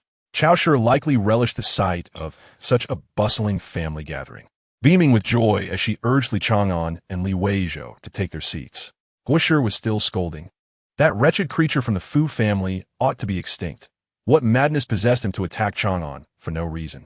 Now, he has faced his retribution. Gao Si Su, the man is gone. Why dwell on such matters? The children are here. Guo Shi quickly altered her tone, saying, It is to let the children know they must possess a spirit within them and never be bullied. When the family stands united, any grievance can be avenged. Luo Shi reminded, but that requires skill as well. Guo Shi laughed. They are nearly 5 years old. Let the master from Jiren Hall examine their bones, and see if we can produce another Xi Lang. Li Chang'an smiled at Li Weizhou, saying, "Look at the dreams being spun." Li Weizhou was not concerned and replied, "It is worth a shot. If martial prowess is unattainable, then I shall study the arts. If that too is beyond reach, then I shall assist you in your inspections." "How absurd!" Li Chang'an retorted, exasperated. Chao Shi and the others found it amusing. While Guo Shi chuckled, "Your third uncle, will your nephews not be able to join you in becoming wealth gods in the future?" Li Weizhou replied, "Merchants traverse thousands of miles, carrying the sun and moon upon their shoulders, navigating the world of commerce to engage with the mundane affairs of humanity. As long as second sister is willing to allow Li Rui and the others to traverse far and wide, I shall gladly welcome the assistance of my family. Were it not for the absence of trustworthy kin at my side, would the business of Baibao Tower be confined to Qingzhou Prefecture? Not far to the north lies the horse market, where trade occurs with the Eastern Hu." Guo Shi was startled at the mention of trading with the Eastern Hu, quickly interjecting, "Then perhaps we should reconsider. If all else fails, let us stick to inspections." The family laughed together, though they understood. In an era before transportation had entered the age of industrialization, any long journey felt akin to bidding farewell. While they were engrossed in lively conversation, Li Delong strode into the room with an exuberant demeanor, appearing at least a decade younger. Following him were Li Changping and the county magistrate, Zhou Yunjun. Upon seeing such esteemed guests, the family members rose to greet them. Li Weizhou felt a wave of satisfaction. Although this was still a feudal era, it seemed they had not yet fallen prey to the toxic philosophies of Zhu Xi. Interestingly, this world also had its Confucian sages and figures akin to Tathagata and Amitabha. "Congratulations, congratulations! How delightful!" Upon entering, County Magistrate Zhou Yunjun extended his hands in greeting to the members of the Li family. Naturally, they responded with polite exchanges, albeit unaware of the source of joy. Zhou Yunjun expressed, "Li family Xi Lang possesses martial prowess far superior to that of the Fu family as offspring, and his future lies within the capital. Yet the Li family remains steadfast in humility. The Fu family, however, seems to have forgotten the principles of familial preservation and prosperity, and thus they're destined for downfall." Chao Shi laughed and said, "Your Excellency, you flatter us. The Fu family child is merely slightly inferior to Xi Lang, and they have always been quite indignant about it." Zhou Yunjun chuckled. "They are truly frogs in a well. How can those of mediocre martial talent compare to those of exceptional skill? The difference is as vast as heaven and earth. The upper limit of the medium-level martial bones is essentially reaching the peak of the third realm. Only those with superior martial bones possess the opportunity to break through to the upper three realms, becoming figures akin to terrestrial immortals." Li Weizhou seized the moment to inquire, "Sir County Magistrate, martial practitioners do not engage in production and have significant consumption. Why then is their status so elevated?" Zhou Yunjun chuckled heartily and replied, "Young master, have you not noticed the remarkable achievements of Sanlang lately? How can you remain oblivious to such fundamental truths? While martial practitioners indeed do not engage in production, they are capable of protecting those who do, ensuring the stability of the state. The Donghu have martial practitioners. The Snowy Mountains have martial practitioners, and the Nanjiao have martial practitioners. Could Diqian function without martial practitioners? Moreover, it is not as if there is no production. The mountains and rivers abound with formidable beasts. Without the suppression of the 8 sects, the common folk would suffer greatly. During the drought in the Qi region under the previous dynasty, when the land turned barren for miles and crops failed, if not for the martial practitioners working together to catch countless giant fish from the vast waters, millions of lives would have been lost. Therefore, Sanlang should not be so modest. The future of Xi Lang is boundless, and likewise, the future of the Li family is equally limitless." Li Weizhou smiled and remarked, "Sir County Magistrate, you have spoken a truth. The future of my family's close friends is also immeasurable." "Ha ha ha, well said." Fu Tianshou is utterly ignorant of the situation and fails to recognize the talents of the Li family. His defeat is well-deserved, and his demise is equally justified. Zhou Yunjun showered compliments upon the Li family as if they were free of charge. Li Weizhou cast a worried glance at his uncle, pondering how much silver had been dispensed. In the main hall of the Li family, the atmosphere grew increasingly jovial. Li Delong accompanied Zhou Yunjun in hearty laughter, And once they finished, he said to Li Weizhou, "The negotiations with the Yamen have been settled. We will purchase the 200 mu of rouge fields from the Fu family for 10,000 taels of silver." Li Weizhou nodded with a smile. Zhou Yunjun looked at Li Weizhou and remarked, "Samlang, you are too magnanimous. The Fu family scions have acted recklessly and have nearly brought Erlang to his demise. Even if we were to directly seize the Fu family's assets as compensation, no one could justly criticize us. The fortress of the Fu family and those 200 mu of rice fields rightfully belong to Samlang." Li Weizhou, being articulate, replied, "The Li family cannot cause trouble for the Yamen, nor can we burden Sir Zhou, even if the 200 mu of rouge fields are indeed valuable. The construction of that fortress by the Fu family likely cost a similar amount. Such high earthen walls, built with a mixture of glutinous rice juice, gravel, and yellow earth, are remarkably sturdy and naturally expensive. Spending that 10,000 taels is not merely to silence the people of Qingzhou, it is also to showcase to outsiders, such as the Jin Wangfu and the Yuxing Sea. We gain significant advantages while also preserving our good reputation." Li Delong pointed out, "Speaking of which, old Zhou has a closer relationship with your father. In recent years, you have been quite unruly. Had it not been for Sir Zhou's discreet maneuvering, you would not have lasted this long." He then gave his nephew a knowing look. "Let's raise a toast to Sir Zhou." Thus, Li Weizhou lifted his cup to this esteemed figure of Qingzhou, saying, "Thank you, Sir Zhou, for your support." This was not to forge corrupt ties between officials and merchants. Rather, it was to establish the Qingzhou government as the Li family stronghold, ensuring fewer complications. Zhou Yunjun, devoid of any Confucian demeanor, burst into laughter once more, saying, "Nephew need not be overly courteous." Once the food and drinks were laid out, the womenfolk took the children and withdrew. The 4 men of the Li family sat down with Zhou Yunjun to enjoy the feast, and it was evident that the county magistrate was in high spirits, even somewhat exhilarated. After several rounds of drinks, Li Weizhou once again sought counsel. "Sir Zhou, it is said that the current dynasty strictly forbids martial practitioners from acting within the city. Otherwise, they will face severe punishment. Yet, if a martial practitioner were to don a mask and roam at night, committing misdeeds, who in the ordinary county can withstand them, and who would know their identity?" Zhou Yunjun replied with a smile, "Nephew, do you believe that the Qingzhou county government is weak, lacking even a single martial practitioner capable of breaching the barriers? How could disorder be quelled in such a case?" Li Weizhou nodded candidly, as he felt that such prohibitions were somewhat impractical. Zhou Yunjun continued, "Do you know who the true experts in Qingzhou City are?" Li Weizhou responded, "The proprietors of Zue Xiang Lu and Qi Menggu seem quite formidable. Beyond that, I am not well informed." Zhou Yunjun nodded with a smile. "Indeed, those two are not to be underestimated. Both are masters. There is another individual of note, the manager of Shenglong Qinzhuang. In recent years, Qingzhou has not been free of chaos, especially with the Hu merchants from the Donghu and Shihu regions, who often bring trouble. However, their fates have all been rather grim. Furthermore, do not underestimate the county magistrate. As a disciple of the Son of Heaven, he can summon these 3 individuals to suppress any lawlessness in critical moments. Thus, even though there are several martial arts schools in Qingzhou City, in terms of martial strength, they surpass the county as constables. Yet, none would dare show disrespect to the official government. Otherwise, the consequences would be dire. You can rest assured, dear nephew, that due to the proximity to the horse market, both of these proprietors and the one from Shenglong Qinzhuang are among the top experts. Merchants and wanderers entering or passing through the city are well known. They would not dare to act recklessly. Any action taken will surely leave traces." Zhou Yunjun, with a hint of arrogance, smiled and added, "Outsiders?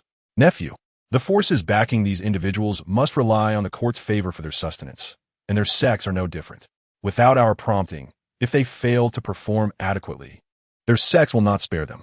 In this way, the court saves immense effort while maintaining the rule of law impeccably." Li Weizhou began to understand this intricate game, realizing that it was only during times of imperial strength that such tactics could be employed.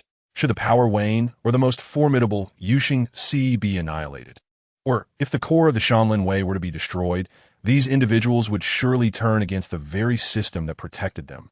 Naturally, at present, his knowledge was limited, and even Zhou Yunjun, a mere 7th-rank county magistrate, knew too little. The founding emperor possessed unparalleled vision and left behind a system that shattered the cycle of misfortune plaguing the dynasty for 3 centuries, something he could not have overlooked. Therefore, there was no need for undue anxiety. Should calamity befall, the Li family's Sealang would stand firm. Li Weizhou resolved to establish a solid foundation in Qingzhou before gradually expanding his influence. With the martial path now more accessible than ever, it was better to remain low-key and diligently hone his skills than to fret aimlessly. After feasting and conversing to their heart's content, Zhou Yunjun took his leave.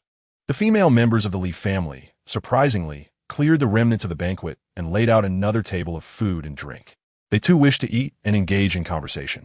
Guoshi was initially taken aback by Li Weizhou's extravagant expenditure of 10,000 taels of silver. But upon learning that it was a legacy from Qi Ernyang, she showed little interest in matter. Luosher's expression was somewhat displeased. Both women typically prided themselves on their substantial dowries, yet no amount could compare to 10,000 taels of silver. Guoshi, ever astute, quickly discovered a new point of interest. Has the Fu family's 200 mu of rouge rice fields been secured? Li Weizhou glanced at her sideways and replied, "Second sister-in-law, are you interested in farming? If you wish to cultivate, take charge of it yourself." Li Chang'an laughed and scolded. "What are you going to plant? You can't even distinguish between grains." Chao Shi joyfully remarked, "That must be for tribute to the Jin Wangfu, right?" Li Weizhou shook his head, saying, "The tribute rice has already been delivered, and some has been reserved.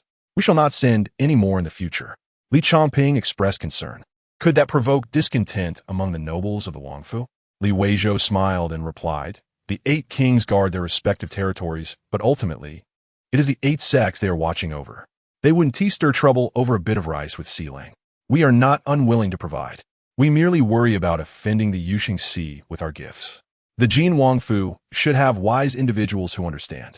Li Chang'an laughed heartily, inadvertently pulling at his wound, and winced for a moment. Li Dalong turned to Li Weizhou and asked, "Will the valley still need to be repaired?" "Now, that Fu family village cannot be called that anymore. The Li family village belongs to you."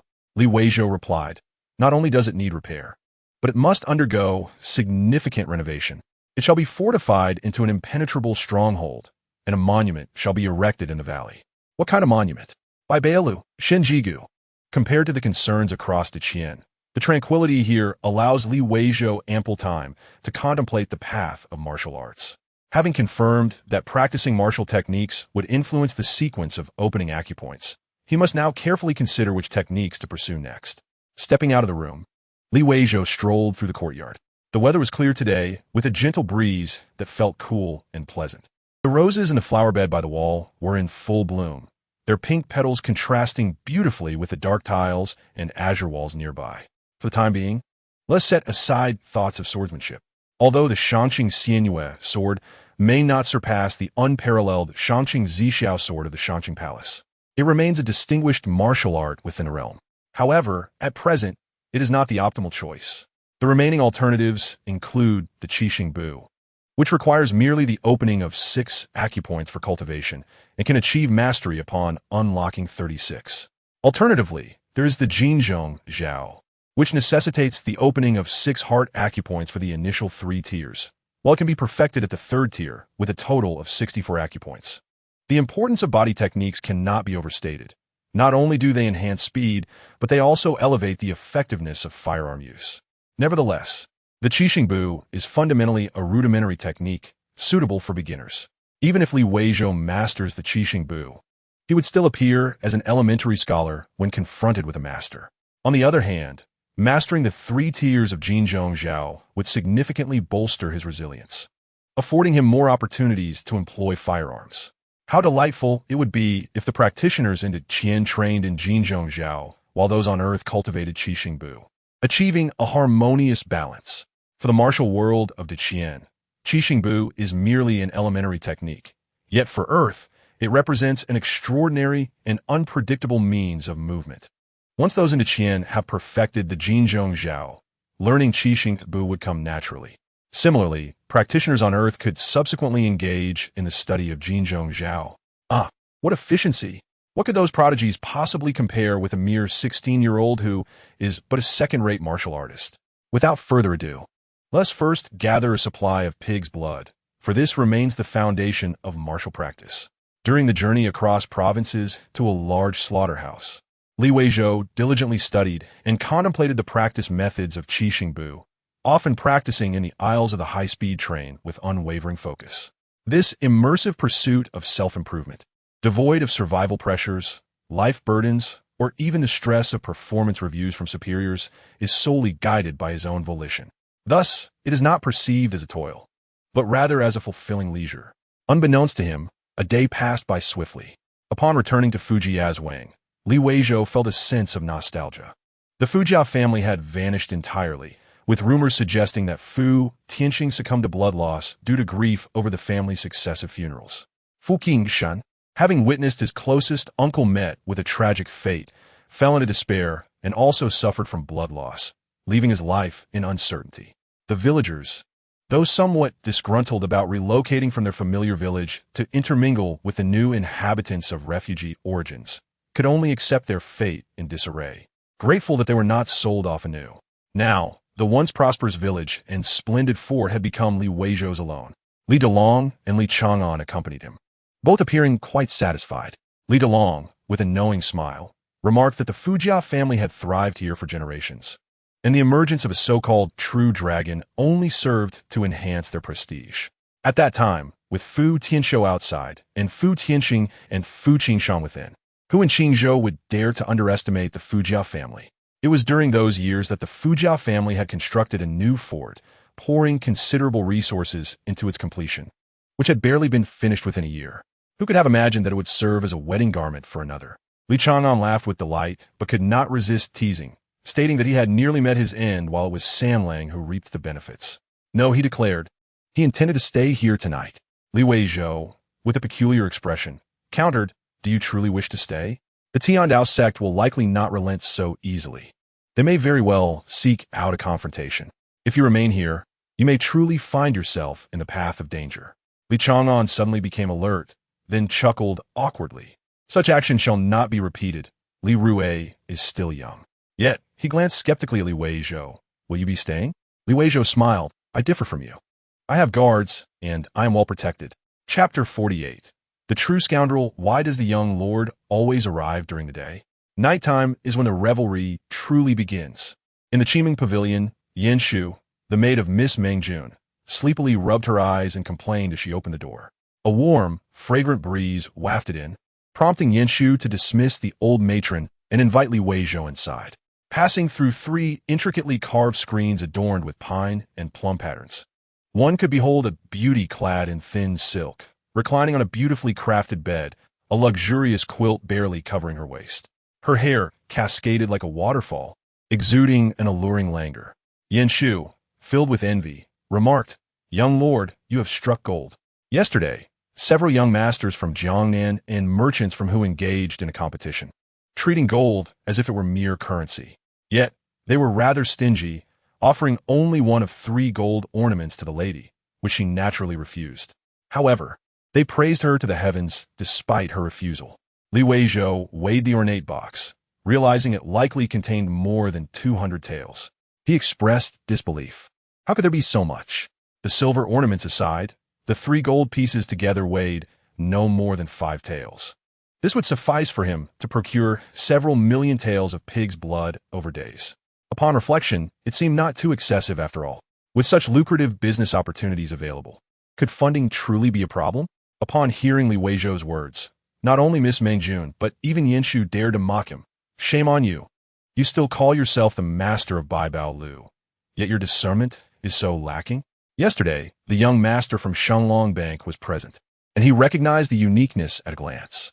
Your 3 gold ornaments, disregarding their novel designs, possess a hue that is exceedingly rare. He mentioned that not only Shenglong Bank, but no other bank or silver shop could achieve this brilliance. Furthermore, the craftsmanship is so exquisite that it seems beyond human capability to carve and polish.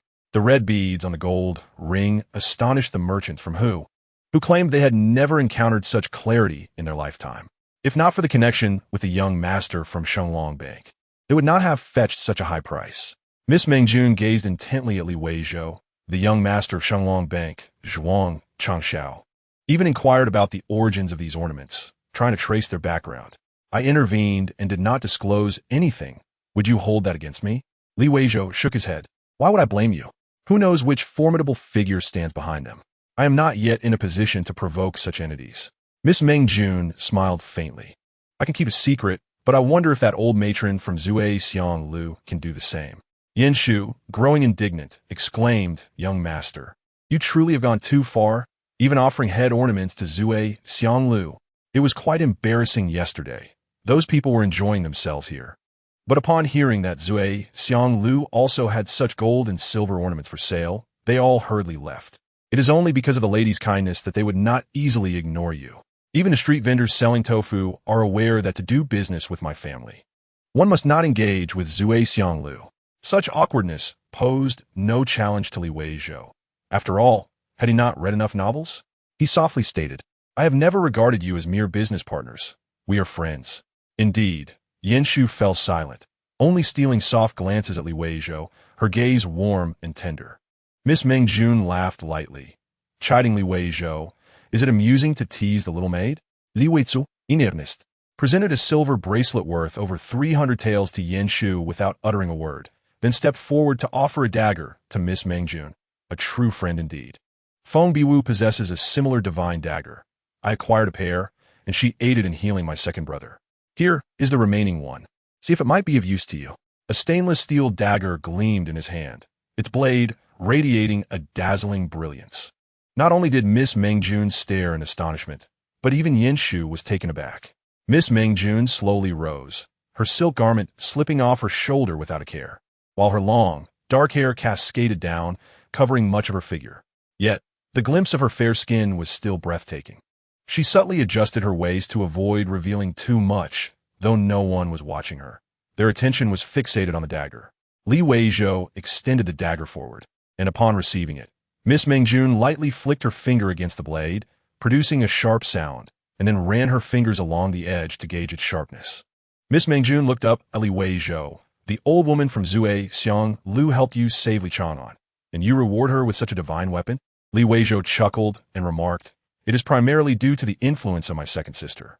Chu Mengjun gazed deeply at him and inquired, And what about me? How can I obtain it? For a martial artist, the significance of a divine weapon is akin to possessing an additional life.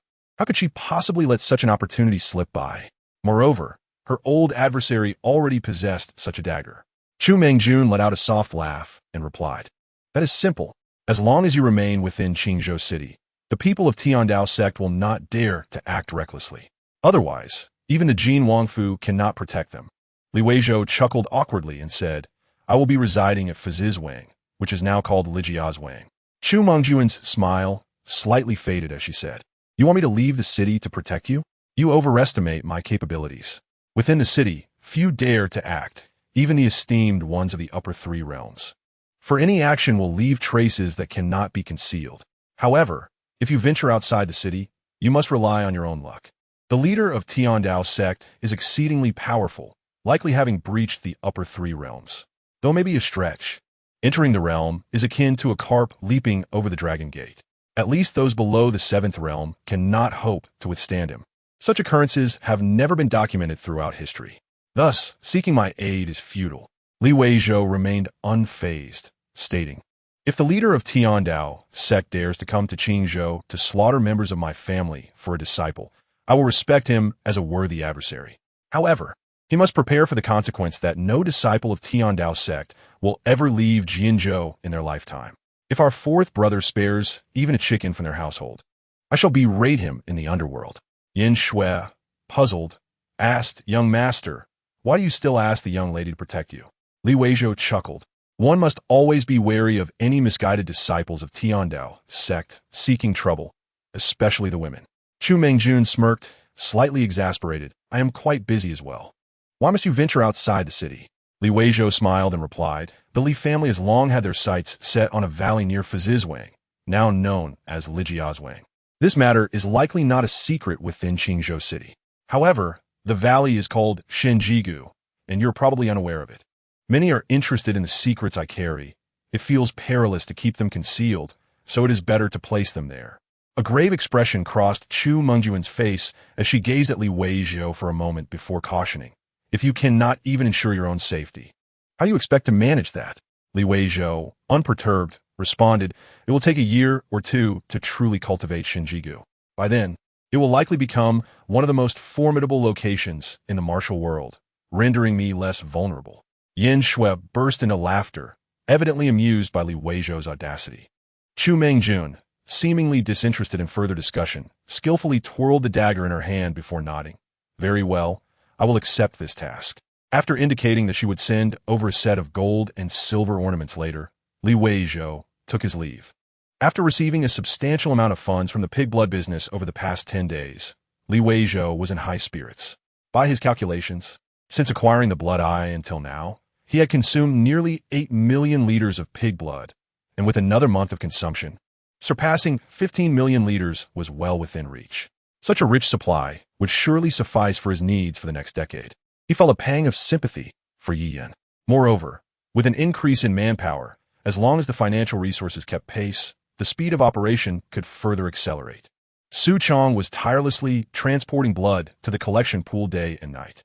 Abundance indeed, but he remained uncertain if there were any other unique uses for it. At noon, within the Zue Xianglu, in the central hall of the third floor, Feng Biwu posed similar inquiries, questioning Li Weizhou about his collaboration with the courtesans of Qiming Pavilion.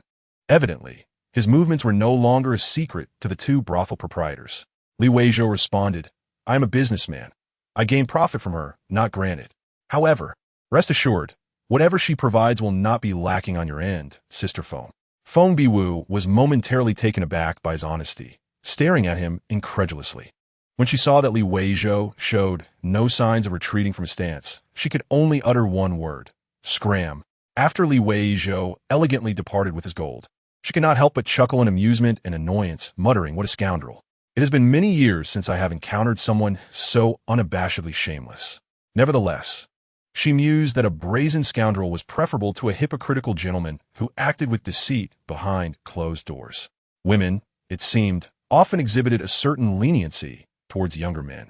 Li Weizhou was indeed not a hypocrite, for from this day forth, he would rest daily at the newly established Lijiazwang. In the carriage, he concealed a stunning beauty, but this was not for the sake of a romantic dalliance. It was for guarding the entrance. He truly had a guardian. As he occupied the master bedroom, while Chu Mengjun stayed in the foyer, each day, she practiced with the dagger, occasionally gritting her teeth, seemingly contemplating whom she might strike. Chapter 49. At ease, your experiences over the past few years have been rather mundane, and your performance utterly lackluster. What kind of fortuity has transformed you into your present self? Outside Li Zhuang, within the main courtyard, the ground was paved with bricks and stones, and 2 wicker chairs were placed amidst the chill of early winter. Chu Mengjun reclined in one chair, observing Li Weizhou languidly as she inquired. She had been on guard here for 7 consecutive days, uncertain if the letter sent to the capital had reached its destination. With nothing else to do, they engaged in casual conversation. Li Weizhou smiled and candidly replied, "Indeed, I have had some fortunate encounters, but I cannot disclose them to you." Chu Mengjun cast him a sidelong glance, half smiling. "Are you not afraid I might abduct you to force you to reveal your secrets?" Li Weizhou shook his head, stating, "Let me put it this way.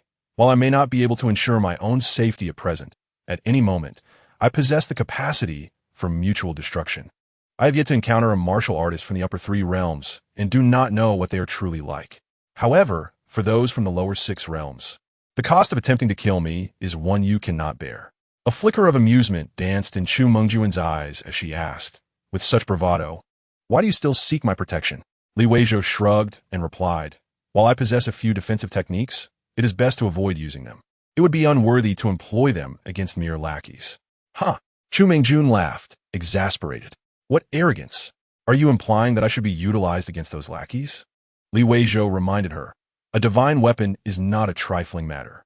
Chu Mengjun laughed lightly and chose to disregard his comments. Today was a rare sunny day, with large fluffy clouds drifting in the azure sky. However, the golden sun was gradually sinking in the west, as it was already past mid-afternoon. The western wind began to rise, and the clouds slowly transformed into a scale-like pattern. It had been 7 days since Fu Tianshou was beaten to a pulp. Surprisingly, everything remained calm and undisturbed. Li Weizhou suddenly asked, "Mengjun, May I pose a few questions to you? Chu Mingjun shot him an inquisitive glance, and Li Weizhou clarified. I understand that martial artists cultivate by opening the body's vital points. The more points that are opened, the greater the strength. But what significance do swordplay and fist techniques hold? He was genuinely curious if practicing martial skills could guide the sequence of opening these vital points. Chu Mingjun chuckled at his question.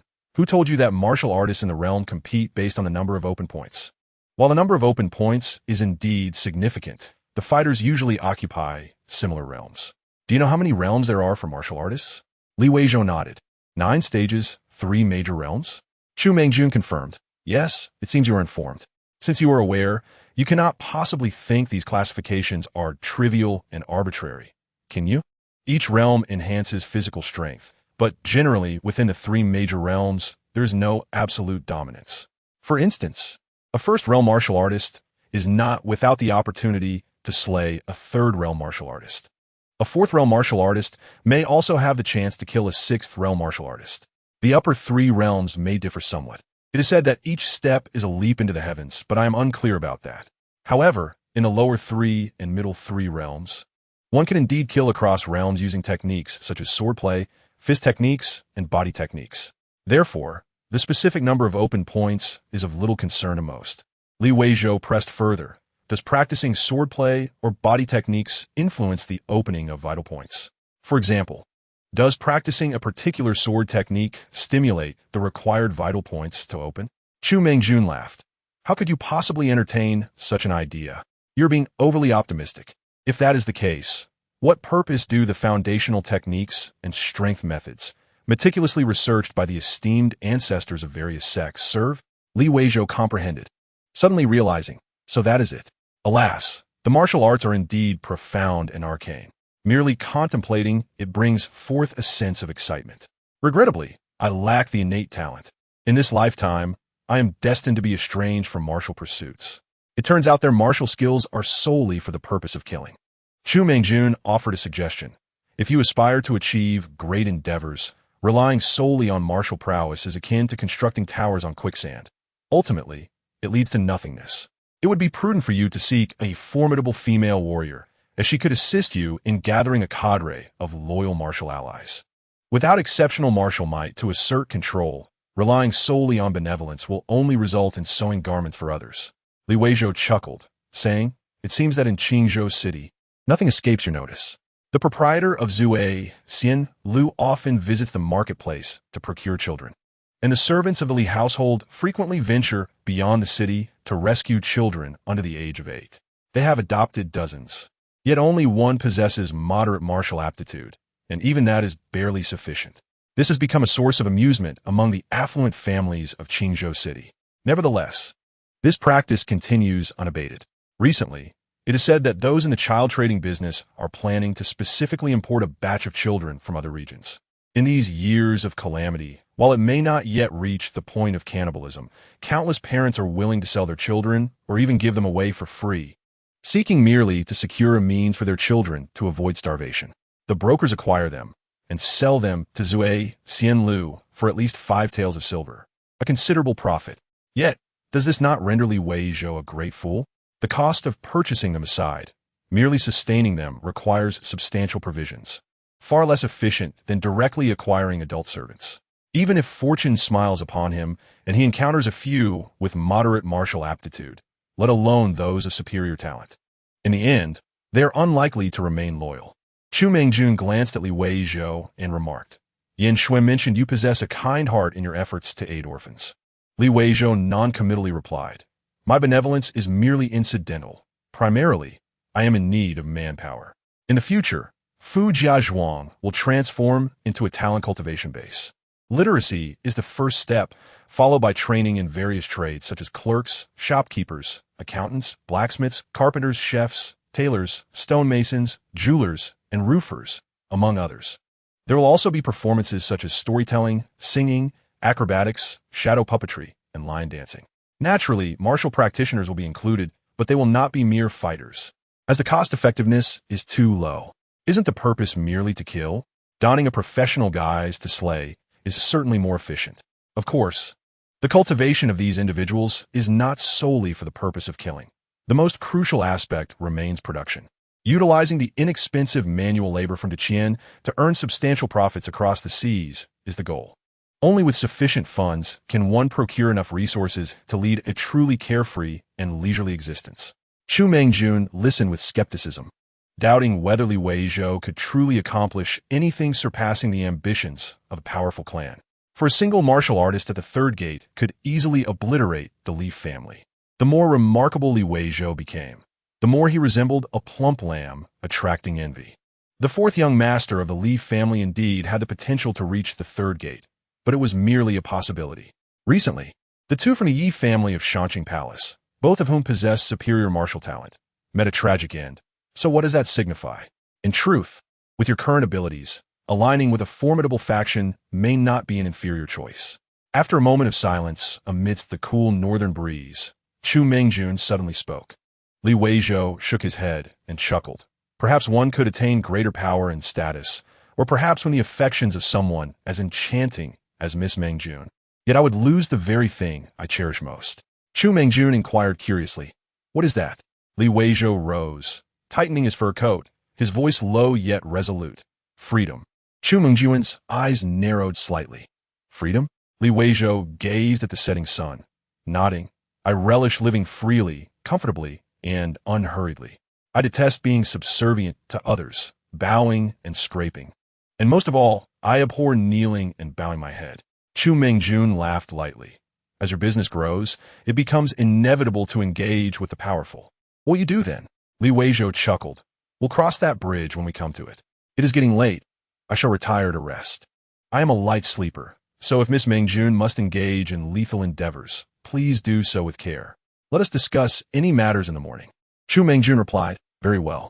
It sounded somewhat gritting of teeth. She began to doubt whether he was truly a man, for she could discern that he was not the type to deliberately retreat to advance, seeking her attention. He genuinely bore no ulterior motives toward her. Yet, on that day when she inadvertently revealed a glimpse of her form, he had clearly displayed a moment of embarrassment. This only attests to the remarkable self-control of this young man. In Changzhou, at the villa, Xiao Rui presented a laptop to Li Weizhou, showcasing several pig blood powder factories, or what could be termed as biotechnology companies, located in the neighboring Furong city.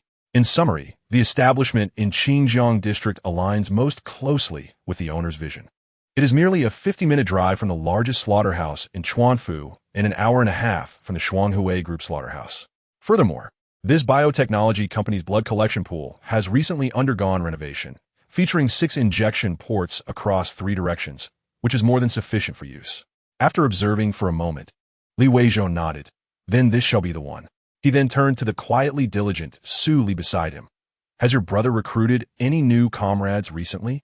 Su Li's voice was soft, tinged with a sense of timidity. Yet, upon genuine interaction, one would discover that this girl possesses a fierce character. For instance, when she scolds her brother and his comrades, the expletive she hurls would make even Li Weizhou shudder. However, it is indeed effective, as Su Chong and his comrades no longer dare to drink recklessly. Su Li, perhaps sensing her employer's tone of respect while speaking to her, blushed slightly and quietly responded, 12, all of whom are close associates. However, my brother mentioned he could also reach out to trustworthy individuals to recruit their reliable acquaintances. I warned him that it is better to have fewer than to have many. Should any issues arise, he will also have to take responsibility. Li Weizhou smiled. "Are there any troublemakers among them?" Su Li replied earnestly, "With a salary exceeding 10,000 a month for relatively easy work. Who would want to leave if they were unhappy? No one is begging them to stay. There is a 3-month probation period. If anyone dares to stir up trouble, they can leave." Li Weizhou laughed heartily, giving her a thumbs up. "Impressive. 12 individuals imply a daily blood intake of approximately 220,000 liters. Coupled with Li Weizhou's own capacity to process around 200,000 liters a day, this means nearly 400,000 liters of blood consumed daily, leading to expenses nearing 200,000 per day when considering labor and other costs. However, it remains manageable, primarily because the gold and jewelry acquired from Tian come at minimal cost and are highly marketable, sustaining the expenses without issue. Through 3 gold cabinets in the Shui Bay market of Pengcheng, a gold shop in Shanshong, and the gold market at Qian, the funds are cleverly cycled, allowing for the investment in the pig blood powder factory to maintain a stable profit margin. Song Jia smiled with pride. Of course, one should consider who my sister is. She added, Boss, today is Xiao Rui's birthday. How about we treat you to dinner and singing? Hearing this, Xiao Rui looked up at Li Weizhou, smiled, but remained silent. Li Weizhou replied, I shall treat you to dinner this afternoon, but singing will have to be postponed. I have prior commitments this evening. Xiao Hui's milet, no. Today we shall treat the boss. We haven't properly expressed our gratitude yet. Li Weizhou did not press the matter, merely inquired. Tomorrow, I will be traveling to Pingsheng for business. Will you accompany me? Xiao Rui nodded. Certainly. Song Jia and Su Li exchanged pleased glances, happy for their friend. Their employer's simple and clean living environment, along with his increasingly handsome appearance, marked him as an exceptional man. Though their time together has not been long, his character is gentle and humble, truly admirable. Meanwhile, Li Weizhou, in his heart, silently compared the differences in his interactions with women from two different worlds, pondering which side felt more comfortable. Chapter 50. Eliminating Future Troubles. Chu Mengjun is a woman of faith. The next day, when Li Weizhou awoke and stepped outside, he discovered a person bound and lying on the snow-covered ground of the courtyard. It seems that it snowed last night, and I wonder if this unfortunate soul has perished from a cold. The frosty morning breeze swept through, prompting Li Weizhou to rub his hands together. Hunching his shoulders as he approached, he nudged the figure on the ground with his foot, exclaiming, Oh, she's still breathing. To his surprise, he discovered that the person on the ground was a woman. Initially, her cowering form had obscured her identity. She was Qian Serong, the daughter of the Tiandao sect's leader, known for her considerable reputation in Jinju Prefecture. Indeed, it appeared she had come seeking vengeance for her young lover. From behind, Chu Mengjun's voice, laced with a hint of languor, broke the silence. Young lover? Li Weizhou exclaimed, astonished. Is this truly the daughter of the Tiandao sect's leader? She seems rather mature. It was no wonder, given that the old dog had instilled in his disciples a mindset akin to madness, indiscriminately taking lives. It was entirely plausible that such a daughter, unable to discern right from wrong, would emerge from such an upbringing. Chu Mengjun laughed lightly. I thought you would show some compassion. Li Weizhou retorted with a chuckle. Is she truly deserving of such a title? Besides, she has come to kill me. Perhaps still irked, he kicked the woman, who was feigning death, in the stomach, flipping her onto her back to reveal a face that, under normal circumstances, might have been considered fair, but was now contorted with rage, rendering her quite unappealing. Li Weizhou felt no fear. Had he truly fallen into the hands of this malevolent woman, he would likely be worse off than a dead dog. Chu Mengjun, however, blinked and her expression turned serious. She had anticipated that Li Weizhou would negotiate with Qian Serong or resolve their enmity with a smile, but to her surprise, she noted him regarding her intently.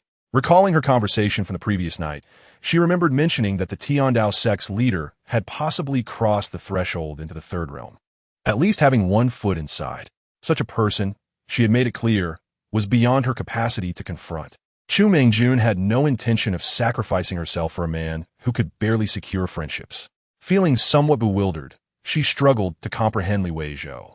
How could he possess such confidence while relying on her protection all this time? She was tempted to stay and watch how it would unfold, yet the thought was fleeting. She dared not linger, for she could not withstand the wrath of Qian Jintang, the Tiandao sect's leader. Besides, she had ventured out of the city herself. If Qian Jintang sought her life, the Tian Nanwangfu would not pursue any retribution. Moreover, the forces backing her were not superior to those supporting the Tiandao sect. Realizing this, Chu Mengjun cast a final glance at Li Weizhou before turning to leave without uttering another word. So reckless, courting death. You are doomed. Not just you, but your entirely family shall meet a grim fate. Her threats were indeed chilling, yet she remained oblivious to the consequences of her outburst. He attempted to reason with her. Hey, can we discuss this? Your man has no grievance with me. I simply purchased a valley from his elder brother at a fair price. Why should I be targeted for no reason? Unfortunately, when a woman is consumed by hatred, rationality is cast aside. Blinded by the death of Fu Tianshou, she merely spat curses. Li Weizhou, realizing the futility of further dialogue, disregarded Qian Sairong's struggles and dragged her to a wrought tan chair, propping her up and prying her mouth open to administer a few drops of a potent sedative. Far more effective than tranquilizers. As anticipated, Qian Sirong soon fell silent. Fortuitously, Li Weizhou was not a lecherous fiend. Otherwise, the ensuing events could have warranted numerous chapters. Having now reached the level of a second-rate martial artist, despite his near-zero proficiency in martial arts, his strength was not to be underestimated. He carried Qian Sirong and placed her outside the fortress gate, leaving a note on the table. It read, "In 12 hours, may your daughter be at peace. If she remains unharmed, our grievances will be resolved, and no further entanglement shall ensue. Should you agree, leave this paper as proof. Otherwise, feel free to destroy it. This is your final chance." The area before Fu Family Manor was eerily quiet, save for the occasional flutter of sparrows taking flight, perhaps puzzled by the sight of someone sleeping outside on such a cold day. After an hour had passed, a commotion finally arose. An elderly man bearing a long sword, accompanied by two middle-aged men also wielding swords and two young men on horseback, approached swiftly. Upon seeing the scene at the fortress gate from a distance, they hastened their pace. The youngest, unable to contain his agitation, cried out, "They have such audacity! This is intolerable." The middle-aged men were equally incensed. Had it been a mere man, matters might have been different, but Qian Sirong was the princess of the Tiandao sect, their youngest and most cherished sister. At that moment, she lay bound like a pig in a chair, her dignity thoroughly stripped away, a most humiliating sight. Earlier, the Qian family had even considered marrying her into the Jin Wangfu, even as a secondary consort, yet such prospects had vanished. Given her current state, not only would the royal residents refuse her, even common noble families would likely turn her away. The leader of the Tiandao sect was an unremarkable old man. Were it not for the sword slung across his back, he might not have drawn attention. Perhaps in his 60s, he dismounted from his horse, his feet barely leaving impressions in the snow. In contrast, the middle-aged men left deeper prints, while the youths left 2 depressions in the snow. Beneath the eaves of the corner tower, among the scattered snow, a pair of white eyes, unseen by anyone in the world, transmitted this scene clearly to Li Weizhou, who stood behind the fortress gate.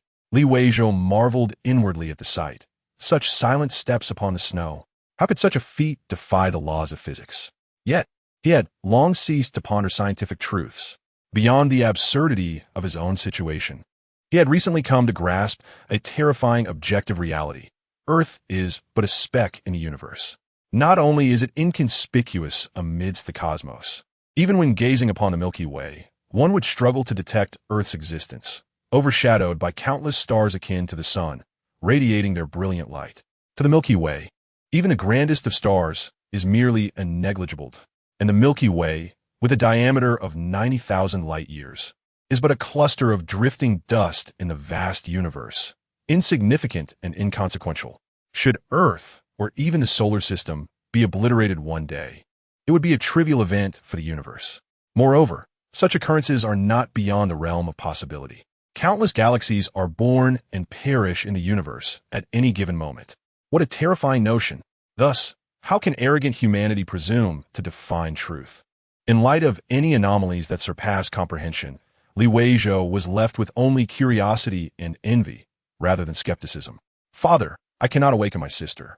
A middle-aged man, presumably the son of the Tiandao sect's leader, lamented angrily after failing to rouse Qian Sirong from her slumber. Birds took flight in the forest, and soon figures emerged, some carrying dried grass, others clad in white snow attire, bowing respectfully before hastily departing. Upon witnessing this scene through surveillance, Li Weizhou's expression turned grave, recognizing the formidable presence. "Master," another middle-aged man discovered the note on the small table and handed it to Qian Jintang. His demeanor darkened as he cast a cold glance towards the fortress before taking the paper in hand. With a gentle squeeze, the note crumbled to dust, and he turned his gaze back towards the fortress. Li Weizhou, witnessing this, let out a resigned sigh. "I had intended to offer my heart to the bright moon." With that, he deftly disengaged the safety clip from the pulse detonator's handle and pressed it 3 times in quick succession. Boom! Do you know what a quadrium mine is? It is quite simple. A metal box measuring 21 centimeters long and 14 centimeters high, containing 700 steel balls weighing a total of 650 grams on the surface, while deep within lies 650 grams of explosive. What does that mean? The renowned Barrett sniper rifle can penetrate 11 millimeters of steel plate at a range of 1,000 meters, utilizing 15 grams of propellant in its bullets. The Quajian mine carries 650 grams, detonating 650 grams of explosive propels 700 steel balls in an instant. Whether it can defeat a deity remains uncertain, but within its lethal radius, any carbon-based life form would find it exceedingly difficult to withstand. Particularly, these individuals found themselves at the epicenter of the explosion. The mere shockwave was sufficient to claim the lives of most among them. Coupled with the dense, searingly hot projectiles, it was not merely a matter of penetration. They were obliterated into fragments. However, to mitigate any unforeseen circumstances, Weizhou promptly ascended the corner tower, propping up the Barrett rifle and taking aim below. As the dust settled, the area before the fortress gate lay in utter devastation. What remained was no longer identifiable as severed limbs, but rather scattered pieces of flesh. The only intact figure was that of Qian Jintang, who astonishingly remained whole, appearing almost unscathed. Alarmingly, he still clutched a tattered long knife before him. Furthermore, the tremendous shockwave and high temperature had incinerated the old man's clothing completely, leaving him devoid of all hair, resembling a plucked bird. Weizhou did not succumb to a perverse amusement. Instead, he focused intently on the charred head of Qian Jintang and pulled the trigger. Bang! The once rigid corpse jolted violently, eliminating any future threat. On the corner tower, Weizhou felt a tinge of sorrow. He was not a bloodthirsty individual, but rather soft-hearted and kind. Yet, this family was evidently far from normal, and he had no choice but to guard against the menace of a psychotic killer. Chapter 51. Malevolence. He wished to ascertain whether the blood of a master bore any distinct qualities. After death, when the heart ceases to pump blood, arterial pressure diminishes, and while blood still flows rapidly, it does not erupt. The moment Weizhou's hand made contact with the wound, Qian Jintang's body transformed into a horrifying desiccated corpse in an instant. Although fat and muscle remained, the body appeared darkened, collapsed, and wrinkled. Those eyes required no makeup to evoke terror. They were ready for a horror film. Weizhou was taken aback, abruptly withdrawing his hand. Goodness! He glanced down at his own hands, realizing he had become so sinister. From this point forward, he could no longer engage in aerial combat. A mere scrape could be fatal. Yet, before he could ponder further, an intoxicating and comforting sensation, akin to transcending into a celestial realm, enveloped his spirit. The shifts in time and space did not alter this euphoric feeling. As he opened his eyes, Weizhou's expression shifted, and he immediately began practicing the Jinzhong Zhao. The method of practicing Jinzhong Zhao was not arduous. Through a near self-mutilating technique, one stimulated the relevant acupoints to continuously infuse power into the flesh, bones, and organs, achieving enhancement. To practice this skill, Weizhou ingeniously designed a hand-crank shaft that drove an iron stake, which stood as tall as a person, fitted with 3 half-meter-long iron rods. These rods were connected by chains to a rubber stick, which could later be substituted with a hardwood stick, then an iron rod. With the rods being thickened, ultimately, he might even attempt a wolf-toothed club. But for now, Weizhou directly engaged with the iron rods. As he cranked the handle, the iron stake spun rapidly, causing the iron rods to whistle as they whirled. Standing within the range of the rods, Weizhou soon heard a cacophony of thuds reverberating around him. The intense pain countered much of the pleasant sensation, yet it allowed him to clearly perceive the changes within his body. The 8th acupoint, which should have opened in 2 days, was now unsealed. 2 minutes later, the 9th acupoint opened. 5 minutes later, the 10th acupoint opened. 15 minutes later, the 11th acupoint opened. And not yet finished, 25 minutes later, the 12th major acupoint slowly and steadily unlocked. Within half an hour, Weizhou had become a Pisan Wu Fu. All of these acupoints were necessary for the cultivation of Jinzhong Zhao. Was it not malevolence to this extent? Weizhou was uncertain whether to rejoice or feel a chill run down his spine. No wonder the blood demon could not even tolerate such individuals within the ranks of the demon sect. Who would dare approach them? Qian Jintang, still severely injured, had been bleeding profusely. Following the gunshot to the head, he had lost what amounted to nearly half of his blood. And yet he had ended up like this. A Pusan Wufu could lift over 1,500 pounds with one hand. A normal person could strike with a force of 200 kilograms. Yet a single-handed lift typically only yielded 50 pounds. One could imagine the immense power behind a punch if one could lift over 1,500 pounds. As for Jin Zhongzhao, he had merely scratched the surface. Just as he was about to delve deeper into this experience, he heard commotion outside the fortress. Li Weizhou retrieved his phone and connected to the Conway surveillance camera mounted atop the corner tower, which could function without internet connectivity. He was astonished to see Li Delong personally leading a team to clear away debris and restore order to the chaotic ground. The individuals accompanying Li Delong were primarily servants from the Li family's old residence. Li Weizhou thought, the news of Qian Jintan's party arriving must have spread throughout Qingzhou City. This place was akin to a death zone. With a creak, Li Weizhou pushed open the fortress door and encountered Li Delong overseeing the cleanup at the entrance. He exclaimed in surprise, "Uncle, what are you doing?" Li Delong fixed his gaze intently on his beloved nephew, scrutinizing his remarkably healthy complexion, and released a long breath. After firmly patting Li Weizhou on the shoulder, he beamed and pointed to 5 fine horses tethered not far away, asking, "What shall we do with these exceptional steeds?" This was a seasoned veteran. He refrained from asking any inappropriate questions. Li Weizhou pondered briefly and replied, "You and second brother each choose 1 horse. The rest can remain here as a reserve. Fortunately, we have the Hu and Xiao Hu, who are familiar with horses, to come and tend to them occasionally." Li Delong nodded, said no more, and instructed his men to lead the remaining 4 horses to the stable within the fortress, taking a chestnut horse with him as he departed. The first visitor to return was none other than Chu Mengjun. She felt as though she were in a dream. Upon learning that the leader of the Tiandao sect, Qian Jintang, had arrived with his eldest disciple and son, she had anticipated Li Weizhou's demise. The leader of the Tiandao sect, favored by one of the 8 kings, the Jinwang mansion, for handling unsavory tasks, could not be an ordinary individual. Chu Mengjun was certain that Qian Jintang was an extraordinarily powerful master, having recently concealed himself to abide by the unwritten rule of not entering the martial world until he reached the upper 3 levels. However, one who dared to call themselves the Tiandao could not be a common gang. Yet, this unparalleled master had now vanished, leaving her horrified as the horses were ridden away. This disparity was simply too difficult to accept. Consequently, many rushed toward the scene. When Chu Mengjun beheld Li Weizhou's seemingly harmless smile, an uneasy feeling surged within her. She recalled his previously audacious remarks to her. The affluent of antiquity donned garments that were vividly striking, far surpassing the drab-down jackets of the modern world.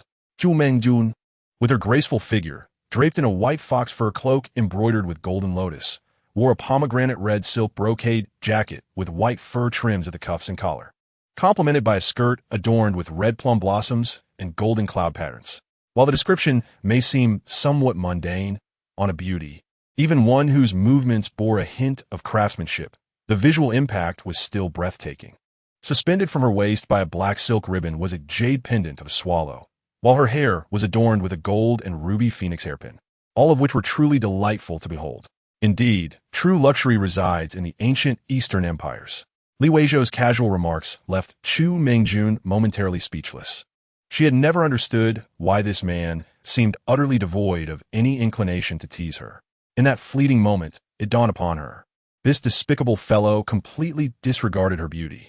This realization infuriated her even more than his disdain for her status. Did the noodles in the bowl possess a fragrance more enticing than her own? Were it not for the inexplicable circumstances surrounding the Qian family, she would have loved to vent her frustrations. Before she could regain her composure, her brow furrowed as she turned her gaze towards the entrance, only to see Feng Biwu, the old madam, sauntering in. The smile on her face was far more alluring than the icy demeanor of Chu Mengjun. Li Weizhou cast a glance and found her captivating. Clad in a striking crimson cloak, her mink collar carelessly open, revealing her alabaster neck, and her lips, painted a fiery red, were even more striking than her attire. Underneath, she wore a translucent skirt in a delicate lotus hue, embroidered with gold threads that accentuated her curves, subtly revealing the white undergarments beneath as she moved. Her hair was loosely styled in a disheveled bun, with a few strands cascading by her ears, and a gold peony hairpin swayed with her steps, the embedded rubies glimmering with a dazzling light. Li Weizhou was intrigued. How could such an enticing woman be named Biwu? A name like Longjia would have suited her far better. Feeling the atmosphere shift, Chu Mingjun smiled demurely. I am here on the behest of my lord to provide protection. May I inquire about the purpose of your visit, Madame Feng?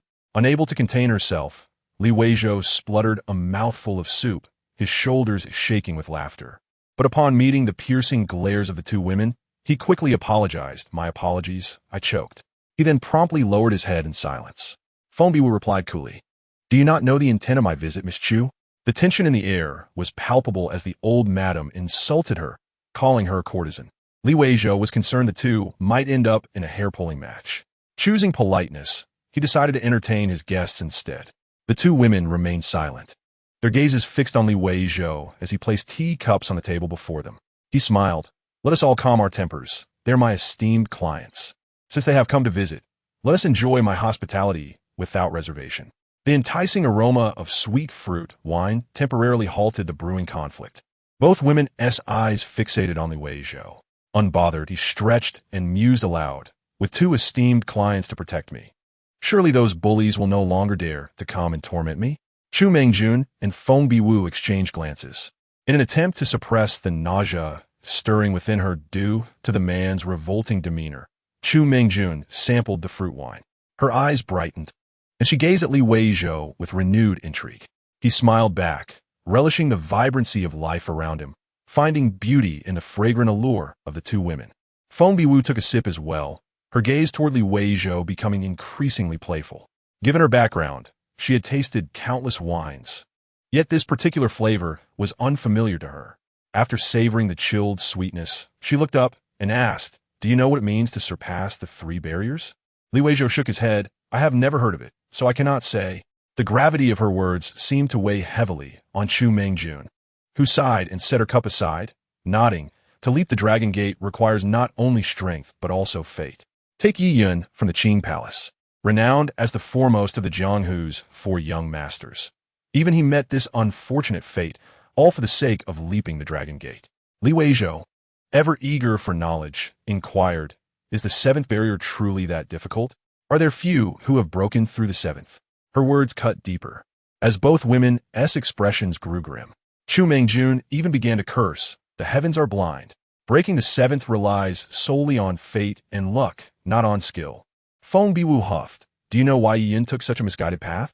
It was because among the four young masters, the others broke through one after another, while he toiled for years without success. Eventually, even a junior from the Qing Palace surpassed him, one who had previously been a servant of the Yi family, seducing the Yi family's young lady, leading to Yi Yun's sister's defection from the family. His resolve was shattered. Li Weizhou began to grasp the situation. In truth, there were not many who had broken the seventh barrier. Feng Biwu shot him a look. How many do you think there are? Compared to the billions into Qian, how many can truly break through the seventh? Very few indeed. Even the Imperial Punishment Division has but a handful.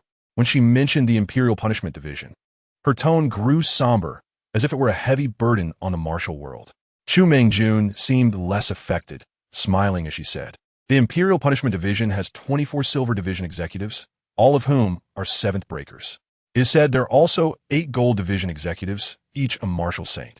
Feng Biwu scoffed. Such divine figures are rarely seen, let alone heard of. Just because the Imperial Punishment Division claims to have only 24 silver executives does not mean there are only 24 seventh breakers. Only the strongest among them earn the title. Were it not for their overwhelming power, they would not be able to roam freely across the realm. Li Weizhou marveled. Martial saints are indeed formidable. I wonder what kind of extraordinary individuals could rival them.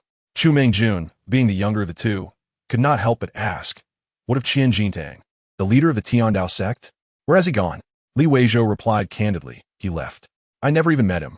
He left his daughter in a rocking chair and left a note stating that our grievances are settled. I did not exchange a single word with that group. However, they left a horse as an apology. It seems they are quite particular about their manners. Curiosity piqued, he continued. Since the 3 barriers are so much stronger than the lower 6, what distinguishes the middle 3 from the lower 3? Why not simply label them the lower 6? Of course, I admit I am not knowledgeable, merely curious. Chu Mingjun narrowed her eyes at him, softly stating, The middle 3 are indeed far superior to the lower 3. The lower three opened the heart's channels and established the foundation of martial arts, significantly enhancing strength. The middle three refine the bones and cultivate a body of diamond and jade, naturally surpassing the lower three. Feng Biwu, perhaps dismissive of Chu Mengjuan's views, remarked coolly, "The lower three unlock a total of 23 channels, the middle three 84, and the upper three 258. Ponder that for yourself." After a pause, she added, "If you wish to cultivate martial artists, I advise against it unless you have an exceptionally strong individual who is utterly loyal to you, to serve as your protector. Otherwise, no amount of favors can secure a martial artist's true loyalty. Gold and silver will not suffice. You must become a noble or marry an unparalleled female expert for it to be possible." This, of course, was an unlikely scenario. Though the two women had considered the possibility of Weizhou being a powerful figure, his mannerisms betrayed no signs of martial training. His movements lacked the grace of someone who had mastered even the basics of martial arts. A martial artist who had trained for years would have integrated their skills into every aspect of daily life. Yet Weizhou exhibited none of these traits. Furthermore, he bore no traces of the medicinal fragrance that would typically emanate from one who regularly consumed refining pills. Chu Mengjun, perhaps disapproving of Feng Biwu, countered, "That may not be the case. If you can become a great scholar, there would naturally be scholars and swordsmen from the Confucian school who would support you." Weizhou glanced left and right, skeptically asking, "Are you two mocking me? How could I possibly become a noble or a great scholar?" The two women were momentarily taken aback before simultaneously curling their lips into a smile. However, upon realizing that the other was also smiling, they both exchanged cold smirks. Weizhou found the scene quite delightful. For someone of his age, the confrontation between two young ladies was genuinely invigorating. Yet, matters had to return to the main topic. Feng Biwu said lightly, "Regardless of whether Qian Jintang has left or passed away, if he remains unseen in the future, the Jin Wangfu will undoubtedly send someone to inquire." Weizhou pondered for a moment and remarked, "So, it seems the Ba Wangfu manages external affairs, but does not oversee internal matters?" Perhaps Qi Yuanyang had shared this with him. The 8 princely houses of Deqian, which were hereditary and unchangeable, were stationed to confront enemies from beyond the borders. Yet, their true target was the 8 clans. Neither the 8 Wangfu nor the 8 clans had jurisdiction over internal governance. Overstepping boundaries was a grave taboo. A princely member had once been deposed for such an offense, which led to the creation of organizations like the Tiandao Men. Chu Mengjun countered, "Is the Tiandao Men part of the Jin Wangfu?" Weizhou understood and chuckled. "As long as it's not the Jin Wangfu attacking personally, anything else is manageable." The two women exchanged glances, then quickly averted their eyes, astonished by Weizhou's boldness. Particularly Chu Mengjun, who felt perplexed. If he was so formidable, why had she been tasked with protecting him? Then, Weizhou, brimming with confidence, declared, "As long as you are here, they wouldn't dare to act within the city. Would they?" Chu Mengjun laughed, and even Feng Biwu found this young man to be quite the enigma. Despite his monkey-like antics, he often left others in a state of awe and bewilderment. After the two elder ladies from the Qian finished their drinks, they took their leave. Both recognized that extracting information about Qian Jintang from this slippery character was futile. It was also Qian Jintang's own fault for dismissing the spies he had positioned in the vicinity, leading to his current predicament of being completely unnoticed. Standing at the gate of the fort, Weizhou watched the departing carriage with great satisfaction. At the very least, the two highest martial powers of Qingzhou City had unconsciously treated him as an equal in conversation, rather than looking down upon him as they once did. Moreover, it was evident that they now regarded him with caution, which was quite agreeable, mirroring his own apprehension towards them.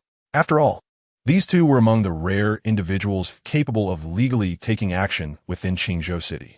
Once they departed, Weizhou was preparing to reflect on his gains when an unexpected visitor arrived, none other than an old acquaintance, Zheng, the manager of Shenglong Money House. Coming down from the carriage with a broad smile, he donned a dark blue silk robe, thick cotton vest, a melon-shaped hat, and sturdy cotton shoes. His waist was adorned with a jade pendant, and he held a copper hand warmer, exuding an air of stability and wealth. He grinned at Weizhou, who was waiting at the fort's entrance, and clasped his hands, saying, "Young Master Li, it has been a while. I hope you are well." Weizhou had exchanged a considerable amount of gold at Shenglong Money House, and smiled in return. "Greetings, old manager. Please come inside." This old man had helped him earn quite a bit. He had initially thought of treating him to a honey snow drink, but decided on green tea instead. Chapter 53. New ideas. This tea is splendid, truly delightful, Manager Zheng exclaimed, taking another sip and closing his eyes in enjoyment. Weizhou, however, was simply drinking jasmine tea. Once Zheng opened his eyes, Weizhou inquired, "Manager, did you come here today for a specific matter?" Zheng smiled. "Indeed, I have a matter to discuss, and hope you will overlook my impertinence in arriving unannounced. Here is a small token of our meeting. I hope young Master Li will not find it lacking." As he retrieved a brocade box from his sleeve, Weizhou's lips twitched. It was, after all, the gold ornament he had sold. Sensing his reaction, Zheng let out a hearty laugh and put the box away, saying, "I took the wrong one. This is the correct gift." He pulled out another brocade box from the other sleeve, which contained 3 gold ingots, each inscribed with auspicious characters. 30 taels of gold. A generous offer. Weizhou remained composed and smiled, asking, "What significant matter does the manager wish to discuss that warrants such generosity?" "The information I possess may not be worth such a price." Zheng chuckled. "You speak plainly, truly a hero. What I wish to know is quite simple. After you took over the Zhou family silver shop, why has it not opened? Instead, you have sent Manager Tao and his staff to acquire jewelry elsewhere?" Weizhou replied with a grin, "Because I enjoy it." Zheng raised his thumb in approval. "Excellent. Enjoyment breeds mastery. It seems the gold and silver jewelry from Qiming Pavilion and Zhuai Lu has come from your hands, hasn't it? With so many clues converging." The answer was indeed apparent. Weizhou remained non-committal. Does the old manager wish to collaborate? Zheng nodded vigorously, "Of course." Weizhou smiled. "Although my relationship with Miss Mengjun and Sister Wu is somewhat closer, in business terms, the prices I offer them are the same as yours." Zheng waved his hands dismissively. Laughing, "Third young master, business does not operate in such a manner. Regardless of Qiming Pavilion or Zhuai Lu, the prices they offered were inflated due to personal grievances. Our young master and that merchant with a bushy beard were merely squabbling, which led to the prices being hiked far above their true worth." Weizhou did not argue, but inquired, "Then how does Manager Zheng propose we collaborate?" Zheng held up 3 fingers, stating, "Shenglong Money House is willing to offer 30,000 taels of silver or 3,000 taels of gold for the secret to refining gold that you possess." "Young master, 3,000 taels of gold is a fair price, is it not?" "Fair, indeed. By Earth's standards, that would equate to an astronomical sum. However, the issue remained that even if Weizhou wished to sell, he had no means to do so, as he lacked the necessary refining equipment and power supply, rendering the proposition moot. Thus, he could only lament, "It's not that I'm unwilling to sell. I simply cannot do so or make that decision." Upon hearing this, Manager Zheng's pupils visibly contracted, but he slowly smiled. "I see. In that case, Shenglong Money House hopes to purchase all the gold and silver from Lu. However, the price will certainly not be as inflated as it was that night." Weizhou reasoned, "Manager, you surely understand that our young master and the merchant did not merely inflate prices out of spite. The gold currently available cannot be refined cleanly, resulting in its reddish hue. However, the gold for Lu is truly pure. Such gold, once it appears in the capital, holds significant meaning. In the wealthy lands of Jiangnan, and even in the Eastern Hu royal court, it will undoubtedly be in high demand.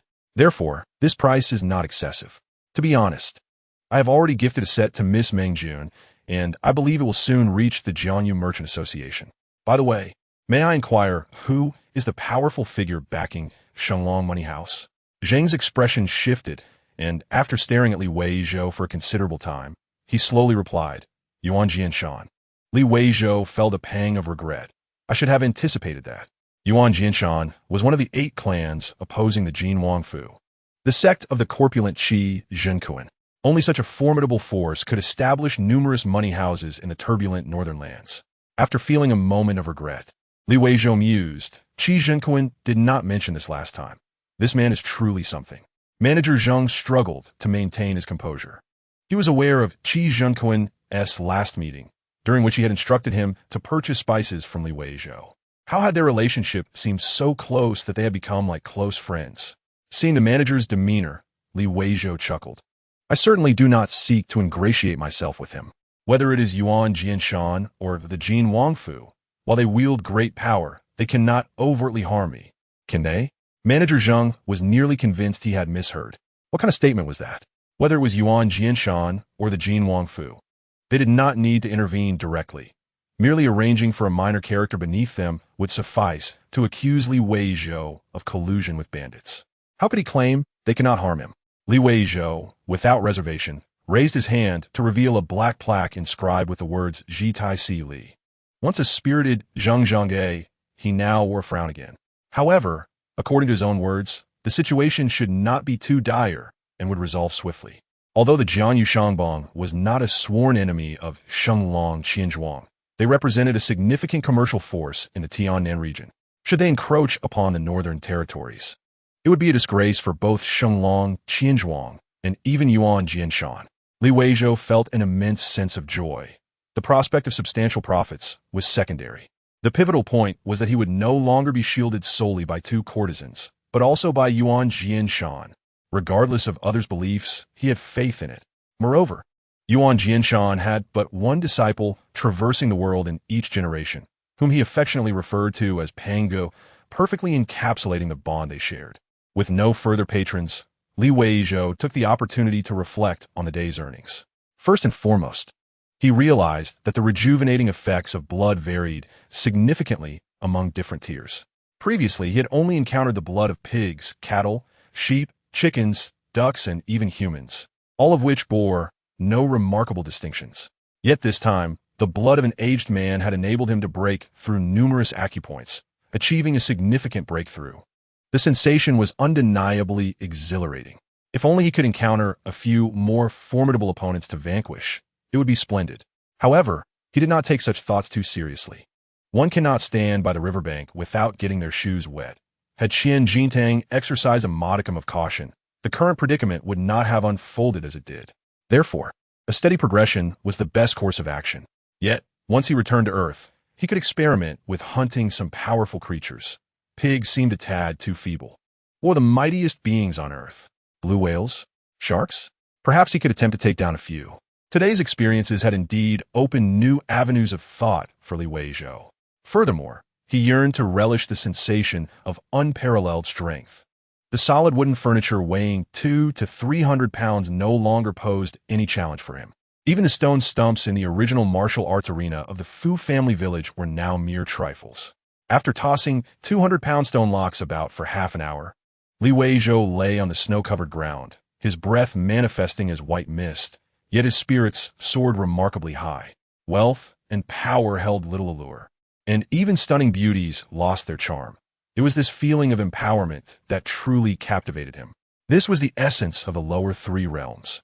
He was certain he could master the middle three realms. He merely wondered if he would have the opportunity to breach the upper three realms and experience the leap through the Dragon Gate. In truth, Li Weizhou possessed some understanding of the might of the martial sections. The Quajiandile was America's pride in infantry explosives, capable of tremendous devastation upon detonation. In the face of such formidable weaponry, Qian Jintang surprisingly managed to draw his broadsword from behind and attempt a defense. Had it not been for the simultaneous explosion of countless projectiles and the violent shockwaves from numerous detonations, he might have genuinely escaped unscathed. If only he could possess skills akin to that old rascal. How imposing would he appear on Earth? He ought to establish a chieftaincy in Africa. Anything less would not do justice to such prowess. As dusk approached, he knew he must not linger too long. Had it not been for Li Chongning, the fourth son of the Li family, indulging in the good life, he might have remained cautious, slowly capitalizing on the resources of the two realms while concealing his progress. Fortunately, luck was on his side, and he was grateful for the parents he had never met. Chapter 54. Boss, do you know what male green tea is? Aimlessly strolling along the pedestrian street in Pengcheng, Li Weizhou found the once ordinary street scenery captivating. Beside him, Xiao Rui's bright eyes occasionally darted towards him, a hint of amusement evident in her expression. While the mountain city might lack sophistication, it certainly did not lack pedestrian streets. After a pleasant stroll, Li Weizhou bought 2 cups of honey lemon from Mi Shui Bing Cheng, generously sharing with Xiao Rui. As she sipped her discounted lemon drink, a thought struck her about inviting a girl for spicy hot pot, and she chuckled softly before asking, "Boss, why are you so cheerful while shopping?" Li Weizhou replied with sophistication, I am merely observing the essence of life. Xiao Rui was momentarily speechless, retorting, us mountain folk come to Pengcheng to witness the essence of life? Is our hometown's pride to be disregarded? Li Weizhou chuckled. Mountain folk are indeed warm-hearted, but honestly, the habit of spitting on the ground is quite alarming. Moreover, wherever there are crowds, the cacophony of phone speakers can easily transform into a symphony. There's a certain rustic charm, yet at times it can be overwhelming. Xiao Rui had no counterargument. As a native of the mountain city, his words could hardly be deemed disparaging. It was unreasonable to claim that those who spat carelessly were merely tourists from elsewhere. Curiosity piqued, Li Weizhou inquired about Xiao Rui, considering her current role as his secretary. Xiao Rui, your character is so amiable, unlike what one would expect from someone raised in an ordinary family. What led you to become a tutor? Xiao Rui laughed self-deprecatingly. In the past, swallows flew into the homes of commoners. Even noble families faced decline. Such as the tale is better left unsaid. However, it is not without its merits. I am self-sufficient and enjoy a degree of freedom. Furthermore, I have been fortunate. According to my original plans, I would have endured several years of hardship. I never anticipated meeting you, boss. I sincerely wish you great wealth, so I may also share in your fortune. Li Weizhou chuckled. With the radiant glow of your countenance, you hardly seem prepared for a long-term job. To be honest, during my school days, I would have been too shy to even speak to someone like you. Xiao Rui protested. Why do you say I seem unfit for a long-term commitment? Where have I been restless? Besides, even if I was considered a beauty in school, I was hardly arrogant. Why would I feel shy? Li Weizhou remarked with envy. It's not just you. Your entire generation embodies this. You are confident, radiant, and exude a refined upbringing.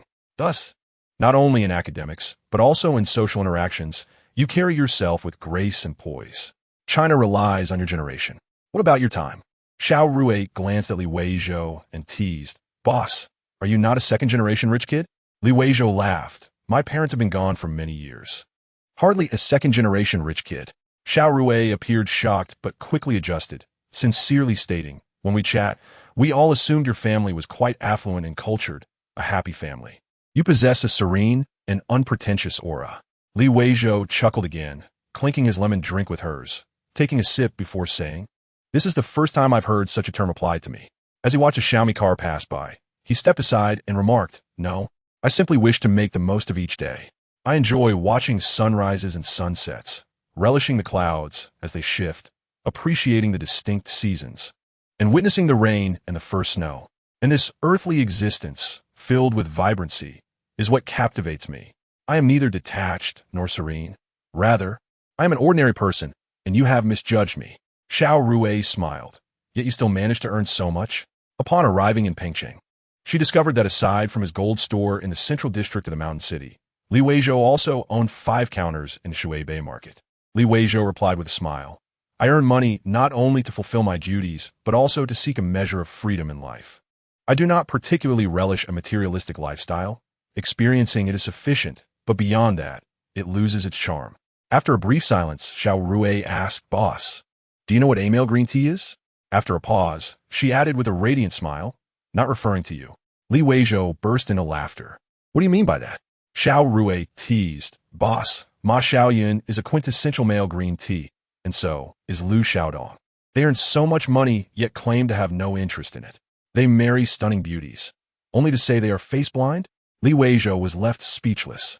I have only earned a fraction of what they have.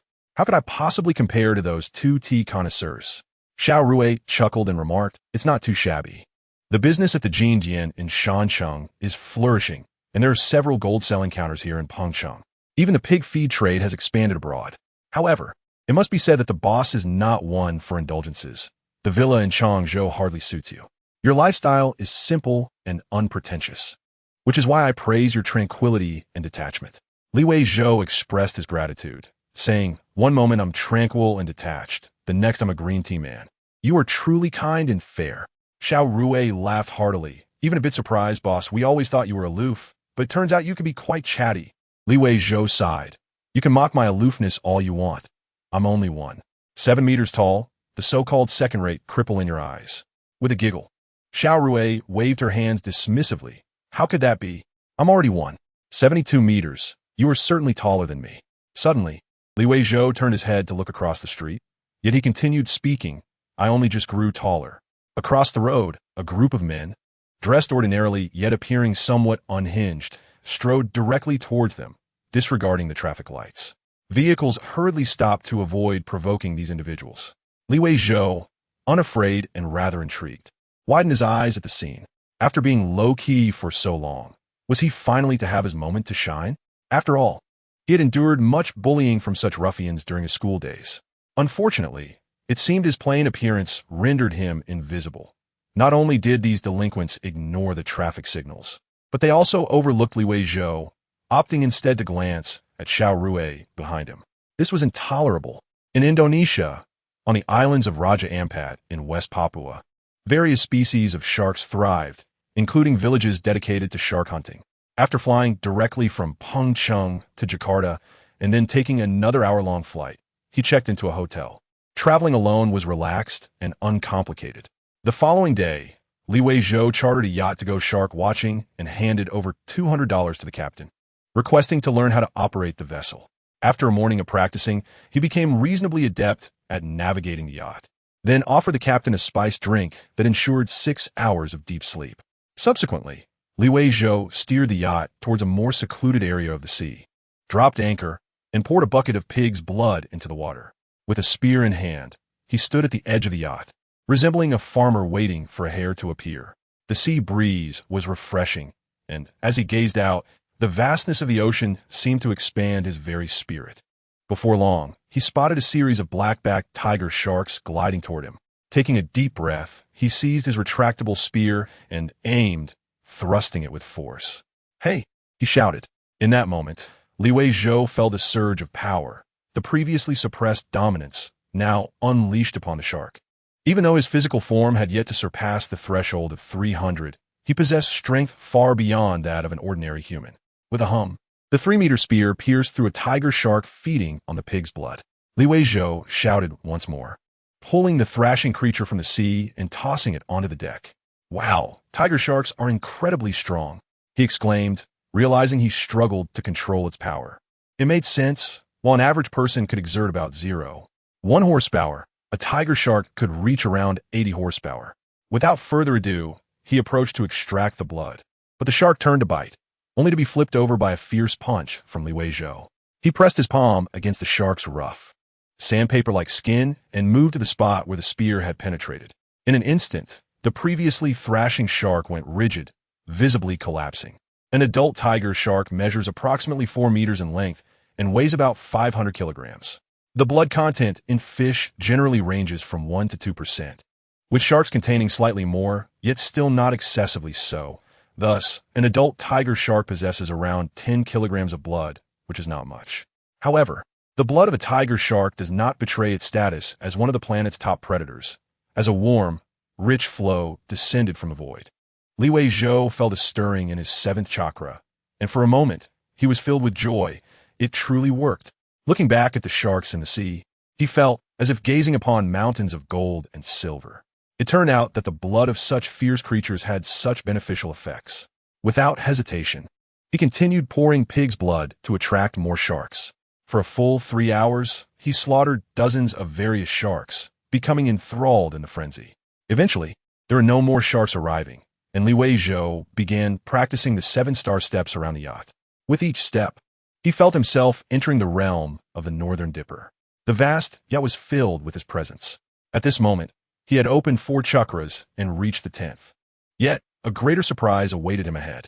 Not far off, a column of water shot skyward, accompanied by a foul odor. Even without much education, Li Weizhou understood that the most formidable creature on this planet was present, the blue whale. Chapter 55. Breaking the 4 martial artists. Tiger sharks are indeed fierce, considered the top predators of the ocean and the planet as a whole. However, compared to an adult blue whale, they are but children. A mature tiger shark can reach lengths of over 7 meters, weighing around 500 kilograms, with a blood volume of approximately 8 liters. In contrast, an adult blue whale measures 30 meters in length, weighs 180 tons, and has a blood volume of 8,000 liters. Li Weizhou observed the colossal creature from 30 meters away, silently captivated by its size. It was immense. Merely reading the numbers, 30 meters and 180 tons, seemed trivial. Yet, experiencing it firsthand was a profoundly terrifying shock. How could humans coexist with such a magnificent beast? 30 meters tall, equivalent to a 10-story building. Weighing 180 tons, an entire loaded truck is 30 tons.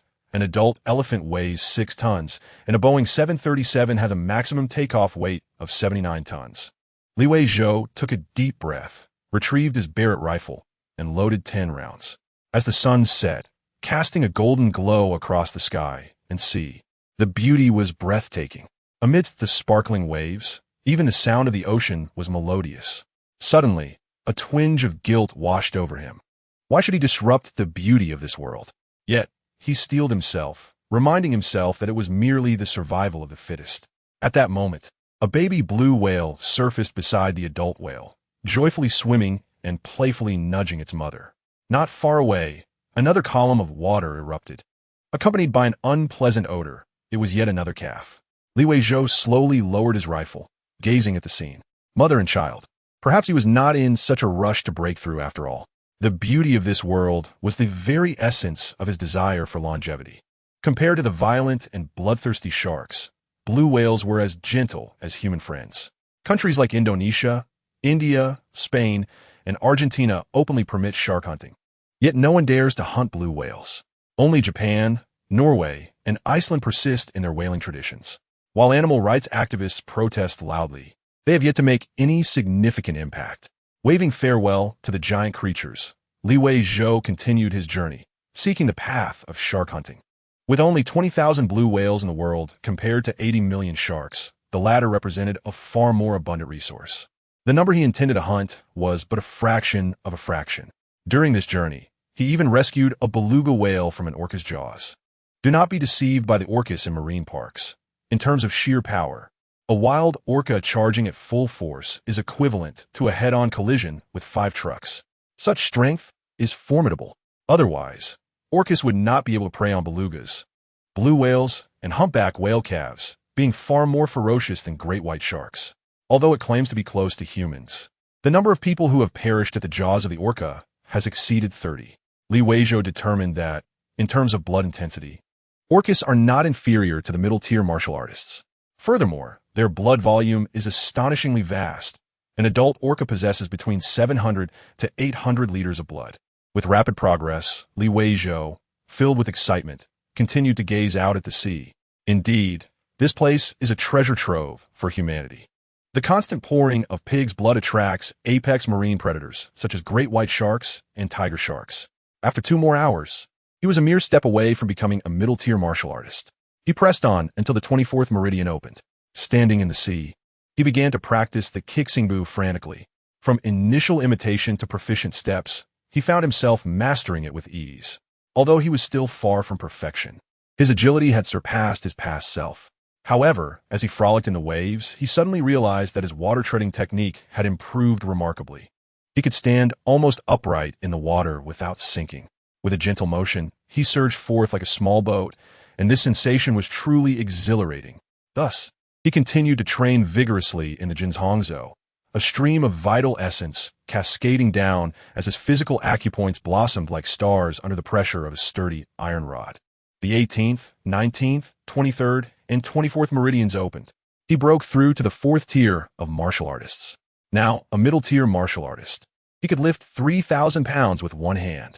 More importantly, Weizhou could distinctly feel the strengthening of his entire body, blood, and bones. Moreover, the first layer of Jinzhongzhou was perfected. At this moment, Weizhou experienced a profound sense of stability, impervious to the winds from all directions. With the first layer of Jinzhongzhou perfected, even the 1st and 2nd tier martial artists could not breach his defenses without weapons. He leapt once more from the yacht into the sea, but he no longer sought to kill. He sensed that his current level of life was not too far removed from that of the orca and sharks, and he could clearly feel that the enhancement effects were becoming more gradual. Thus, he chose not to kill for the sake of killing, preferring to rely on the quantity of pig's blood to accumulate slowly. At this moment, a multitude of fish appeared in the ocean, reveling around the corpses that had sunk to the seabed. Even a pod of orcas was drawn in, along with tiger sharks and great whites. Li Weizhou played with these apex marine predators for a while, engaging in a delightful chase and contest of teeth and fists. It was exhilarating. The afterglow of the setting sun illuminated his water-soaked body, refracting glimmers of light. He rested his arms behind his head, breathing steadily. The air, tinged with the scent of the sea, was no longer unpleasant. The sky was a boundless blue, devoid of clouds, yet it was still a beautiful sight. Truly magnificent. Perhaps hunting a blue whale would yield results, for blue whales possess immense vitality. However, he was not like those contemptible individuals who mercilessly hunt endangered blue whales. He had no intention of hunting orcas or sharks either. It seemed pointless, and he had had enough. He would wait until he was more assured to venture into the Mariana Trench to seek the deep-sea behemoths. That would be far more interesting. Reflecting on the vast amounts of pig's blood he had consumed, he noted little increase in attributes. Yet, hunting orcas and sharks had significantly enhanced his swimming abilities. Perhaps he could find some water-related martial arts to practice? What martial art was Dahai Wuyang from? He had forgotten. His thirst for blood had not diminished. Rather, the impact on his consciousness had become quite subtle. Therefore, he still intended to go to Chuanshu to establish the second blood-eye projection. The power of this blood-eye was extraordinarily potent, capable of transforming blood attributes. He was eager to discover what surprises awaited him once he had fully nourished it. How inspiring. Boss, these are all my comrades. Unlike me, a cripple, they were all top performers in the military back then. Unfortunately, their education level is not high, and the leaders are particularly regretful, but they still cannot be retained. Upon learning about my situation, they're all willing to come work here.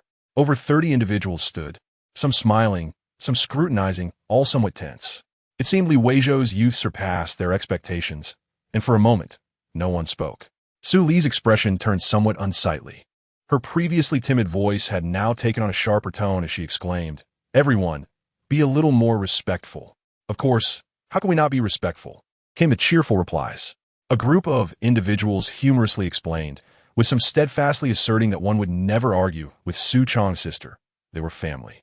This was outright humiliation. Boss, my name is Cheng Yuanjiao, nicknamed Tiger. Among this group of brothers, I dare not claim to be the strongest, but I can say I am among the top 5. Let me compete with you first. If I lose, I will do anything you ask, even if it means eating dung, as long as it is not illegal. But if I win, I expect an apology for how you underestimated us. A robust man, though only about 5'5", stepped forward and declared loudly. The surrounding crowd cheered. Without further ado, Li Weizhou led them to a nearby stone table to sit down and extended his right hand. Come on, Tiger, I'm watching you. Tiger, rise up. Tiger, go for it. However, despite the cheers, Cheng Yunjiao's face turned crimson, his veins bulging, yet he still could not prevent Li Weizhou from calmly pinning his arm down. Bit by bit. Wow. Upon witnessing this scene, the courtyard erupted into commotion, clearly unable to accept it. Let go again. One after another, they all faced defeat, and gradually the villa courtyard fell silent. Bring out the wine. Li Weizhou instructed someone to fetch a barrel of grain wine from the cellar, and had Xiao Rui and a few others bring large bowls. The mere display of this made Su Chang and his group feel somewhat overwhelmed. But at this juncture, who could retreat? Xiao Rui stepped forward, smiling. Choose someone with the best drinking capacity. Otherwise, it would be disgraceful to win by a war of attrition. Li Weizhou naturally did not oppose this. After all, having one person drink down 30-odd individuals would be questionable for anyone. In the end, one person came forward. After downing 3 large bowls, he collapsed. Li Weizhou remained unperturbed, his expression unchanged. Without a word, over 30 men bid farewell in the courtyard. As they were departing, Song Jia, standing beside Su Li at the entrance, quietly nudged Xiao Rui with her elbow, winking and whispering, "She really has strength, can drink, and can work." Xiao Rui shot her an annoyed glance, but could not help but smile. Chapter 56. A Misunderstanding, Qingzhou City. On a winter morning, the ancient city appeared gray and dreary, with even the snow on the city walls tainted gray by soot and wind-blown sand. Despite this, Li Weizhou, in a remarkably good mood, found it quite agreeable. Endless sunny days can inevitably become monotonous. Brother, Shimei's voice, filled with joy, reached him. Li Weizhou set down his notebook and looked up to see Shimei running in with tears on her face. As he stood, she leapt into his arms, sobbing. Li Weizhou was puzzled, sensing something was amiss, and asked, "What is wrong?" He noticed Xiao Dong, Xiao Shi, and Xiao Bei trailing behind her with a recently added maid. Xiao Nan, at the back. Xiao Dong, a year older at 13, bowed slightly and said, "Young master." Today the young lady and young masters Huan and Rue from the main house went to Jian Hall for a bone assessment. The two young masters did not display martial bones, but the young lady tested positive for moderate martial bones. Li Weizhou's eyes brightened at this news, and he affectionately patted Ximei's head, smiling, "What good news." Xiaoxi could not resist chiming in. The young lady even spent silver to have all 4 of us tested. I and Xiao Dong are classified as low-grade bones, but the master said our bone structure is excellent and should originally have been moderate. We suffered significant deficits in childhood, so we became low-grade. With proper nurturing, we could elevate to moderate martial bones. Xiao Nan has no martial bones and a weak bone structure. The most impressive was Xiao Bei, this mischievous one, who turned out to be upper grade among the moderate martial bones, nearly qualifying as upper grade. Xiao Bei, unperturbed and somewhat proud, lifted her chin and chuckled foolishly. Only Xiao Nan silently sobbed, overwhelmed by sadness. Xiao Dong reprimanded her. "Why are you crying? We don't despise you." Xiao Nan felt even more aggrieved, wounded in her pride. Li Weizhou gently ruffled Ximei's hair and smiled. "This is a good thing. Why are you crying?" With tear-streaked cheeks, Ximei replied, "From now on, I will diligently practice martial arts to avenge our parents. I know you have always wanted to avenge them, brother. I will help you.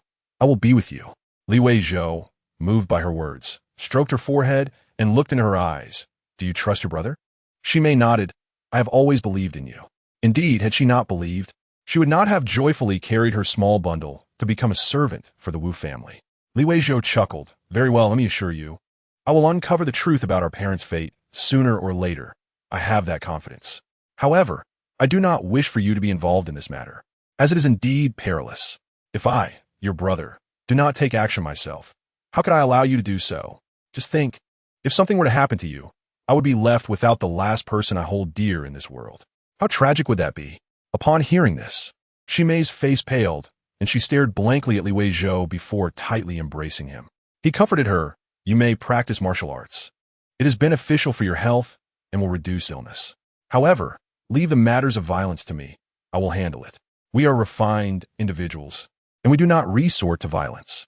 Hearing this, Ximei felt a profound sense of reassurance. If it were up to her, she would not know whom to seek for vengeance. Her only concern was for her brother. After hearing his words, she truly felt at ease. After a moment, Ximei quietly asked, "Brother, can Xiao Dong and the others join in the training?" They said they could forego their monthly wages. Xiao Dong, who had just reprimanded Xiao Nan with great authority, now felt somewhat anxious as she whispered, "We could change our contract to a death contract. A living contract can be voluntarily terminated if sufficient silver is provided, but a death contract cannot. It is more binding than being a mere servant, as it is a legitimate form of bondage. In many ways, it is harsher. Servants who escape after committing a crime can be pursued by their masters, while those bound by a death contract will be hunted down by the authorities."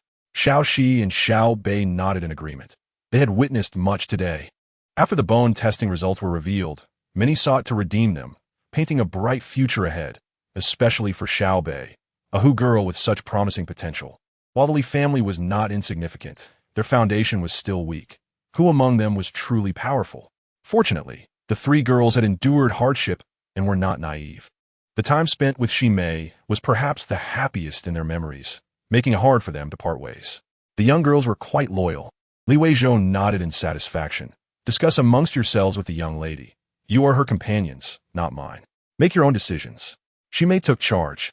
"Then let us change the contract, not to guard against them, but to protect them from their families. With this death contract, their families cannot manipulate them anymore. For us, it does not matter whether we have this contract." At 12 years old, having experienced much, her words carried weight. Li Weizhou smiled. "Then let it be so. I will arrange for a female instructor, and providing Yuan Dan will not be an issue. Now go and celebrate. Let Lu Sa prepare you a feast, and bring some fruit wine for a day of merriment." The girls, overjoyed, left with beaming smiles, also taking the time to comfort the sorrowful Xiao Nan. Li Weizhou paid little mind to her. If she could not adjust on her own, she would soon be replaced. Having completed his household chores, Li Weizhou prepared to return to the fort to continue his training. Although he had made significant progress as a martial artist, he still had not fulfilled his grand ambitions. As he mounted his carriage and set out, the sounds of vendors calling out filled the air. Tongaloo freshly made, persimmons fresh persimmons, tofu, steaming hot tofu. Li Weizhou opened the carriage window and saw numerous vendors lining the streets. Today seemed to be a bustling market day, with not only food, but also women selling woven cotton cloth and others selling pastries. Truly lively. As he passed by Zue Xianlu, he noticed a commotion near the side door where meat was being delivered. He halted the carriage and strolled over, observing a boy with an appearance markedly different from the local populace, carrying a branch with a large piece of fresh meat attached. The boy, looking anxious, pleaded with the two attendants at the door, "Please accept it. Just a little money. This is fresh meat from the mountain deer. I'm selling it for a pittance. Please." Upon seeing Li Weizhou approach, the attendants quickly greeted him and urged the peculiar boy to leave. Li Weizhou, Boujlat, looked at the boy who appeared to be of similar age and inquired, "Is there something wrong with this meat?" One attendant replied hastily, "Young master, the meat is fine, but the boy is problematic. He is a Jiahu. If our patrons knew we bought meat from him, they would never dine at Zue Xianlu again." The boy's face suddenly flushed with anger, his fists clenched, yet for some reason, he did not leave. Li Weizhou asked, "What does Jiahu mean?" The attendant, surprised that his master did not know this term, explained, "It refers to children born from the union of whom men and Han women. This boy is not even a Donghu child, but she who won. Just look at how differently he resembles us and the Donghu." Li Weizhou, perplexa, retorted, "He is here to sell meat. As long as the meat is fine, why does it matter who he is? Accept it." After saying this, he slightly nodded to the Jiahu boy before turning to leave. As he walked away, a thought struck him. This was reminiscent of a scene from a web novel where one recruits a subordinate. This boy, possessing unique qualities, could either be a greedy wolf or a fierce warrior, kneeling before him to become a general. Yet for some reason, this boy made no move. It seemed that novels were merely the fantasies of a bunch of delusional individuals. However, just as he was about to step around the corner and enter the grand doors of Zue Xianlu, he suddenly heard hurried footsteps behind him. Turning, he saw the Jiahu boy kneeling before him, bowing repeatedly in supplication. Li Weizhou's expression grew somewhat peculiar. He had misjudged the situation. Chapter 57. Pride without arrogance. The status of Jia, who can be likened to that of biracial children in the Dragon Kingdom, evoking a certain discomfort. However, regarding Shihu, Li Weizhou felt more at ease, as figures like Naza and Reba also belonged to the Shihu lineage. As fellow members of the nation, there was no need for discrimination. Li Weizhou did not feign indifference and instructed the two attendants, who had rushed over, to help the boy to his feet. The two attendants, both in their 20s, struggled slightly but managed to lift him. Once upright, their gazes towards the Jiahu boy grew even more disdainful. Li Weizhou looked at the boy, whose forehead was bruised and red, and asked, "Didn't I tell them to accept your meat? Did you find the price unacceptable?" The attendant protested, "No, we were prepared to pay the standard price for good meat. It hasn't even been weighed yet."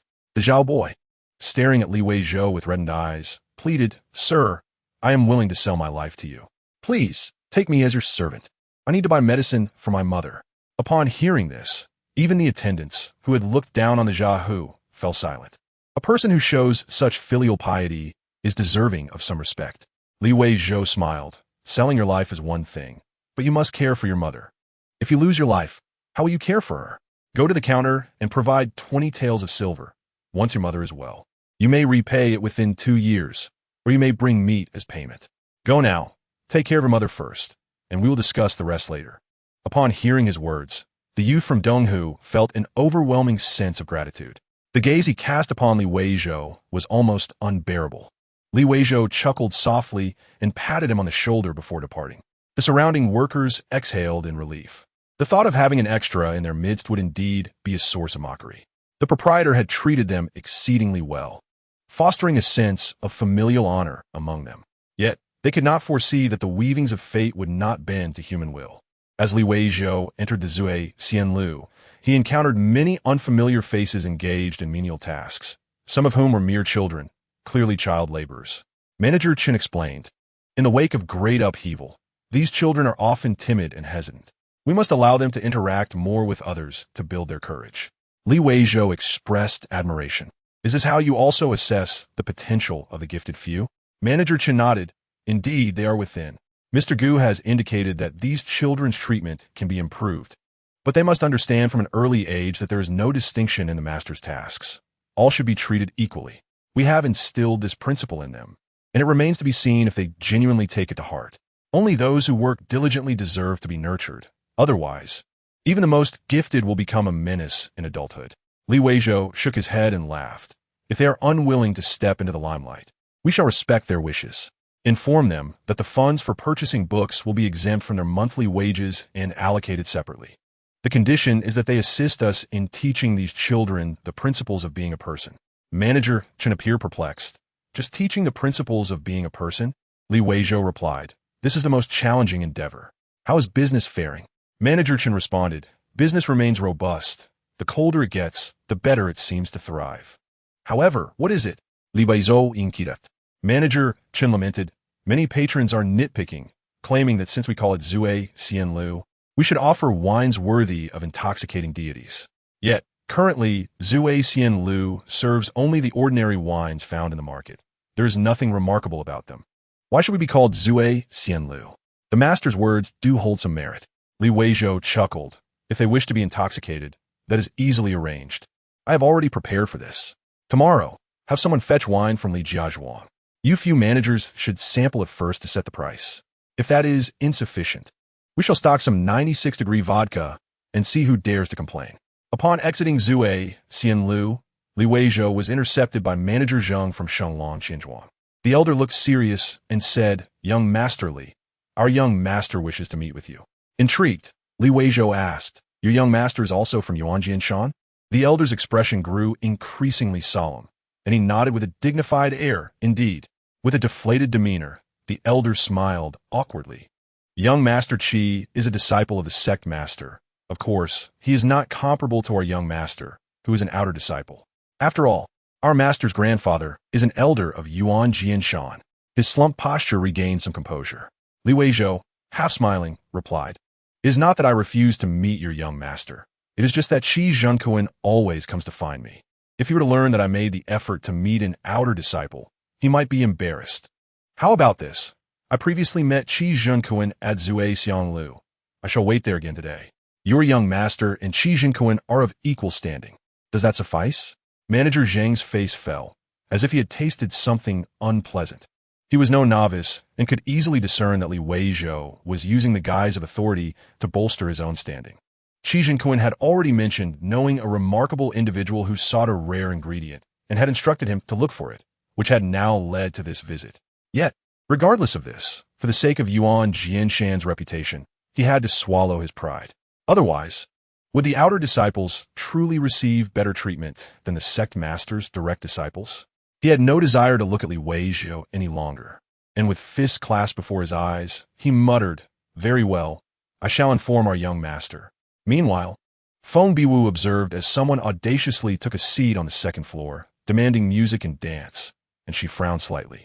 Were it not for the insignia of the Jitai Si Li and the inexplicably vanished Tian Daomen, she might have been tempted to take action. Seeing her remain unmoved, Li Weizhou raised an eyebrow and said, I have arranged to discuss matters with someone from Yuan Jianshan. Is this place inconvenient? If so, I shall go to Qimenggu instead. Were it not for the need to balance Yuan Jianshan and Shenglong Qinzhuang under the banner of the Eastern Palace, he would have preferred not to be here. It was not as if he lacked funds. In truth, since her arrival, business at Zue Xianlu had plummeted. As Feng Biwu, despite her captivating beauty, always bore an air of coldness in her gaze. With a sigh, Feng Biwu reflected on her reputation as the esteemed Biwu Jun, feared by many sects in the martial world for her ruthless reputation. She had not anticipated encountering such a peculiar individual in this small town. She gave a slight nod to her serious maid, who then inquired, Which young lady does the young master wish to invite for dance? Li Weizhou chuckled. Certainly the one who dances the best. The maid pursed her lips and went to summon someone. It was still before lunchtime, and the brothel filled with revelers who partied through the night. It seemed that in the depths of night, people were more inclined to indulge and spend freely, or to boast about things they would not dare to speak of by day. even though business at Zhuai Lu had seen better days. Most patrons maintained their usual routines. Thus, at this hour, many of the courtesans were resting. Weizhou and Feng Biwu had little to discuss, merely conducting their affairs with a sense of professionalism, especially since it appeared that this esteemed Biwu Jun harbored a hint of disdain for men. Despite her stunning beauty, Weizhou had no inclination for jest. After a moment of silence, Feng Biwu found herself somewhat at a loss for words. The young man across from her, though small in stature, sat with an air of composure, neither looking at her nor speaking, leaving her to wonder what occupied his thoughts. She huffed, attempting intimidation. Do not let your pride blind you. The 8 kings and 8 sects have been intertwined with the nation for centuries. Even the court dares not underestimate them. What you possess is hardly comparable. The Tian Daomen Xian Jintang met an untimely end, and the Jin Wangfu will not let this matter rest. I suspect they will soon make their move. Weizhou, unperturbed, replied, if they dare to confront a Ji Xingxi Li Tai, I would gladly bow to them. At that moment, the maid entered with the dancer and a musician. The dancer, named Wan, wore a sorrowful expression and was acquainted with Weizhou. Had Qi Ernyang been present as the madam, she would have surely jested about it, but with Feng Biwu here, they dared not. Indeed, Feng Biwu did not even glance at them, disdainfully addressing Weizhou. Do you truly believe that the Jitai Si Li is of great significance? For the esteemed Jin Wangfu, summoning a Jiyin Si Li to uphold justice is a formidable task. Summoning a Jitong Si Li is even more effortless. Your insignia may wield power in Qingzhou City, but what does it amount to against the 8 kings and 8 sects? The Qi Wangfu stands as the only royal house among the 8 kings that has remained in the capital for generations, and is regarded as the foremost among all princes. Even though he has long ceased to involve himself in state affairs due to his advanced age and now lives quietly in the Qi Wangfu. Who would dare to disregard him, given his status as the most virtuous prince among the royal family? Thus, even if Weizhou was merely fabricating a a.k.a. under the pretense of an honorary title, others would not dare to act recklessly. The Qi Wangfu, the foremost among the 8 kings, commanded respect that was not to be trifled with. However, seeing the nonchalant yet smug expression on Weizhou's face, Feng Biwu could not help but feel a mix of anger and amusement. It is only in this remote corner of the world, devoid of any powerful families, that you can behave this way. Try doing so in the capital. You are Weizhou, not Li Chongning. Weizhou, genuinely pleased, retorted, I have no grievances. Why would I provoke others in the capital? Besides, even here, it is they who have sought me out first. While I may take pride in myself, I have not lost my sense of proportion. With that, he gestured to the musician, play the music, let the dance begin. The sound of strings and bamboo filled the air as Wan gracefully began to dance. Weizhou watched with appreciation, yet his mind was preoccupied with thoughts of self-improvement. Strengthening oneself is paramount. Once one is formidable, the act of leveraging authority becomes a means to reduce troubles and enjoy a leisurely life. However, lacking true strength while merely relying on the a.k.a. of power leads to emptiness and ineffectiveness. However, it is fortunate that he does not entirely rely on others.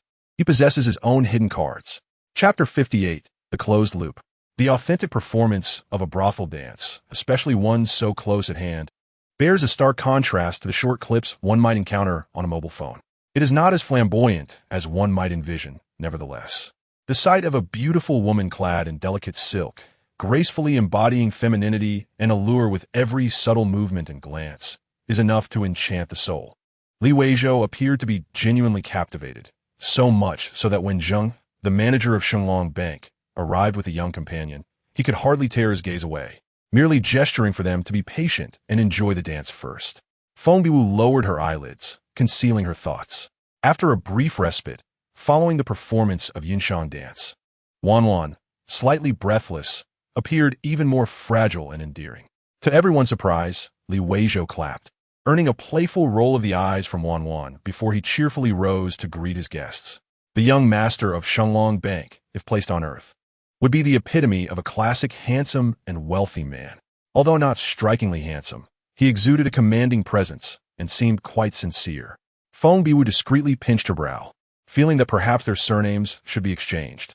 She had encountered many individuals, but this was the first who so adeptly wore a.k.a. When Zhuang Chengxiao inquired about her well-being, she casually lifted her face and remarked, Fudaheo is also interested in the headpieces from Baibelu. I shall require half.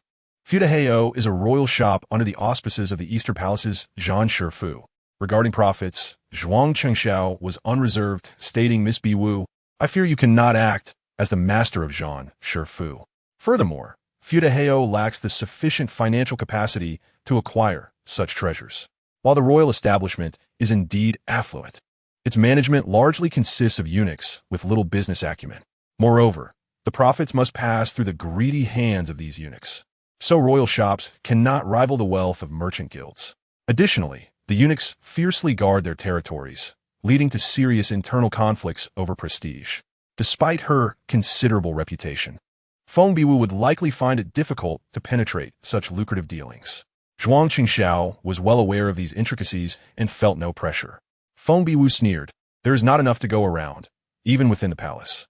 With that, she ceased to engage further. Manager Zheng boldly remarked, this price is still significantly inflated.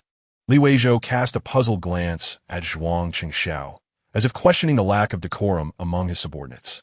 Before Zhuang Qingxiao could respond, Manager Zheng wore an expression akin to that of a frightened dog and retreated. Fortunately, Zhuang Qingxiao was no fool. He recognized that Li Weizhou was not someone to be taken lightly and did not regard him as the young master of Shenglong Bank who stood behind Yuan Jianshan. After a thoughtful pause, he declared, the price is negotiable. However, I have one condition. The headpieces from Baibelu must be sold exclusively to Shenglong Bank.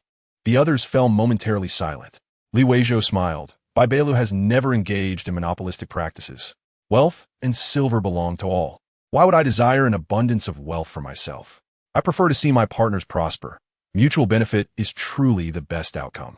The assembly gasped in admiration at such ambition. Zhuang Chengxiao chuckled. You underestimate the heroes of the world. I now genuinely believe that Master Qi is indeed a close friend of Li Dongzhu. Whenever there is profit to be made, he is willing to utter 100 flattering words. If the unique gold and silver adornments of Baibelu were to be exclusive to Shenglong Bank, it would equate to a monopoly for Shenglong Bank. With countless silver shops across the realm, as long as they could elevate the name of Shenglong Bank, affluent families would preferentially choose to purchase jewelry under its banner, resulting in enormous profits. Though backed by Yuan Jianshan, Shenglong Bank could only establish a foothold in the northern regions. In the capital in Jiangnan, they were hardly recognized. While other pressures could be alleviated, as various merchants had to attend the horse market in the north, Shenglong Bank could earn a measure of respect and gain access to other territories. However, the competitiveness of their merchandise was severely limited, and that could not be blamed on others. The headpieces from Baibelu could serve as a sharp blade, assisting Shenglong Bank in breaking through. Nonetheless, Li Weizhou laid his cards on the table. Baibelu only accepts gold, or you may exchange it for your gold jewelry. Additionally, shipments will be made on the 1st of each month, with payments due by the 15th. A single breach of this agreement will result in a suspension of supplies. 2 breaches will nullify this contract. Thus, Shenglong Bank could not fault Baibelu for supplying other merchant guilds. Beyond this, Baibelu was willing to establish a long-term partnership with Shenglong Bank. Of course, the prior agreement to provide 3 pieces of gold jewelry each month to Zue, Xianlu, and Yimeng still stood. This quantity was hardly burdensome, was it? In this day and age, making money is paramount. With wealth, one may acquire quantities of pig blood. Without formidable strength, one can only rely on the power of others. If Li Laosi fails to deliver, what then? Thus, the priority is to carefully develop and wait until all 365 orifices are fully opened, at which point he would be free to pursue his desires.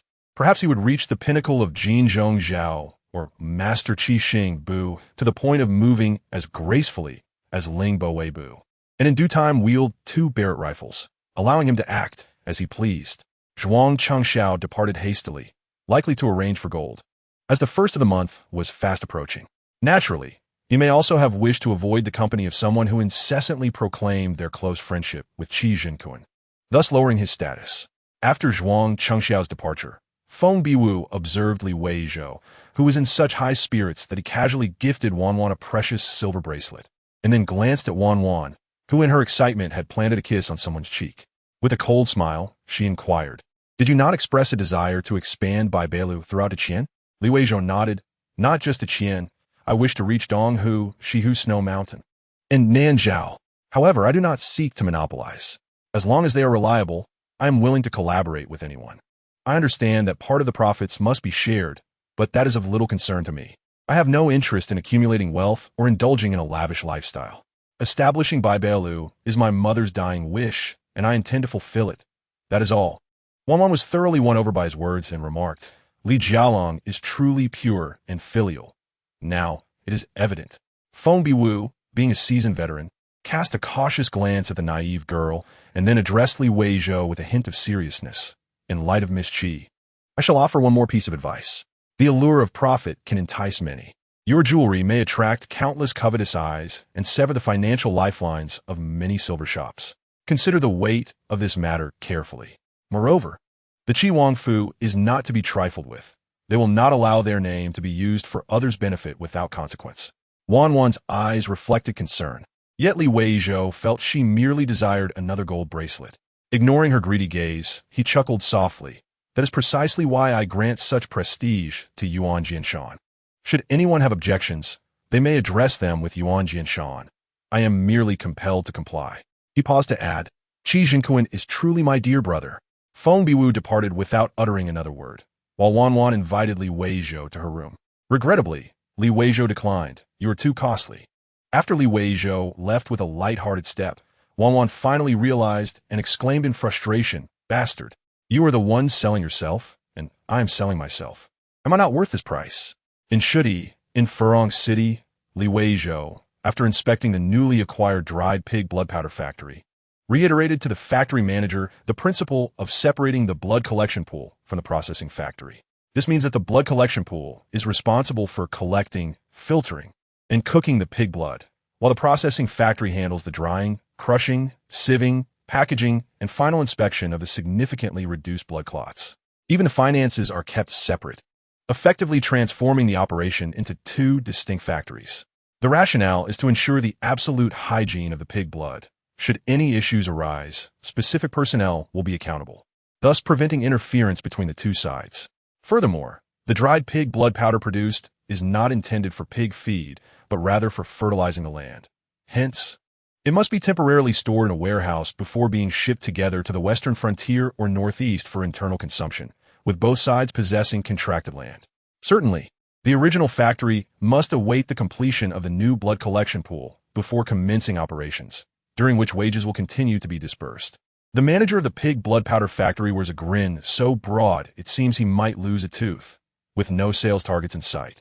One might question the difference between this work and simply receiving a pension. Thus, assurances were repeatedly made regarding the strict management of worker discipline. After dismissing the factory leadership, Li Weizhou called for Su Chong. Su Chong has now assumed the role of head of the refrigerated transport team, tasked with negotiating pig blood supply agreements with various slaughterhouses and dispatching vehicles daily for collection. Su Li has an even more demanding role, traveling to Xinjiang in northeast China to secure land contracts, cultivating rice in Xinjiang and ginseng in northeast China. Indeed, Xinjiang is known for its rice production, benefiting from significant temperature fluctuations and extended daylight hours, resulting in rice that is chewy and fragrant. The future production of Yinji rice from Li's family village must have a source. Ginseng cultivation is even more straightforward, involving long-term contracts for 30 to 50 years of forest land to grow ginseng for an equal duration. The dry pig blood powder produced will all be transported for use as fertilizer. Rich in nitrogen, phosphorus, and potassium, this organic fertilizer can improve soil structure, enhance fertility, and promote crop growth. Thus, the final piece of the commercial puzzle is completed. While there are certainly loopholes within this framework, as long as the appropriate taxes are paid, it seems unlikely that anyone will scrutinize these matters in the short term. After all, aside from a few large slaughterhouses, most small and medium-sized ones are grappling with the costly disposal of pig blood, which carries stringent environmental regulations. As for the long term, Li Weizhou does not expect to conceal this indefinitely. Perhaps by then he will have established the qualifications for collaboration. From this day forth, a new Bai Bao Lu opened on Chuanxi Road in Furong City, offering a promotion where customers purchasing over 500,000 yuan worth of goods would receive a pound of Yinji rice as a gift. This once again affirms that while one may doubt the kindness or humanity of the truly wealthy, their discernment is beyond reproach. The exquisite gold jewelry crafted by seasoned artisans from Deqian, employing ancient techniques, has brought immense delight to connoisseurs. Nearly one-fifth of the shops on Chunxi Road are gold stores. However, in the brief span of a week, Weizhou Lu has distinguished itself among this golden dynasty of storefronts. Chapter 59. Friends in the Villa of Changzhou. A figure strides with the elegance of the seven stars, embodying the northern dipper, moving gracefully throughout the room. Weizhou has diligently practiced the Qixingbu for over a week, and he is now exhibiting notable proficiency. Not only can he traverse the ground effortlessly, but he can also ascend stair railings with remarkable agility. With such skill, he could easily earn a living in the martial arts industry at Hengdian.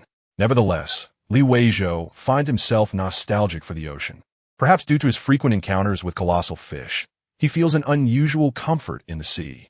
Strangely, despite having consumed copious amounts of pig blood, he does not yearn for a pigsty. The doorbell rings, prompting Weizhou to retract his form and open the door with his phone. A sleek Mercedes glides in and halts before the entrance. The doors swing open, and from the vehicle emerge Xiao Rui, Song Jia, and Su Li. May's mountain city experiences unpredictable temperature shifts. Just yesterday, it was cool and rainy, yet today, it is a sweltering 30 degrees. The three girls are attired in summery garments.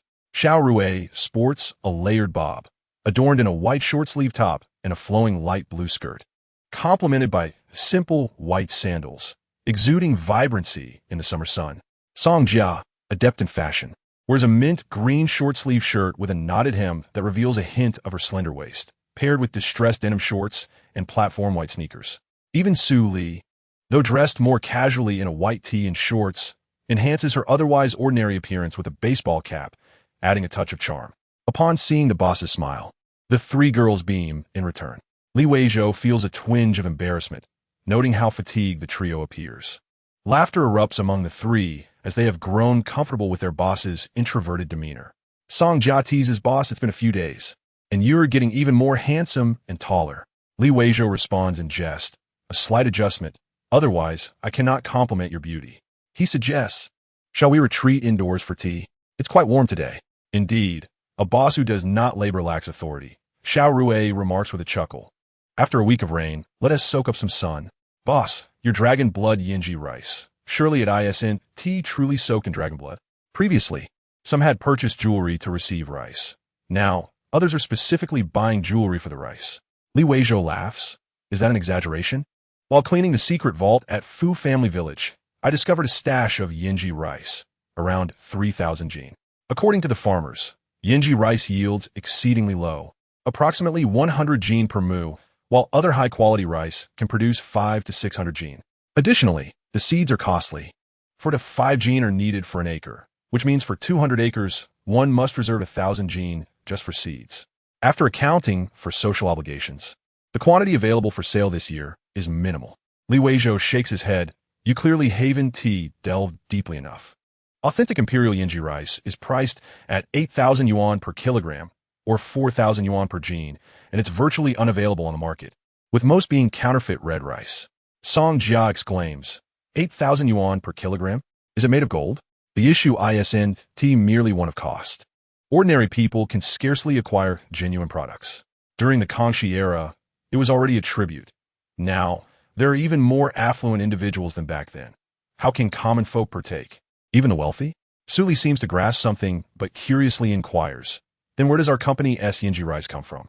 Realizing her slip, she quickly covers her mouth, exclaiming, Boss, I didn't mean to pry. I shouldn't have asked about company secrets. Boss, you're so troublesome. Song Jia, with her lively and carefree nature, calls out with such a comment, I feel like you're about to serve us a pot of dung. Xiao Rui laughs. If you're unwilling to share, just say it. Su Li protests softly. We've run around for a week, exhausting ourselves to gather documents. This is unavoidable. As Liu Erdong stated, even in townships. The moment the curtain is drawn, firecrackers are set off, and flower baskets are displayed, announcing an opening. The tax authorities will arrive that very afternoon, alongside urban management, health stations, individual associations, and all manner of officials. To conduct business smoothly, one must adhere to the rules. Those who pay honestly can continue, while those who dare to defy the norms often meet with unfortunate ends. Society has its own operational principles. He is merely a small player in this game, seeking to earn a bit more money to purchase pig blood. Of course, even if he is willing to spend, dealing with such matters is incredibly cumbersome. When there are diligent individuals who work quickly and efficiently, Weizhou naturally feels relieved. He sincerely states, "I mean it.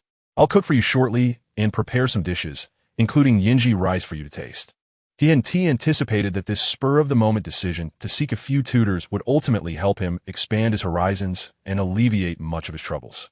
Nowadays, the quality of university students is indeed commendable. Xiao Rui chuckles. "Let us skip the stir-frying. It's too complicated, and none of us can assist.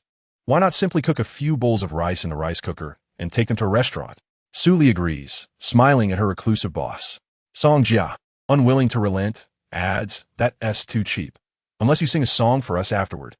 Weizhou responds jovially, "You'll be my backup dancer?" Song Jia, unafraid, replies, "A backup dancer it is." Xiao Rui missed the birthday celebration, while Suli attended during the day and had a splendid time. Weizhou's once boisterous voice has gradually transformed into a rich, mellow tone, surprising even himself, and although his technique may lack refinement, he managed to sing 3 songs that day, garnering much acclaim. "I have greatly enjoyed my time with these young ladies, as they have added vibrant hues to my life. Friends truly represent a wonderful bond that can alleviate the monotony of daily existence." During the intervals of washing rice and preparing meals, Xiao Rui and the other two provided a detailed report on the new store situation in Chuanshu, with the gold shops naturally taking the lead. Weizhou gleaned a rough understanding of the situation. Indeed, the profits were substantial, particularly given his ability to procure low-cost gold from the Qian, resulting in earnings that were even more extravagant than a money-printing machine. However, the significant daily expenditures on pig's blood left the company's accounts far less impressive. The various dry pig blood powder factories were investments from different companies associated with the gold shops in Pengcheng, with intricate inter-company financial flows. Yet every gram of gold traded was subject to taxes without exception. In truth, Weizhou had not intended to maintain this facade indefinitely. The current scale was manageable, with daily transactions in the millions, placing them at a moderate level in the Shui Bay market. Paying taxes as per regulations would attract no undue attention. Xiao Rui suggested the need to establish a more professional finance department to integrate the gold shops in Pengcheng with the Baibao building here. The current disarray, with accounts scattered haphazardly, raised concerns that they might eventually suffer significant losses. "We had no professionals among us, merely a ragtag ensemble." Weizhou smiled and explained. The decentralization was a precaution against drawing attention. The domestic business environment would gradually clarify that having fewer numbers on the books and smaller targets posed no harm. You can find examples online that illustrate this. The dry pig blood powder factories would also be dispersed in the future, lacking unification between provinces. In summary, one should quietly accumulate wealth while appearing modest. He preferred this ragtag team. Overly clear accounts could lead to complications. Weizhou then shifted the topic, asking, "Suli, has your brother already sent someone over to familiarize himself?"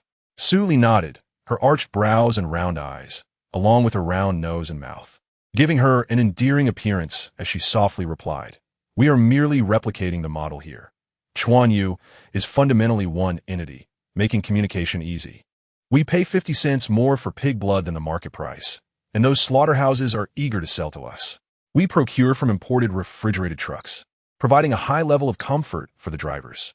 Weizhou inquired, "Have they learned the hygiene regulations?" Suli, her expression serious, nodded. "Upon entering the production area, one must wear a hat, mask, disposable gloves, and shoe covers. Smoking and talking are prohibited to prevent saliva from spreading. A fine of 500 is imposed for each infraction, and 2 infractions result in immediate dismissal." Song Jia remarked, "I never understood why the requirements were so stringent. Now I finally grasp the importance, especially for long shui, Yanjimi. I heard that foreign high-tech factories have similar regulations, correct?" Weizhou, with an enigmatic nod, affirmed, "Indeed, you are quite perceptive." Noticing Xiao Rui gazing at him with a radiant smile, her bright eyes sparkling as if they could speak, Weizhou smiled back and averted his gaze. Unfortunately, He harbored secrets unfit for exposure. However, the current situation was quite pleasant and relaxed. He pondered how they would interact when these secrets inevitably surfaced one day. Perhaps it would prove to be more interesting. Chapter 60, Boss, You're a Strong Boss. Sing a song. Start with a song. In a nearby restaurant, within a private room, equipped with a television and karaoke machine, Song Jia began to call out impatiently while waiting for the dishes to be served. Observing her lively demeanor, one might think she should swap her short hair with Xiao Rui's, as she presented a more boyish appearance. After Li Weizhou sang Chun Chu Shang's Gunyang, Song Jia leaned against Xiao Rui, exclaiming, I could almost melt. The boss sings so beautifully. Xiao Rui teased with a laugh. Then don't lean on me. Almost melting. Do you have no shame? Song Jia, in a playful mood, turned to Li Weizhou. Boss, you must like girls, right? Li Weizhou, infuriated, retorted, Are you insulting me? Song Jia chuckled. I just find it puzzling. You're so handsome, rich, and a wonderful singer. How could you not have a girlfriend? As his martial prowess grew, Li Weizhou's height had gradually increased from 1.7 meters to 1.83 meters, a recent measurement. He smiled and replied, It has only improved in the past 2 years. I was not happy before, so how could I have a girlfriend? Song Jia fell silent, and Xiao Rui jovially remarked, Boss, you are quite skilled at self-praise. In just 2 years, you have acquired so many assets and transformed into such an impressive individual. Li Weizhou shrugged. I wouldn't call it impressive. When luck strikes, even a pig can become a panda. Let us not dwell on that. If we boast too shallowly, we appear vain, and if we delve too deeply, it becomes a tale of woe, which is dull. Song Jia, astonished, asked, Boss, you haven't been targeted by a wealthy woman, have you? Li Weizhou laughed heartily. Wealthy women are merely rich. They are not blind. Suli, who had remained silent, suddenly spoke, You're strong. Her face flushed crimson, and she giggled as she hid behind Xiao Rui. The three girls erupted in laughter, while Li Weizhou felt defeated, his head hanging low. Xiao Rui poured a drink and toasted, Don't be angry. It was just a joke. Boss, you're reluctant to leave the house, preferring to stay indoors, which makes that line of work impossible for you. Li Weizhou, indignant, clinked glasses with her, and after they both drank, he stated, Who says I never go out? I swim very well. The Yangtze, Taojiang, and Jialing rivers. I can swim with my eyes closed. As the server entered to serve the dishes, the previously unopened rice cooker revealed a unique and rich aroma, astonishing the staff. Xiao Rui and the others were equally surprised. No wonder affluent individuals have a refined palate. The scent alone was enticing. The rice not only exuded a fresh sweetness with a subtle hint of rice fragrance, but also bore notes reminiscent of nuts or toasted bread. Who could resist? The server, overwhelmed, inquired, What kind of rice is this? The staff retreated, too shy to ask for a bowl. Besides Li Weizhou, the three girls eagerly began to feast, disregarding any sympathy for their boss. Li Weizhou was unperturbed. He indulged daily in exquisite delicacies, which diminished his expectations for worldly food. Yet he did not fit the vampire stereotype of only consuming blood, finding a balance. After a sumptuous meal, the three girls displayed evident contentment. Song Jia whimpered, How will I live from now on? 8,000 for rice is truly unaffordable. Su Li, with a mischievous smile, replied, Strive to become the boss's wife. Song Jia countered, Nonsense, I am well aware of my limitations. After leaning against Xiao Rui, she flatteringly added, Big sister, I'm counting on you. Xiao Rui laughed. You truly overestimate me. Let us just be colleagues and friends. It's only reasonable to enjoy a few meals together, work hard, and perhaps you'll earn enough to spend, and maybe the boss will even give you a discount. Li Weizhou surveyed the scene and realized, This is your conspiracy to collectively undermine me. The three girls burst into laughter. Once the laughter subsided, Li Weizhou lazily stretched and gazed out the window at a bird chirping. Turning back to the LCD screen displaying moving images, he chuckled softly. Friends indeed represent the most comfortable form of interaction, filled with unrestrained humor and devoid of burdens. However, you'll eventually need to seek partners. And when that time comes, you must choose wisely. Selecting someone who is adept at living will lead to a joyful family life. The three girls fell silent. Having learned much about Li Weizhou's background, his words now weighed heavily on their hearts. After a pause, Xiao Rui suddenly grew sensitive, questioning, Knowing how to live? Boss, are you implying that we cannot cook and therefore cannot live properly?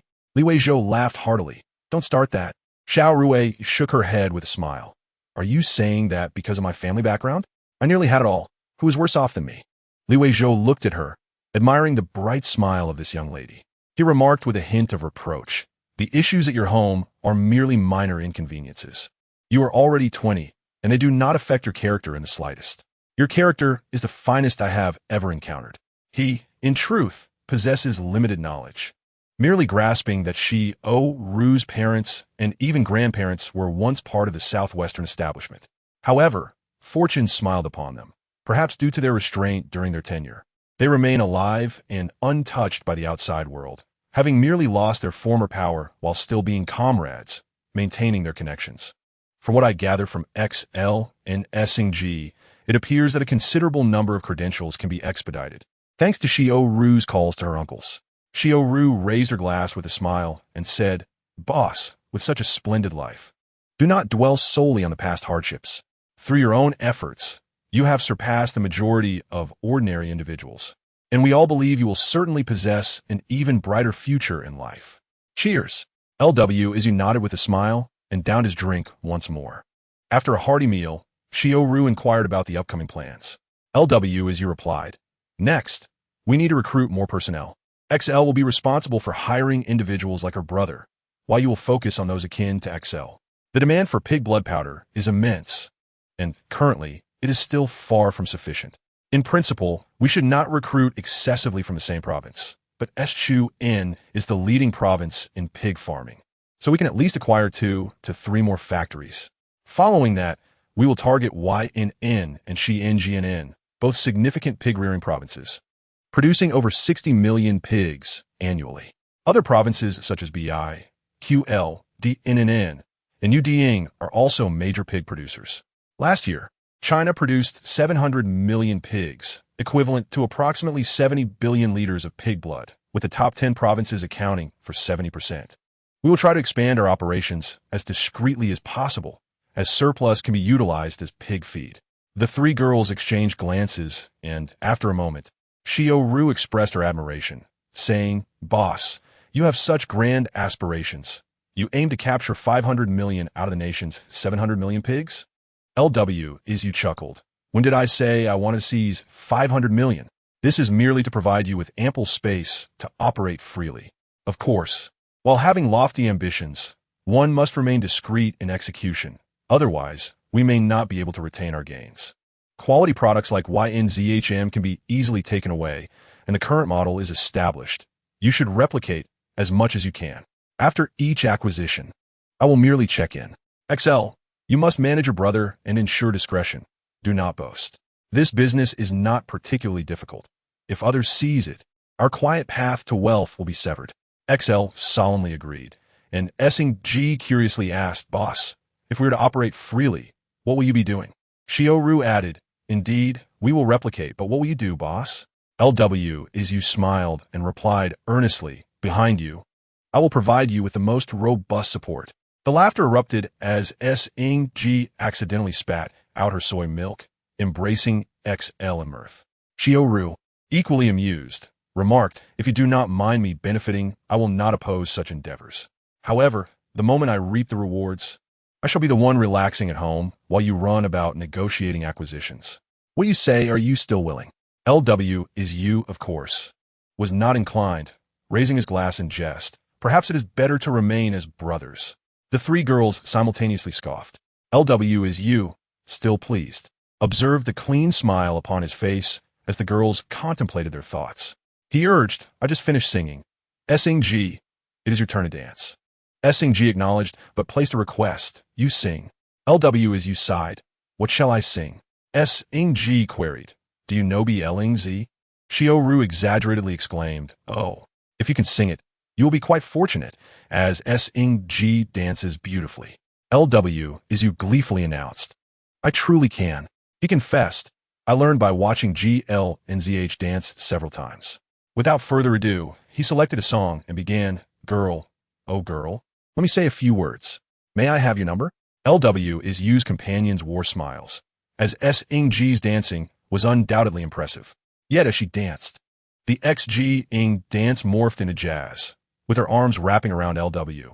Izyu's waist while her right leg climbed up his. XL excitedly clapped and laughed heartily. LW Izyu joined in the laughter, and amidst Ru's whistling, he scooped Sing up by her knees and tossed her, catching her after 3 spins before gently setting her down. Sing, slightly startled, proclaimed, "Indeed, you are quite strong." After another bout of laughter, Ru turned to LW Izyu with a serious tone. "We have a few good friends, though they are not yet at our level. Their capabilities are commendable, and I believe their character aligns with ours. Would you like to review them?"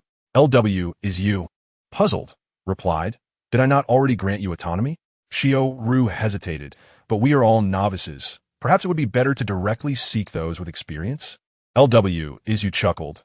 "You may decide. Just understand that it is best to find those who trust and obey you, as they will need to cooperate with you. To be candid, I truly lack the time and energy for personnel management or conflicts. It all depends on you." In truth, he feigned generosity, for the very foundation of this business ultimately lay with him, sustained through the allocation of resources between 2 realms. Should he withdraw, the entire commercial empire would collapse. Yet, his trust moved the 3 young women profoundly. Ru, ever astute, quickly grasped, "You merely need to manage me and handle conflicts?" Sing smirked, and XL giggled, while LW Izyu chuckled. Ru, now more serious, continued, "To be honest, we have candidates from various languages: French, German, Japanese, Russian, Eastern and Western languages. With your extensive international business, they could prove useful." LW Izyu responded, "Ultimately, it depends on you. If the relationship is strong, it does not matter if they are not from SQN. I'm not accustomed to meeting too many people." Ru resigned. "Very well. I will ponder further." Pausing, her eyes sparkling, she gazed at LW Izyu and asked, "Must I not thank you?" A girl who had merely graduated this year, yet had already embarked on such a vast enterprise, never anticipated such a fate. LW Izyu smiled. "I ought to be thanking you." Chapter 61, The Death Warriors. Zhihu City. Last night, the snow fell incessantly, with the accumulated snow on the ground reaching above the ankle, crunching beneath one's feet.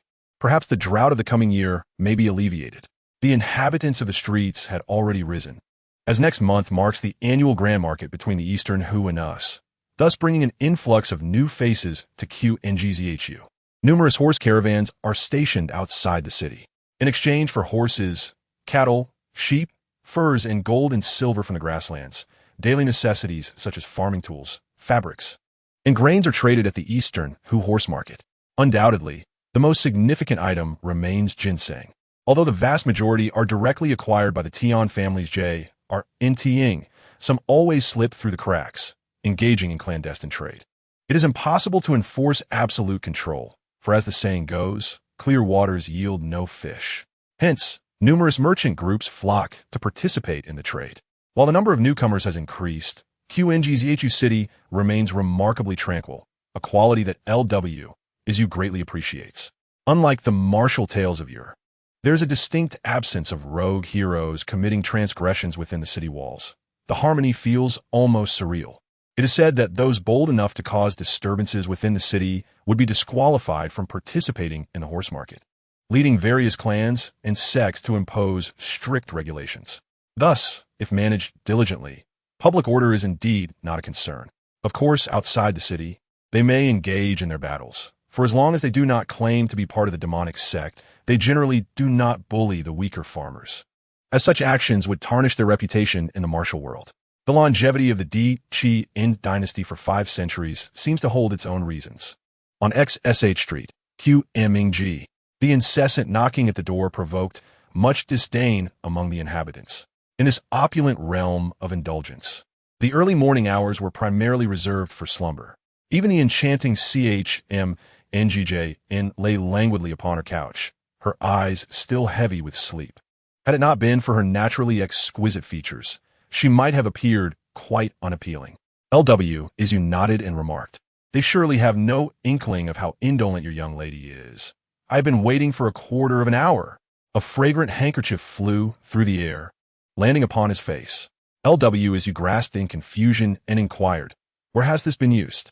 "Ah, Weizhou could no longer endure the situation. Her cheeks flushed with embarrassment as she reproached him. Young master. With a smile, LW, as you explained, I feared it had been used to wipe someone's feet. That would be quite revolting. CHMNGJN waved her hand dismissively and said coolly, dispose of it. Now what brings you here so early, LDNGZH?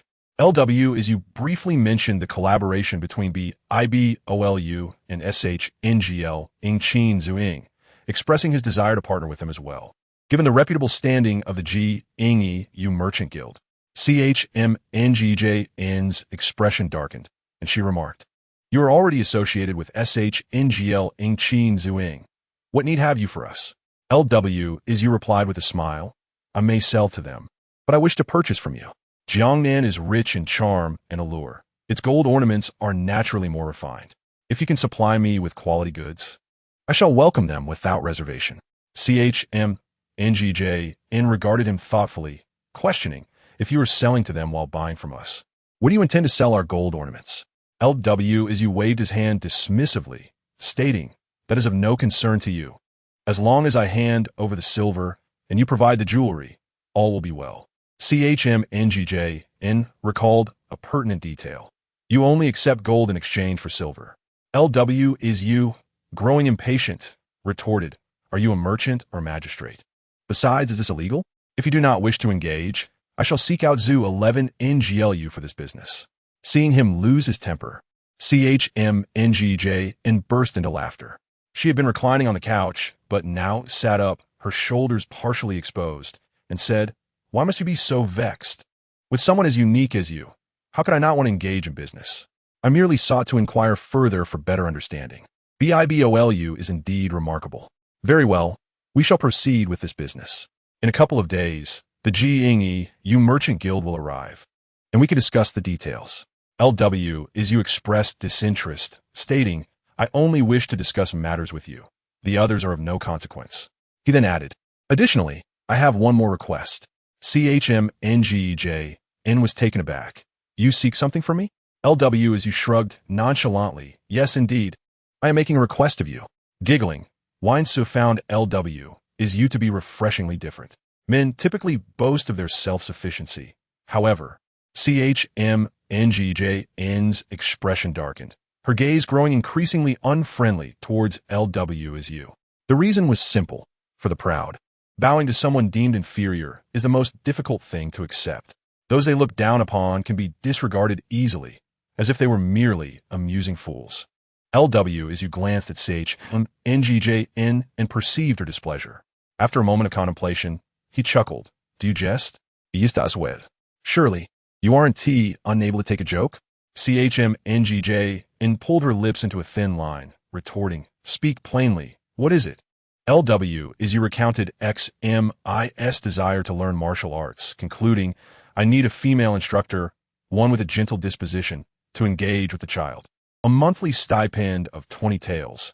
If that seems insufficient, we can negotiate further. Weizhou's face turned crimson as she covered her face in denial. I did not. LW, as you chuckled, I have worked in an establishment such as this. Had it been an ordinary feudal society, he would not have acted so recklessly. Yet in this extraordinary world, where martial prowess can overshadow the shadows of such places, who would care for anything else? As for why he chose QMNGG over Zhu 11 NGLU, it was because the former could not ensnare him with personal ties. It was purely a business transaction. Upon hearing LW as US words, CHMNGJN laughed, and Weizhou joined in. With all matters settled, LW as you stood to leave, but not before presenting Weizhou with a pair of exquisite silver four-leaf clover earrings. Although they were priced at a mere 89 coins in the capital, they appeared remarkably refined here, especially as they were made of 99 pure silver. Ingsu, at the tender age of 17 or 18, radiated youthful beauty. With a playful smile, she tilted her head, and LW, as you could not help but grin in response. In that fleeting moment, CHMNGJN felt an unsettling pang of aging and fading beauty, overshadowed by the charm of her young attendant. Why not linger at home a few more days? At the entrance of Weizhou in WBO in the southern part of the city, LW, as you encountered LCH Ingen. whom he had not seen for some time. Upon hearing LW is Yu's words, LCH Ingen was incensed, exclaiming, "Which fool has tasked me with overseeing the valley's cleanup? If we do not construct several more houses before the harsh winter, where will all those people reside?" LW is You blinked and replied, "It is quite a large WBO." LCH Ingen laughed in frustration. "Do you even realize how many people you have purchased?" LW is You, puzzled, responded, "Weren't there just 300 refugees?" Pish. LCH Ingen began to enumerate on his fingers. "The three major banks in QNGZHU City have nearly begun to worship you as a deity. They have come all the way from JNGZHU and even farther to JNZHU to recruit people, and they are all mere children. You may be at ease, but the old man and I are nearly exhausted to the point of spitting blood. These adolescents cannot be treated like adults. We cannot allow them to freeze or starve to death." LW is You, no fool himself, chuckled. "If you are so concerned about Uncle, I can believe it. Next month, during the horse market, all sorts will flock in. You will be quite busy, I presume?" "Spare me," LW is You retorted. "I have yet to meet them. Is it truly so difficult to raise them? Where is Uncle?" As he spoke, he cast a glance inside the main gate, where he could see a group of young boys standing in neat rows, reciting ominous phrases such as, "Upon entering the Lord's gate, we belong to our Master. Our souls, too, belong to him. In life, we shall serve as blades within the household. In death, as gravestones before the graves. By the Master's command, we shall not falter. As thunder strikes, unstoppable and fierce. The Master's words are as divine decree, etched into our hearts. Even if we venture into mountains of daggers or seas of flames, we must not flinch, not even for a moment. Should the Master grant us death, we shall smile as we meet our fate, grateful for his great grace." Such brainwashing oaths sent shivers down his spine. Perhaps General Ing employed similar tactics. If they recited this daily, it would indeed be quite terrifying. LCH Ingen chuckled. The old man and that Mr. G deliberated for several days to produce this. Mr. G's version is rather too literary for my taste. I cannot comprehend it. The old man crafted this in the jail with a group of old ruffians. Though it may sound off-putting, this is precisely what the younger ones must hear. They recite it with great enthusiasm. LCH Ingen scoffed. "You think you're clever with the iron SL? Can you tell me what day is next month?" LW is You suddenly comprehended. The horse market event. LCH Ingen's expression turned grave again as he lowered his voice. "SNLing. Do you know that every year at the horse market, a large number of new officers of the YXNS are dispatched to hone their skills? They will not only engage with the Eastern HSMNDN, but also with various martial sects, royal houses, and merchant guilds. Every year, some are injured or even die." LW is You understood, yet remained relatively reassured. After all, which true protagonist does not rise through a series of perilous victories and harrowing growth? He believed LS would prevail. Of course, providing LS with some additional support would not hurt. Perhaps equipping him with a decent set of anti-stab clothing would be prudent. LW is You began to ponder. Chapter 62. Visitors from the JNWNGFLW is You refrained from interfering in the training of the disciples of IBOLU by his uncle and Mr. G. His intention to save lives was fundamentally about cultivating loyal personnel. Professional matters should be entrusted to those who are adept in their fields. Without his intervention, most of these youths would struggle to survive the winter. He and LCH Ingen ventured once more to SH New Jersey G. The words SH New Jersey G were engraved on a stone tablet at the valley's entrance. On either side of the entrance lay numerous piles of stones, sharp and jagged fragments, rendered useless. However, LW is You had instructed that all fragments, including those unearthed in future quarrying, were to be preserved. At the entrance, a considerable heap had accumulated, encircled by the mountains on three sides. This arrangement greatly facilitated the concealment and detonation of explosive devices. The mountain itself was not particularly towering, estimated to be less than 20 zhang in height, broad yet steepening towards the summit. The valley extended approximately 500 steps in length and about 60 steps in width, originally overgrown with withered grass and strewn with sharp stones. The lack of sunlight, due to the surrounding cliffs, rendered the area dark and damp, hosting a variety of snakes and insects, prompting the residents of Fujiazhuang to caution their children against wandering there for fear of snake bites.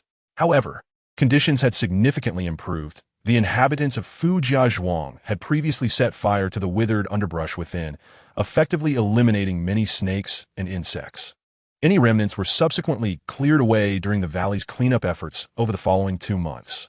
Currently, the front half of the valley had been transformed, with 2 long rows of wooden houses constructed against the mountainside, housing many individuals.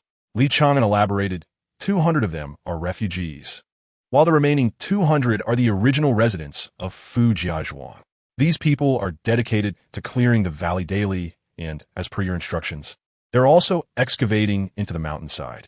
Sanlang, are you truly planning to establish your secret workshops and such here? If so, this place will certainly become bustling. Li Weizhou chuckled. I fear they may not come. Observing Li Weizhou closely, Li Chang'an discerned that he was not merely bluffing. He gave him a thumbs up and remarked, our family has always produced remarkable talents. Although the 4th brother has always been impressive, it seems you have surpassed expectations. Sanlang, the master of Tiandao men indeed. Do you realize that those from Qingzhou City, from all walks of life, are sending us gifts in every conceivable manner? The merchants, in particular, are quite amusing. When they fail to gain favor, they resort to creating disturbances, landing themselves in jail to bow before the old man. Nonetheless, he did not lose his sense of judgment. Warning Li Weizhou, you must not take their words to heart. When we were in good fortune, they would kneel and lick the ground at our feet with smiles. But should you and the 4th brother encounter misfortune, they will be the first to turn against us. Fortunately, you remain indifferent to their empty gestures, even disinclined to meet them. The elder brother mentioned that the county magistrate also wishes to meet you, but you declined? Li Weizhou nodded, stating there is no need, regardless of who it is, as long as they do not obstruct my endeavors.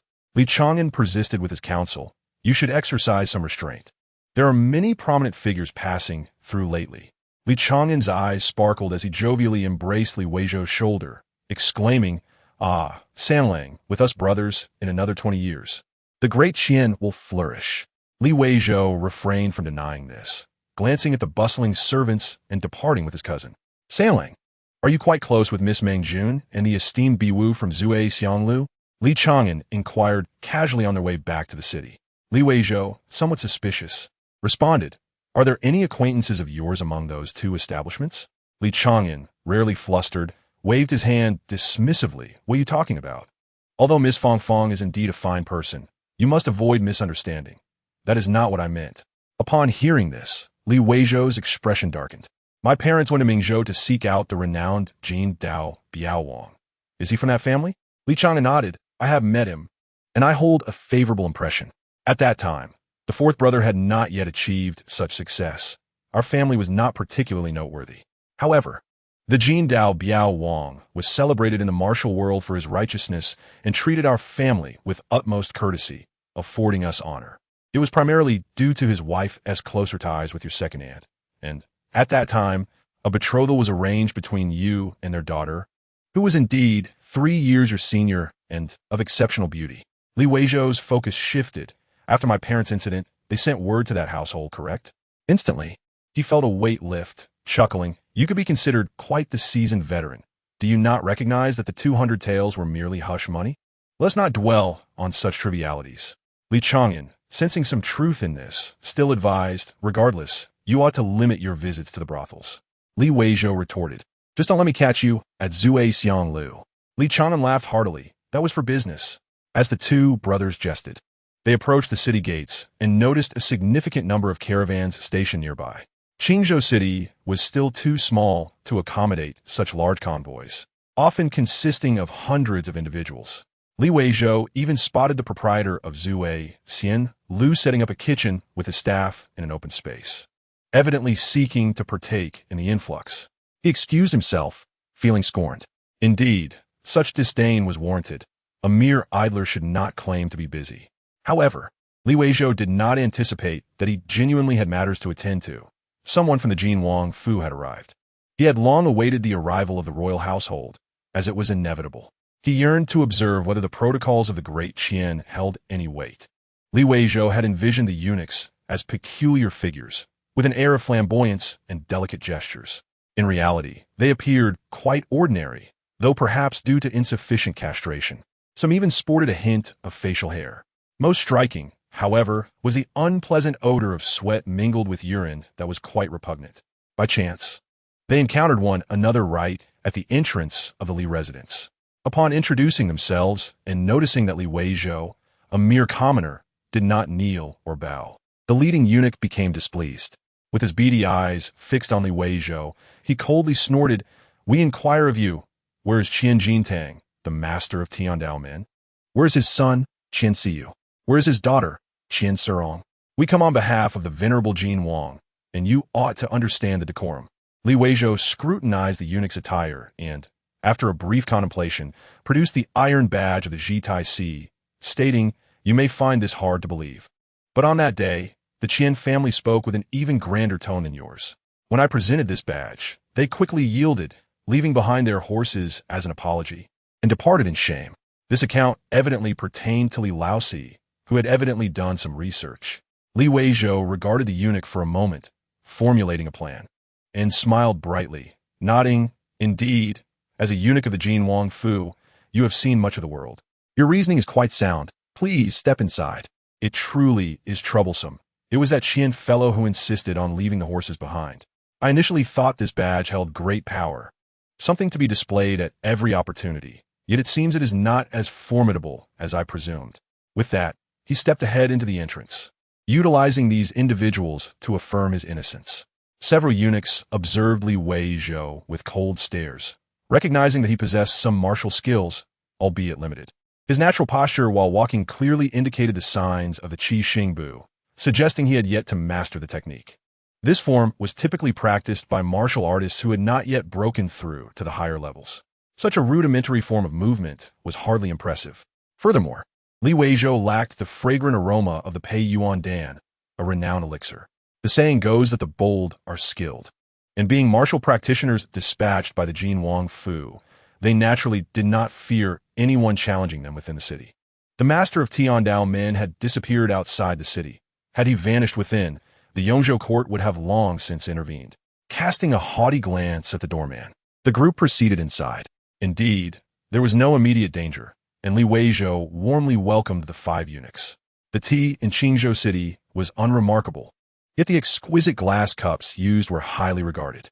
What appeared to be an ordinary blue-glazed glass cup adorned with floral and avian patterns transformed into a rosy hue upon the infusion of tea. The glassware, already impressive, captivated the 5 rustic visitors, their eyes widening in astonishment as their insatiable greed became nearly impossible to conceal. Their expressions were agitated and their bodies fidgety. Li Weizhou, observing their reactions, chuckled. "This set of glassware was acquired by my father during his lifetime through fortunate means, at a considerable cost. Now that I am in the presence of esteemed individuals, it is clear that this treasure has found its rightful owners. It cannot remain any longer. I shall present it to you, esteemed eunuchs. Initially, I intended to gift it to the master of Tiandao men to resolve our grievances, but alas, they were so unfortunate that before I could present it, they departed. It seems that fate is indeed predetermined. The several esteemed eunuchs are indeed fortunate souls. Let us partake in tea. Only when sated can we embark on our journey." Chapter 63, Leaving a Legacy. This statement was exceedingly agreeable, even though one of the eunuchs found it difficult to tear his gaze from the precious treasure before him. With a chuckle, he remarked, "Has the Qian Jintang family truly departed?" The Jin Wang Fu lacked the authority to act internally, especially considering the powerful figure backing Li Jiaxilang, whom the royal residence was hesitant to provoke. Today, they were merely tasked with gathering intelligence, intending to intimidate the youthful Li Weizhou. Upon witnessing the young man's savvy demeanor, their initial trepidation began to dissipate. Li Weizhou responded with utmost confidence, "Indeed, they have left. In hindsight, I regret my foolishness in coveting their horses. They must have deliberately left them behind to ensnare me. How could I have been so foolish as to keep the horses at home? I am increasingly convinced that those rascals are truly wicked." The other eunuchs chuckled, contemplating the plausibility of his claims. After all, how could a mere Qingzhou city retain a figure of such stature? Even if there were hidden forces capable of doing so, it would be unnecessary to expose themselves for the sake of a Qian Jintang. The Jin Wangfu had merely received word of Qian Jintang's potential disappearance, compounded by the internal chaos within the Tiandao men, which was embroiled in turmoil. Thus, they decided to investigate further. Li Weizhou re-entered the room, retrieving a large purple lacquered wooden box. As he opened it before the expectant eyes of the eunuchs, they beheld 10 neatly arranged ingots of gold, each weighing 50 taels. The leading eunuch's expression grew rather grim as he inquired, "What does this signify?" Li Weizhou clasped his hands and smiled. "My uncle is the warden of the Qingzhou prefectural prison. Hence, I am well aware of what awaits those who enter. It is merely a matter of 4 words, losing both life and wealth. Rather than face such a fate, it is wiser to present my valuables as a token of respect to you, esteemed eunuchs. This is indeed a matter of familial duty." His tone bore an unexpected hint of pride. Laughter erupted among the other eunuchs at the sight of Li Weizhou's self-satisfied demeanor. One of them jested, "Is this all? Might there be more?" Li Weizhou assured them, "Truly, there is no more. It is unfortunate that Qingzhou is just a lower prefecture. My uncle, being merely a warden, has managed to amass such wealth. However, I can guarantee that if he were to serve as warden in Jianzhou, you esteemed eunuchs would surely find yourselves with ample funds in the future." Surprisingly, this piqued the interest of some, prompting the leading eunuch to say, "This does not seem insurmountable." The head eunuch remained non-committal and asked Li Weizhou, "Is there anyone who can vouch for you that Qian Jintang left alive?" He slightly nodded, aware of Fu Tianshou, a person of minor talent entangled with Qian Jintang's daughter, deemed unworthy and inconsequential. His gaze turned menacing as it fixated on Li Weizhou. The latter, sensing the tension, exclaimed, "Ah, do not mention it." The commotion was precisely what compelled the Tiandao men's leader and his family to flee in haste. This information stems from the direction of Dayuan Mountain. Wait, has that old man led his family into Dayuan Mountain in search of treasures? Our family's secret treasure, the glazed lamp, was originally procured from Dayuan Mountain by my father. Upon hearing this, the eunuchs, who possessed a deeper understanding of the world than Li Weizhou, exchanged incredulous looks. "Is your statement true?" the leading eunuch demanded, rising to his feet with an authoritative tone. Startled, Li Weizhou quickly nodded, "Of course. That day, many heard it. It was as thunderous as the heavens collapsing. How could I fabricate such a claim?" The eunuchs exchanged glances, realizing this matter exceeded their capacity, and they appeared eager to depart. Observing their intent to leave, Li Weizhou warmly invited them. "Surely, you must stay for a feast. I shall depend on you esteemed eunuchs for assistance regarding my uncle." The eunuchs found themselves both amused and exasperated at the audacity of the young man, musing to themselves about his remarkable nature. The Jin Wangfu wielded considerable influence, yet it could never overshadow the Qi Wangfu. The Qi Wangfu, after all, stood as the foremost among the 8 princely houses. The princess of Qi Wangfu was also their superior. A single word from her could very well seal their fate, ensuring they would find themselves in dire straits. The eunuchs abruptly halted, their expressions transforming dramatically. The youthful eunuch, almost overwhelmed with emotion, exclaimed, "Sir, are you truly speaking the truth?" The head eunuch, whose countenance had initially resembled that of a corpse, now forced a smile, producing the boxes containing the glazed lamp and gold, stating, "We too cherish friendships. Since we are now friends, such gestures are unnecessary." The disappearance of a figure of such stature would not escape the Jin Wangfu's notice, regardless of their connections to the Qi Wangfu. "Ah, this gentleman is truly magnanimous." The younger eunuchs, along with the elder ones, recognized the young man's exceptional nature, deeming him worthy of their friendship. One even affectionately patted Li Weizhou on the shoulder, saying, "When the time comes to visit Jianzhou, do not forget to seek us out at the royal residence." Another middle-aged eunuch presented Li Weizhou with a waist token from the Jin Wangfu, likely intending to secure his allegiance for future dealings. The leading eunuch merely observed in silence, offering no commentary. Li Weizhou accepted the token with a radiant smile, exclaiming, "In Qingzhou, this token will likely prove more useful than the one I possess." At this moment, even the head eunuch began to chuckle, while the other eunuchs erupted into raucous laughter. This scene, witnessed by passers-by and the arriving Li Delong, Li Chong and Feng Baiwu, and Chu Mengjun, appeared almost surreal. However, the 5 eunuchs paid them no heed. bidding a warm farewell to Li Weizhou before swiftly adopting their stoic expressions as they turned their backs to the group of simple townsfolk, hastily departing on horseback. Li Weizhou, still in high spirits, noted the difference in treatment. The eunuchs were offered fine tea and exquisite glazed lamps, while others were served with mere old teapots. Facing the inquisitive gazes of the crowd, he did not conceal the truth, saying, "The Jin Wangfu sent individuals to inquire about the Tiandao Men's leader and his family. I informed them that they left their horses and departed." Feng Baiwu scoffed, suspecting Li Weizhou was mocking them. The latter defended himself. "It is the truth. Moreover, they hail from the upper state royal residence and possess far more accurate information than you. They even uncovered that a loud noise had erupted from Dayuan Mountain that day, a detail I had overlooked. They speculate that Qian Jintang may have taken his people to Dayuan Mountain in search of some fortuitous encounter." Upon hearing this, Li Dalong and Li Chong were somewhat unfazed. However, Feng Baiwu, Chu Mengjun, and the manager of Shenglong Qian Zhuang all changed their expressions, rising abruptly to inquire in unison, "Is this true?" Li Weizhou nodded, puzzled by their reactions. "Why do you all respond in such a manner? Surely you heard the commotion that day?" Chu Mengjun, infuriated, retorted, "You did not mention it was from the direction of Dayuan Mountain." Li Weizhou, confused, replied, "If it did not come from Dayuan Mountain, where else could it originate?" Feng Baiwu, contemplatively, remarked, "So it implies that Qian Jintang and his companions may indeed still be alive?" Li Weizhou shook his head. "I cannot say for certain." Meanwhile, on the street, the once proud warden Li Dalong exerted every ounce of his composure to maintain his expression. Li Weizhou sincerely inquired, "Is the noise from Dayuan Mountain truly such a significant matter?" The others remained silent, sensing Li Weizhou's growing irritation. After a moment of hesitation, Chu Mengjun finally stated, "Dayuan Mountain is the ancestral pulse of the Central Plains' 9 provinces. We are uncertain about its specific treasures, but it is undoubtedly not an insignificant matter."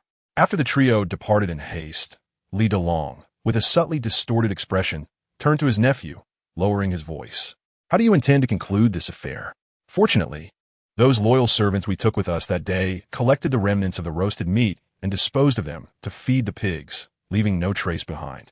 Yet, can such a colossal deception endure indefinitely? What shall we do if it collapses? The powers lurking behind us are not to be underestimated." Li Weizhou, feeling quite relaxed, remarked, "What cannot come to an end? I speak honestly. However, if such matters arise again in the future, uncle and second brother need not come. It would serve no purpose." Li Dalong fell silent, while Li Chong'an, furious, tightened his grip around Li Weizhou's neck and exclaimed, "You disdain us as useless?" Li Dalong, with a dark expression, left with his second son, but could not help but crack a smile once outside. He was not merely a homebound elder yearning for the peace of his descendants. Rather, he felt a sense of exhilaration and pride at how Li Weizhou had managed to handle the situation. His only concern now was to promptly establish contact with Ming Zhoufu. Whether a marriage could be arranged or not, preparations had to be made swiftly. After all, it was imperative to secure a contingency plan. Chapter 64. Pursuit. They then proceeded to Zue Xianglu, ordering 2 courtesans to listen to music and watch the dance at the hour of Cho. Approximately around 2 in the morning. The northern winter nights are bitterly cold. On the official road, a strange figure moved with astonishing speed. This person had wild hair billowing as if her head were severed, twisting menacingly, and most terrifying of all, she possessed a pair of eyes glowing with a crimson light. Clad in a voluminous white robe, particularly at the hem, it enveloped the ground around her. Bloodstains, glimmering under the moonlight, appeared strikingly vivid. Oddly, this robe remained still against the wind. With the grand equestrian market approaching on the grasslands, numerous merchant caravans were hastening this way.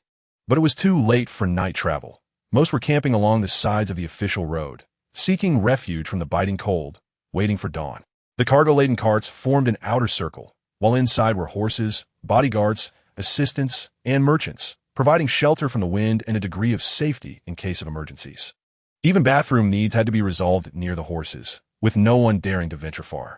Nonetheless, bodyguards were stationed atop the cargo carts, on high alert for any potential danger. That night, not just one caravan's bodyguards witnessed a chilling scene that would haunt them for a lifetime. A horrifying female ghost soared along the official road with lightning speed, heading eastward, accompanied by screams, cries of pain, and furious shouts that occasionally pierced the night sky. While horses could reach speeds of 60 to 70 kilometers per hour, bicycles, under sufficient physical exertion, could also achieve similar speeds. However, horses could not sustain such velocity for long. After a short sprint, they required considerable rest, maintaining an average speed of around 30 kilometers per hour. The same logic applied to bicycles. Yet this was not a normal world. With the immense strength of a broken six martial artist, combined with Li Weizhou's constant replenishment of vital essence, he had no concerns about exhaustion. Thus, the mountain bike he rode was swifter than a motorcycle. The wide, bloodied white skirt was secured by thick steel wires, enveloping the entire bicycle, relying solely on the rider's weight. The effect was impressive. Even Li Weizhou himself would be terrified to witness such a sight drifting through the desolate wilderness at midnight. However, he had no time to ponder. He focused solely on pedaling, eager to deliver warmth to his newly recognized brothers. The 5 eunuchs of the Jin Wang Fu were indeed not swift in their flight. The northern winters were cold, especially at night. Riding against the wind, the chill felt like knives against the skin, were it not for the urgent matter at hand. Even a broken six martial artist would not choose to travel at such a frigid hour. Humans could endure, but horses could not. Therefore, the 5 could only run for a while before resting. The young eunuch reined in his horse and, catching his breath, asked the leading eunuch, "Godfather, do you think that young man spoke the truth or falsehood?" One beside him chuckled. "Regardless of truth, he is an intriguing character, bold in spirit." Another echoed, "His generosity is remarkable." The leading eunuch suddenly remarked, "If Qian Jintang has not entered Vin Mountain, he would surely perish at this young man's hands." The others were astonished. And the young eunuch questioned, "Godfather, how could that be? Qian Jintang has entered the upper 3 realms. This mere boy, without martial skills, could never achieve that." A middle-aged eunuch beside him also found it improbable, saying, "Gong Lu, your judgment is usually astute, yet I fail to comprehend why you believe this." Another middle-aged eunuch, seemingly second only to the leader, suddenly grasped the implication. Upon reflection, Lu's assertion holds merit. This young man possesses audacity, clearly disregarding our presence. Upon this revelation, the others began to react as well, with another middle-aged eunuch sneering, "Indeed, throughout, he has been nothing but a jest, an insufferable brat. Today, we have suffered considerable humiliation, allowing ourselves to be blinded by treasures and gold, akin to letting a country bumpkin lead us by the nose." Even the youngest eunuch's expression grew fierce as he gritted his teeth. "I dare guarantee he possesses something valuable." At last, the leading eunuch cast a glance at him. Indeed, among those treasures, there may lie extraordinary items capable of breaching the upper 3 realms. The expressions of the group shifted dramatically, a silence settling as greed flickered in their eyes. A middle-aged eunuch whispered, "The casualties from the Yuxing division are not few. The 4th young master of the Li family may not survive long. When the time comes." The others erupted in excited laughter, with the youngest nearly losing control, dismounting to relieve himself a short distance away. However, just as he squatted down, he sensed movement on the official road behind him and turned to look, nearly having his soul frightened away. "My ancestors!" With a sudden exertion of his legs, his pants snagged, stumbling as they tore apart, heedless of the situation as he fled to find his godfather. For a ghostly figure, hair disheveled and covered in blood, was gliding toward him. The other 4 had also seen it, their eyes wide with terror. What manner of creature is this? Indeed, it was a ghastly sight, one that could even emit an eerie, ghostly laughter. Just then, the moon was obscured by a dark cloud, and the blood-red-eyed ghost coldly fixed her gaze upon them, unleashing a series of spine-chilling, ghostly wails. Moreover, she hurled 2 stones, no larger than apples, into the air above them. In a comical twist, the ghostly figure, instead of attacking directly, prompted one of the eunuchs to leap from his horse, his waist knife transforming into a flash of cold light as he struck at the stones. Seemingly to quell his own fear, the other 4 remained vigilant, half watching the ghost and half watching the stones, wary of any trickery. In summary, the 5 men gazed upward at a 35-degree angle. Boom, boom, accompanied by 2 resounding explosions. The combined force ignited a blinding flash of light, illuminating the faces of the 5 eunuchs, who were gripped by sheer terror. Clearly, they wished to evade, but time was not on their side. The ghost, meanwhile, became more audacious, pedaling closer, yet remaining at a distance, brandishing a 45 submachine gun, using $3 bullets, and extending a warm greeting to the five new brothers. Da-da-da, da-da-da-da. Not a drop of human blood had touched the body on this side, for there was extraordinary power here, and he feared revealing any hints. Though unsure of the efficacy of this approach, caution was prudent. Among the five, 3 were martial artists of the upper 3 realms, 2 of whom were broken 6 martial artists. The leading eunuch was likely on the cusp of entering the upper 3 realms, merely an ounce of fortune away. While that ounce might never arrive, the energy from blood was considerable. They had likely accumulated a fair amount of high-quality medicinal treasures. This allowed Li Weizhou to break through directly from 24 acupoints to 27. The energy contributed by the 5 men enabled him to breach 3 major acupoints. In contrast, the previous contribution from Qian Jintang, in his weakened state, had helped him break through 6 acupoints. Of course, this could also be related to his recent strengthening after entering the middle 3 realms, making it increasingly difficult to open acupoints. However, Li Weizhou felt quite content, as the time required to open a single acupoint was gradually extending, with 3 acupoints taking approximately a month.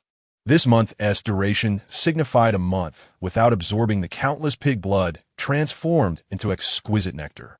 The volume accumulated in this month was estimated to reach nearly 10 million liters of pig blood. One must once again express gratitude for the era of industrialized farming. Our Longwa produces over 700 million pigs annually, yielding 70 billion liters of pig blood. Coupled with the outputs from slaughterhouses for cattle, sheep, chickens, and ducks, the total exceeds 120 billion liters of livestock blood each year. A significant portion of this is squandered and leads to severe environmental pollution, especially felt by those living within 2 kilometers of slaughterhouses. Thus, these 10 million liters of blood also contribute greatly to environmental protection. In this light, the contributions of these 5 individuals become even more substantial. However, one wonders if the disappearance of these 5 eunuchs will absolve him of suspicion. After all, many witnesses can attest to their friendship, which is hardly a fabrication. Furthermore, their vanishing outside the city, akin to Qian Jintang, certainly hints at the involvement of mysterious forces, and one would be foolish to doubt him. Even the Jin Wangfu should adhere to reason, Li Weizhou naively mused. Chapter 65. The Old Craftsman 2 days later. Life in the small town remained undisturbed by the occasional ripples of events, continuing at a leisurely and bustling pace.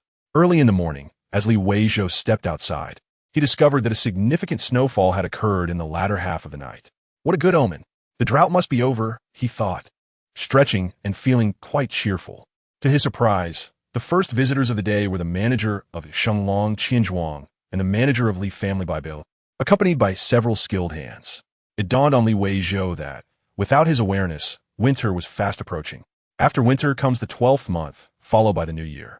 Naturally, he would not personally attend to matters, as he was not well versed in appraising the value of the gold jewelry flooding the market. It was essential for his own manager to handle it. His silver shop's manager, Tao, was quite capable and astute, having been the old manager of Zhou Jiasini. He held no concerns about Tao's potential deceit. For Li Delong and Li Changyan had unequivocally warned him that any signs of disloyalty would lead to the extermination of his entire family. Such was the straightforward and unadorned style of the head of the Yamen and the local bigwigs. After Manager Zheng of Shenglong Qianzhuang departed with a beaming expression, Manager Tao appeared somewhat disheartened, saying, "Master, what shall we do next?"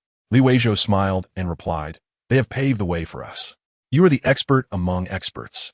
You should discern that while these ornaments are indeed exquisite, they are not exceptional."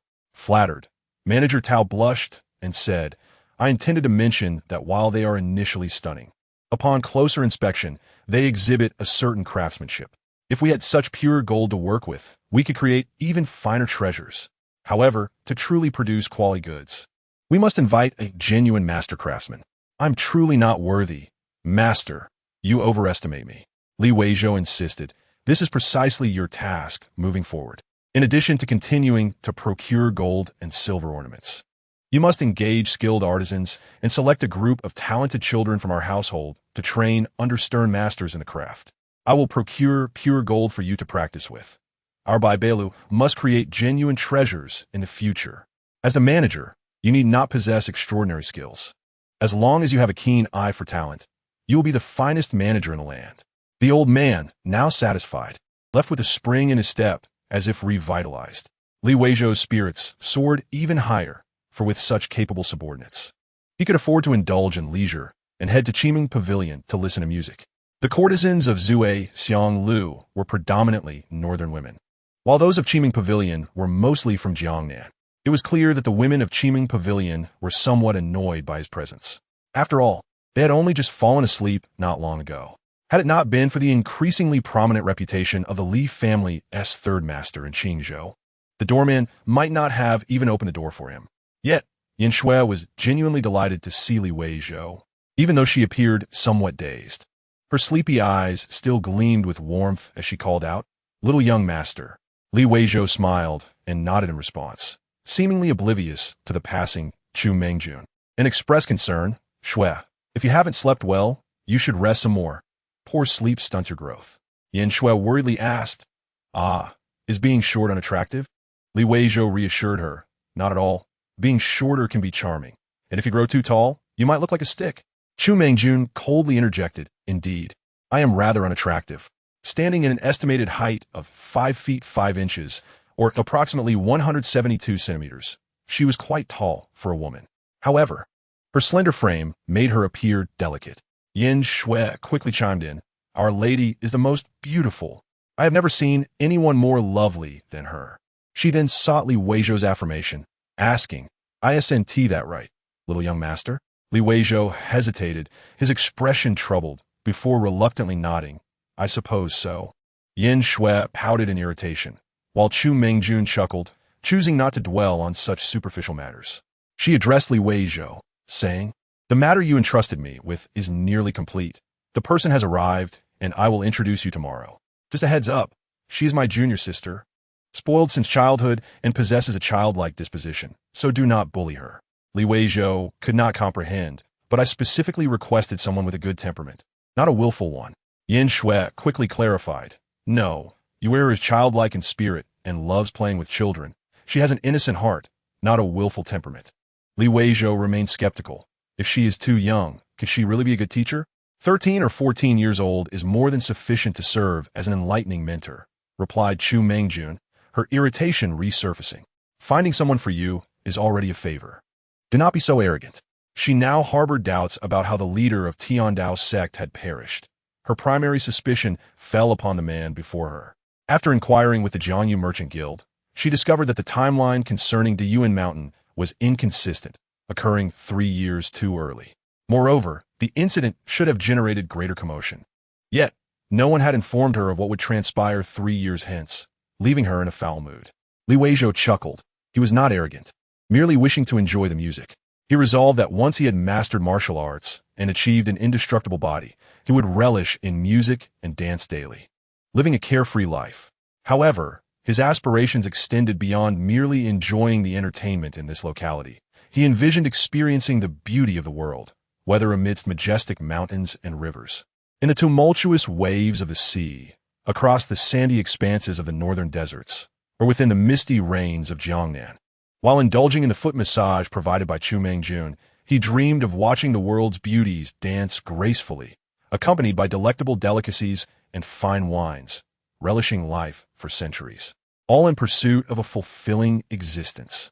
If only he could attain immortality, the joy would be boundless.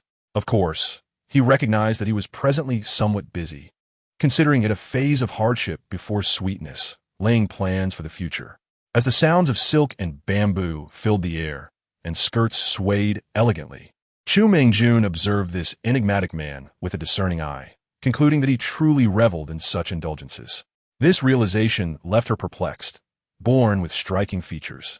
Having built such an extensive enterprise from scratch, yet he remained a carefree idler.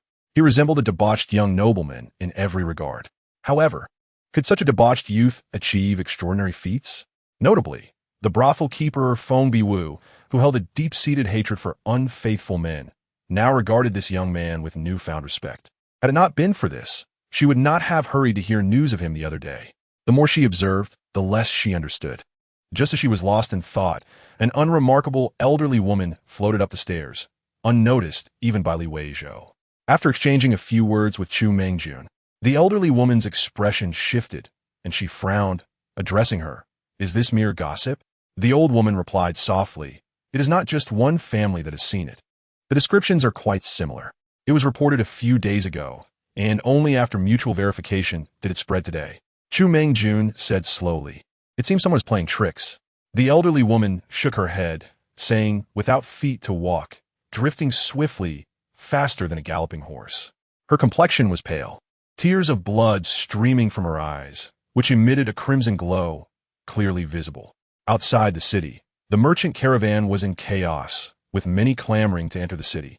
Unwilling to camp outside, Li Weizhou felt disturbed and cast an irritated glance at the two chattering old women, his disdainful gaze nearly provoking a reaction from Miss Mengjun. Li Weizhou scoffed. "This year is particularly frigid. The merchants outside do not wish to camp in the cold, hence concocting such ghostly tales." Chu Mengjun queried, "How do you know?" Li Weizhou sighed. "So many have seen ghosts, and yet no one has been taken or devoured by one." "Oh, that must be a benevolent ghost, merely frightening people, not consuming them. Only a fool would believe such nonsense." Initially frightened to the point of paling, Yin Shui found his reasoning quite sensible and began to giggle. Chu Mengjun, realizing the absurdity, shot Li Weizhou a glare, stating, "You think you are so clever." But seeing him about to leave with a sneer, she hurriedly asked, "Are you truly intending to befriend the Jin Wangfu?" Li Weizhou, who had just lifted himself, sat back down and inquired, "What is the situation with the Jin Wangfu?" He then pulled out an oil paper bag from his sleeve, revealing several creamy milk candies. He casually handed one to Yin Shui, sitting beside him, instructing her to share with the departing musician and courtesan as a form of reward, and then turned to Chu Mengjun. "What say you? Would you like to partake?" Chu Mengjun had long detected the rich aroma of milk, her throat tingling with desire. Yet she feigned indifference when asked. "It would be acceptable to savor a treat from your Baibao Lu. As for today's performance, you need not settle the account." Yin Shui promptly offered her mistress a piece, and after they all tasted it, their eyes sparkled with delight at the rich, sweet flavor. With spirits lifted, Chu Mengjun was eager to share some secrets of the royal household that ordinary folk seldom encountered. Among the 8 hereditary royal households, the Qi Wangfu currently held the strongest position. However, 2 centuries ago, the Zhou Wangfu was the most formidable, and even further back, the Chu Wangfu, Wu Wangfu, and Tianan Wangfu had all flourished for decades. Only the Jin Wangfu had never amounted to much. The 8 kings contended among the 8 clans, and the Jin Wang was determined to claim Yuanjian Mountain, which had the rule that only one disciple could walk the world at a time. The opponent was simple. The court's treasures sent to the Jin Wangfu were merely sold off for worldly riches. Were it not for the fact that the northern territories had never seen turmoil, it would have likely lost its heritage long ago. Each successive Jin Wang was greedier than the last. Li Weizhou, however, speculated that the reluctance to replace the Jin Wang might stem from a fear that a capable successor could not be contained by Yuanjian Mountain. For the mountain only allowed one disciple to venture into the world. Chu Mengjun laughed. "Perhaps that is true. But one thing you must be cautious of is that the Jin Wangfu is the most avaricious among the 8, greed beyond imagination. Not to mention Jin Prefecture. The entire Yongzhou province seldom misses out on profitable ventures. Your Baibao Lu will likely not escape its clutches. Yongzhou is one of the 9 provinces of the realm, with Jin Prefecture as its capital." Li Weizhou did not fully comprehend, as he believed the Yongzhou of Earth typically referred to the Shaanxi-Gansuning-Sha region, while Jin Prefecture was predominantly in Shaanxi. Although they were neighbors, they were distinctly different. It mattered little. If he did not understand, he would simply take note. Li Weizhou was not particularly fearful of their avarice. Matters resolvable with silver were trivial to him. However, he would soon pay the price for his naivety and carelessness. Merely a night passed, and when Li Weizhou awoke from his bizarre training posture, he discovered an elderly man with a pale face and no beard sitting in the room, his triangular eyes glinting with a peculiar light as they fixed upon him. Cold sweat instantly broke out on Li Weizhou's brow, and before he could utter a word, the old man appeared before him like a specter, seizing his collar with a hand as gnarled as wood, snapping his collarbone with a crack. Then did the same to the other side, rendering Li Weizhou, who had labored tirelessly for countless days and nights, utterly incapacitated at their first encounter. "You dare to utter a sound, and I shall snap your neck." The ominous voice echoed, silencing Weizhou. He watched helplessly as this doomed old man prepared to enact his will. Chapter 66. The True Celestial Encounter. In truth, it was bearable. At this moment, the remarkably calmly Weizhou felt that although his bones were dislocated, a warm current descended from the void at an unprecedented speed. While it did not serve to realign his bones, it did not exacerbate his injuries, and the pain diminished somewhat. The white-faced elder stared at Li Weizhou and asked, "Where are Qian Jintang and the others?" Li Weizhou replied openly, "They have gone to the Yuan Mountain." He had yet to withdraw his qi, so his form remained awkward, making his suffering all the more convenient for interrogation. Another rib snapped under pressure. Li Weizhou bore the pain and said, "I acquired quite a few treasures from the Yuan Mountain. If you do not believe me, you may check the third cabinet to the left in the chest of drawers of the adjacent room. Under the bedding, there is a wooden box, which I obtained from the Yuan Mountain. I believe it is something used by immortals. Words alone are not enough. The facts will prove it. Qian Jintang and Eunuch Liu are not fools. They would not blindly trust me without reason. Seeing is believing. Oh, the pain is unbearable. You should go and see for yourself." The old man with the triangular eyes scrutinized Li Weizhou for a while, then reached out to forcibly extricate him from the mold, causing him to let out several muted cries of agony as he was dragged to the adjacent bedroom. Being an experienced schemer, the old man allowed Li Weizhou to open the cabinet himself. With slow movements, Li Weizhou opened the cabinet and retrieved the item. Upon opening it, the screen displayed highlights from the Shu Mountain Chronicles, starting with the white-browed master flying with his sword, Master Gloomy Moon wielding his curved blade with divine precision, and the Hao Yian mirror shining like a heavenly artifact. Without needing further prompting from Li Weizhou, the old man trembled all over. If this is not a celestial trace, what is it? Celestial encounter. It truly is a celestial encounter. He had the fortune of witnessing a celestial encounter ahead of time. The old man's hands trembled as he grasped the tablet, revealing his excitement. After a long gaze, thankfully, it was set to automatically shut off. Yet the old man still hesitated to release it, gently caressing the tablet as though it were a beloved. Li Weizhou gasped, "Elder, do you believe me now? Truly, I speak only the truth, yet you still doubted me. My bones ache terribly. Could you assist me in setting them?" The old man slowly lifted his gaze. The previous coldness dissipated, replaced by a fervent intensity as he asked Li Weizhou, "How did you acquire this?" Li Weizhou, enduring the pain, recounted truthfully, "I searched for my parents for many years without success. One day, I heard that an immortal had appeared in the Yuan Mountain. I had been searching for my parents for so long, and in desperation, I thought that if I couldn't find the immortal, I might as well let the tigers and leopards of the mountain devour me. At least it would be a clean end. Yet unexpectedly, after 3 days and nights of wandering, I encountered not a single beast. In my carelessness, I slipped and fell into a cave. Inside, there was a small tree devoid of leaves, but it bore a red fruit. I was so hungry that I ate it. To my astonishment, my injuries healed significantly. Later, I obtained a training method from Qi Zhenkuan, allowing me to practice without needing to consume Peiyuan pills. In just a few months, I reached the intermediate 3 realms. Li Weizhou could distinctly see the old man's breathing quicken as jealousy radiated from his gaze. If he were to obtain that red fruit, he might very well advance further, with the path to immortality within reach. Yet there remained hope.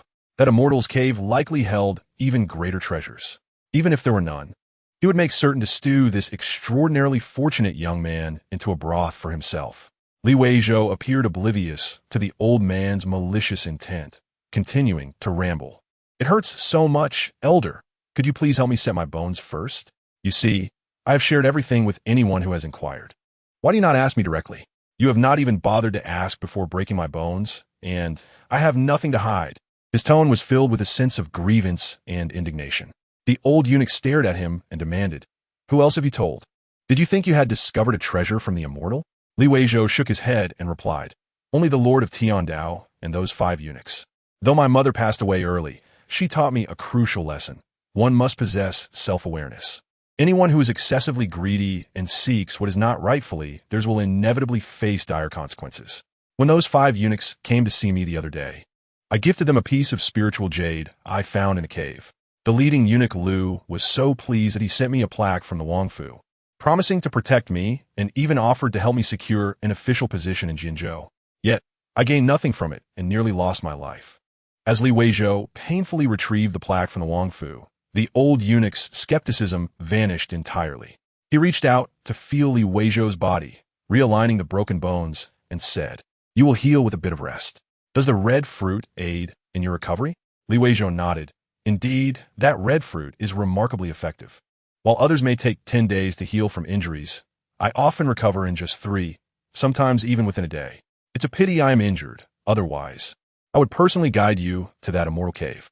It appears to be a stone door, tightly sealed, and I couldn't budge it with stones. I suspect most people would find it challenging to open."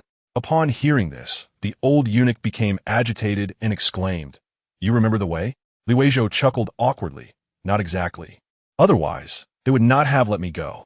However, I recall the general direction. I am not a hunter, and I am not very familiar with the Yun Mountain. Just a vague impression." One person drew a map. "My 4th brother is from the Imperial Punishment Department, and they dared not overstep their bounds in the city." Listening to this, the old eunuch felt no trace of doubt remaining. In his heart, he was steadfast, impervious to any clever rhetoric that might undermine his resolve. Any martial artist who had achieved the 8th tier would not be a fool. However, facts speak louder than words. No amount of speculation could compare to the truth witnessed firsthand. What he held was indeed a genuine artifact. He gazed at Li Weizhou and said gently, "We will take you into Dun Mountain. You need only to indicate the direction of the Immortal Cave. If we truly find it, we will personally accept you as our disciple and impart our martial arts to you." Li Weizhou's eyes brightened with excitement. "Really? Master, a person of your extraordinary caliber is genuinely willing to take me as your disciple?" The old eunuch smiled warmly. "You are clever and discerning, a promising talent. It would be unreasonable for us not to accept you as our heir." Li Weizhou's face flushed with excitement, and he attempted to bow, but the movement aggravated his wound, causing him to wince and refrain from kneeling. The old eunuch, with a magnanimous heart, reassured him, "It matters not. We can take our time. Let's set off now." He harbored genuine concern that Qian Jintang and his ilk might seize the immortal opportunity that rightfully belonged to him. As for this exceptionally fortunate lad, it was indeed a stroke of luck to have found the immortal opportunity. Accepting him as a disciple would be no trivial matter, for he might possess even greater fortune in the future. His life had been a journey of luck, rising from being scorned by others to becoming a notable figure. Among the 8th tier martial saints, he was the weakest, and he had thought he would never have the chance to compete for opportunities again. Who would have thought luck would smile upon him once more? Li Weizhou did not decline, merely stating, "Then I must trouble you, master. Oh, I need to bundle myself in more blankets. I can't let myself freeze to death just after becoming your disciple. That would be the greatest joke in history." The old eunuch chuckled in agreement and helped Li Weizhou wrap himself tightly in 3 layers of blankets, leaving only his head and hands free to move. Without further ado, the old eunuch effortlessly lifted Li Weizhou and, in a few swift motions, exited the Li residence, leaving the bustling courtyard and the watchful servants behind in a haze. For the first time, Li Weizhou truly witnessed the prowess of an upper-tier martial artist. The speed was so astonishing that he could hardly speak. As he opened his mouth to speak, a fierce wind rushed in. Such speed made horseback riding seem trivial. However, he pondered, Qian Jintang had ridden a horse. This meant that the old eunuch must be far more formidable than Qian Jintang. Qian Jintang barely qualified as a 7th-tier martial sect. Could it be that this old eunuch was an 8th-tier martial saint? It seemed that only this old fellow held dominion over the entire Jin Wangfu. How would one go about dealing with such a powerful figure? In Changzhou, at the villa, Li Weizhou opened his eyes and immediately got up to turn on the lights, beginning to assess his resources. He still had some firearms and ammunition, but given the old man's speed, hitting him would be nearly impossible. Only one large sword explosive remained, potent yet cumbersome to operate, making a stable ambush increasingly difficult. Lastly, he had 2 boxes of 67-style grenades, having used 2, leaving him with 118. If utilized properly, they should be sufficient to eliminate any carbon-based life form, without the luxury of time to ponder. He disarmed each grenade's safety pin and tied them together with nylon rope. resembling a net filled with dozens of apples. However, opportunities were not entirely absent. Weizhou had never before thought so rapidly, and he devised a potentially useful idea. He hurried to the garage to siphon gasoline from the pickup truck, filling a box with a pile of empty liquor bottles he had stacked in the corner. He rushed down to the basement and retrieved a box of magnesium powder. When mixed with waterproof paint, magnesium powder can create a tightly arranged coating, enhancing the paint's density and improving its water resistance. This was leftover material from the previous owner's renovation, intended for the next waterproofing layer. Weizhou opened the box and poured the powder into the gasoline-filled bottles. Searching for white sugar, he wondered if he could give that old dog a real surprise. After a flurry of activity, he piled everything in the basement and settled down, drifting into a state of thought. Are you awake? In the snowy expanse of Dun Mountain, amidst the bare woods, Weizhou had just opened his eyes when he heard the gentle voice of his newly acknowledged master. Panicked, Weizhou exclaimed, "Why did I fall asleep? Master, why did you not wake me? I hope I did not delay your important matters." Though his face burned with embarrassment, he mentally cursed the old man's ancestors. Yet, he spoke with respect. The old eunuch, feeling somewhat shy, chuckled and asked, "Where did you learn that meditation technique?" Weizhou responded, "I did not learn it from anyone. I simply fell asleep leaning against the stone door of the Immortal cave, and now I can sleep whenever I wish. If not for this small skill, I would have been unable to practice the stance technique that Qi Zhengquan, that fat fool, taught me." He said this in frustration and then added, "Master, would you like me to demonstrate?" With a hint of pride, the old eunuch, naturally intrigued by the prospect of witnessing a supernatural art, nodded slowly. Weizhou grinned at him, then tilted his head and lost consciousness again. The old eunuch, without needing to strike him again, could tell from his breathing that Weizhou was genuinely asleep. At that moment, the old eunuch felt an overwhelming urge to howl at the heavens, to express the tumultuous emotions within his heart. Fortune had favored him immensely. Chapter 67, Found. Upon opening his eyes again, Weizhou saw a face grinning like a chrysanthemum, and he blinked, chuckling, "Master, do you find the skill amusing?" The old eunuch perceived that this newly accepted disciple was somewhat naive. He could distinguish between a genuine laugh and one that masked concern. This lad was genuinely delighted. Such a disposition was indeed commendable. In the hopes of reaping significant rewards within the Xianrendong, one would indeed feel a tinge of regret at the thought of transforming such a fine seedling into broth. "My good disciple, have you discerned the path to Xianrendong?" the old eunuch inquired, his tone somewhat brisk, yet still maintaining an air of nonchalance. It is rather amusing that this master and disciple pair had not even exchanged names. Weizhou asked, "Master, from which direction did we enter just now?" The old eunuch's heart sank at this question, realizing that this scatterbrained disciple might truly have forgotten. Nevertheless, he asked, "You really cannot remember?" gesturing towards the direction they had come from. Weizhou chuckled awkwardly. "If I remembered so clearly, that Tian Daomen master would have captured me too. I only recall heading north from the old Fu family village, then continuing west. When I escaped, I was always walking toward the sun. The sun rises in the east. Master, so if you head west, you are bound to be correct." The old eunuch struggled to maintain his composure, internally cursing, "Damn your ancestors. We are truly cursed to have encountered such a foolish country bumpkin." And, as if it were guaranteed, how could anyone know the sun's position at any given hour? Searching for their way was futile. The vast Yuan mountains stretched for thousands of miles. However, retracing their steps could help the boy recognize the route more clearly. Weizhou complied, curling into his blanket and even offering a reason. "Master, it's too cold with my head out. You move so swiftly like a deity." "Master, is it true that at your level, a horse would merely be a burden? If only I could move as swiftly, you are like an immortal on land." He continued to praise the old eunuch, who was an exceptional means of transportation, traversing mountains and valleys with ease, feeling swifter than a high-speed train. After a while, they arrived at Xinji Valley without disturbing anyone, and set off towards the southwest. They truly traversed mountains and rivers, with the old eunuch leaping effortlessly across a riverbank. Weizhou kept his gaze fixed ahead, convinced that within the expansive Yuan mountain lay the deep cavern he sought. Had he yet to recall its location?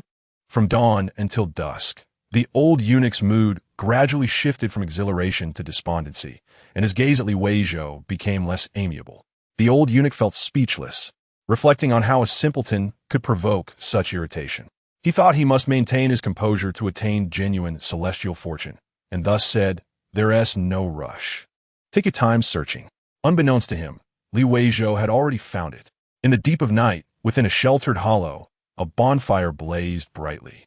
Beside it, a young man, tightly wrapped in 3 layers of blankets, lay on a makeshift wooden bed, sound asleep.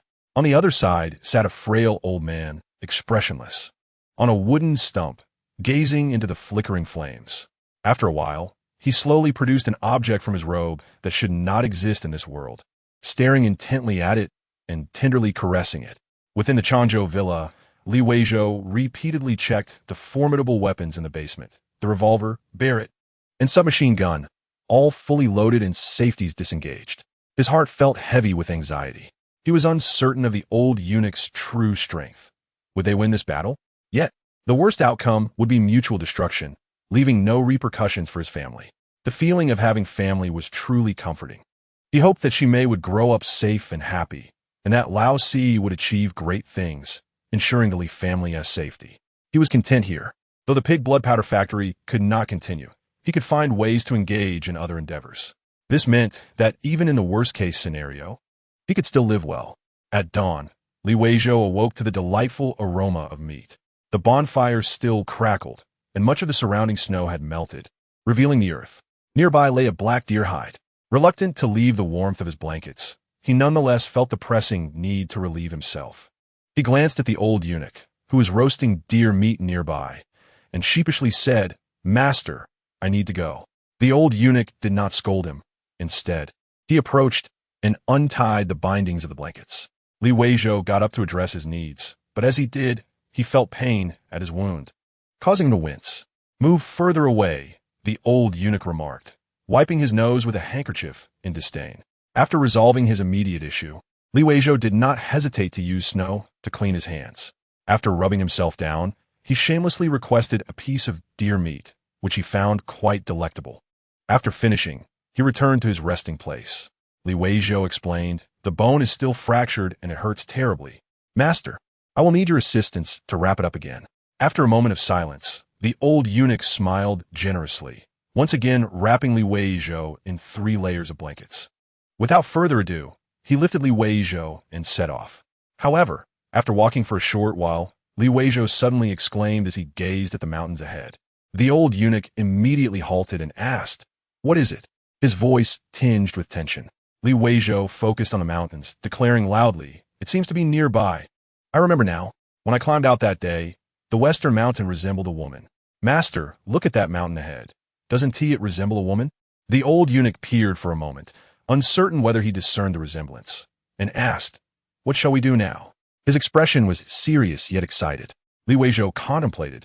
"We may have passed it, master. Please walk back a bit, towards the north." The old eunuch obediently scanned the surroundings. The mountains and forests were laden with snow, making it nearly impossible to locate the cave entrance without guidance. It had to be a deep cavern, for only such heat from below would cause the entrance to remain unsealed. The old eunuch carried Weizhou closer and inquired softly, "Is it here?" His breath seemed to momentarily catch. Was this the celestial fortune he sought? Weizhou hesitated, stating, "It looks like it, but it seems the opening is smaller than I remember when I crawled out." The old eunuch studied the cave entrance intently for a moment, his eyes suddenly widening. He stamped his foot lightly, causing the ground to tremble and snow from the trees to tumble down. Weizhou instinctively tucked his neck in, but to his surprise, the old eunuch remained still, and the snow did not fall upon him, but rather seemed to disperse around him. The snow surrounding the cave entrance collapsed significantly, revealing an opening the size of an iron pot. Weizhou felt a surge of excitement, exclaiming, "Yes, yes. It looks so much like it, master. Please let me down. I will explore the path for you. Perhaps I could discover some treasures inside." I was too hasty last time and did not observe thoroughly. As he spoke, he curled back into his blanket. The old eunuch set him down, but did not untie the bindings. His voice was low and restrained. "You are injured and cannot manage it. Wait here. I will return shortly." What if this time, the celestial fortune chose a different master? Weizhou dared not oppose the old eunuch's wishes, saying, "Master, please return quickly. If a tiger shows up, I will be in trouble." The old eunuch nodded dismissively. We will listen for the commotion. With that, he stepped forward and plunged directly into the opening. Weizhou called out at the cave entrance, "Be careful, master. Snow is falling in." His tone was filled with concern for his mentor.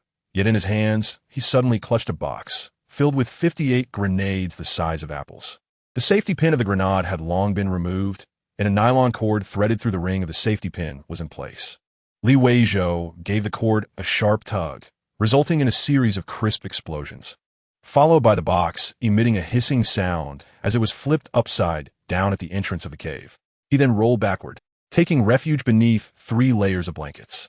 Approximately 4 seconds later, a deafening explosion reverberated relentlessly across the mountains.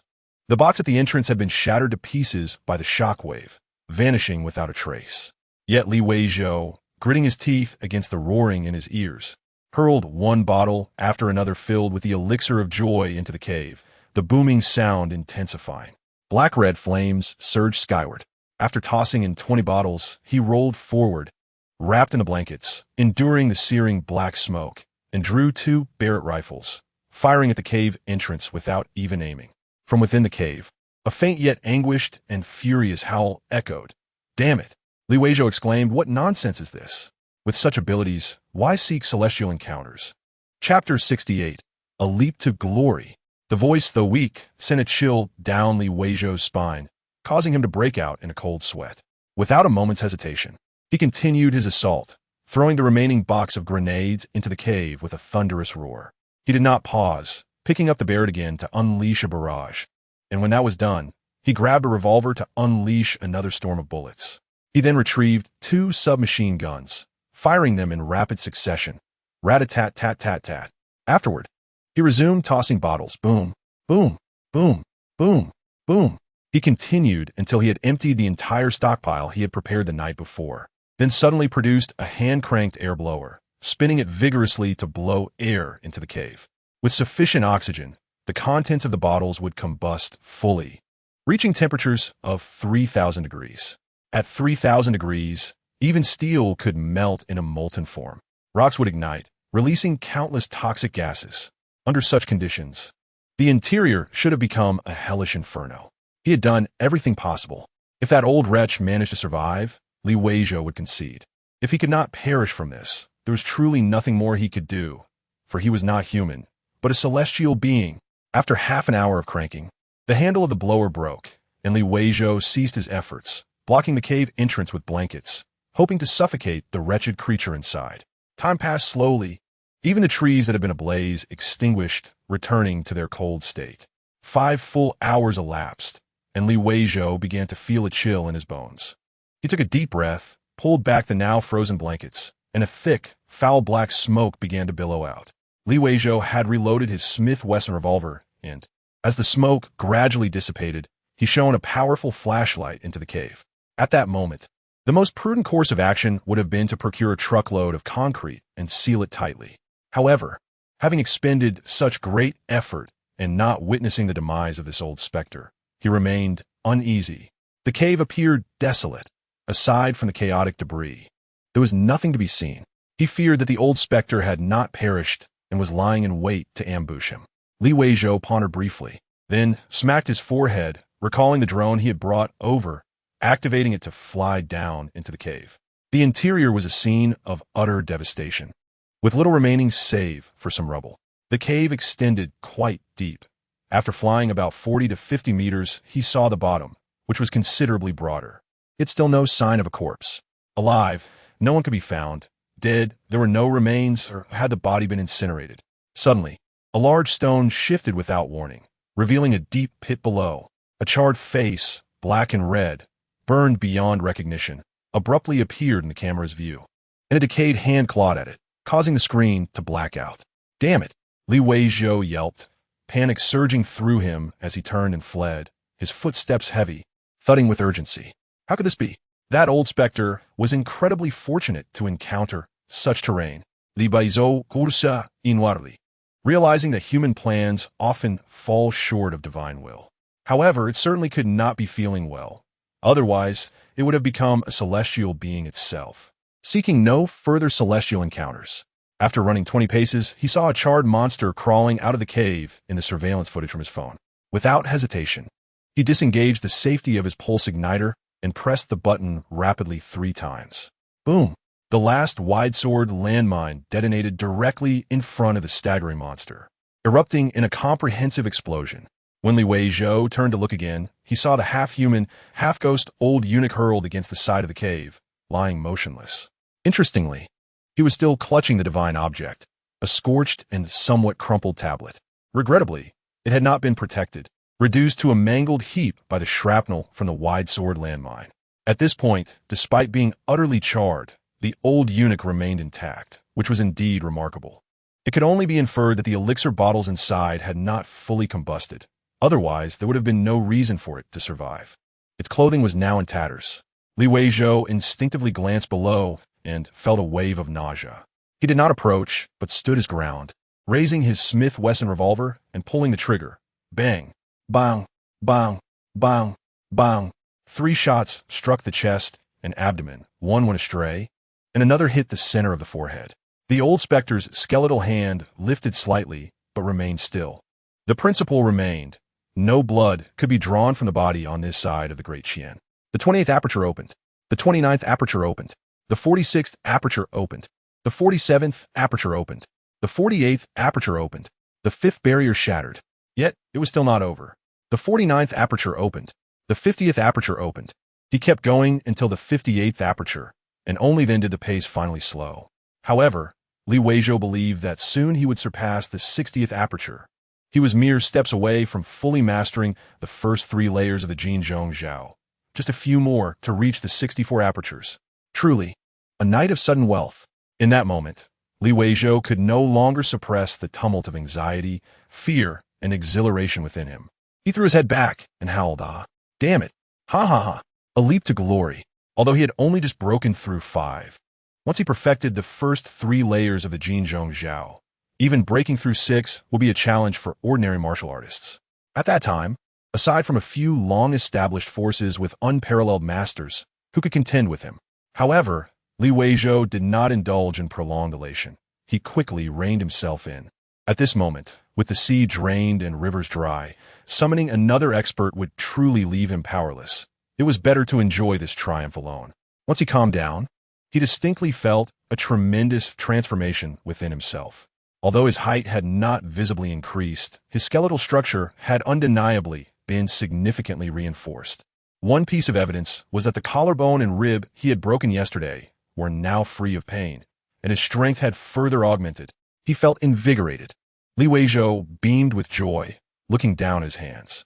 Unbeknownst to him, through his personal efforts, he had transformed from a mere waste into a formidable martial artist in just 2 months, breaking through 5 levels. The once arrogant Yuanqin was merely a master of 5 levels.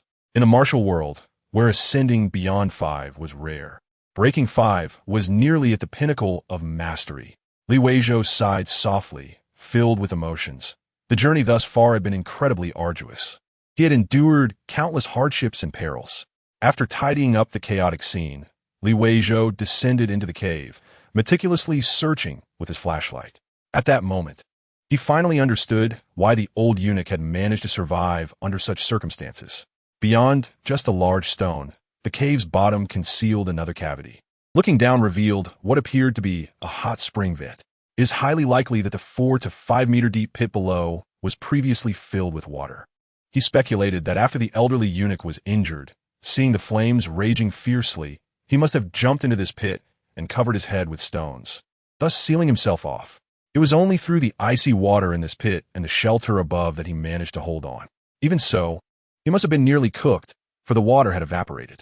When Weizhou jumped down to feel around, he found only a thin layer of dampness at the bottom, along with a copper plaque. Beyond that, this old eunuch had left not even a single hair behind, which was simply absurd. It seems this plaque serves as a symbol of the eunuch's identity. By the time spring arrives next year, this place is unlikely to be discovered. This site, where the potential for violence is absolute, is indeed a priceless treasure. With a bit of careful consideration, there would be no room for error. The city was bustling, both inside and outside the walls, with people coming and going along the official roads. Many farmers were slaughtering the chickens, ducks, pigs, and sheep they had raised for a year to sell here. Some townsfolk were also making pancakes and meat dishes to sell, earning a bit of extra silver to supplement their household expenses. It was a scene of thriving prosperity. Weizhou found great delight in such a vibrant atmosphere. He even enjoyed the occasional quarrels and fights, for these lively scenes made him feel as though he were part of a real world. After fetching a bucket of hot water from the villa and taking a refreshing bath, he changed into clean, new clothes and set out again. This was partly to make an appearance before others and partly to relax. In the spring sunlight, swallows danced in pairs before the building, red silk fluttering in the morning rays. Young beauties adorned themselves with grace, lightly stepping into the hall. The sound of golden bells jingled, and colorful sleeves danced in the spring light.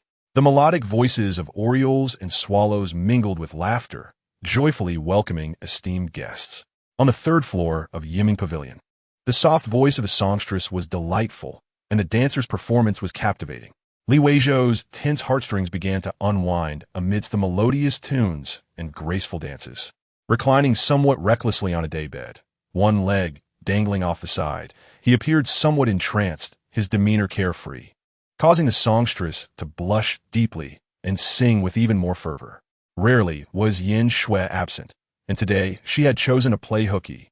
In truth, Weizhou was reflecting on the events of the past 2 days, pondering where he might have erred. First and foremost, it was no longer feasible to reside in the old house on Shiqiao Street. After a night of sudden realization, he understood how naive his previous thoughts had been. For ordinary people in the martial world, the laws of a dynasty could indeed impose some control, but for an official face like the elderly eunuch, especially one with such formidable martial prowess, what difference did the city's ban on weapons make? Thus, it was imperative to vacate the room and instead dig a hidden chamber. Moreover, it was essential to excavate not just within the city, but in various locations. Particularly within the DUNSHN, he planned to create an underground secret chamber, deeper and equipped with more mechanisms, to see if he could eliminate another figure of the upper 3 gates. However, he would not take the initiative to provoke. He would only act when absolutely necessary. Although the allure of discovering immortal traces was intoxicating for such prominent figures, it appeared to be a trap. The risks were too great. If he encountered someone unscrupulous who lacked martial ethics, he could find himself in dire straits. The element of chance was too significant, truly incompatible with the fundamental principles of stable development, and thus inadvisable. Furthermore, the armory was depleted. "Young master, why do you come so late today?" This remark left the songstress, dancer, and musician momentarily stunned.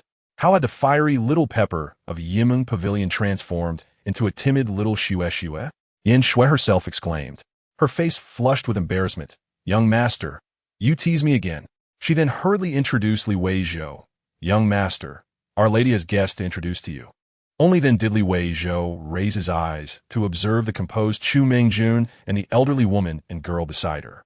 The elderly woman was wrapped in a light blue cloak with subtle water ripple patterns, beneath which was a pale moon-white garment embroidered with blue lotuses. She wore sandalwood prayer beads at her wrist and a light blue bamboo cloth headscarf, held in place by a brass brooch. Her attire clearly reflected the southern Jiangnan style, distinct from the northern regions. The girl was even more pronounced, with almond-shaped eyes sparkling with moisture, fluttering eyelashes, a slightly reddened nose, and lips like cherries. Dressed in a light pink silk robe adorned with delicate yellow diamond patterns, she resembled freshly picked treasures from a Jiangnan pond. She wore embroidered shoes, with the shoe surface decorated with magnolia buds. Appearing 13 or 14 years old, she was charming and clever. Weizhou rose to his feet and smiled at Chu Mengjun. "Miss Mengjun, could this be the Yuer you mentioned before?" Chu Mengjun nodded with a cool demeanor, saying, "You are our Jianyu Merchant Guild's esteemed patron. It is rare for you to speak, so we cannot refuse your request. Not only have we invited Miss Yuer, the direct granddaughter of our guild's elder, but we have also brought forth Grandmother Jean to protect her. Grandmother Jean is an elder in our guild, known for her expertise in teaching young ladies proper conduct." Weizhou waved his hand. "It is sufficient for Miss Yuer to practice martial arts and enjoy life alongside my sister. Grandmother Jean, however, is unnecessary." Seeing the elderly woman's expression suddenly darken, he sincerely added, "Grandmother Jean, it is not that I underestimate you. But my sister and I lost our parents at a young age, growing up relying on each other. In my destitution, I vowed that I would ensure she lives a carefree and liberated life. If she wishes to learn martial arts, let her learn. If she desires to study, let her study. If she wants to play and have fun, let her play and have fun. As long as I am alive, I will take care of her in place of our parents, ensuring her happiness for a lifetime. I do not wish to restrict her. Upon hearing this, Grandmother Jin's expression softened, and she spoke earnestly. You are still a young child yourself. No wonder you do not understand how to manage a child. Your heart is in the right place, but you have forgotten the old adage. Spoiling a child is akin to harming them. When the time comes for her to marry, if she has not learned proper etiquette, she will suffer greatly in her in-laws' home. Li Weizhou smilad gently. Grandmother Jean will see that my sister is very sensible and not at all spoiled. I do not expect her to marry into a prominent family, subject to those constraints to secure a union for me. I only hope she finds a kind-hearted, understanding man who cherishes her, and they can marry right before my eyes. As her brother, I owe my sister much from the past years, and I intend to care for her for a lifetime. His tone was tender, overflowing with emotion, embodying the image of an exceptionally devoted brother. Indeed, upon hearing his words, the entire assembly of women, regardless of age, were touched, especially Miss Ewer, whose eyes sparkled even more with moisture. Yet, Li Weizhou internally questioned, when had he transformed into this person? Was it innate? Chapter 69. The corpse of the martial sage when leaving Yiming Pavilion. Li Weizhou held a lacquer box the size of a food container. Though small, this lacquer box was worth a staggering 100,000 taels of silver. After he boarded the carriage, he waved goodbye to Yin Shui, Ewer, and others with lingering reluctance. 1,000 taels of gold are easy to obtain, but a true romantic is hard to find. This saying elevated Li Weizhou's image significantly. Only the songstress and dancer, while smiling, felt their hearts weep, cursing under their breath.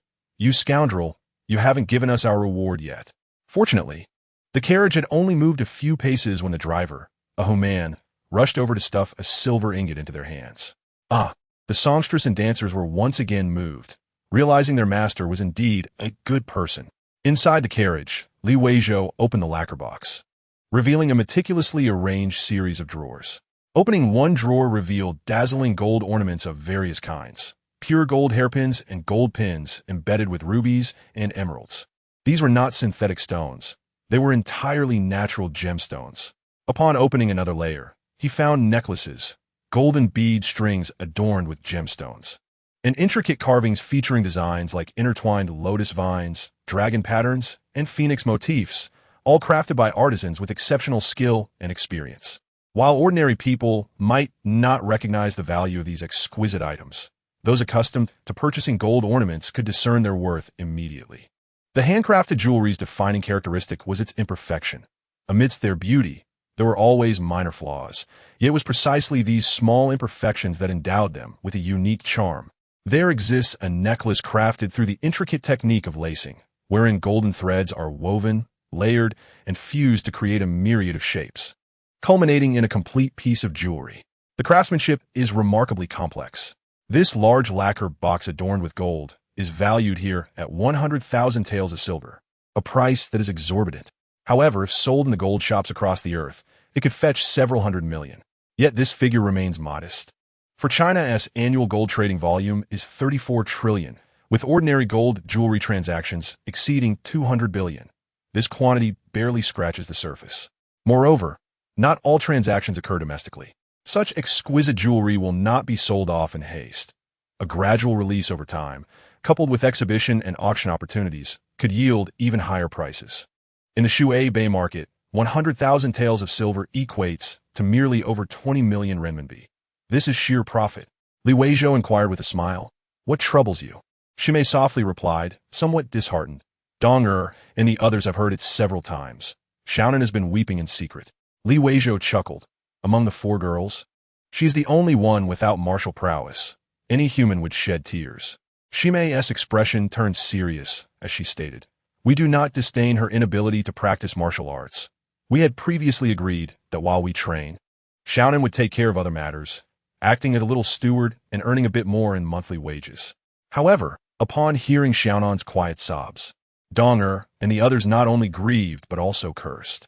Initially, They lamented the heavens for their unfairness, later blaming her parents for her lack of martial talent, and ultimately, they even directed their ire towards me, claiming I should not have assessed their bones, otherwise we would all be the same. Brother, we cannot harbor someone with such resentment in our home. Her expression was grave. Weizhou remained gentle, saying, as for your maid, you may decide how to address this matter. Seeing her brother's agreement, Shimei smiled mischievously, yet her tone turned melancholic.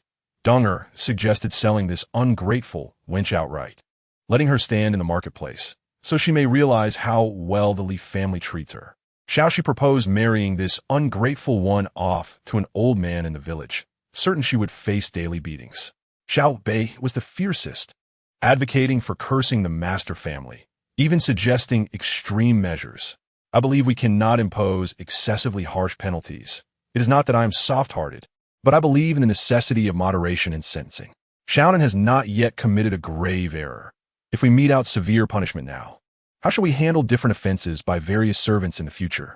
Only with measured sentencing can we ensure that the household rules are just and instill confidence among those below. Weizhou chuckled. Pray tell, who imparted such wisdom to you? I, for one, am quite ignorant of these matters. This was not mere modesty. He genuinely lacked knowledge in this area. As such, servants would typically be dealt with decisively in a household. Shimei, hearing her brother's words, raised her eyebrows with a hint of pride, exclaiming, it was aunt and the elder sisters. Weizhou was taken aback. Is that so? Those who seldom venture beyond the confines of their doors possess such insight?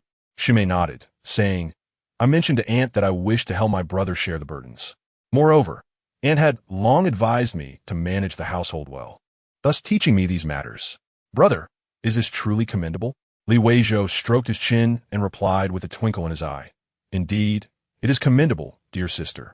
You remind me once more not to be arrogant or dismissive of anyone. The family teachings regarding management possess substantial merit. Yes, self-reflection thrice daily is indeed commendable. After a moment of self-praise, Weizhou encouraged Shimei to take a rest. In Changzhou, the villa bore a sense of vulnerability. It was imperative to seek opportunities to rectify matters here swiftly.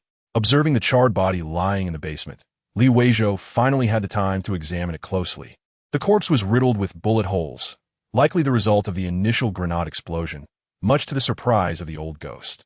Its surface was still embedded with a multitude of steel balls, a testament to the final Jian landmine's handiwork. Such resilient flesh. Weizhou speculated that if merely struck by a few bullets or grenades, even with cover, an ordinary martial artist might succumb to the immense shockwave, leaving them utterly devastated.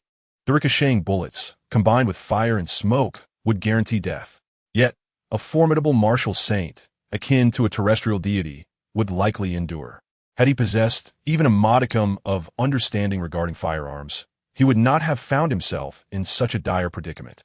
Nevertheless, he remained alive, having discovered a hot spring cave that nearly allowed him to escape death. The temperature of the divine spring water had evaporated the hot spring, yet he still lived. Such vitality was both astonishing and terrifying. It was a genuine envy. In such a confined space, enduring such intense onslaught, yet still clinging to life was remarkable. The frontal impact of the final Jian landmine had finally plunged him into a near-death state, followed by a barrage from a revolver that sealed his fate. The vitality of a martial saint transcended the realm of ordinary carbon-based life, making him almost inhuman. The sanctity of a martial saint remained unsullied. This only intensified Weizhou's longing for the great Qian realm. There, martial saints were but a tier beneath even greater masters. However, should such vitality exist on Earth, what difference would it make to being invincible?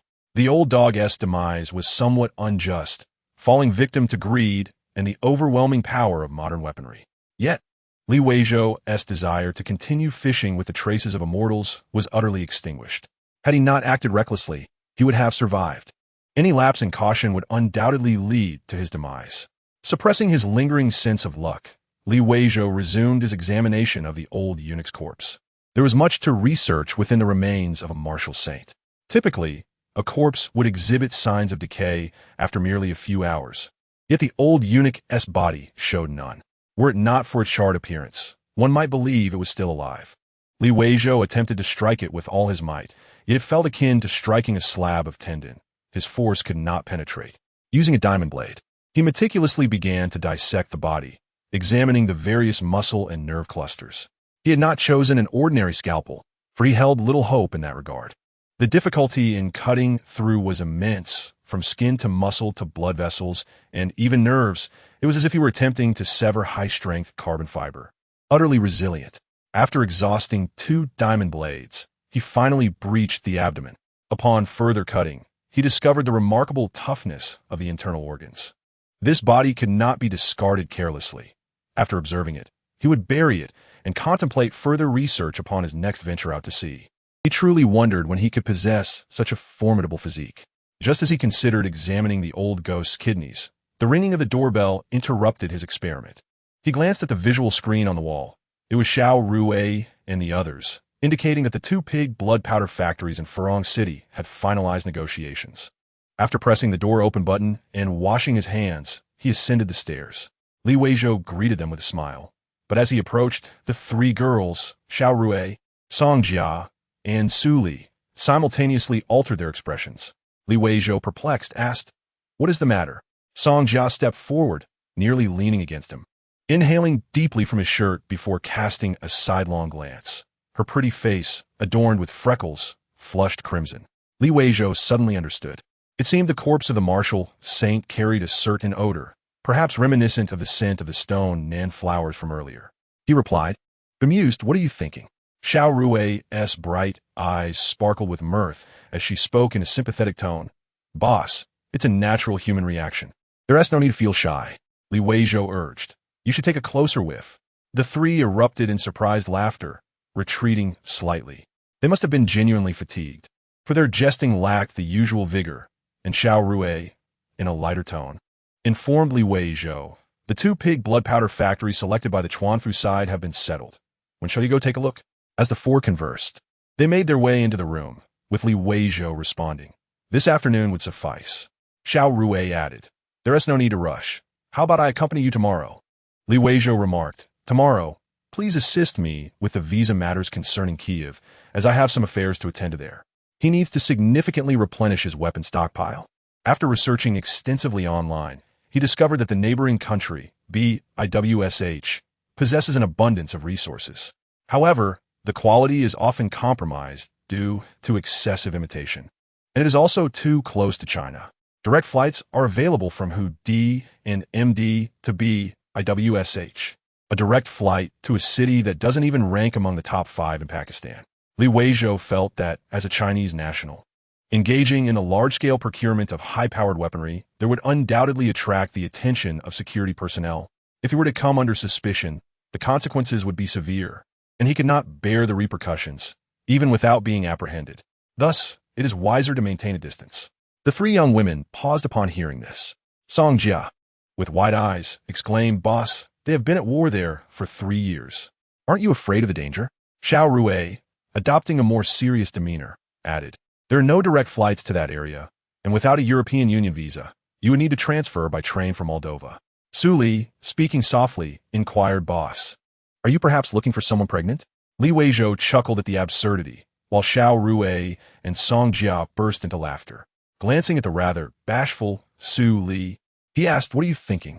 Su Li, with her delicately arched brows and round, innocent eyes, replied, "Well, it is rather dangerous there, and there would be no pig's blood to collect. Why would you want to go there?" With a smile, Li Weizhou clarified, "I have a friend there, and I wish to extend my best wishes." The 3 girls' eyes lit up in unison, and they chorused, "Is it a man or a woman?" However, Song Jia quickly pieced it together, saying, "Friendship between men isn't that sentimental. It must be a woman. A crush? An ex-girlfriend?" After a brief moment of teasing, Song Jia suddenly turned serious and cautiously asked, "Boss, do you think this might be considered impolite? We care about you as a good friend. You won't be angry, will you?"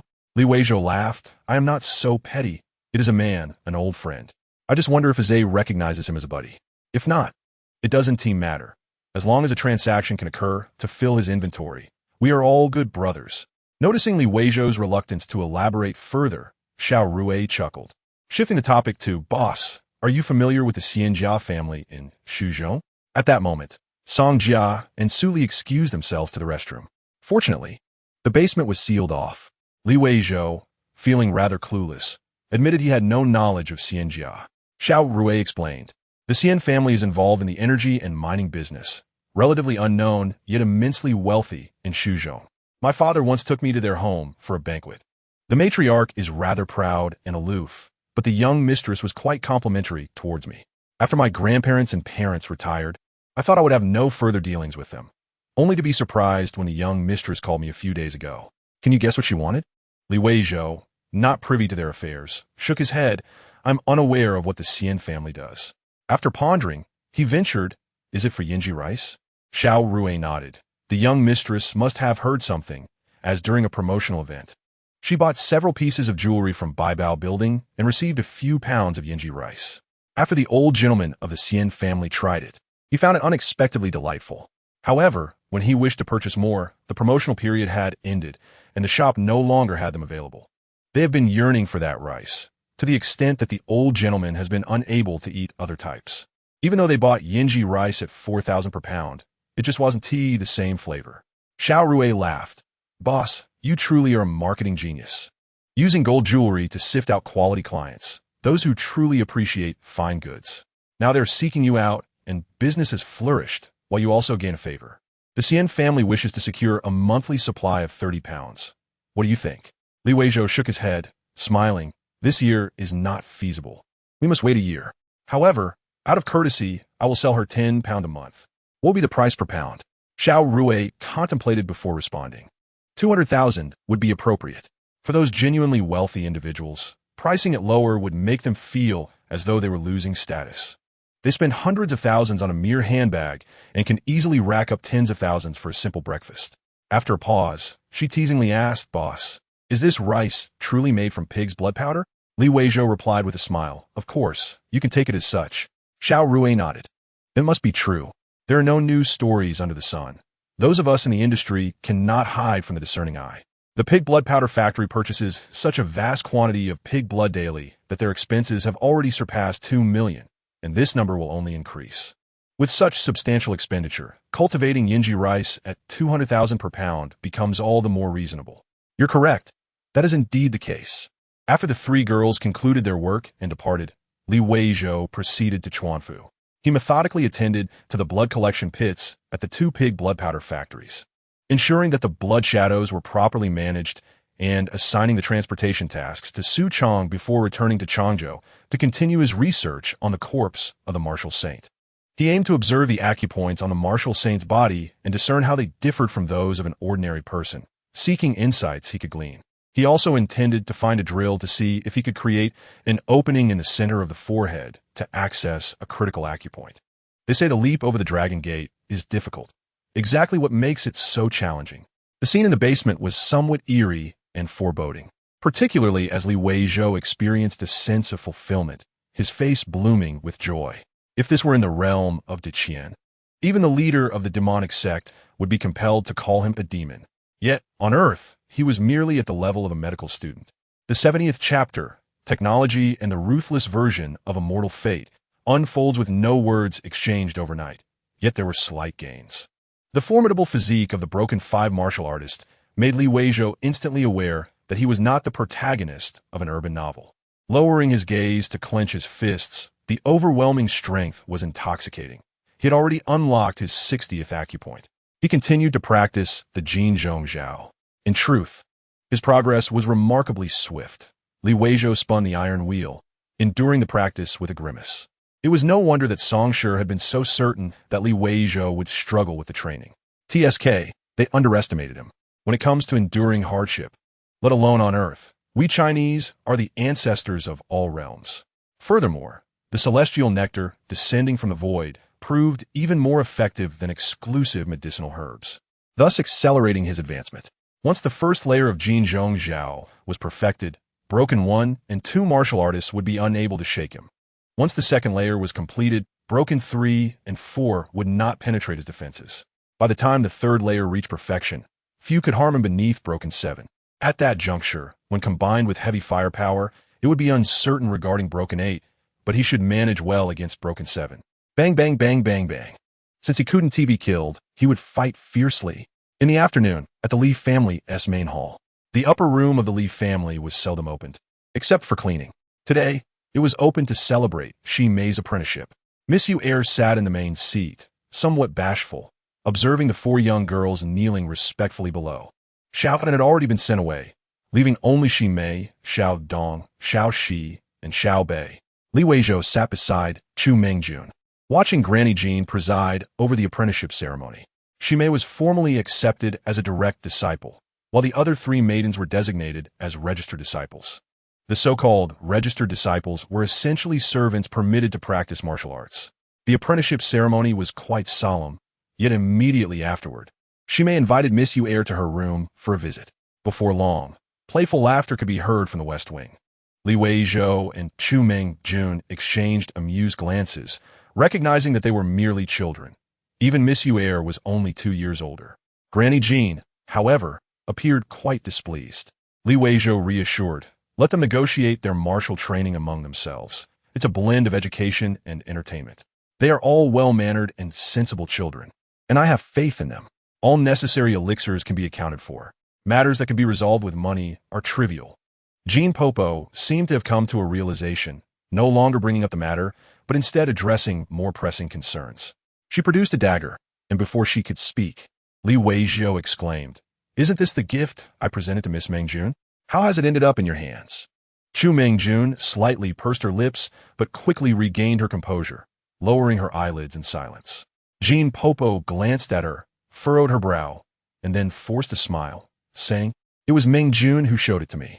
Given the connection between you and our Jiangyu Merchant Guild, I have a question, though I am uncertain if it is appropriate to ask."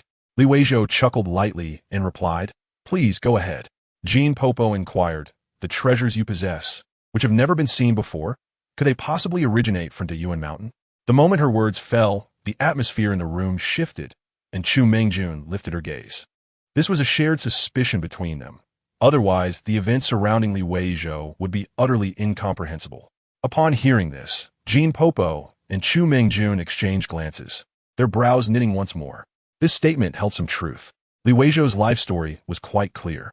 Having become a source of entertainment for the citizens of Qingzhou City due to his constant commotion, he was a familiar figure, and 2 months prior, he had nearly starved, even going so far as to waste the rice and flour sent by the Li family, leaving many in a state of amusement.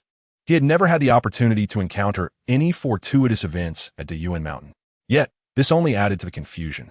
Noticing the 2 women in distress, Li Weizhou chuckled and remarked, "Why must you be so entangled? Even if I have never set foot in Deyuan Mountain, what could you do about me? The deputy of the judicial department? If I were to truly acquire some celestial fortune, I would long have presented it to my family's 4th son for the judicial department or to the venerable Qi Wang. The rewards would be sufficient to last a lifetime. Why bother scheming in this desolate place with those of dubious intentions? Do not overestimate your cunning, for the Bao building has more potential partners than just your guild." His tone was calm and light-hearted, even nonchalant, a familiar expression translating to, "Ladies, there are no mirrors in this room, but there is a toilet. Perhaps a touch of self-awareness would serve you well." Jean Popo's expression darkened at his words. Despite her high standing in the Jiangyu Merchant Guild, even though she had not been active in the martial world for some time, she still commanded great respect as a top-tier expert. It was rather embarrassing to be confronted by Li Weizhou's audacity. Yet there seemed to be little recourse to escalate her frustration. Chu Mingjun pondered briefly and consoled, "Jean Popo, what Li Gongzi said holds merit. As long as he can still collaborate with us, should this reach the judicial department, it may no longer involve our Jiangyu Merchant Guild. I suspect that perhaps Li Gongzi's parents have left behind some craftsmanship, and it would be wise to set this matter aside for now." Li Weizhou paid little heed to her words, merely chuckling in response. The so-called heavy responsibilities likely referred to overseeing the affairs of the Jiangyu Merchant Guild during the Ma City trip. This had no bearing on him. Had he been in the heart of the Central Plains, in the capital city, or in a bustling metropolis, Li Weizhou would undoubtedly act with greater caution and humility. Yet in this harsh land, even with the convenience of proximity to Ma City, he remained largely unnoticed. Otherwise, neither faction would have sent merely a courtesan and an old madam to establish their presence here. In this context, as the deputy of the judicial department, along with the 4th son, also a deputy and the silver-clad official behind him. Coupled with the uncertain status of the Qi Wang's princess, they were indeed a formidable presence. To act subserviently would be absurd. Presently, as long as he remained within the city, few could challenge him. Despite the aggressive arrival of 5 eunuchs from the Jin Wangfu, most of their actions were likely a ruse. Otherwise, they would not have retreated so easily. Of course, those of the 8th rank martial saint were another story. Being targeted by such individuals would be troublesome, no matter where one might be. However, how many 8th rank martial saints could there be? Weizhou doubted that a merchant guild like Jianyu, which merely gathered wealth for the Tian and Wangfu, could sustain a martial saint.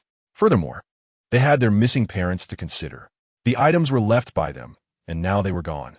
There was no doubt that a casual search could yield results. Suddenly, Weizhou recalled something. Wait a moment. Why does this bunch believe that Dayuan Mountain holds celestial fortunes? Could it be that there are indeed immortals residing there? Goodness. Training martial arts has already consumed so much pig's blood. If I were to pursue immortality, would there be enough blood left on Earth? If it comes to relying on pig's blood for cultivation, would I be given the title Immortal of pig's blood in the future? As evening approached, snowflakes began to dance outside the window. In the eastern chamber, Weizhou gently asked Shimei, "Do you like this teacher?" Shimei giggled and nodded. "My mastery wearer is only 2 years older than I, teaches exceptionally well, has a wonderful personality, and even gifted me a short sword as a token of apprenticeship. Mastery wearer says my eyes resemble peach blossoms, and she plans to teach me a sword style called Rain Falls on Peach Blossoms. She says that once mastered, the sword play will resemble the beautiful sight of peach blossoms fluttering down like rain." Shimei, filled with joy, embraced her brother's waist and whispered, "Brother, sometimes it feels like a dream.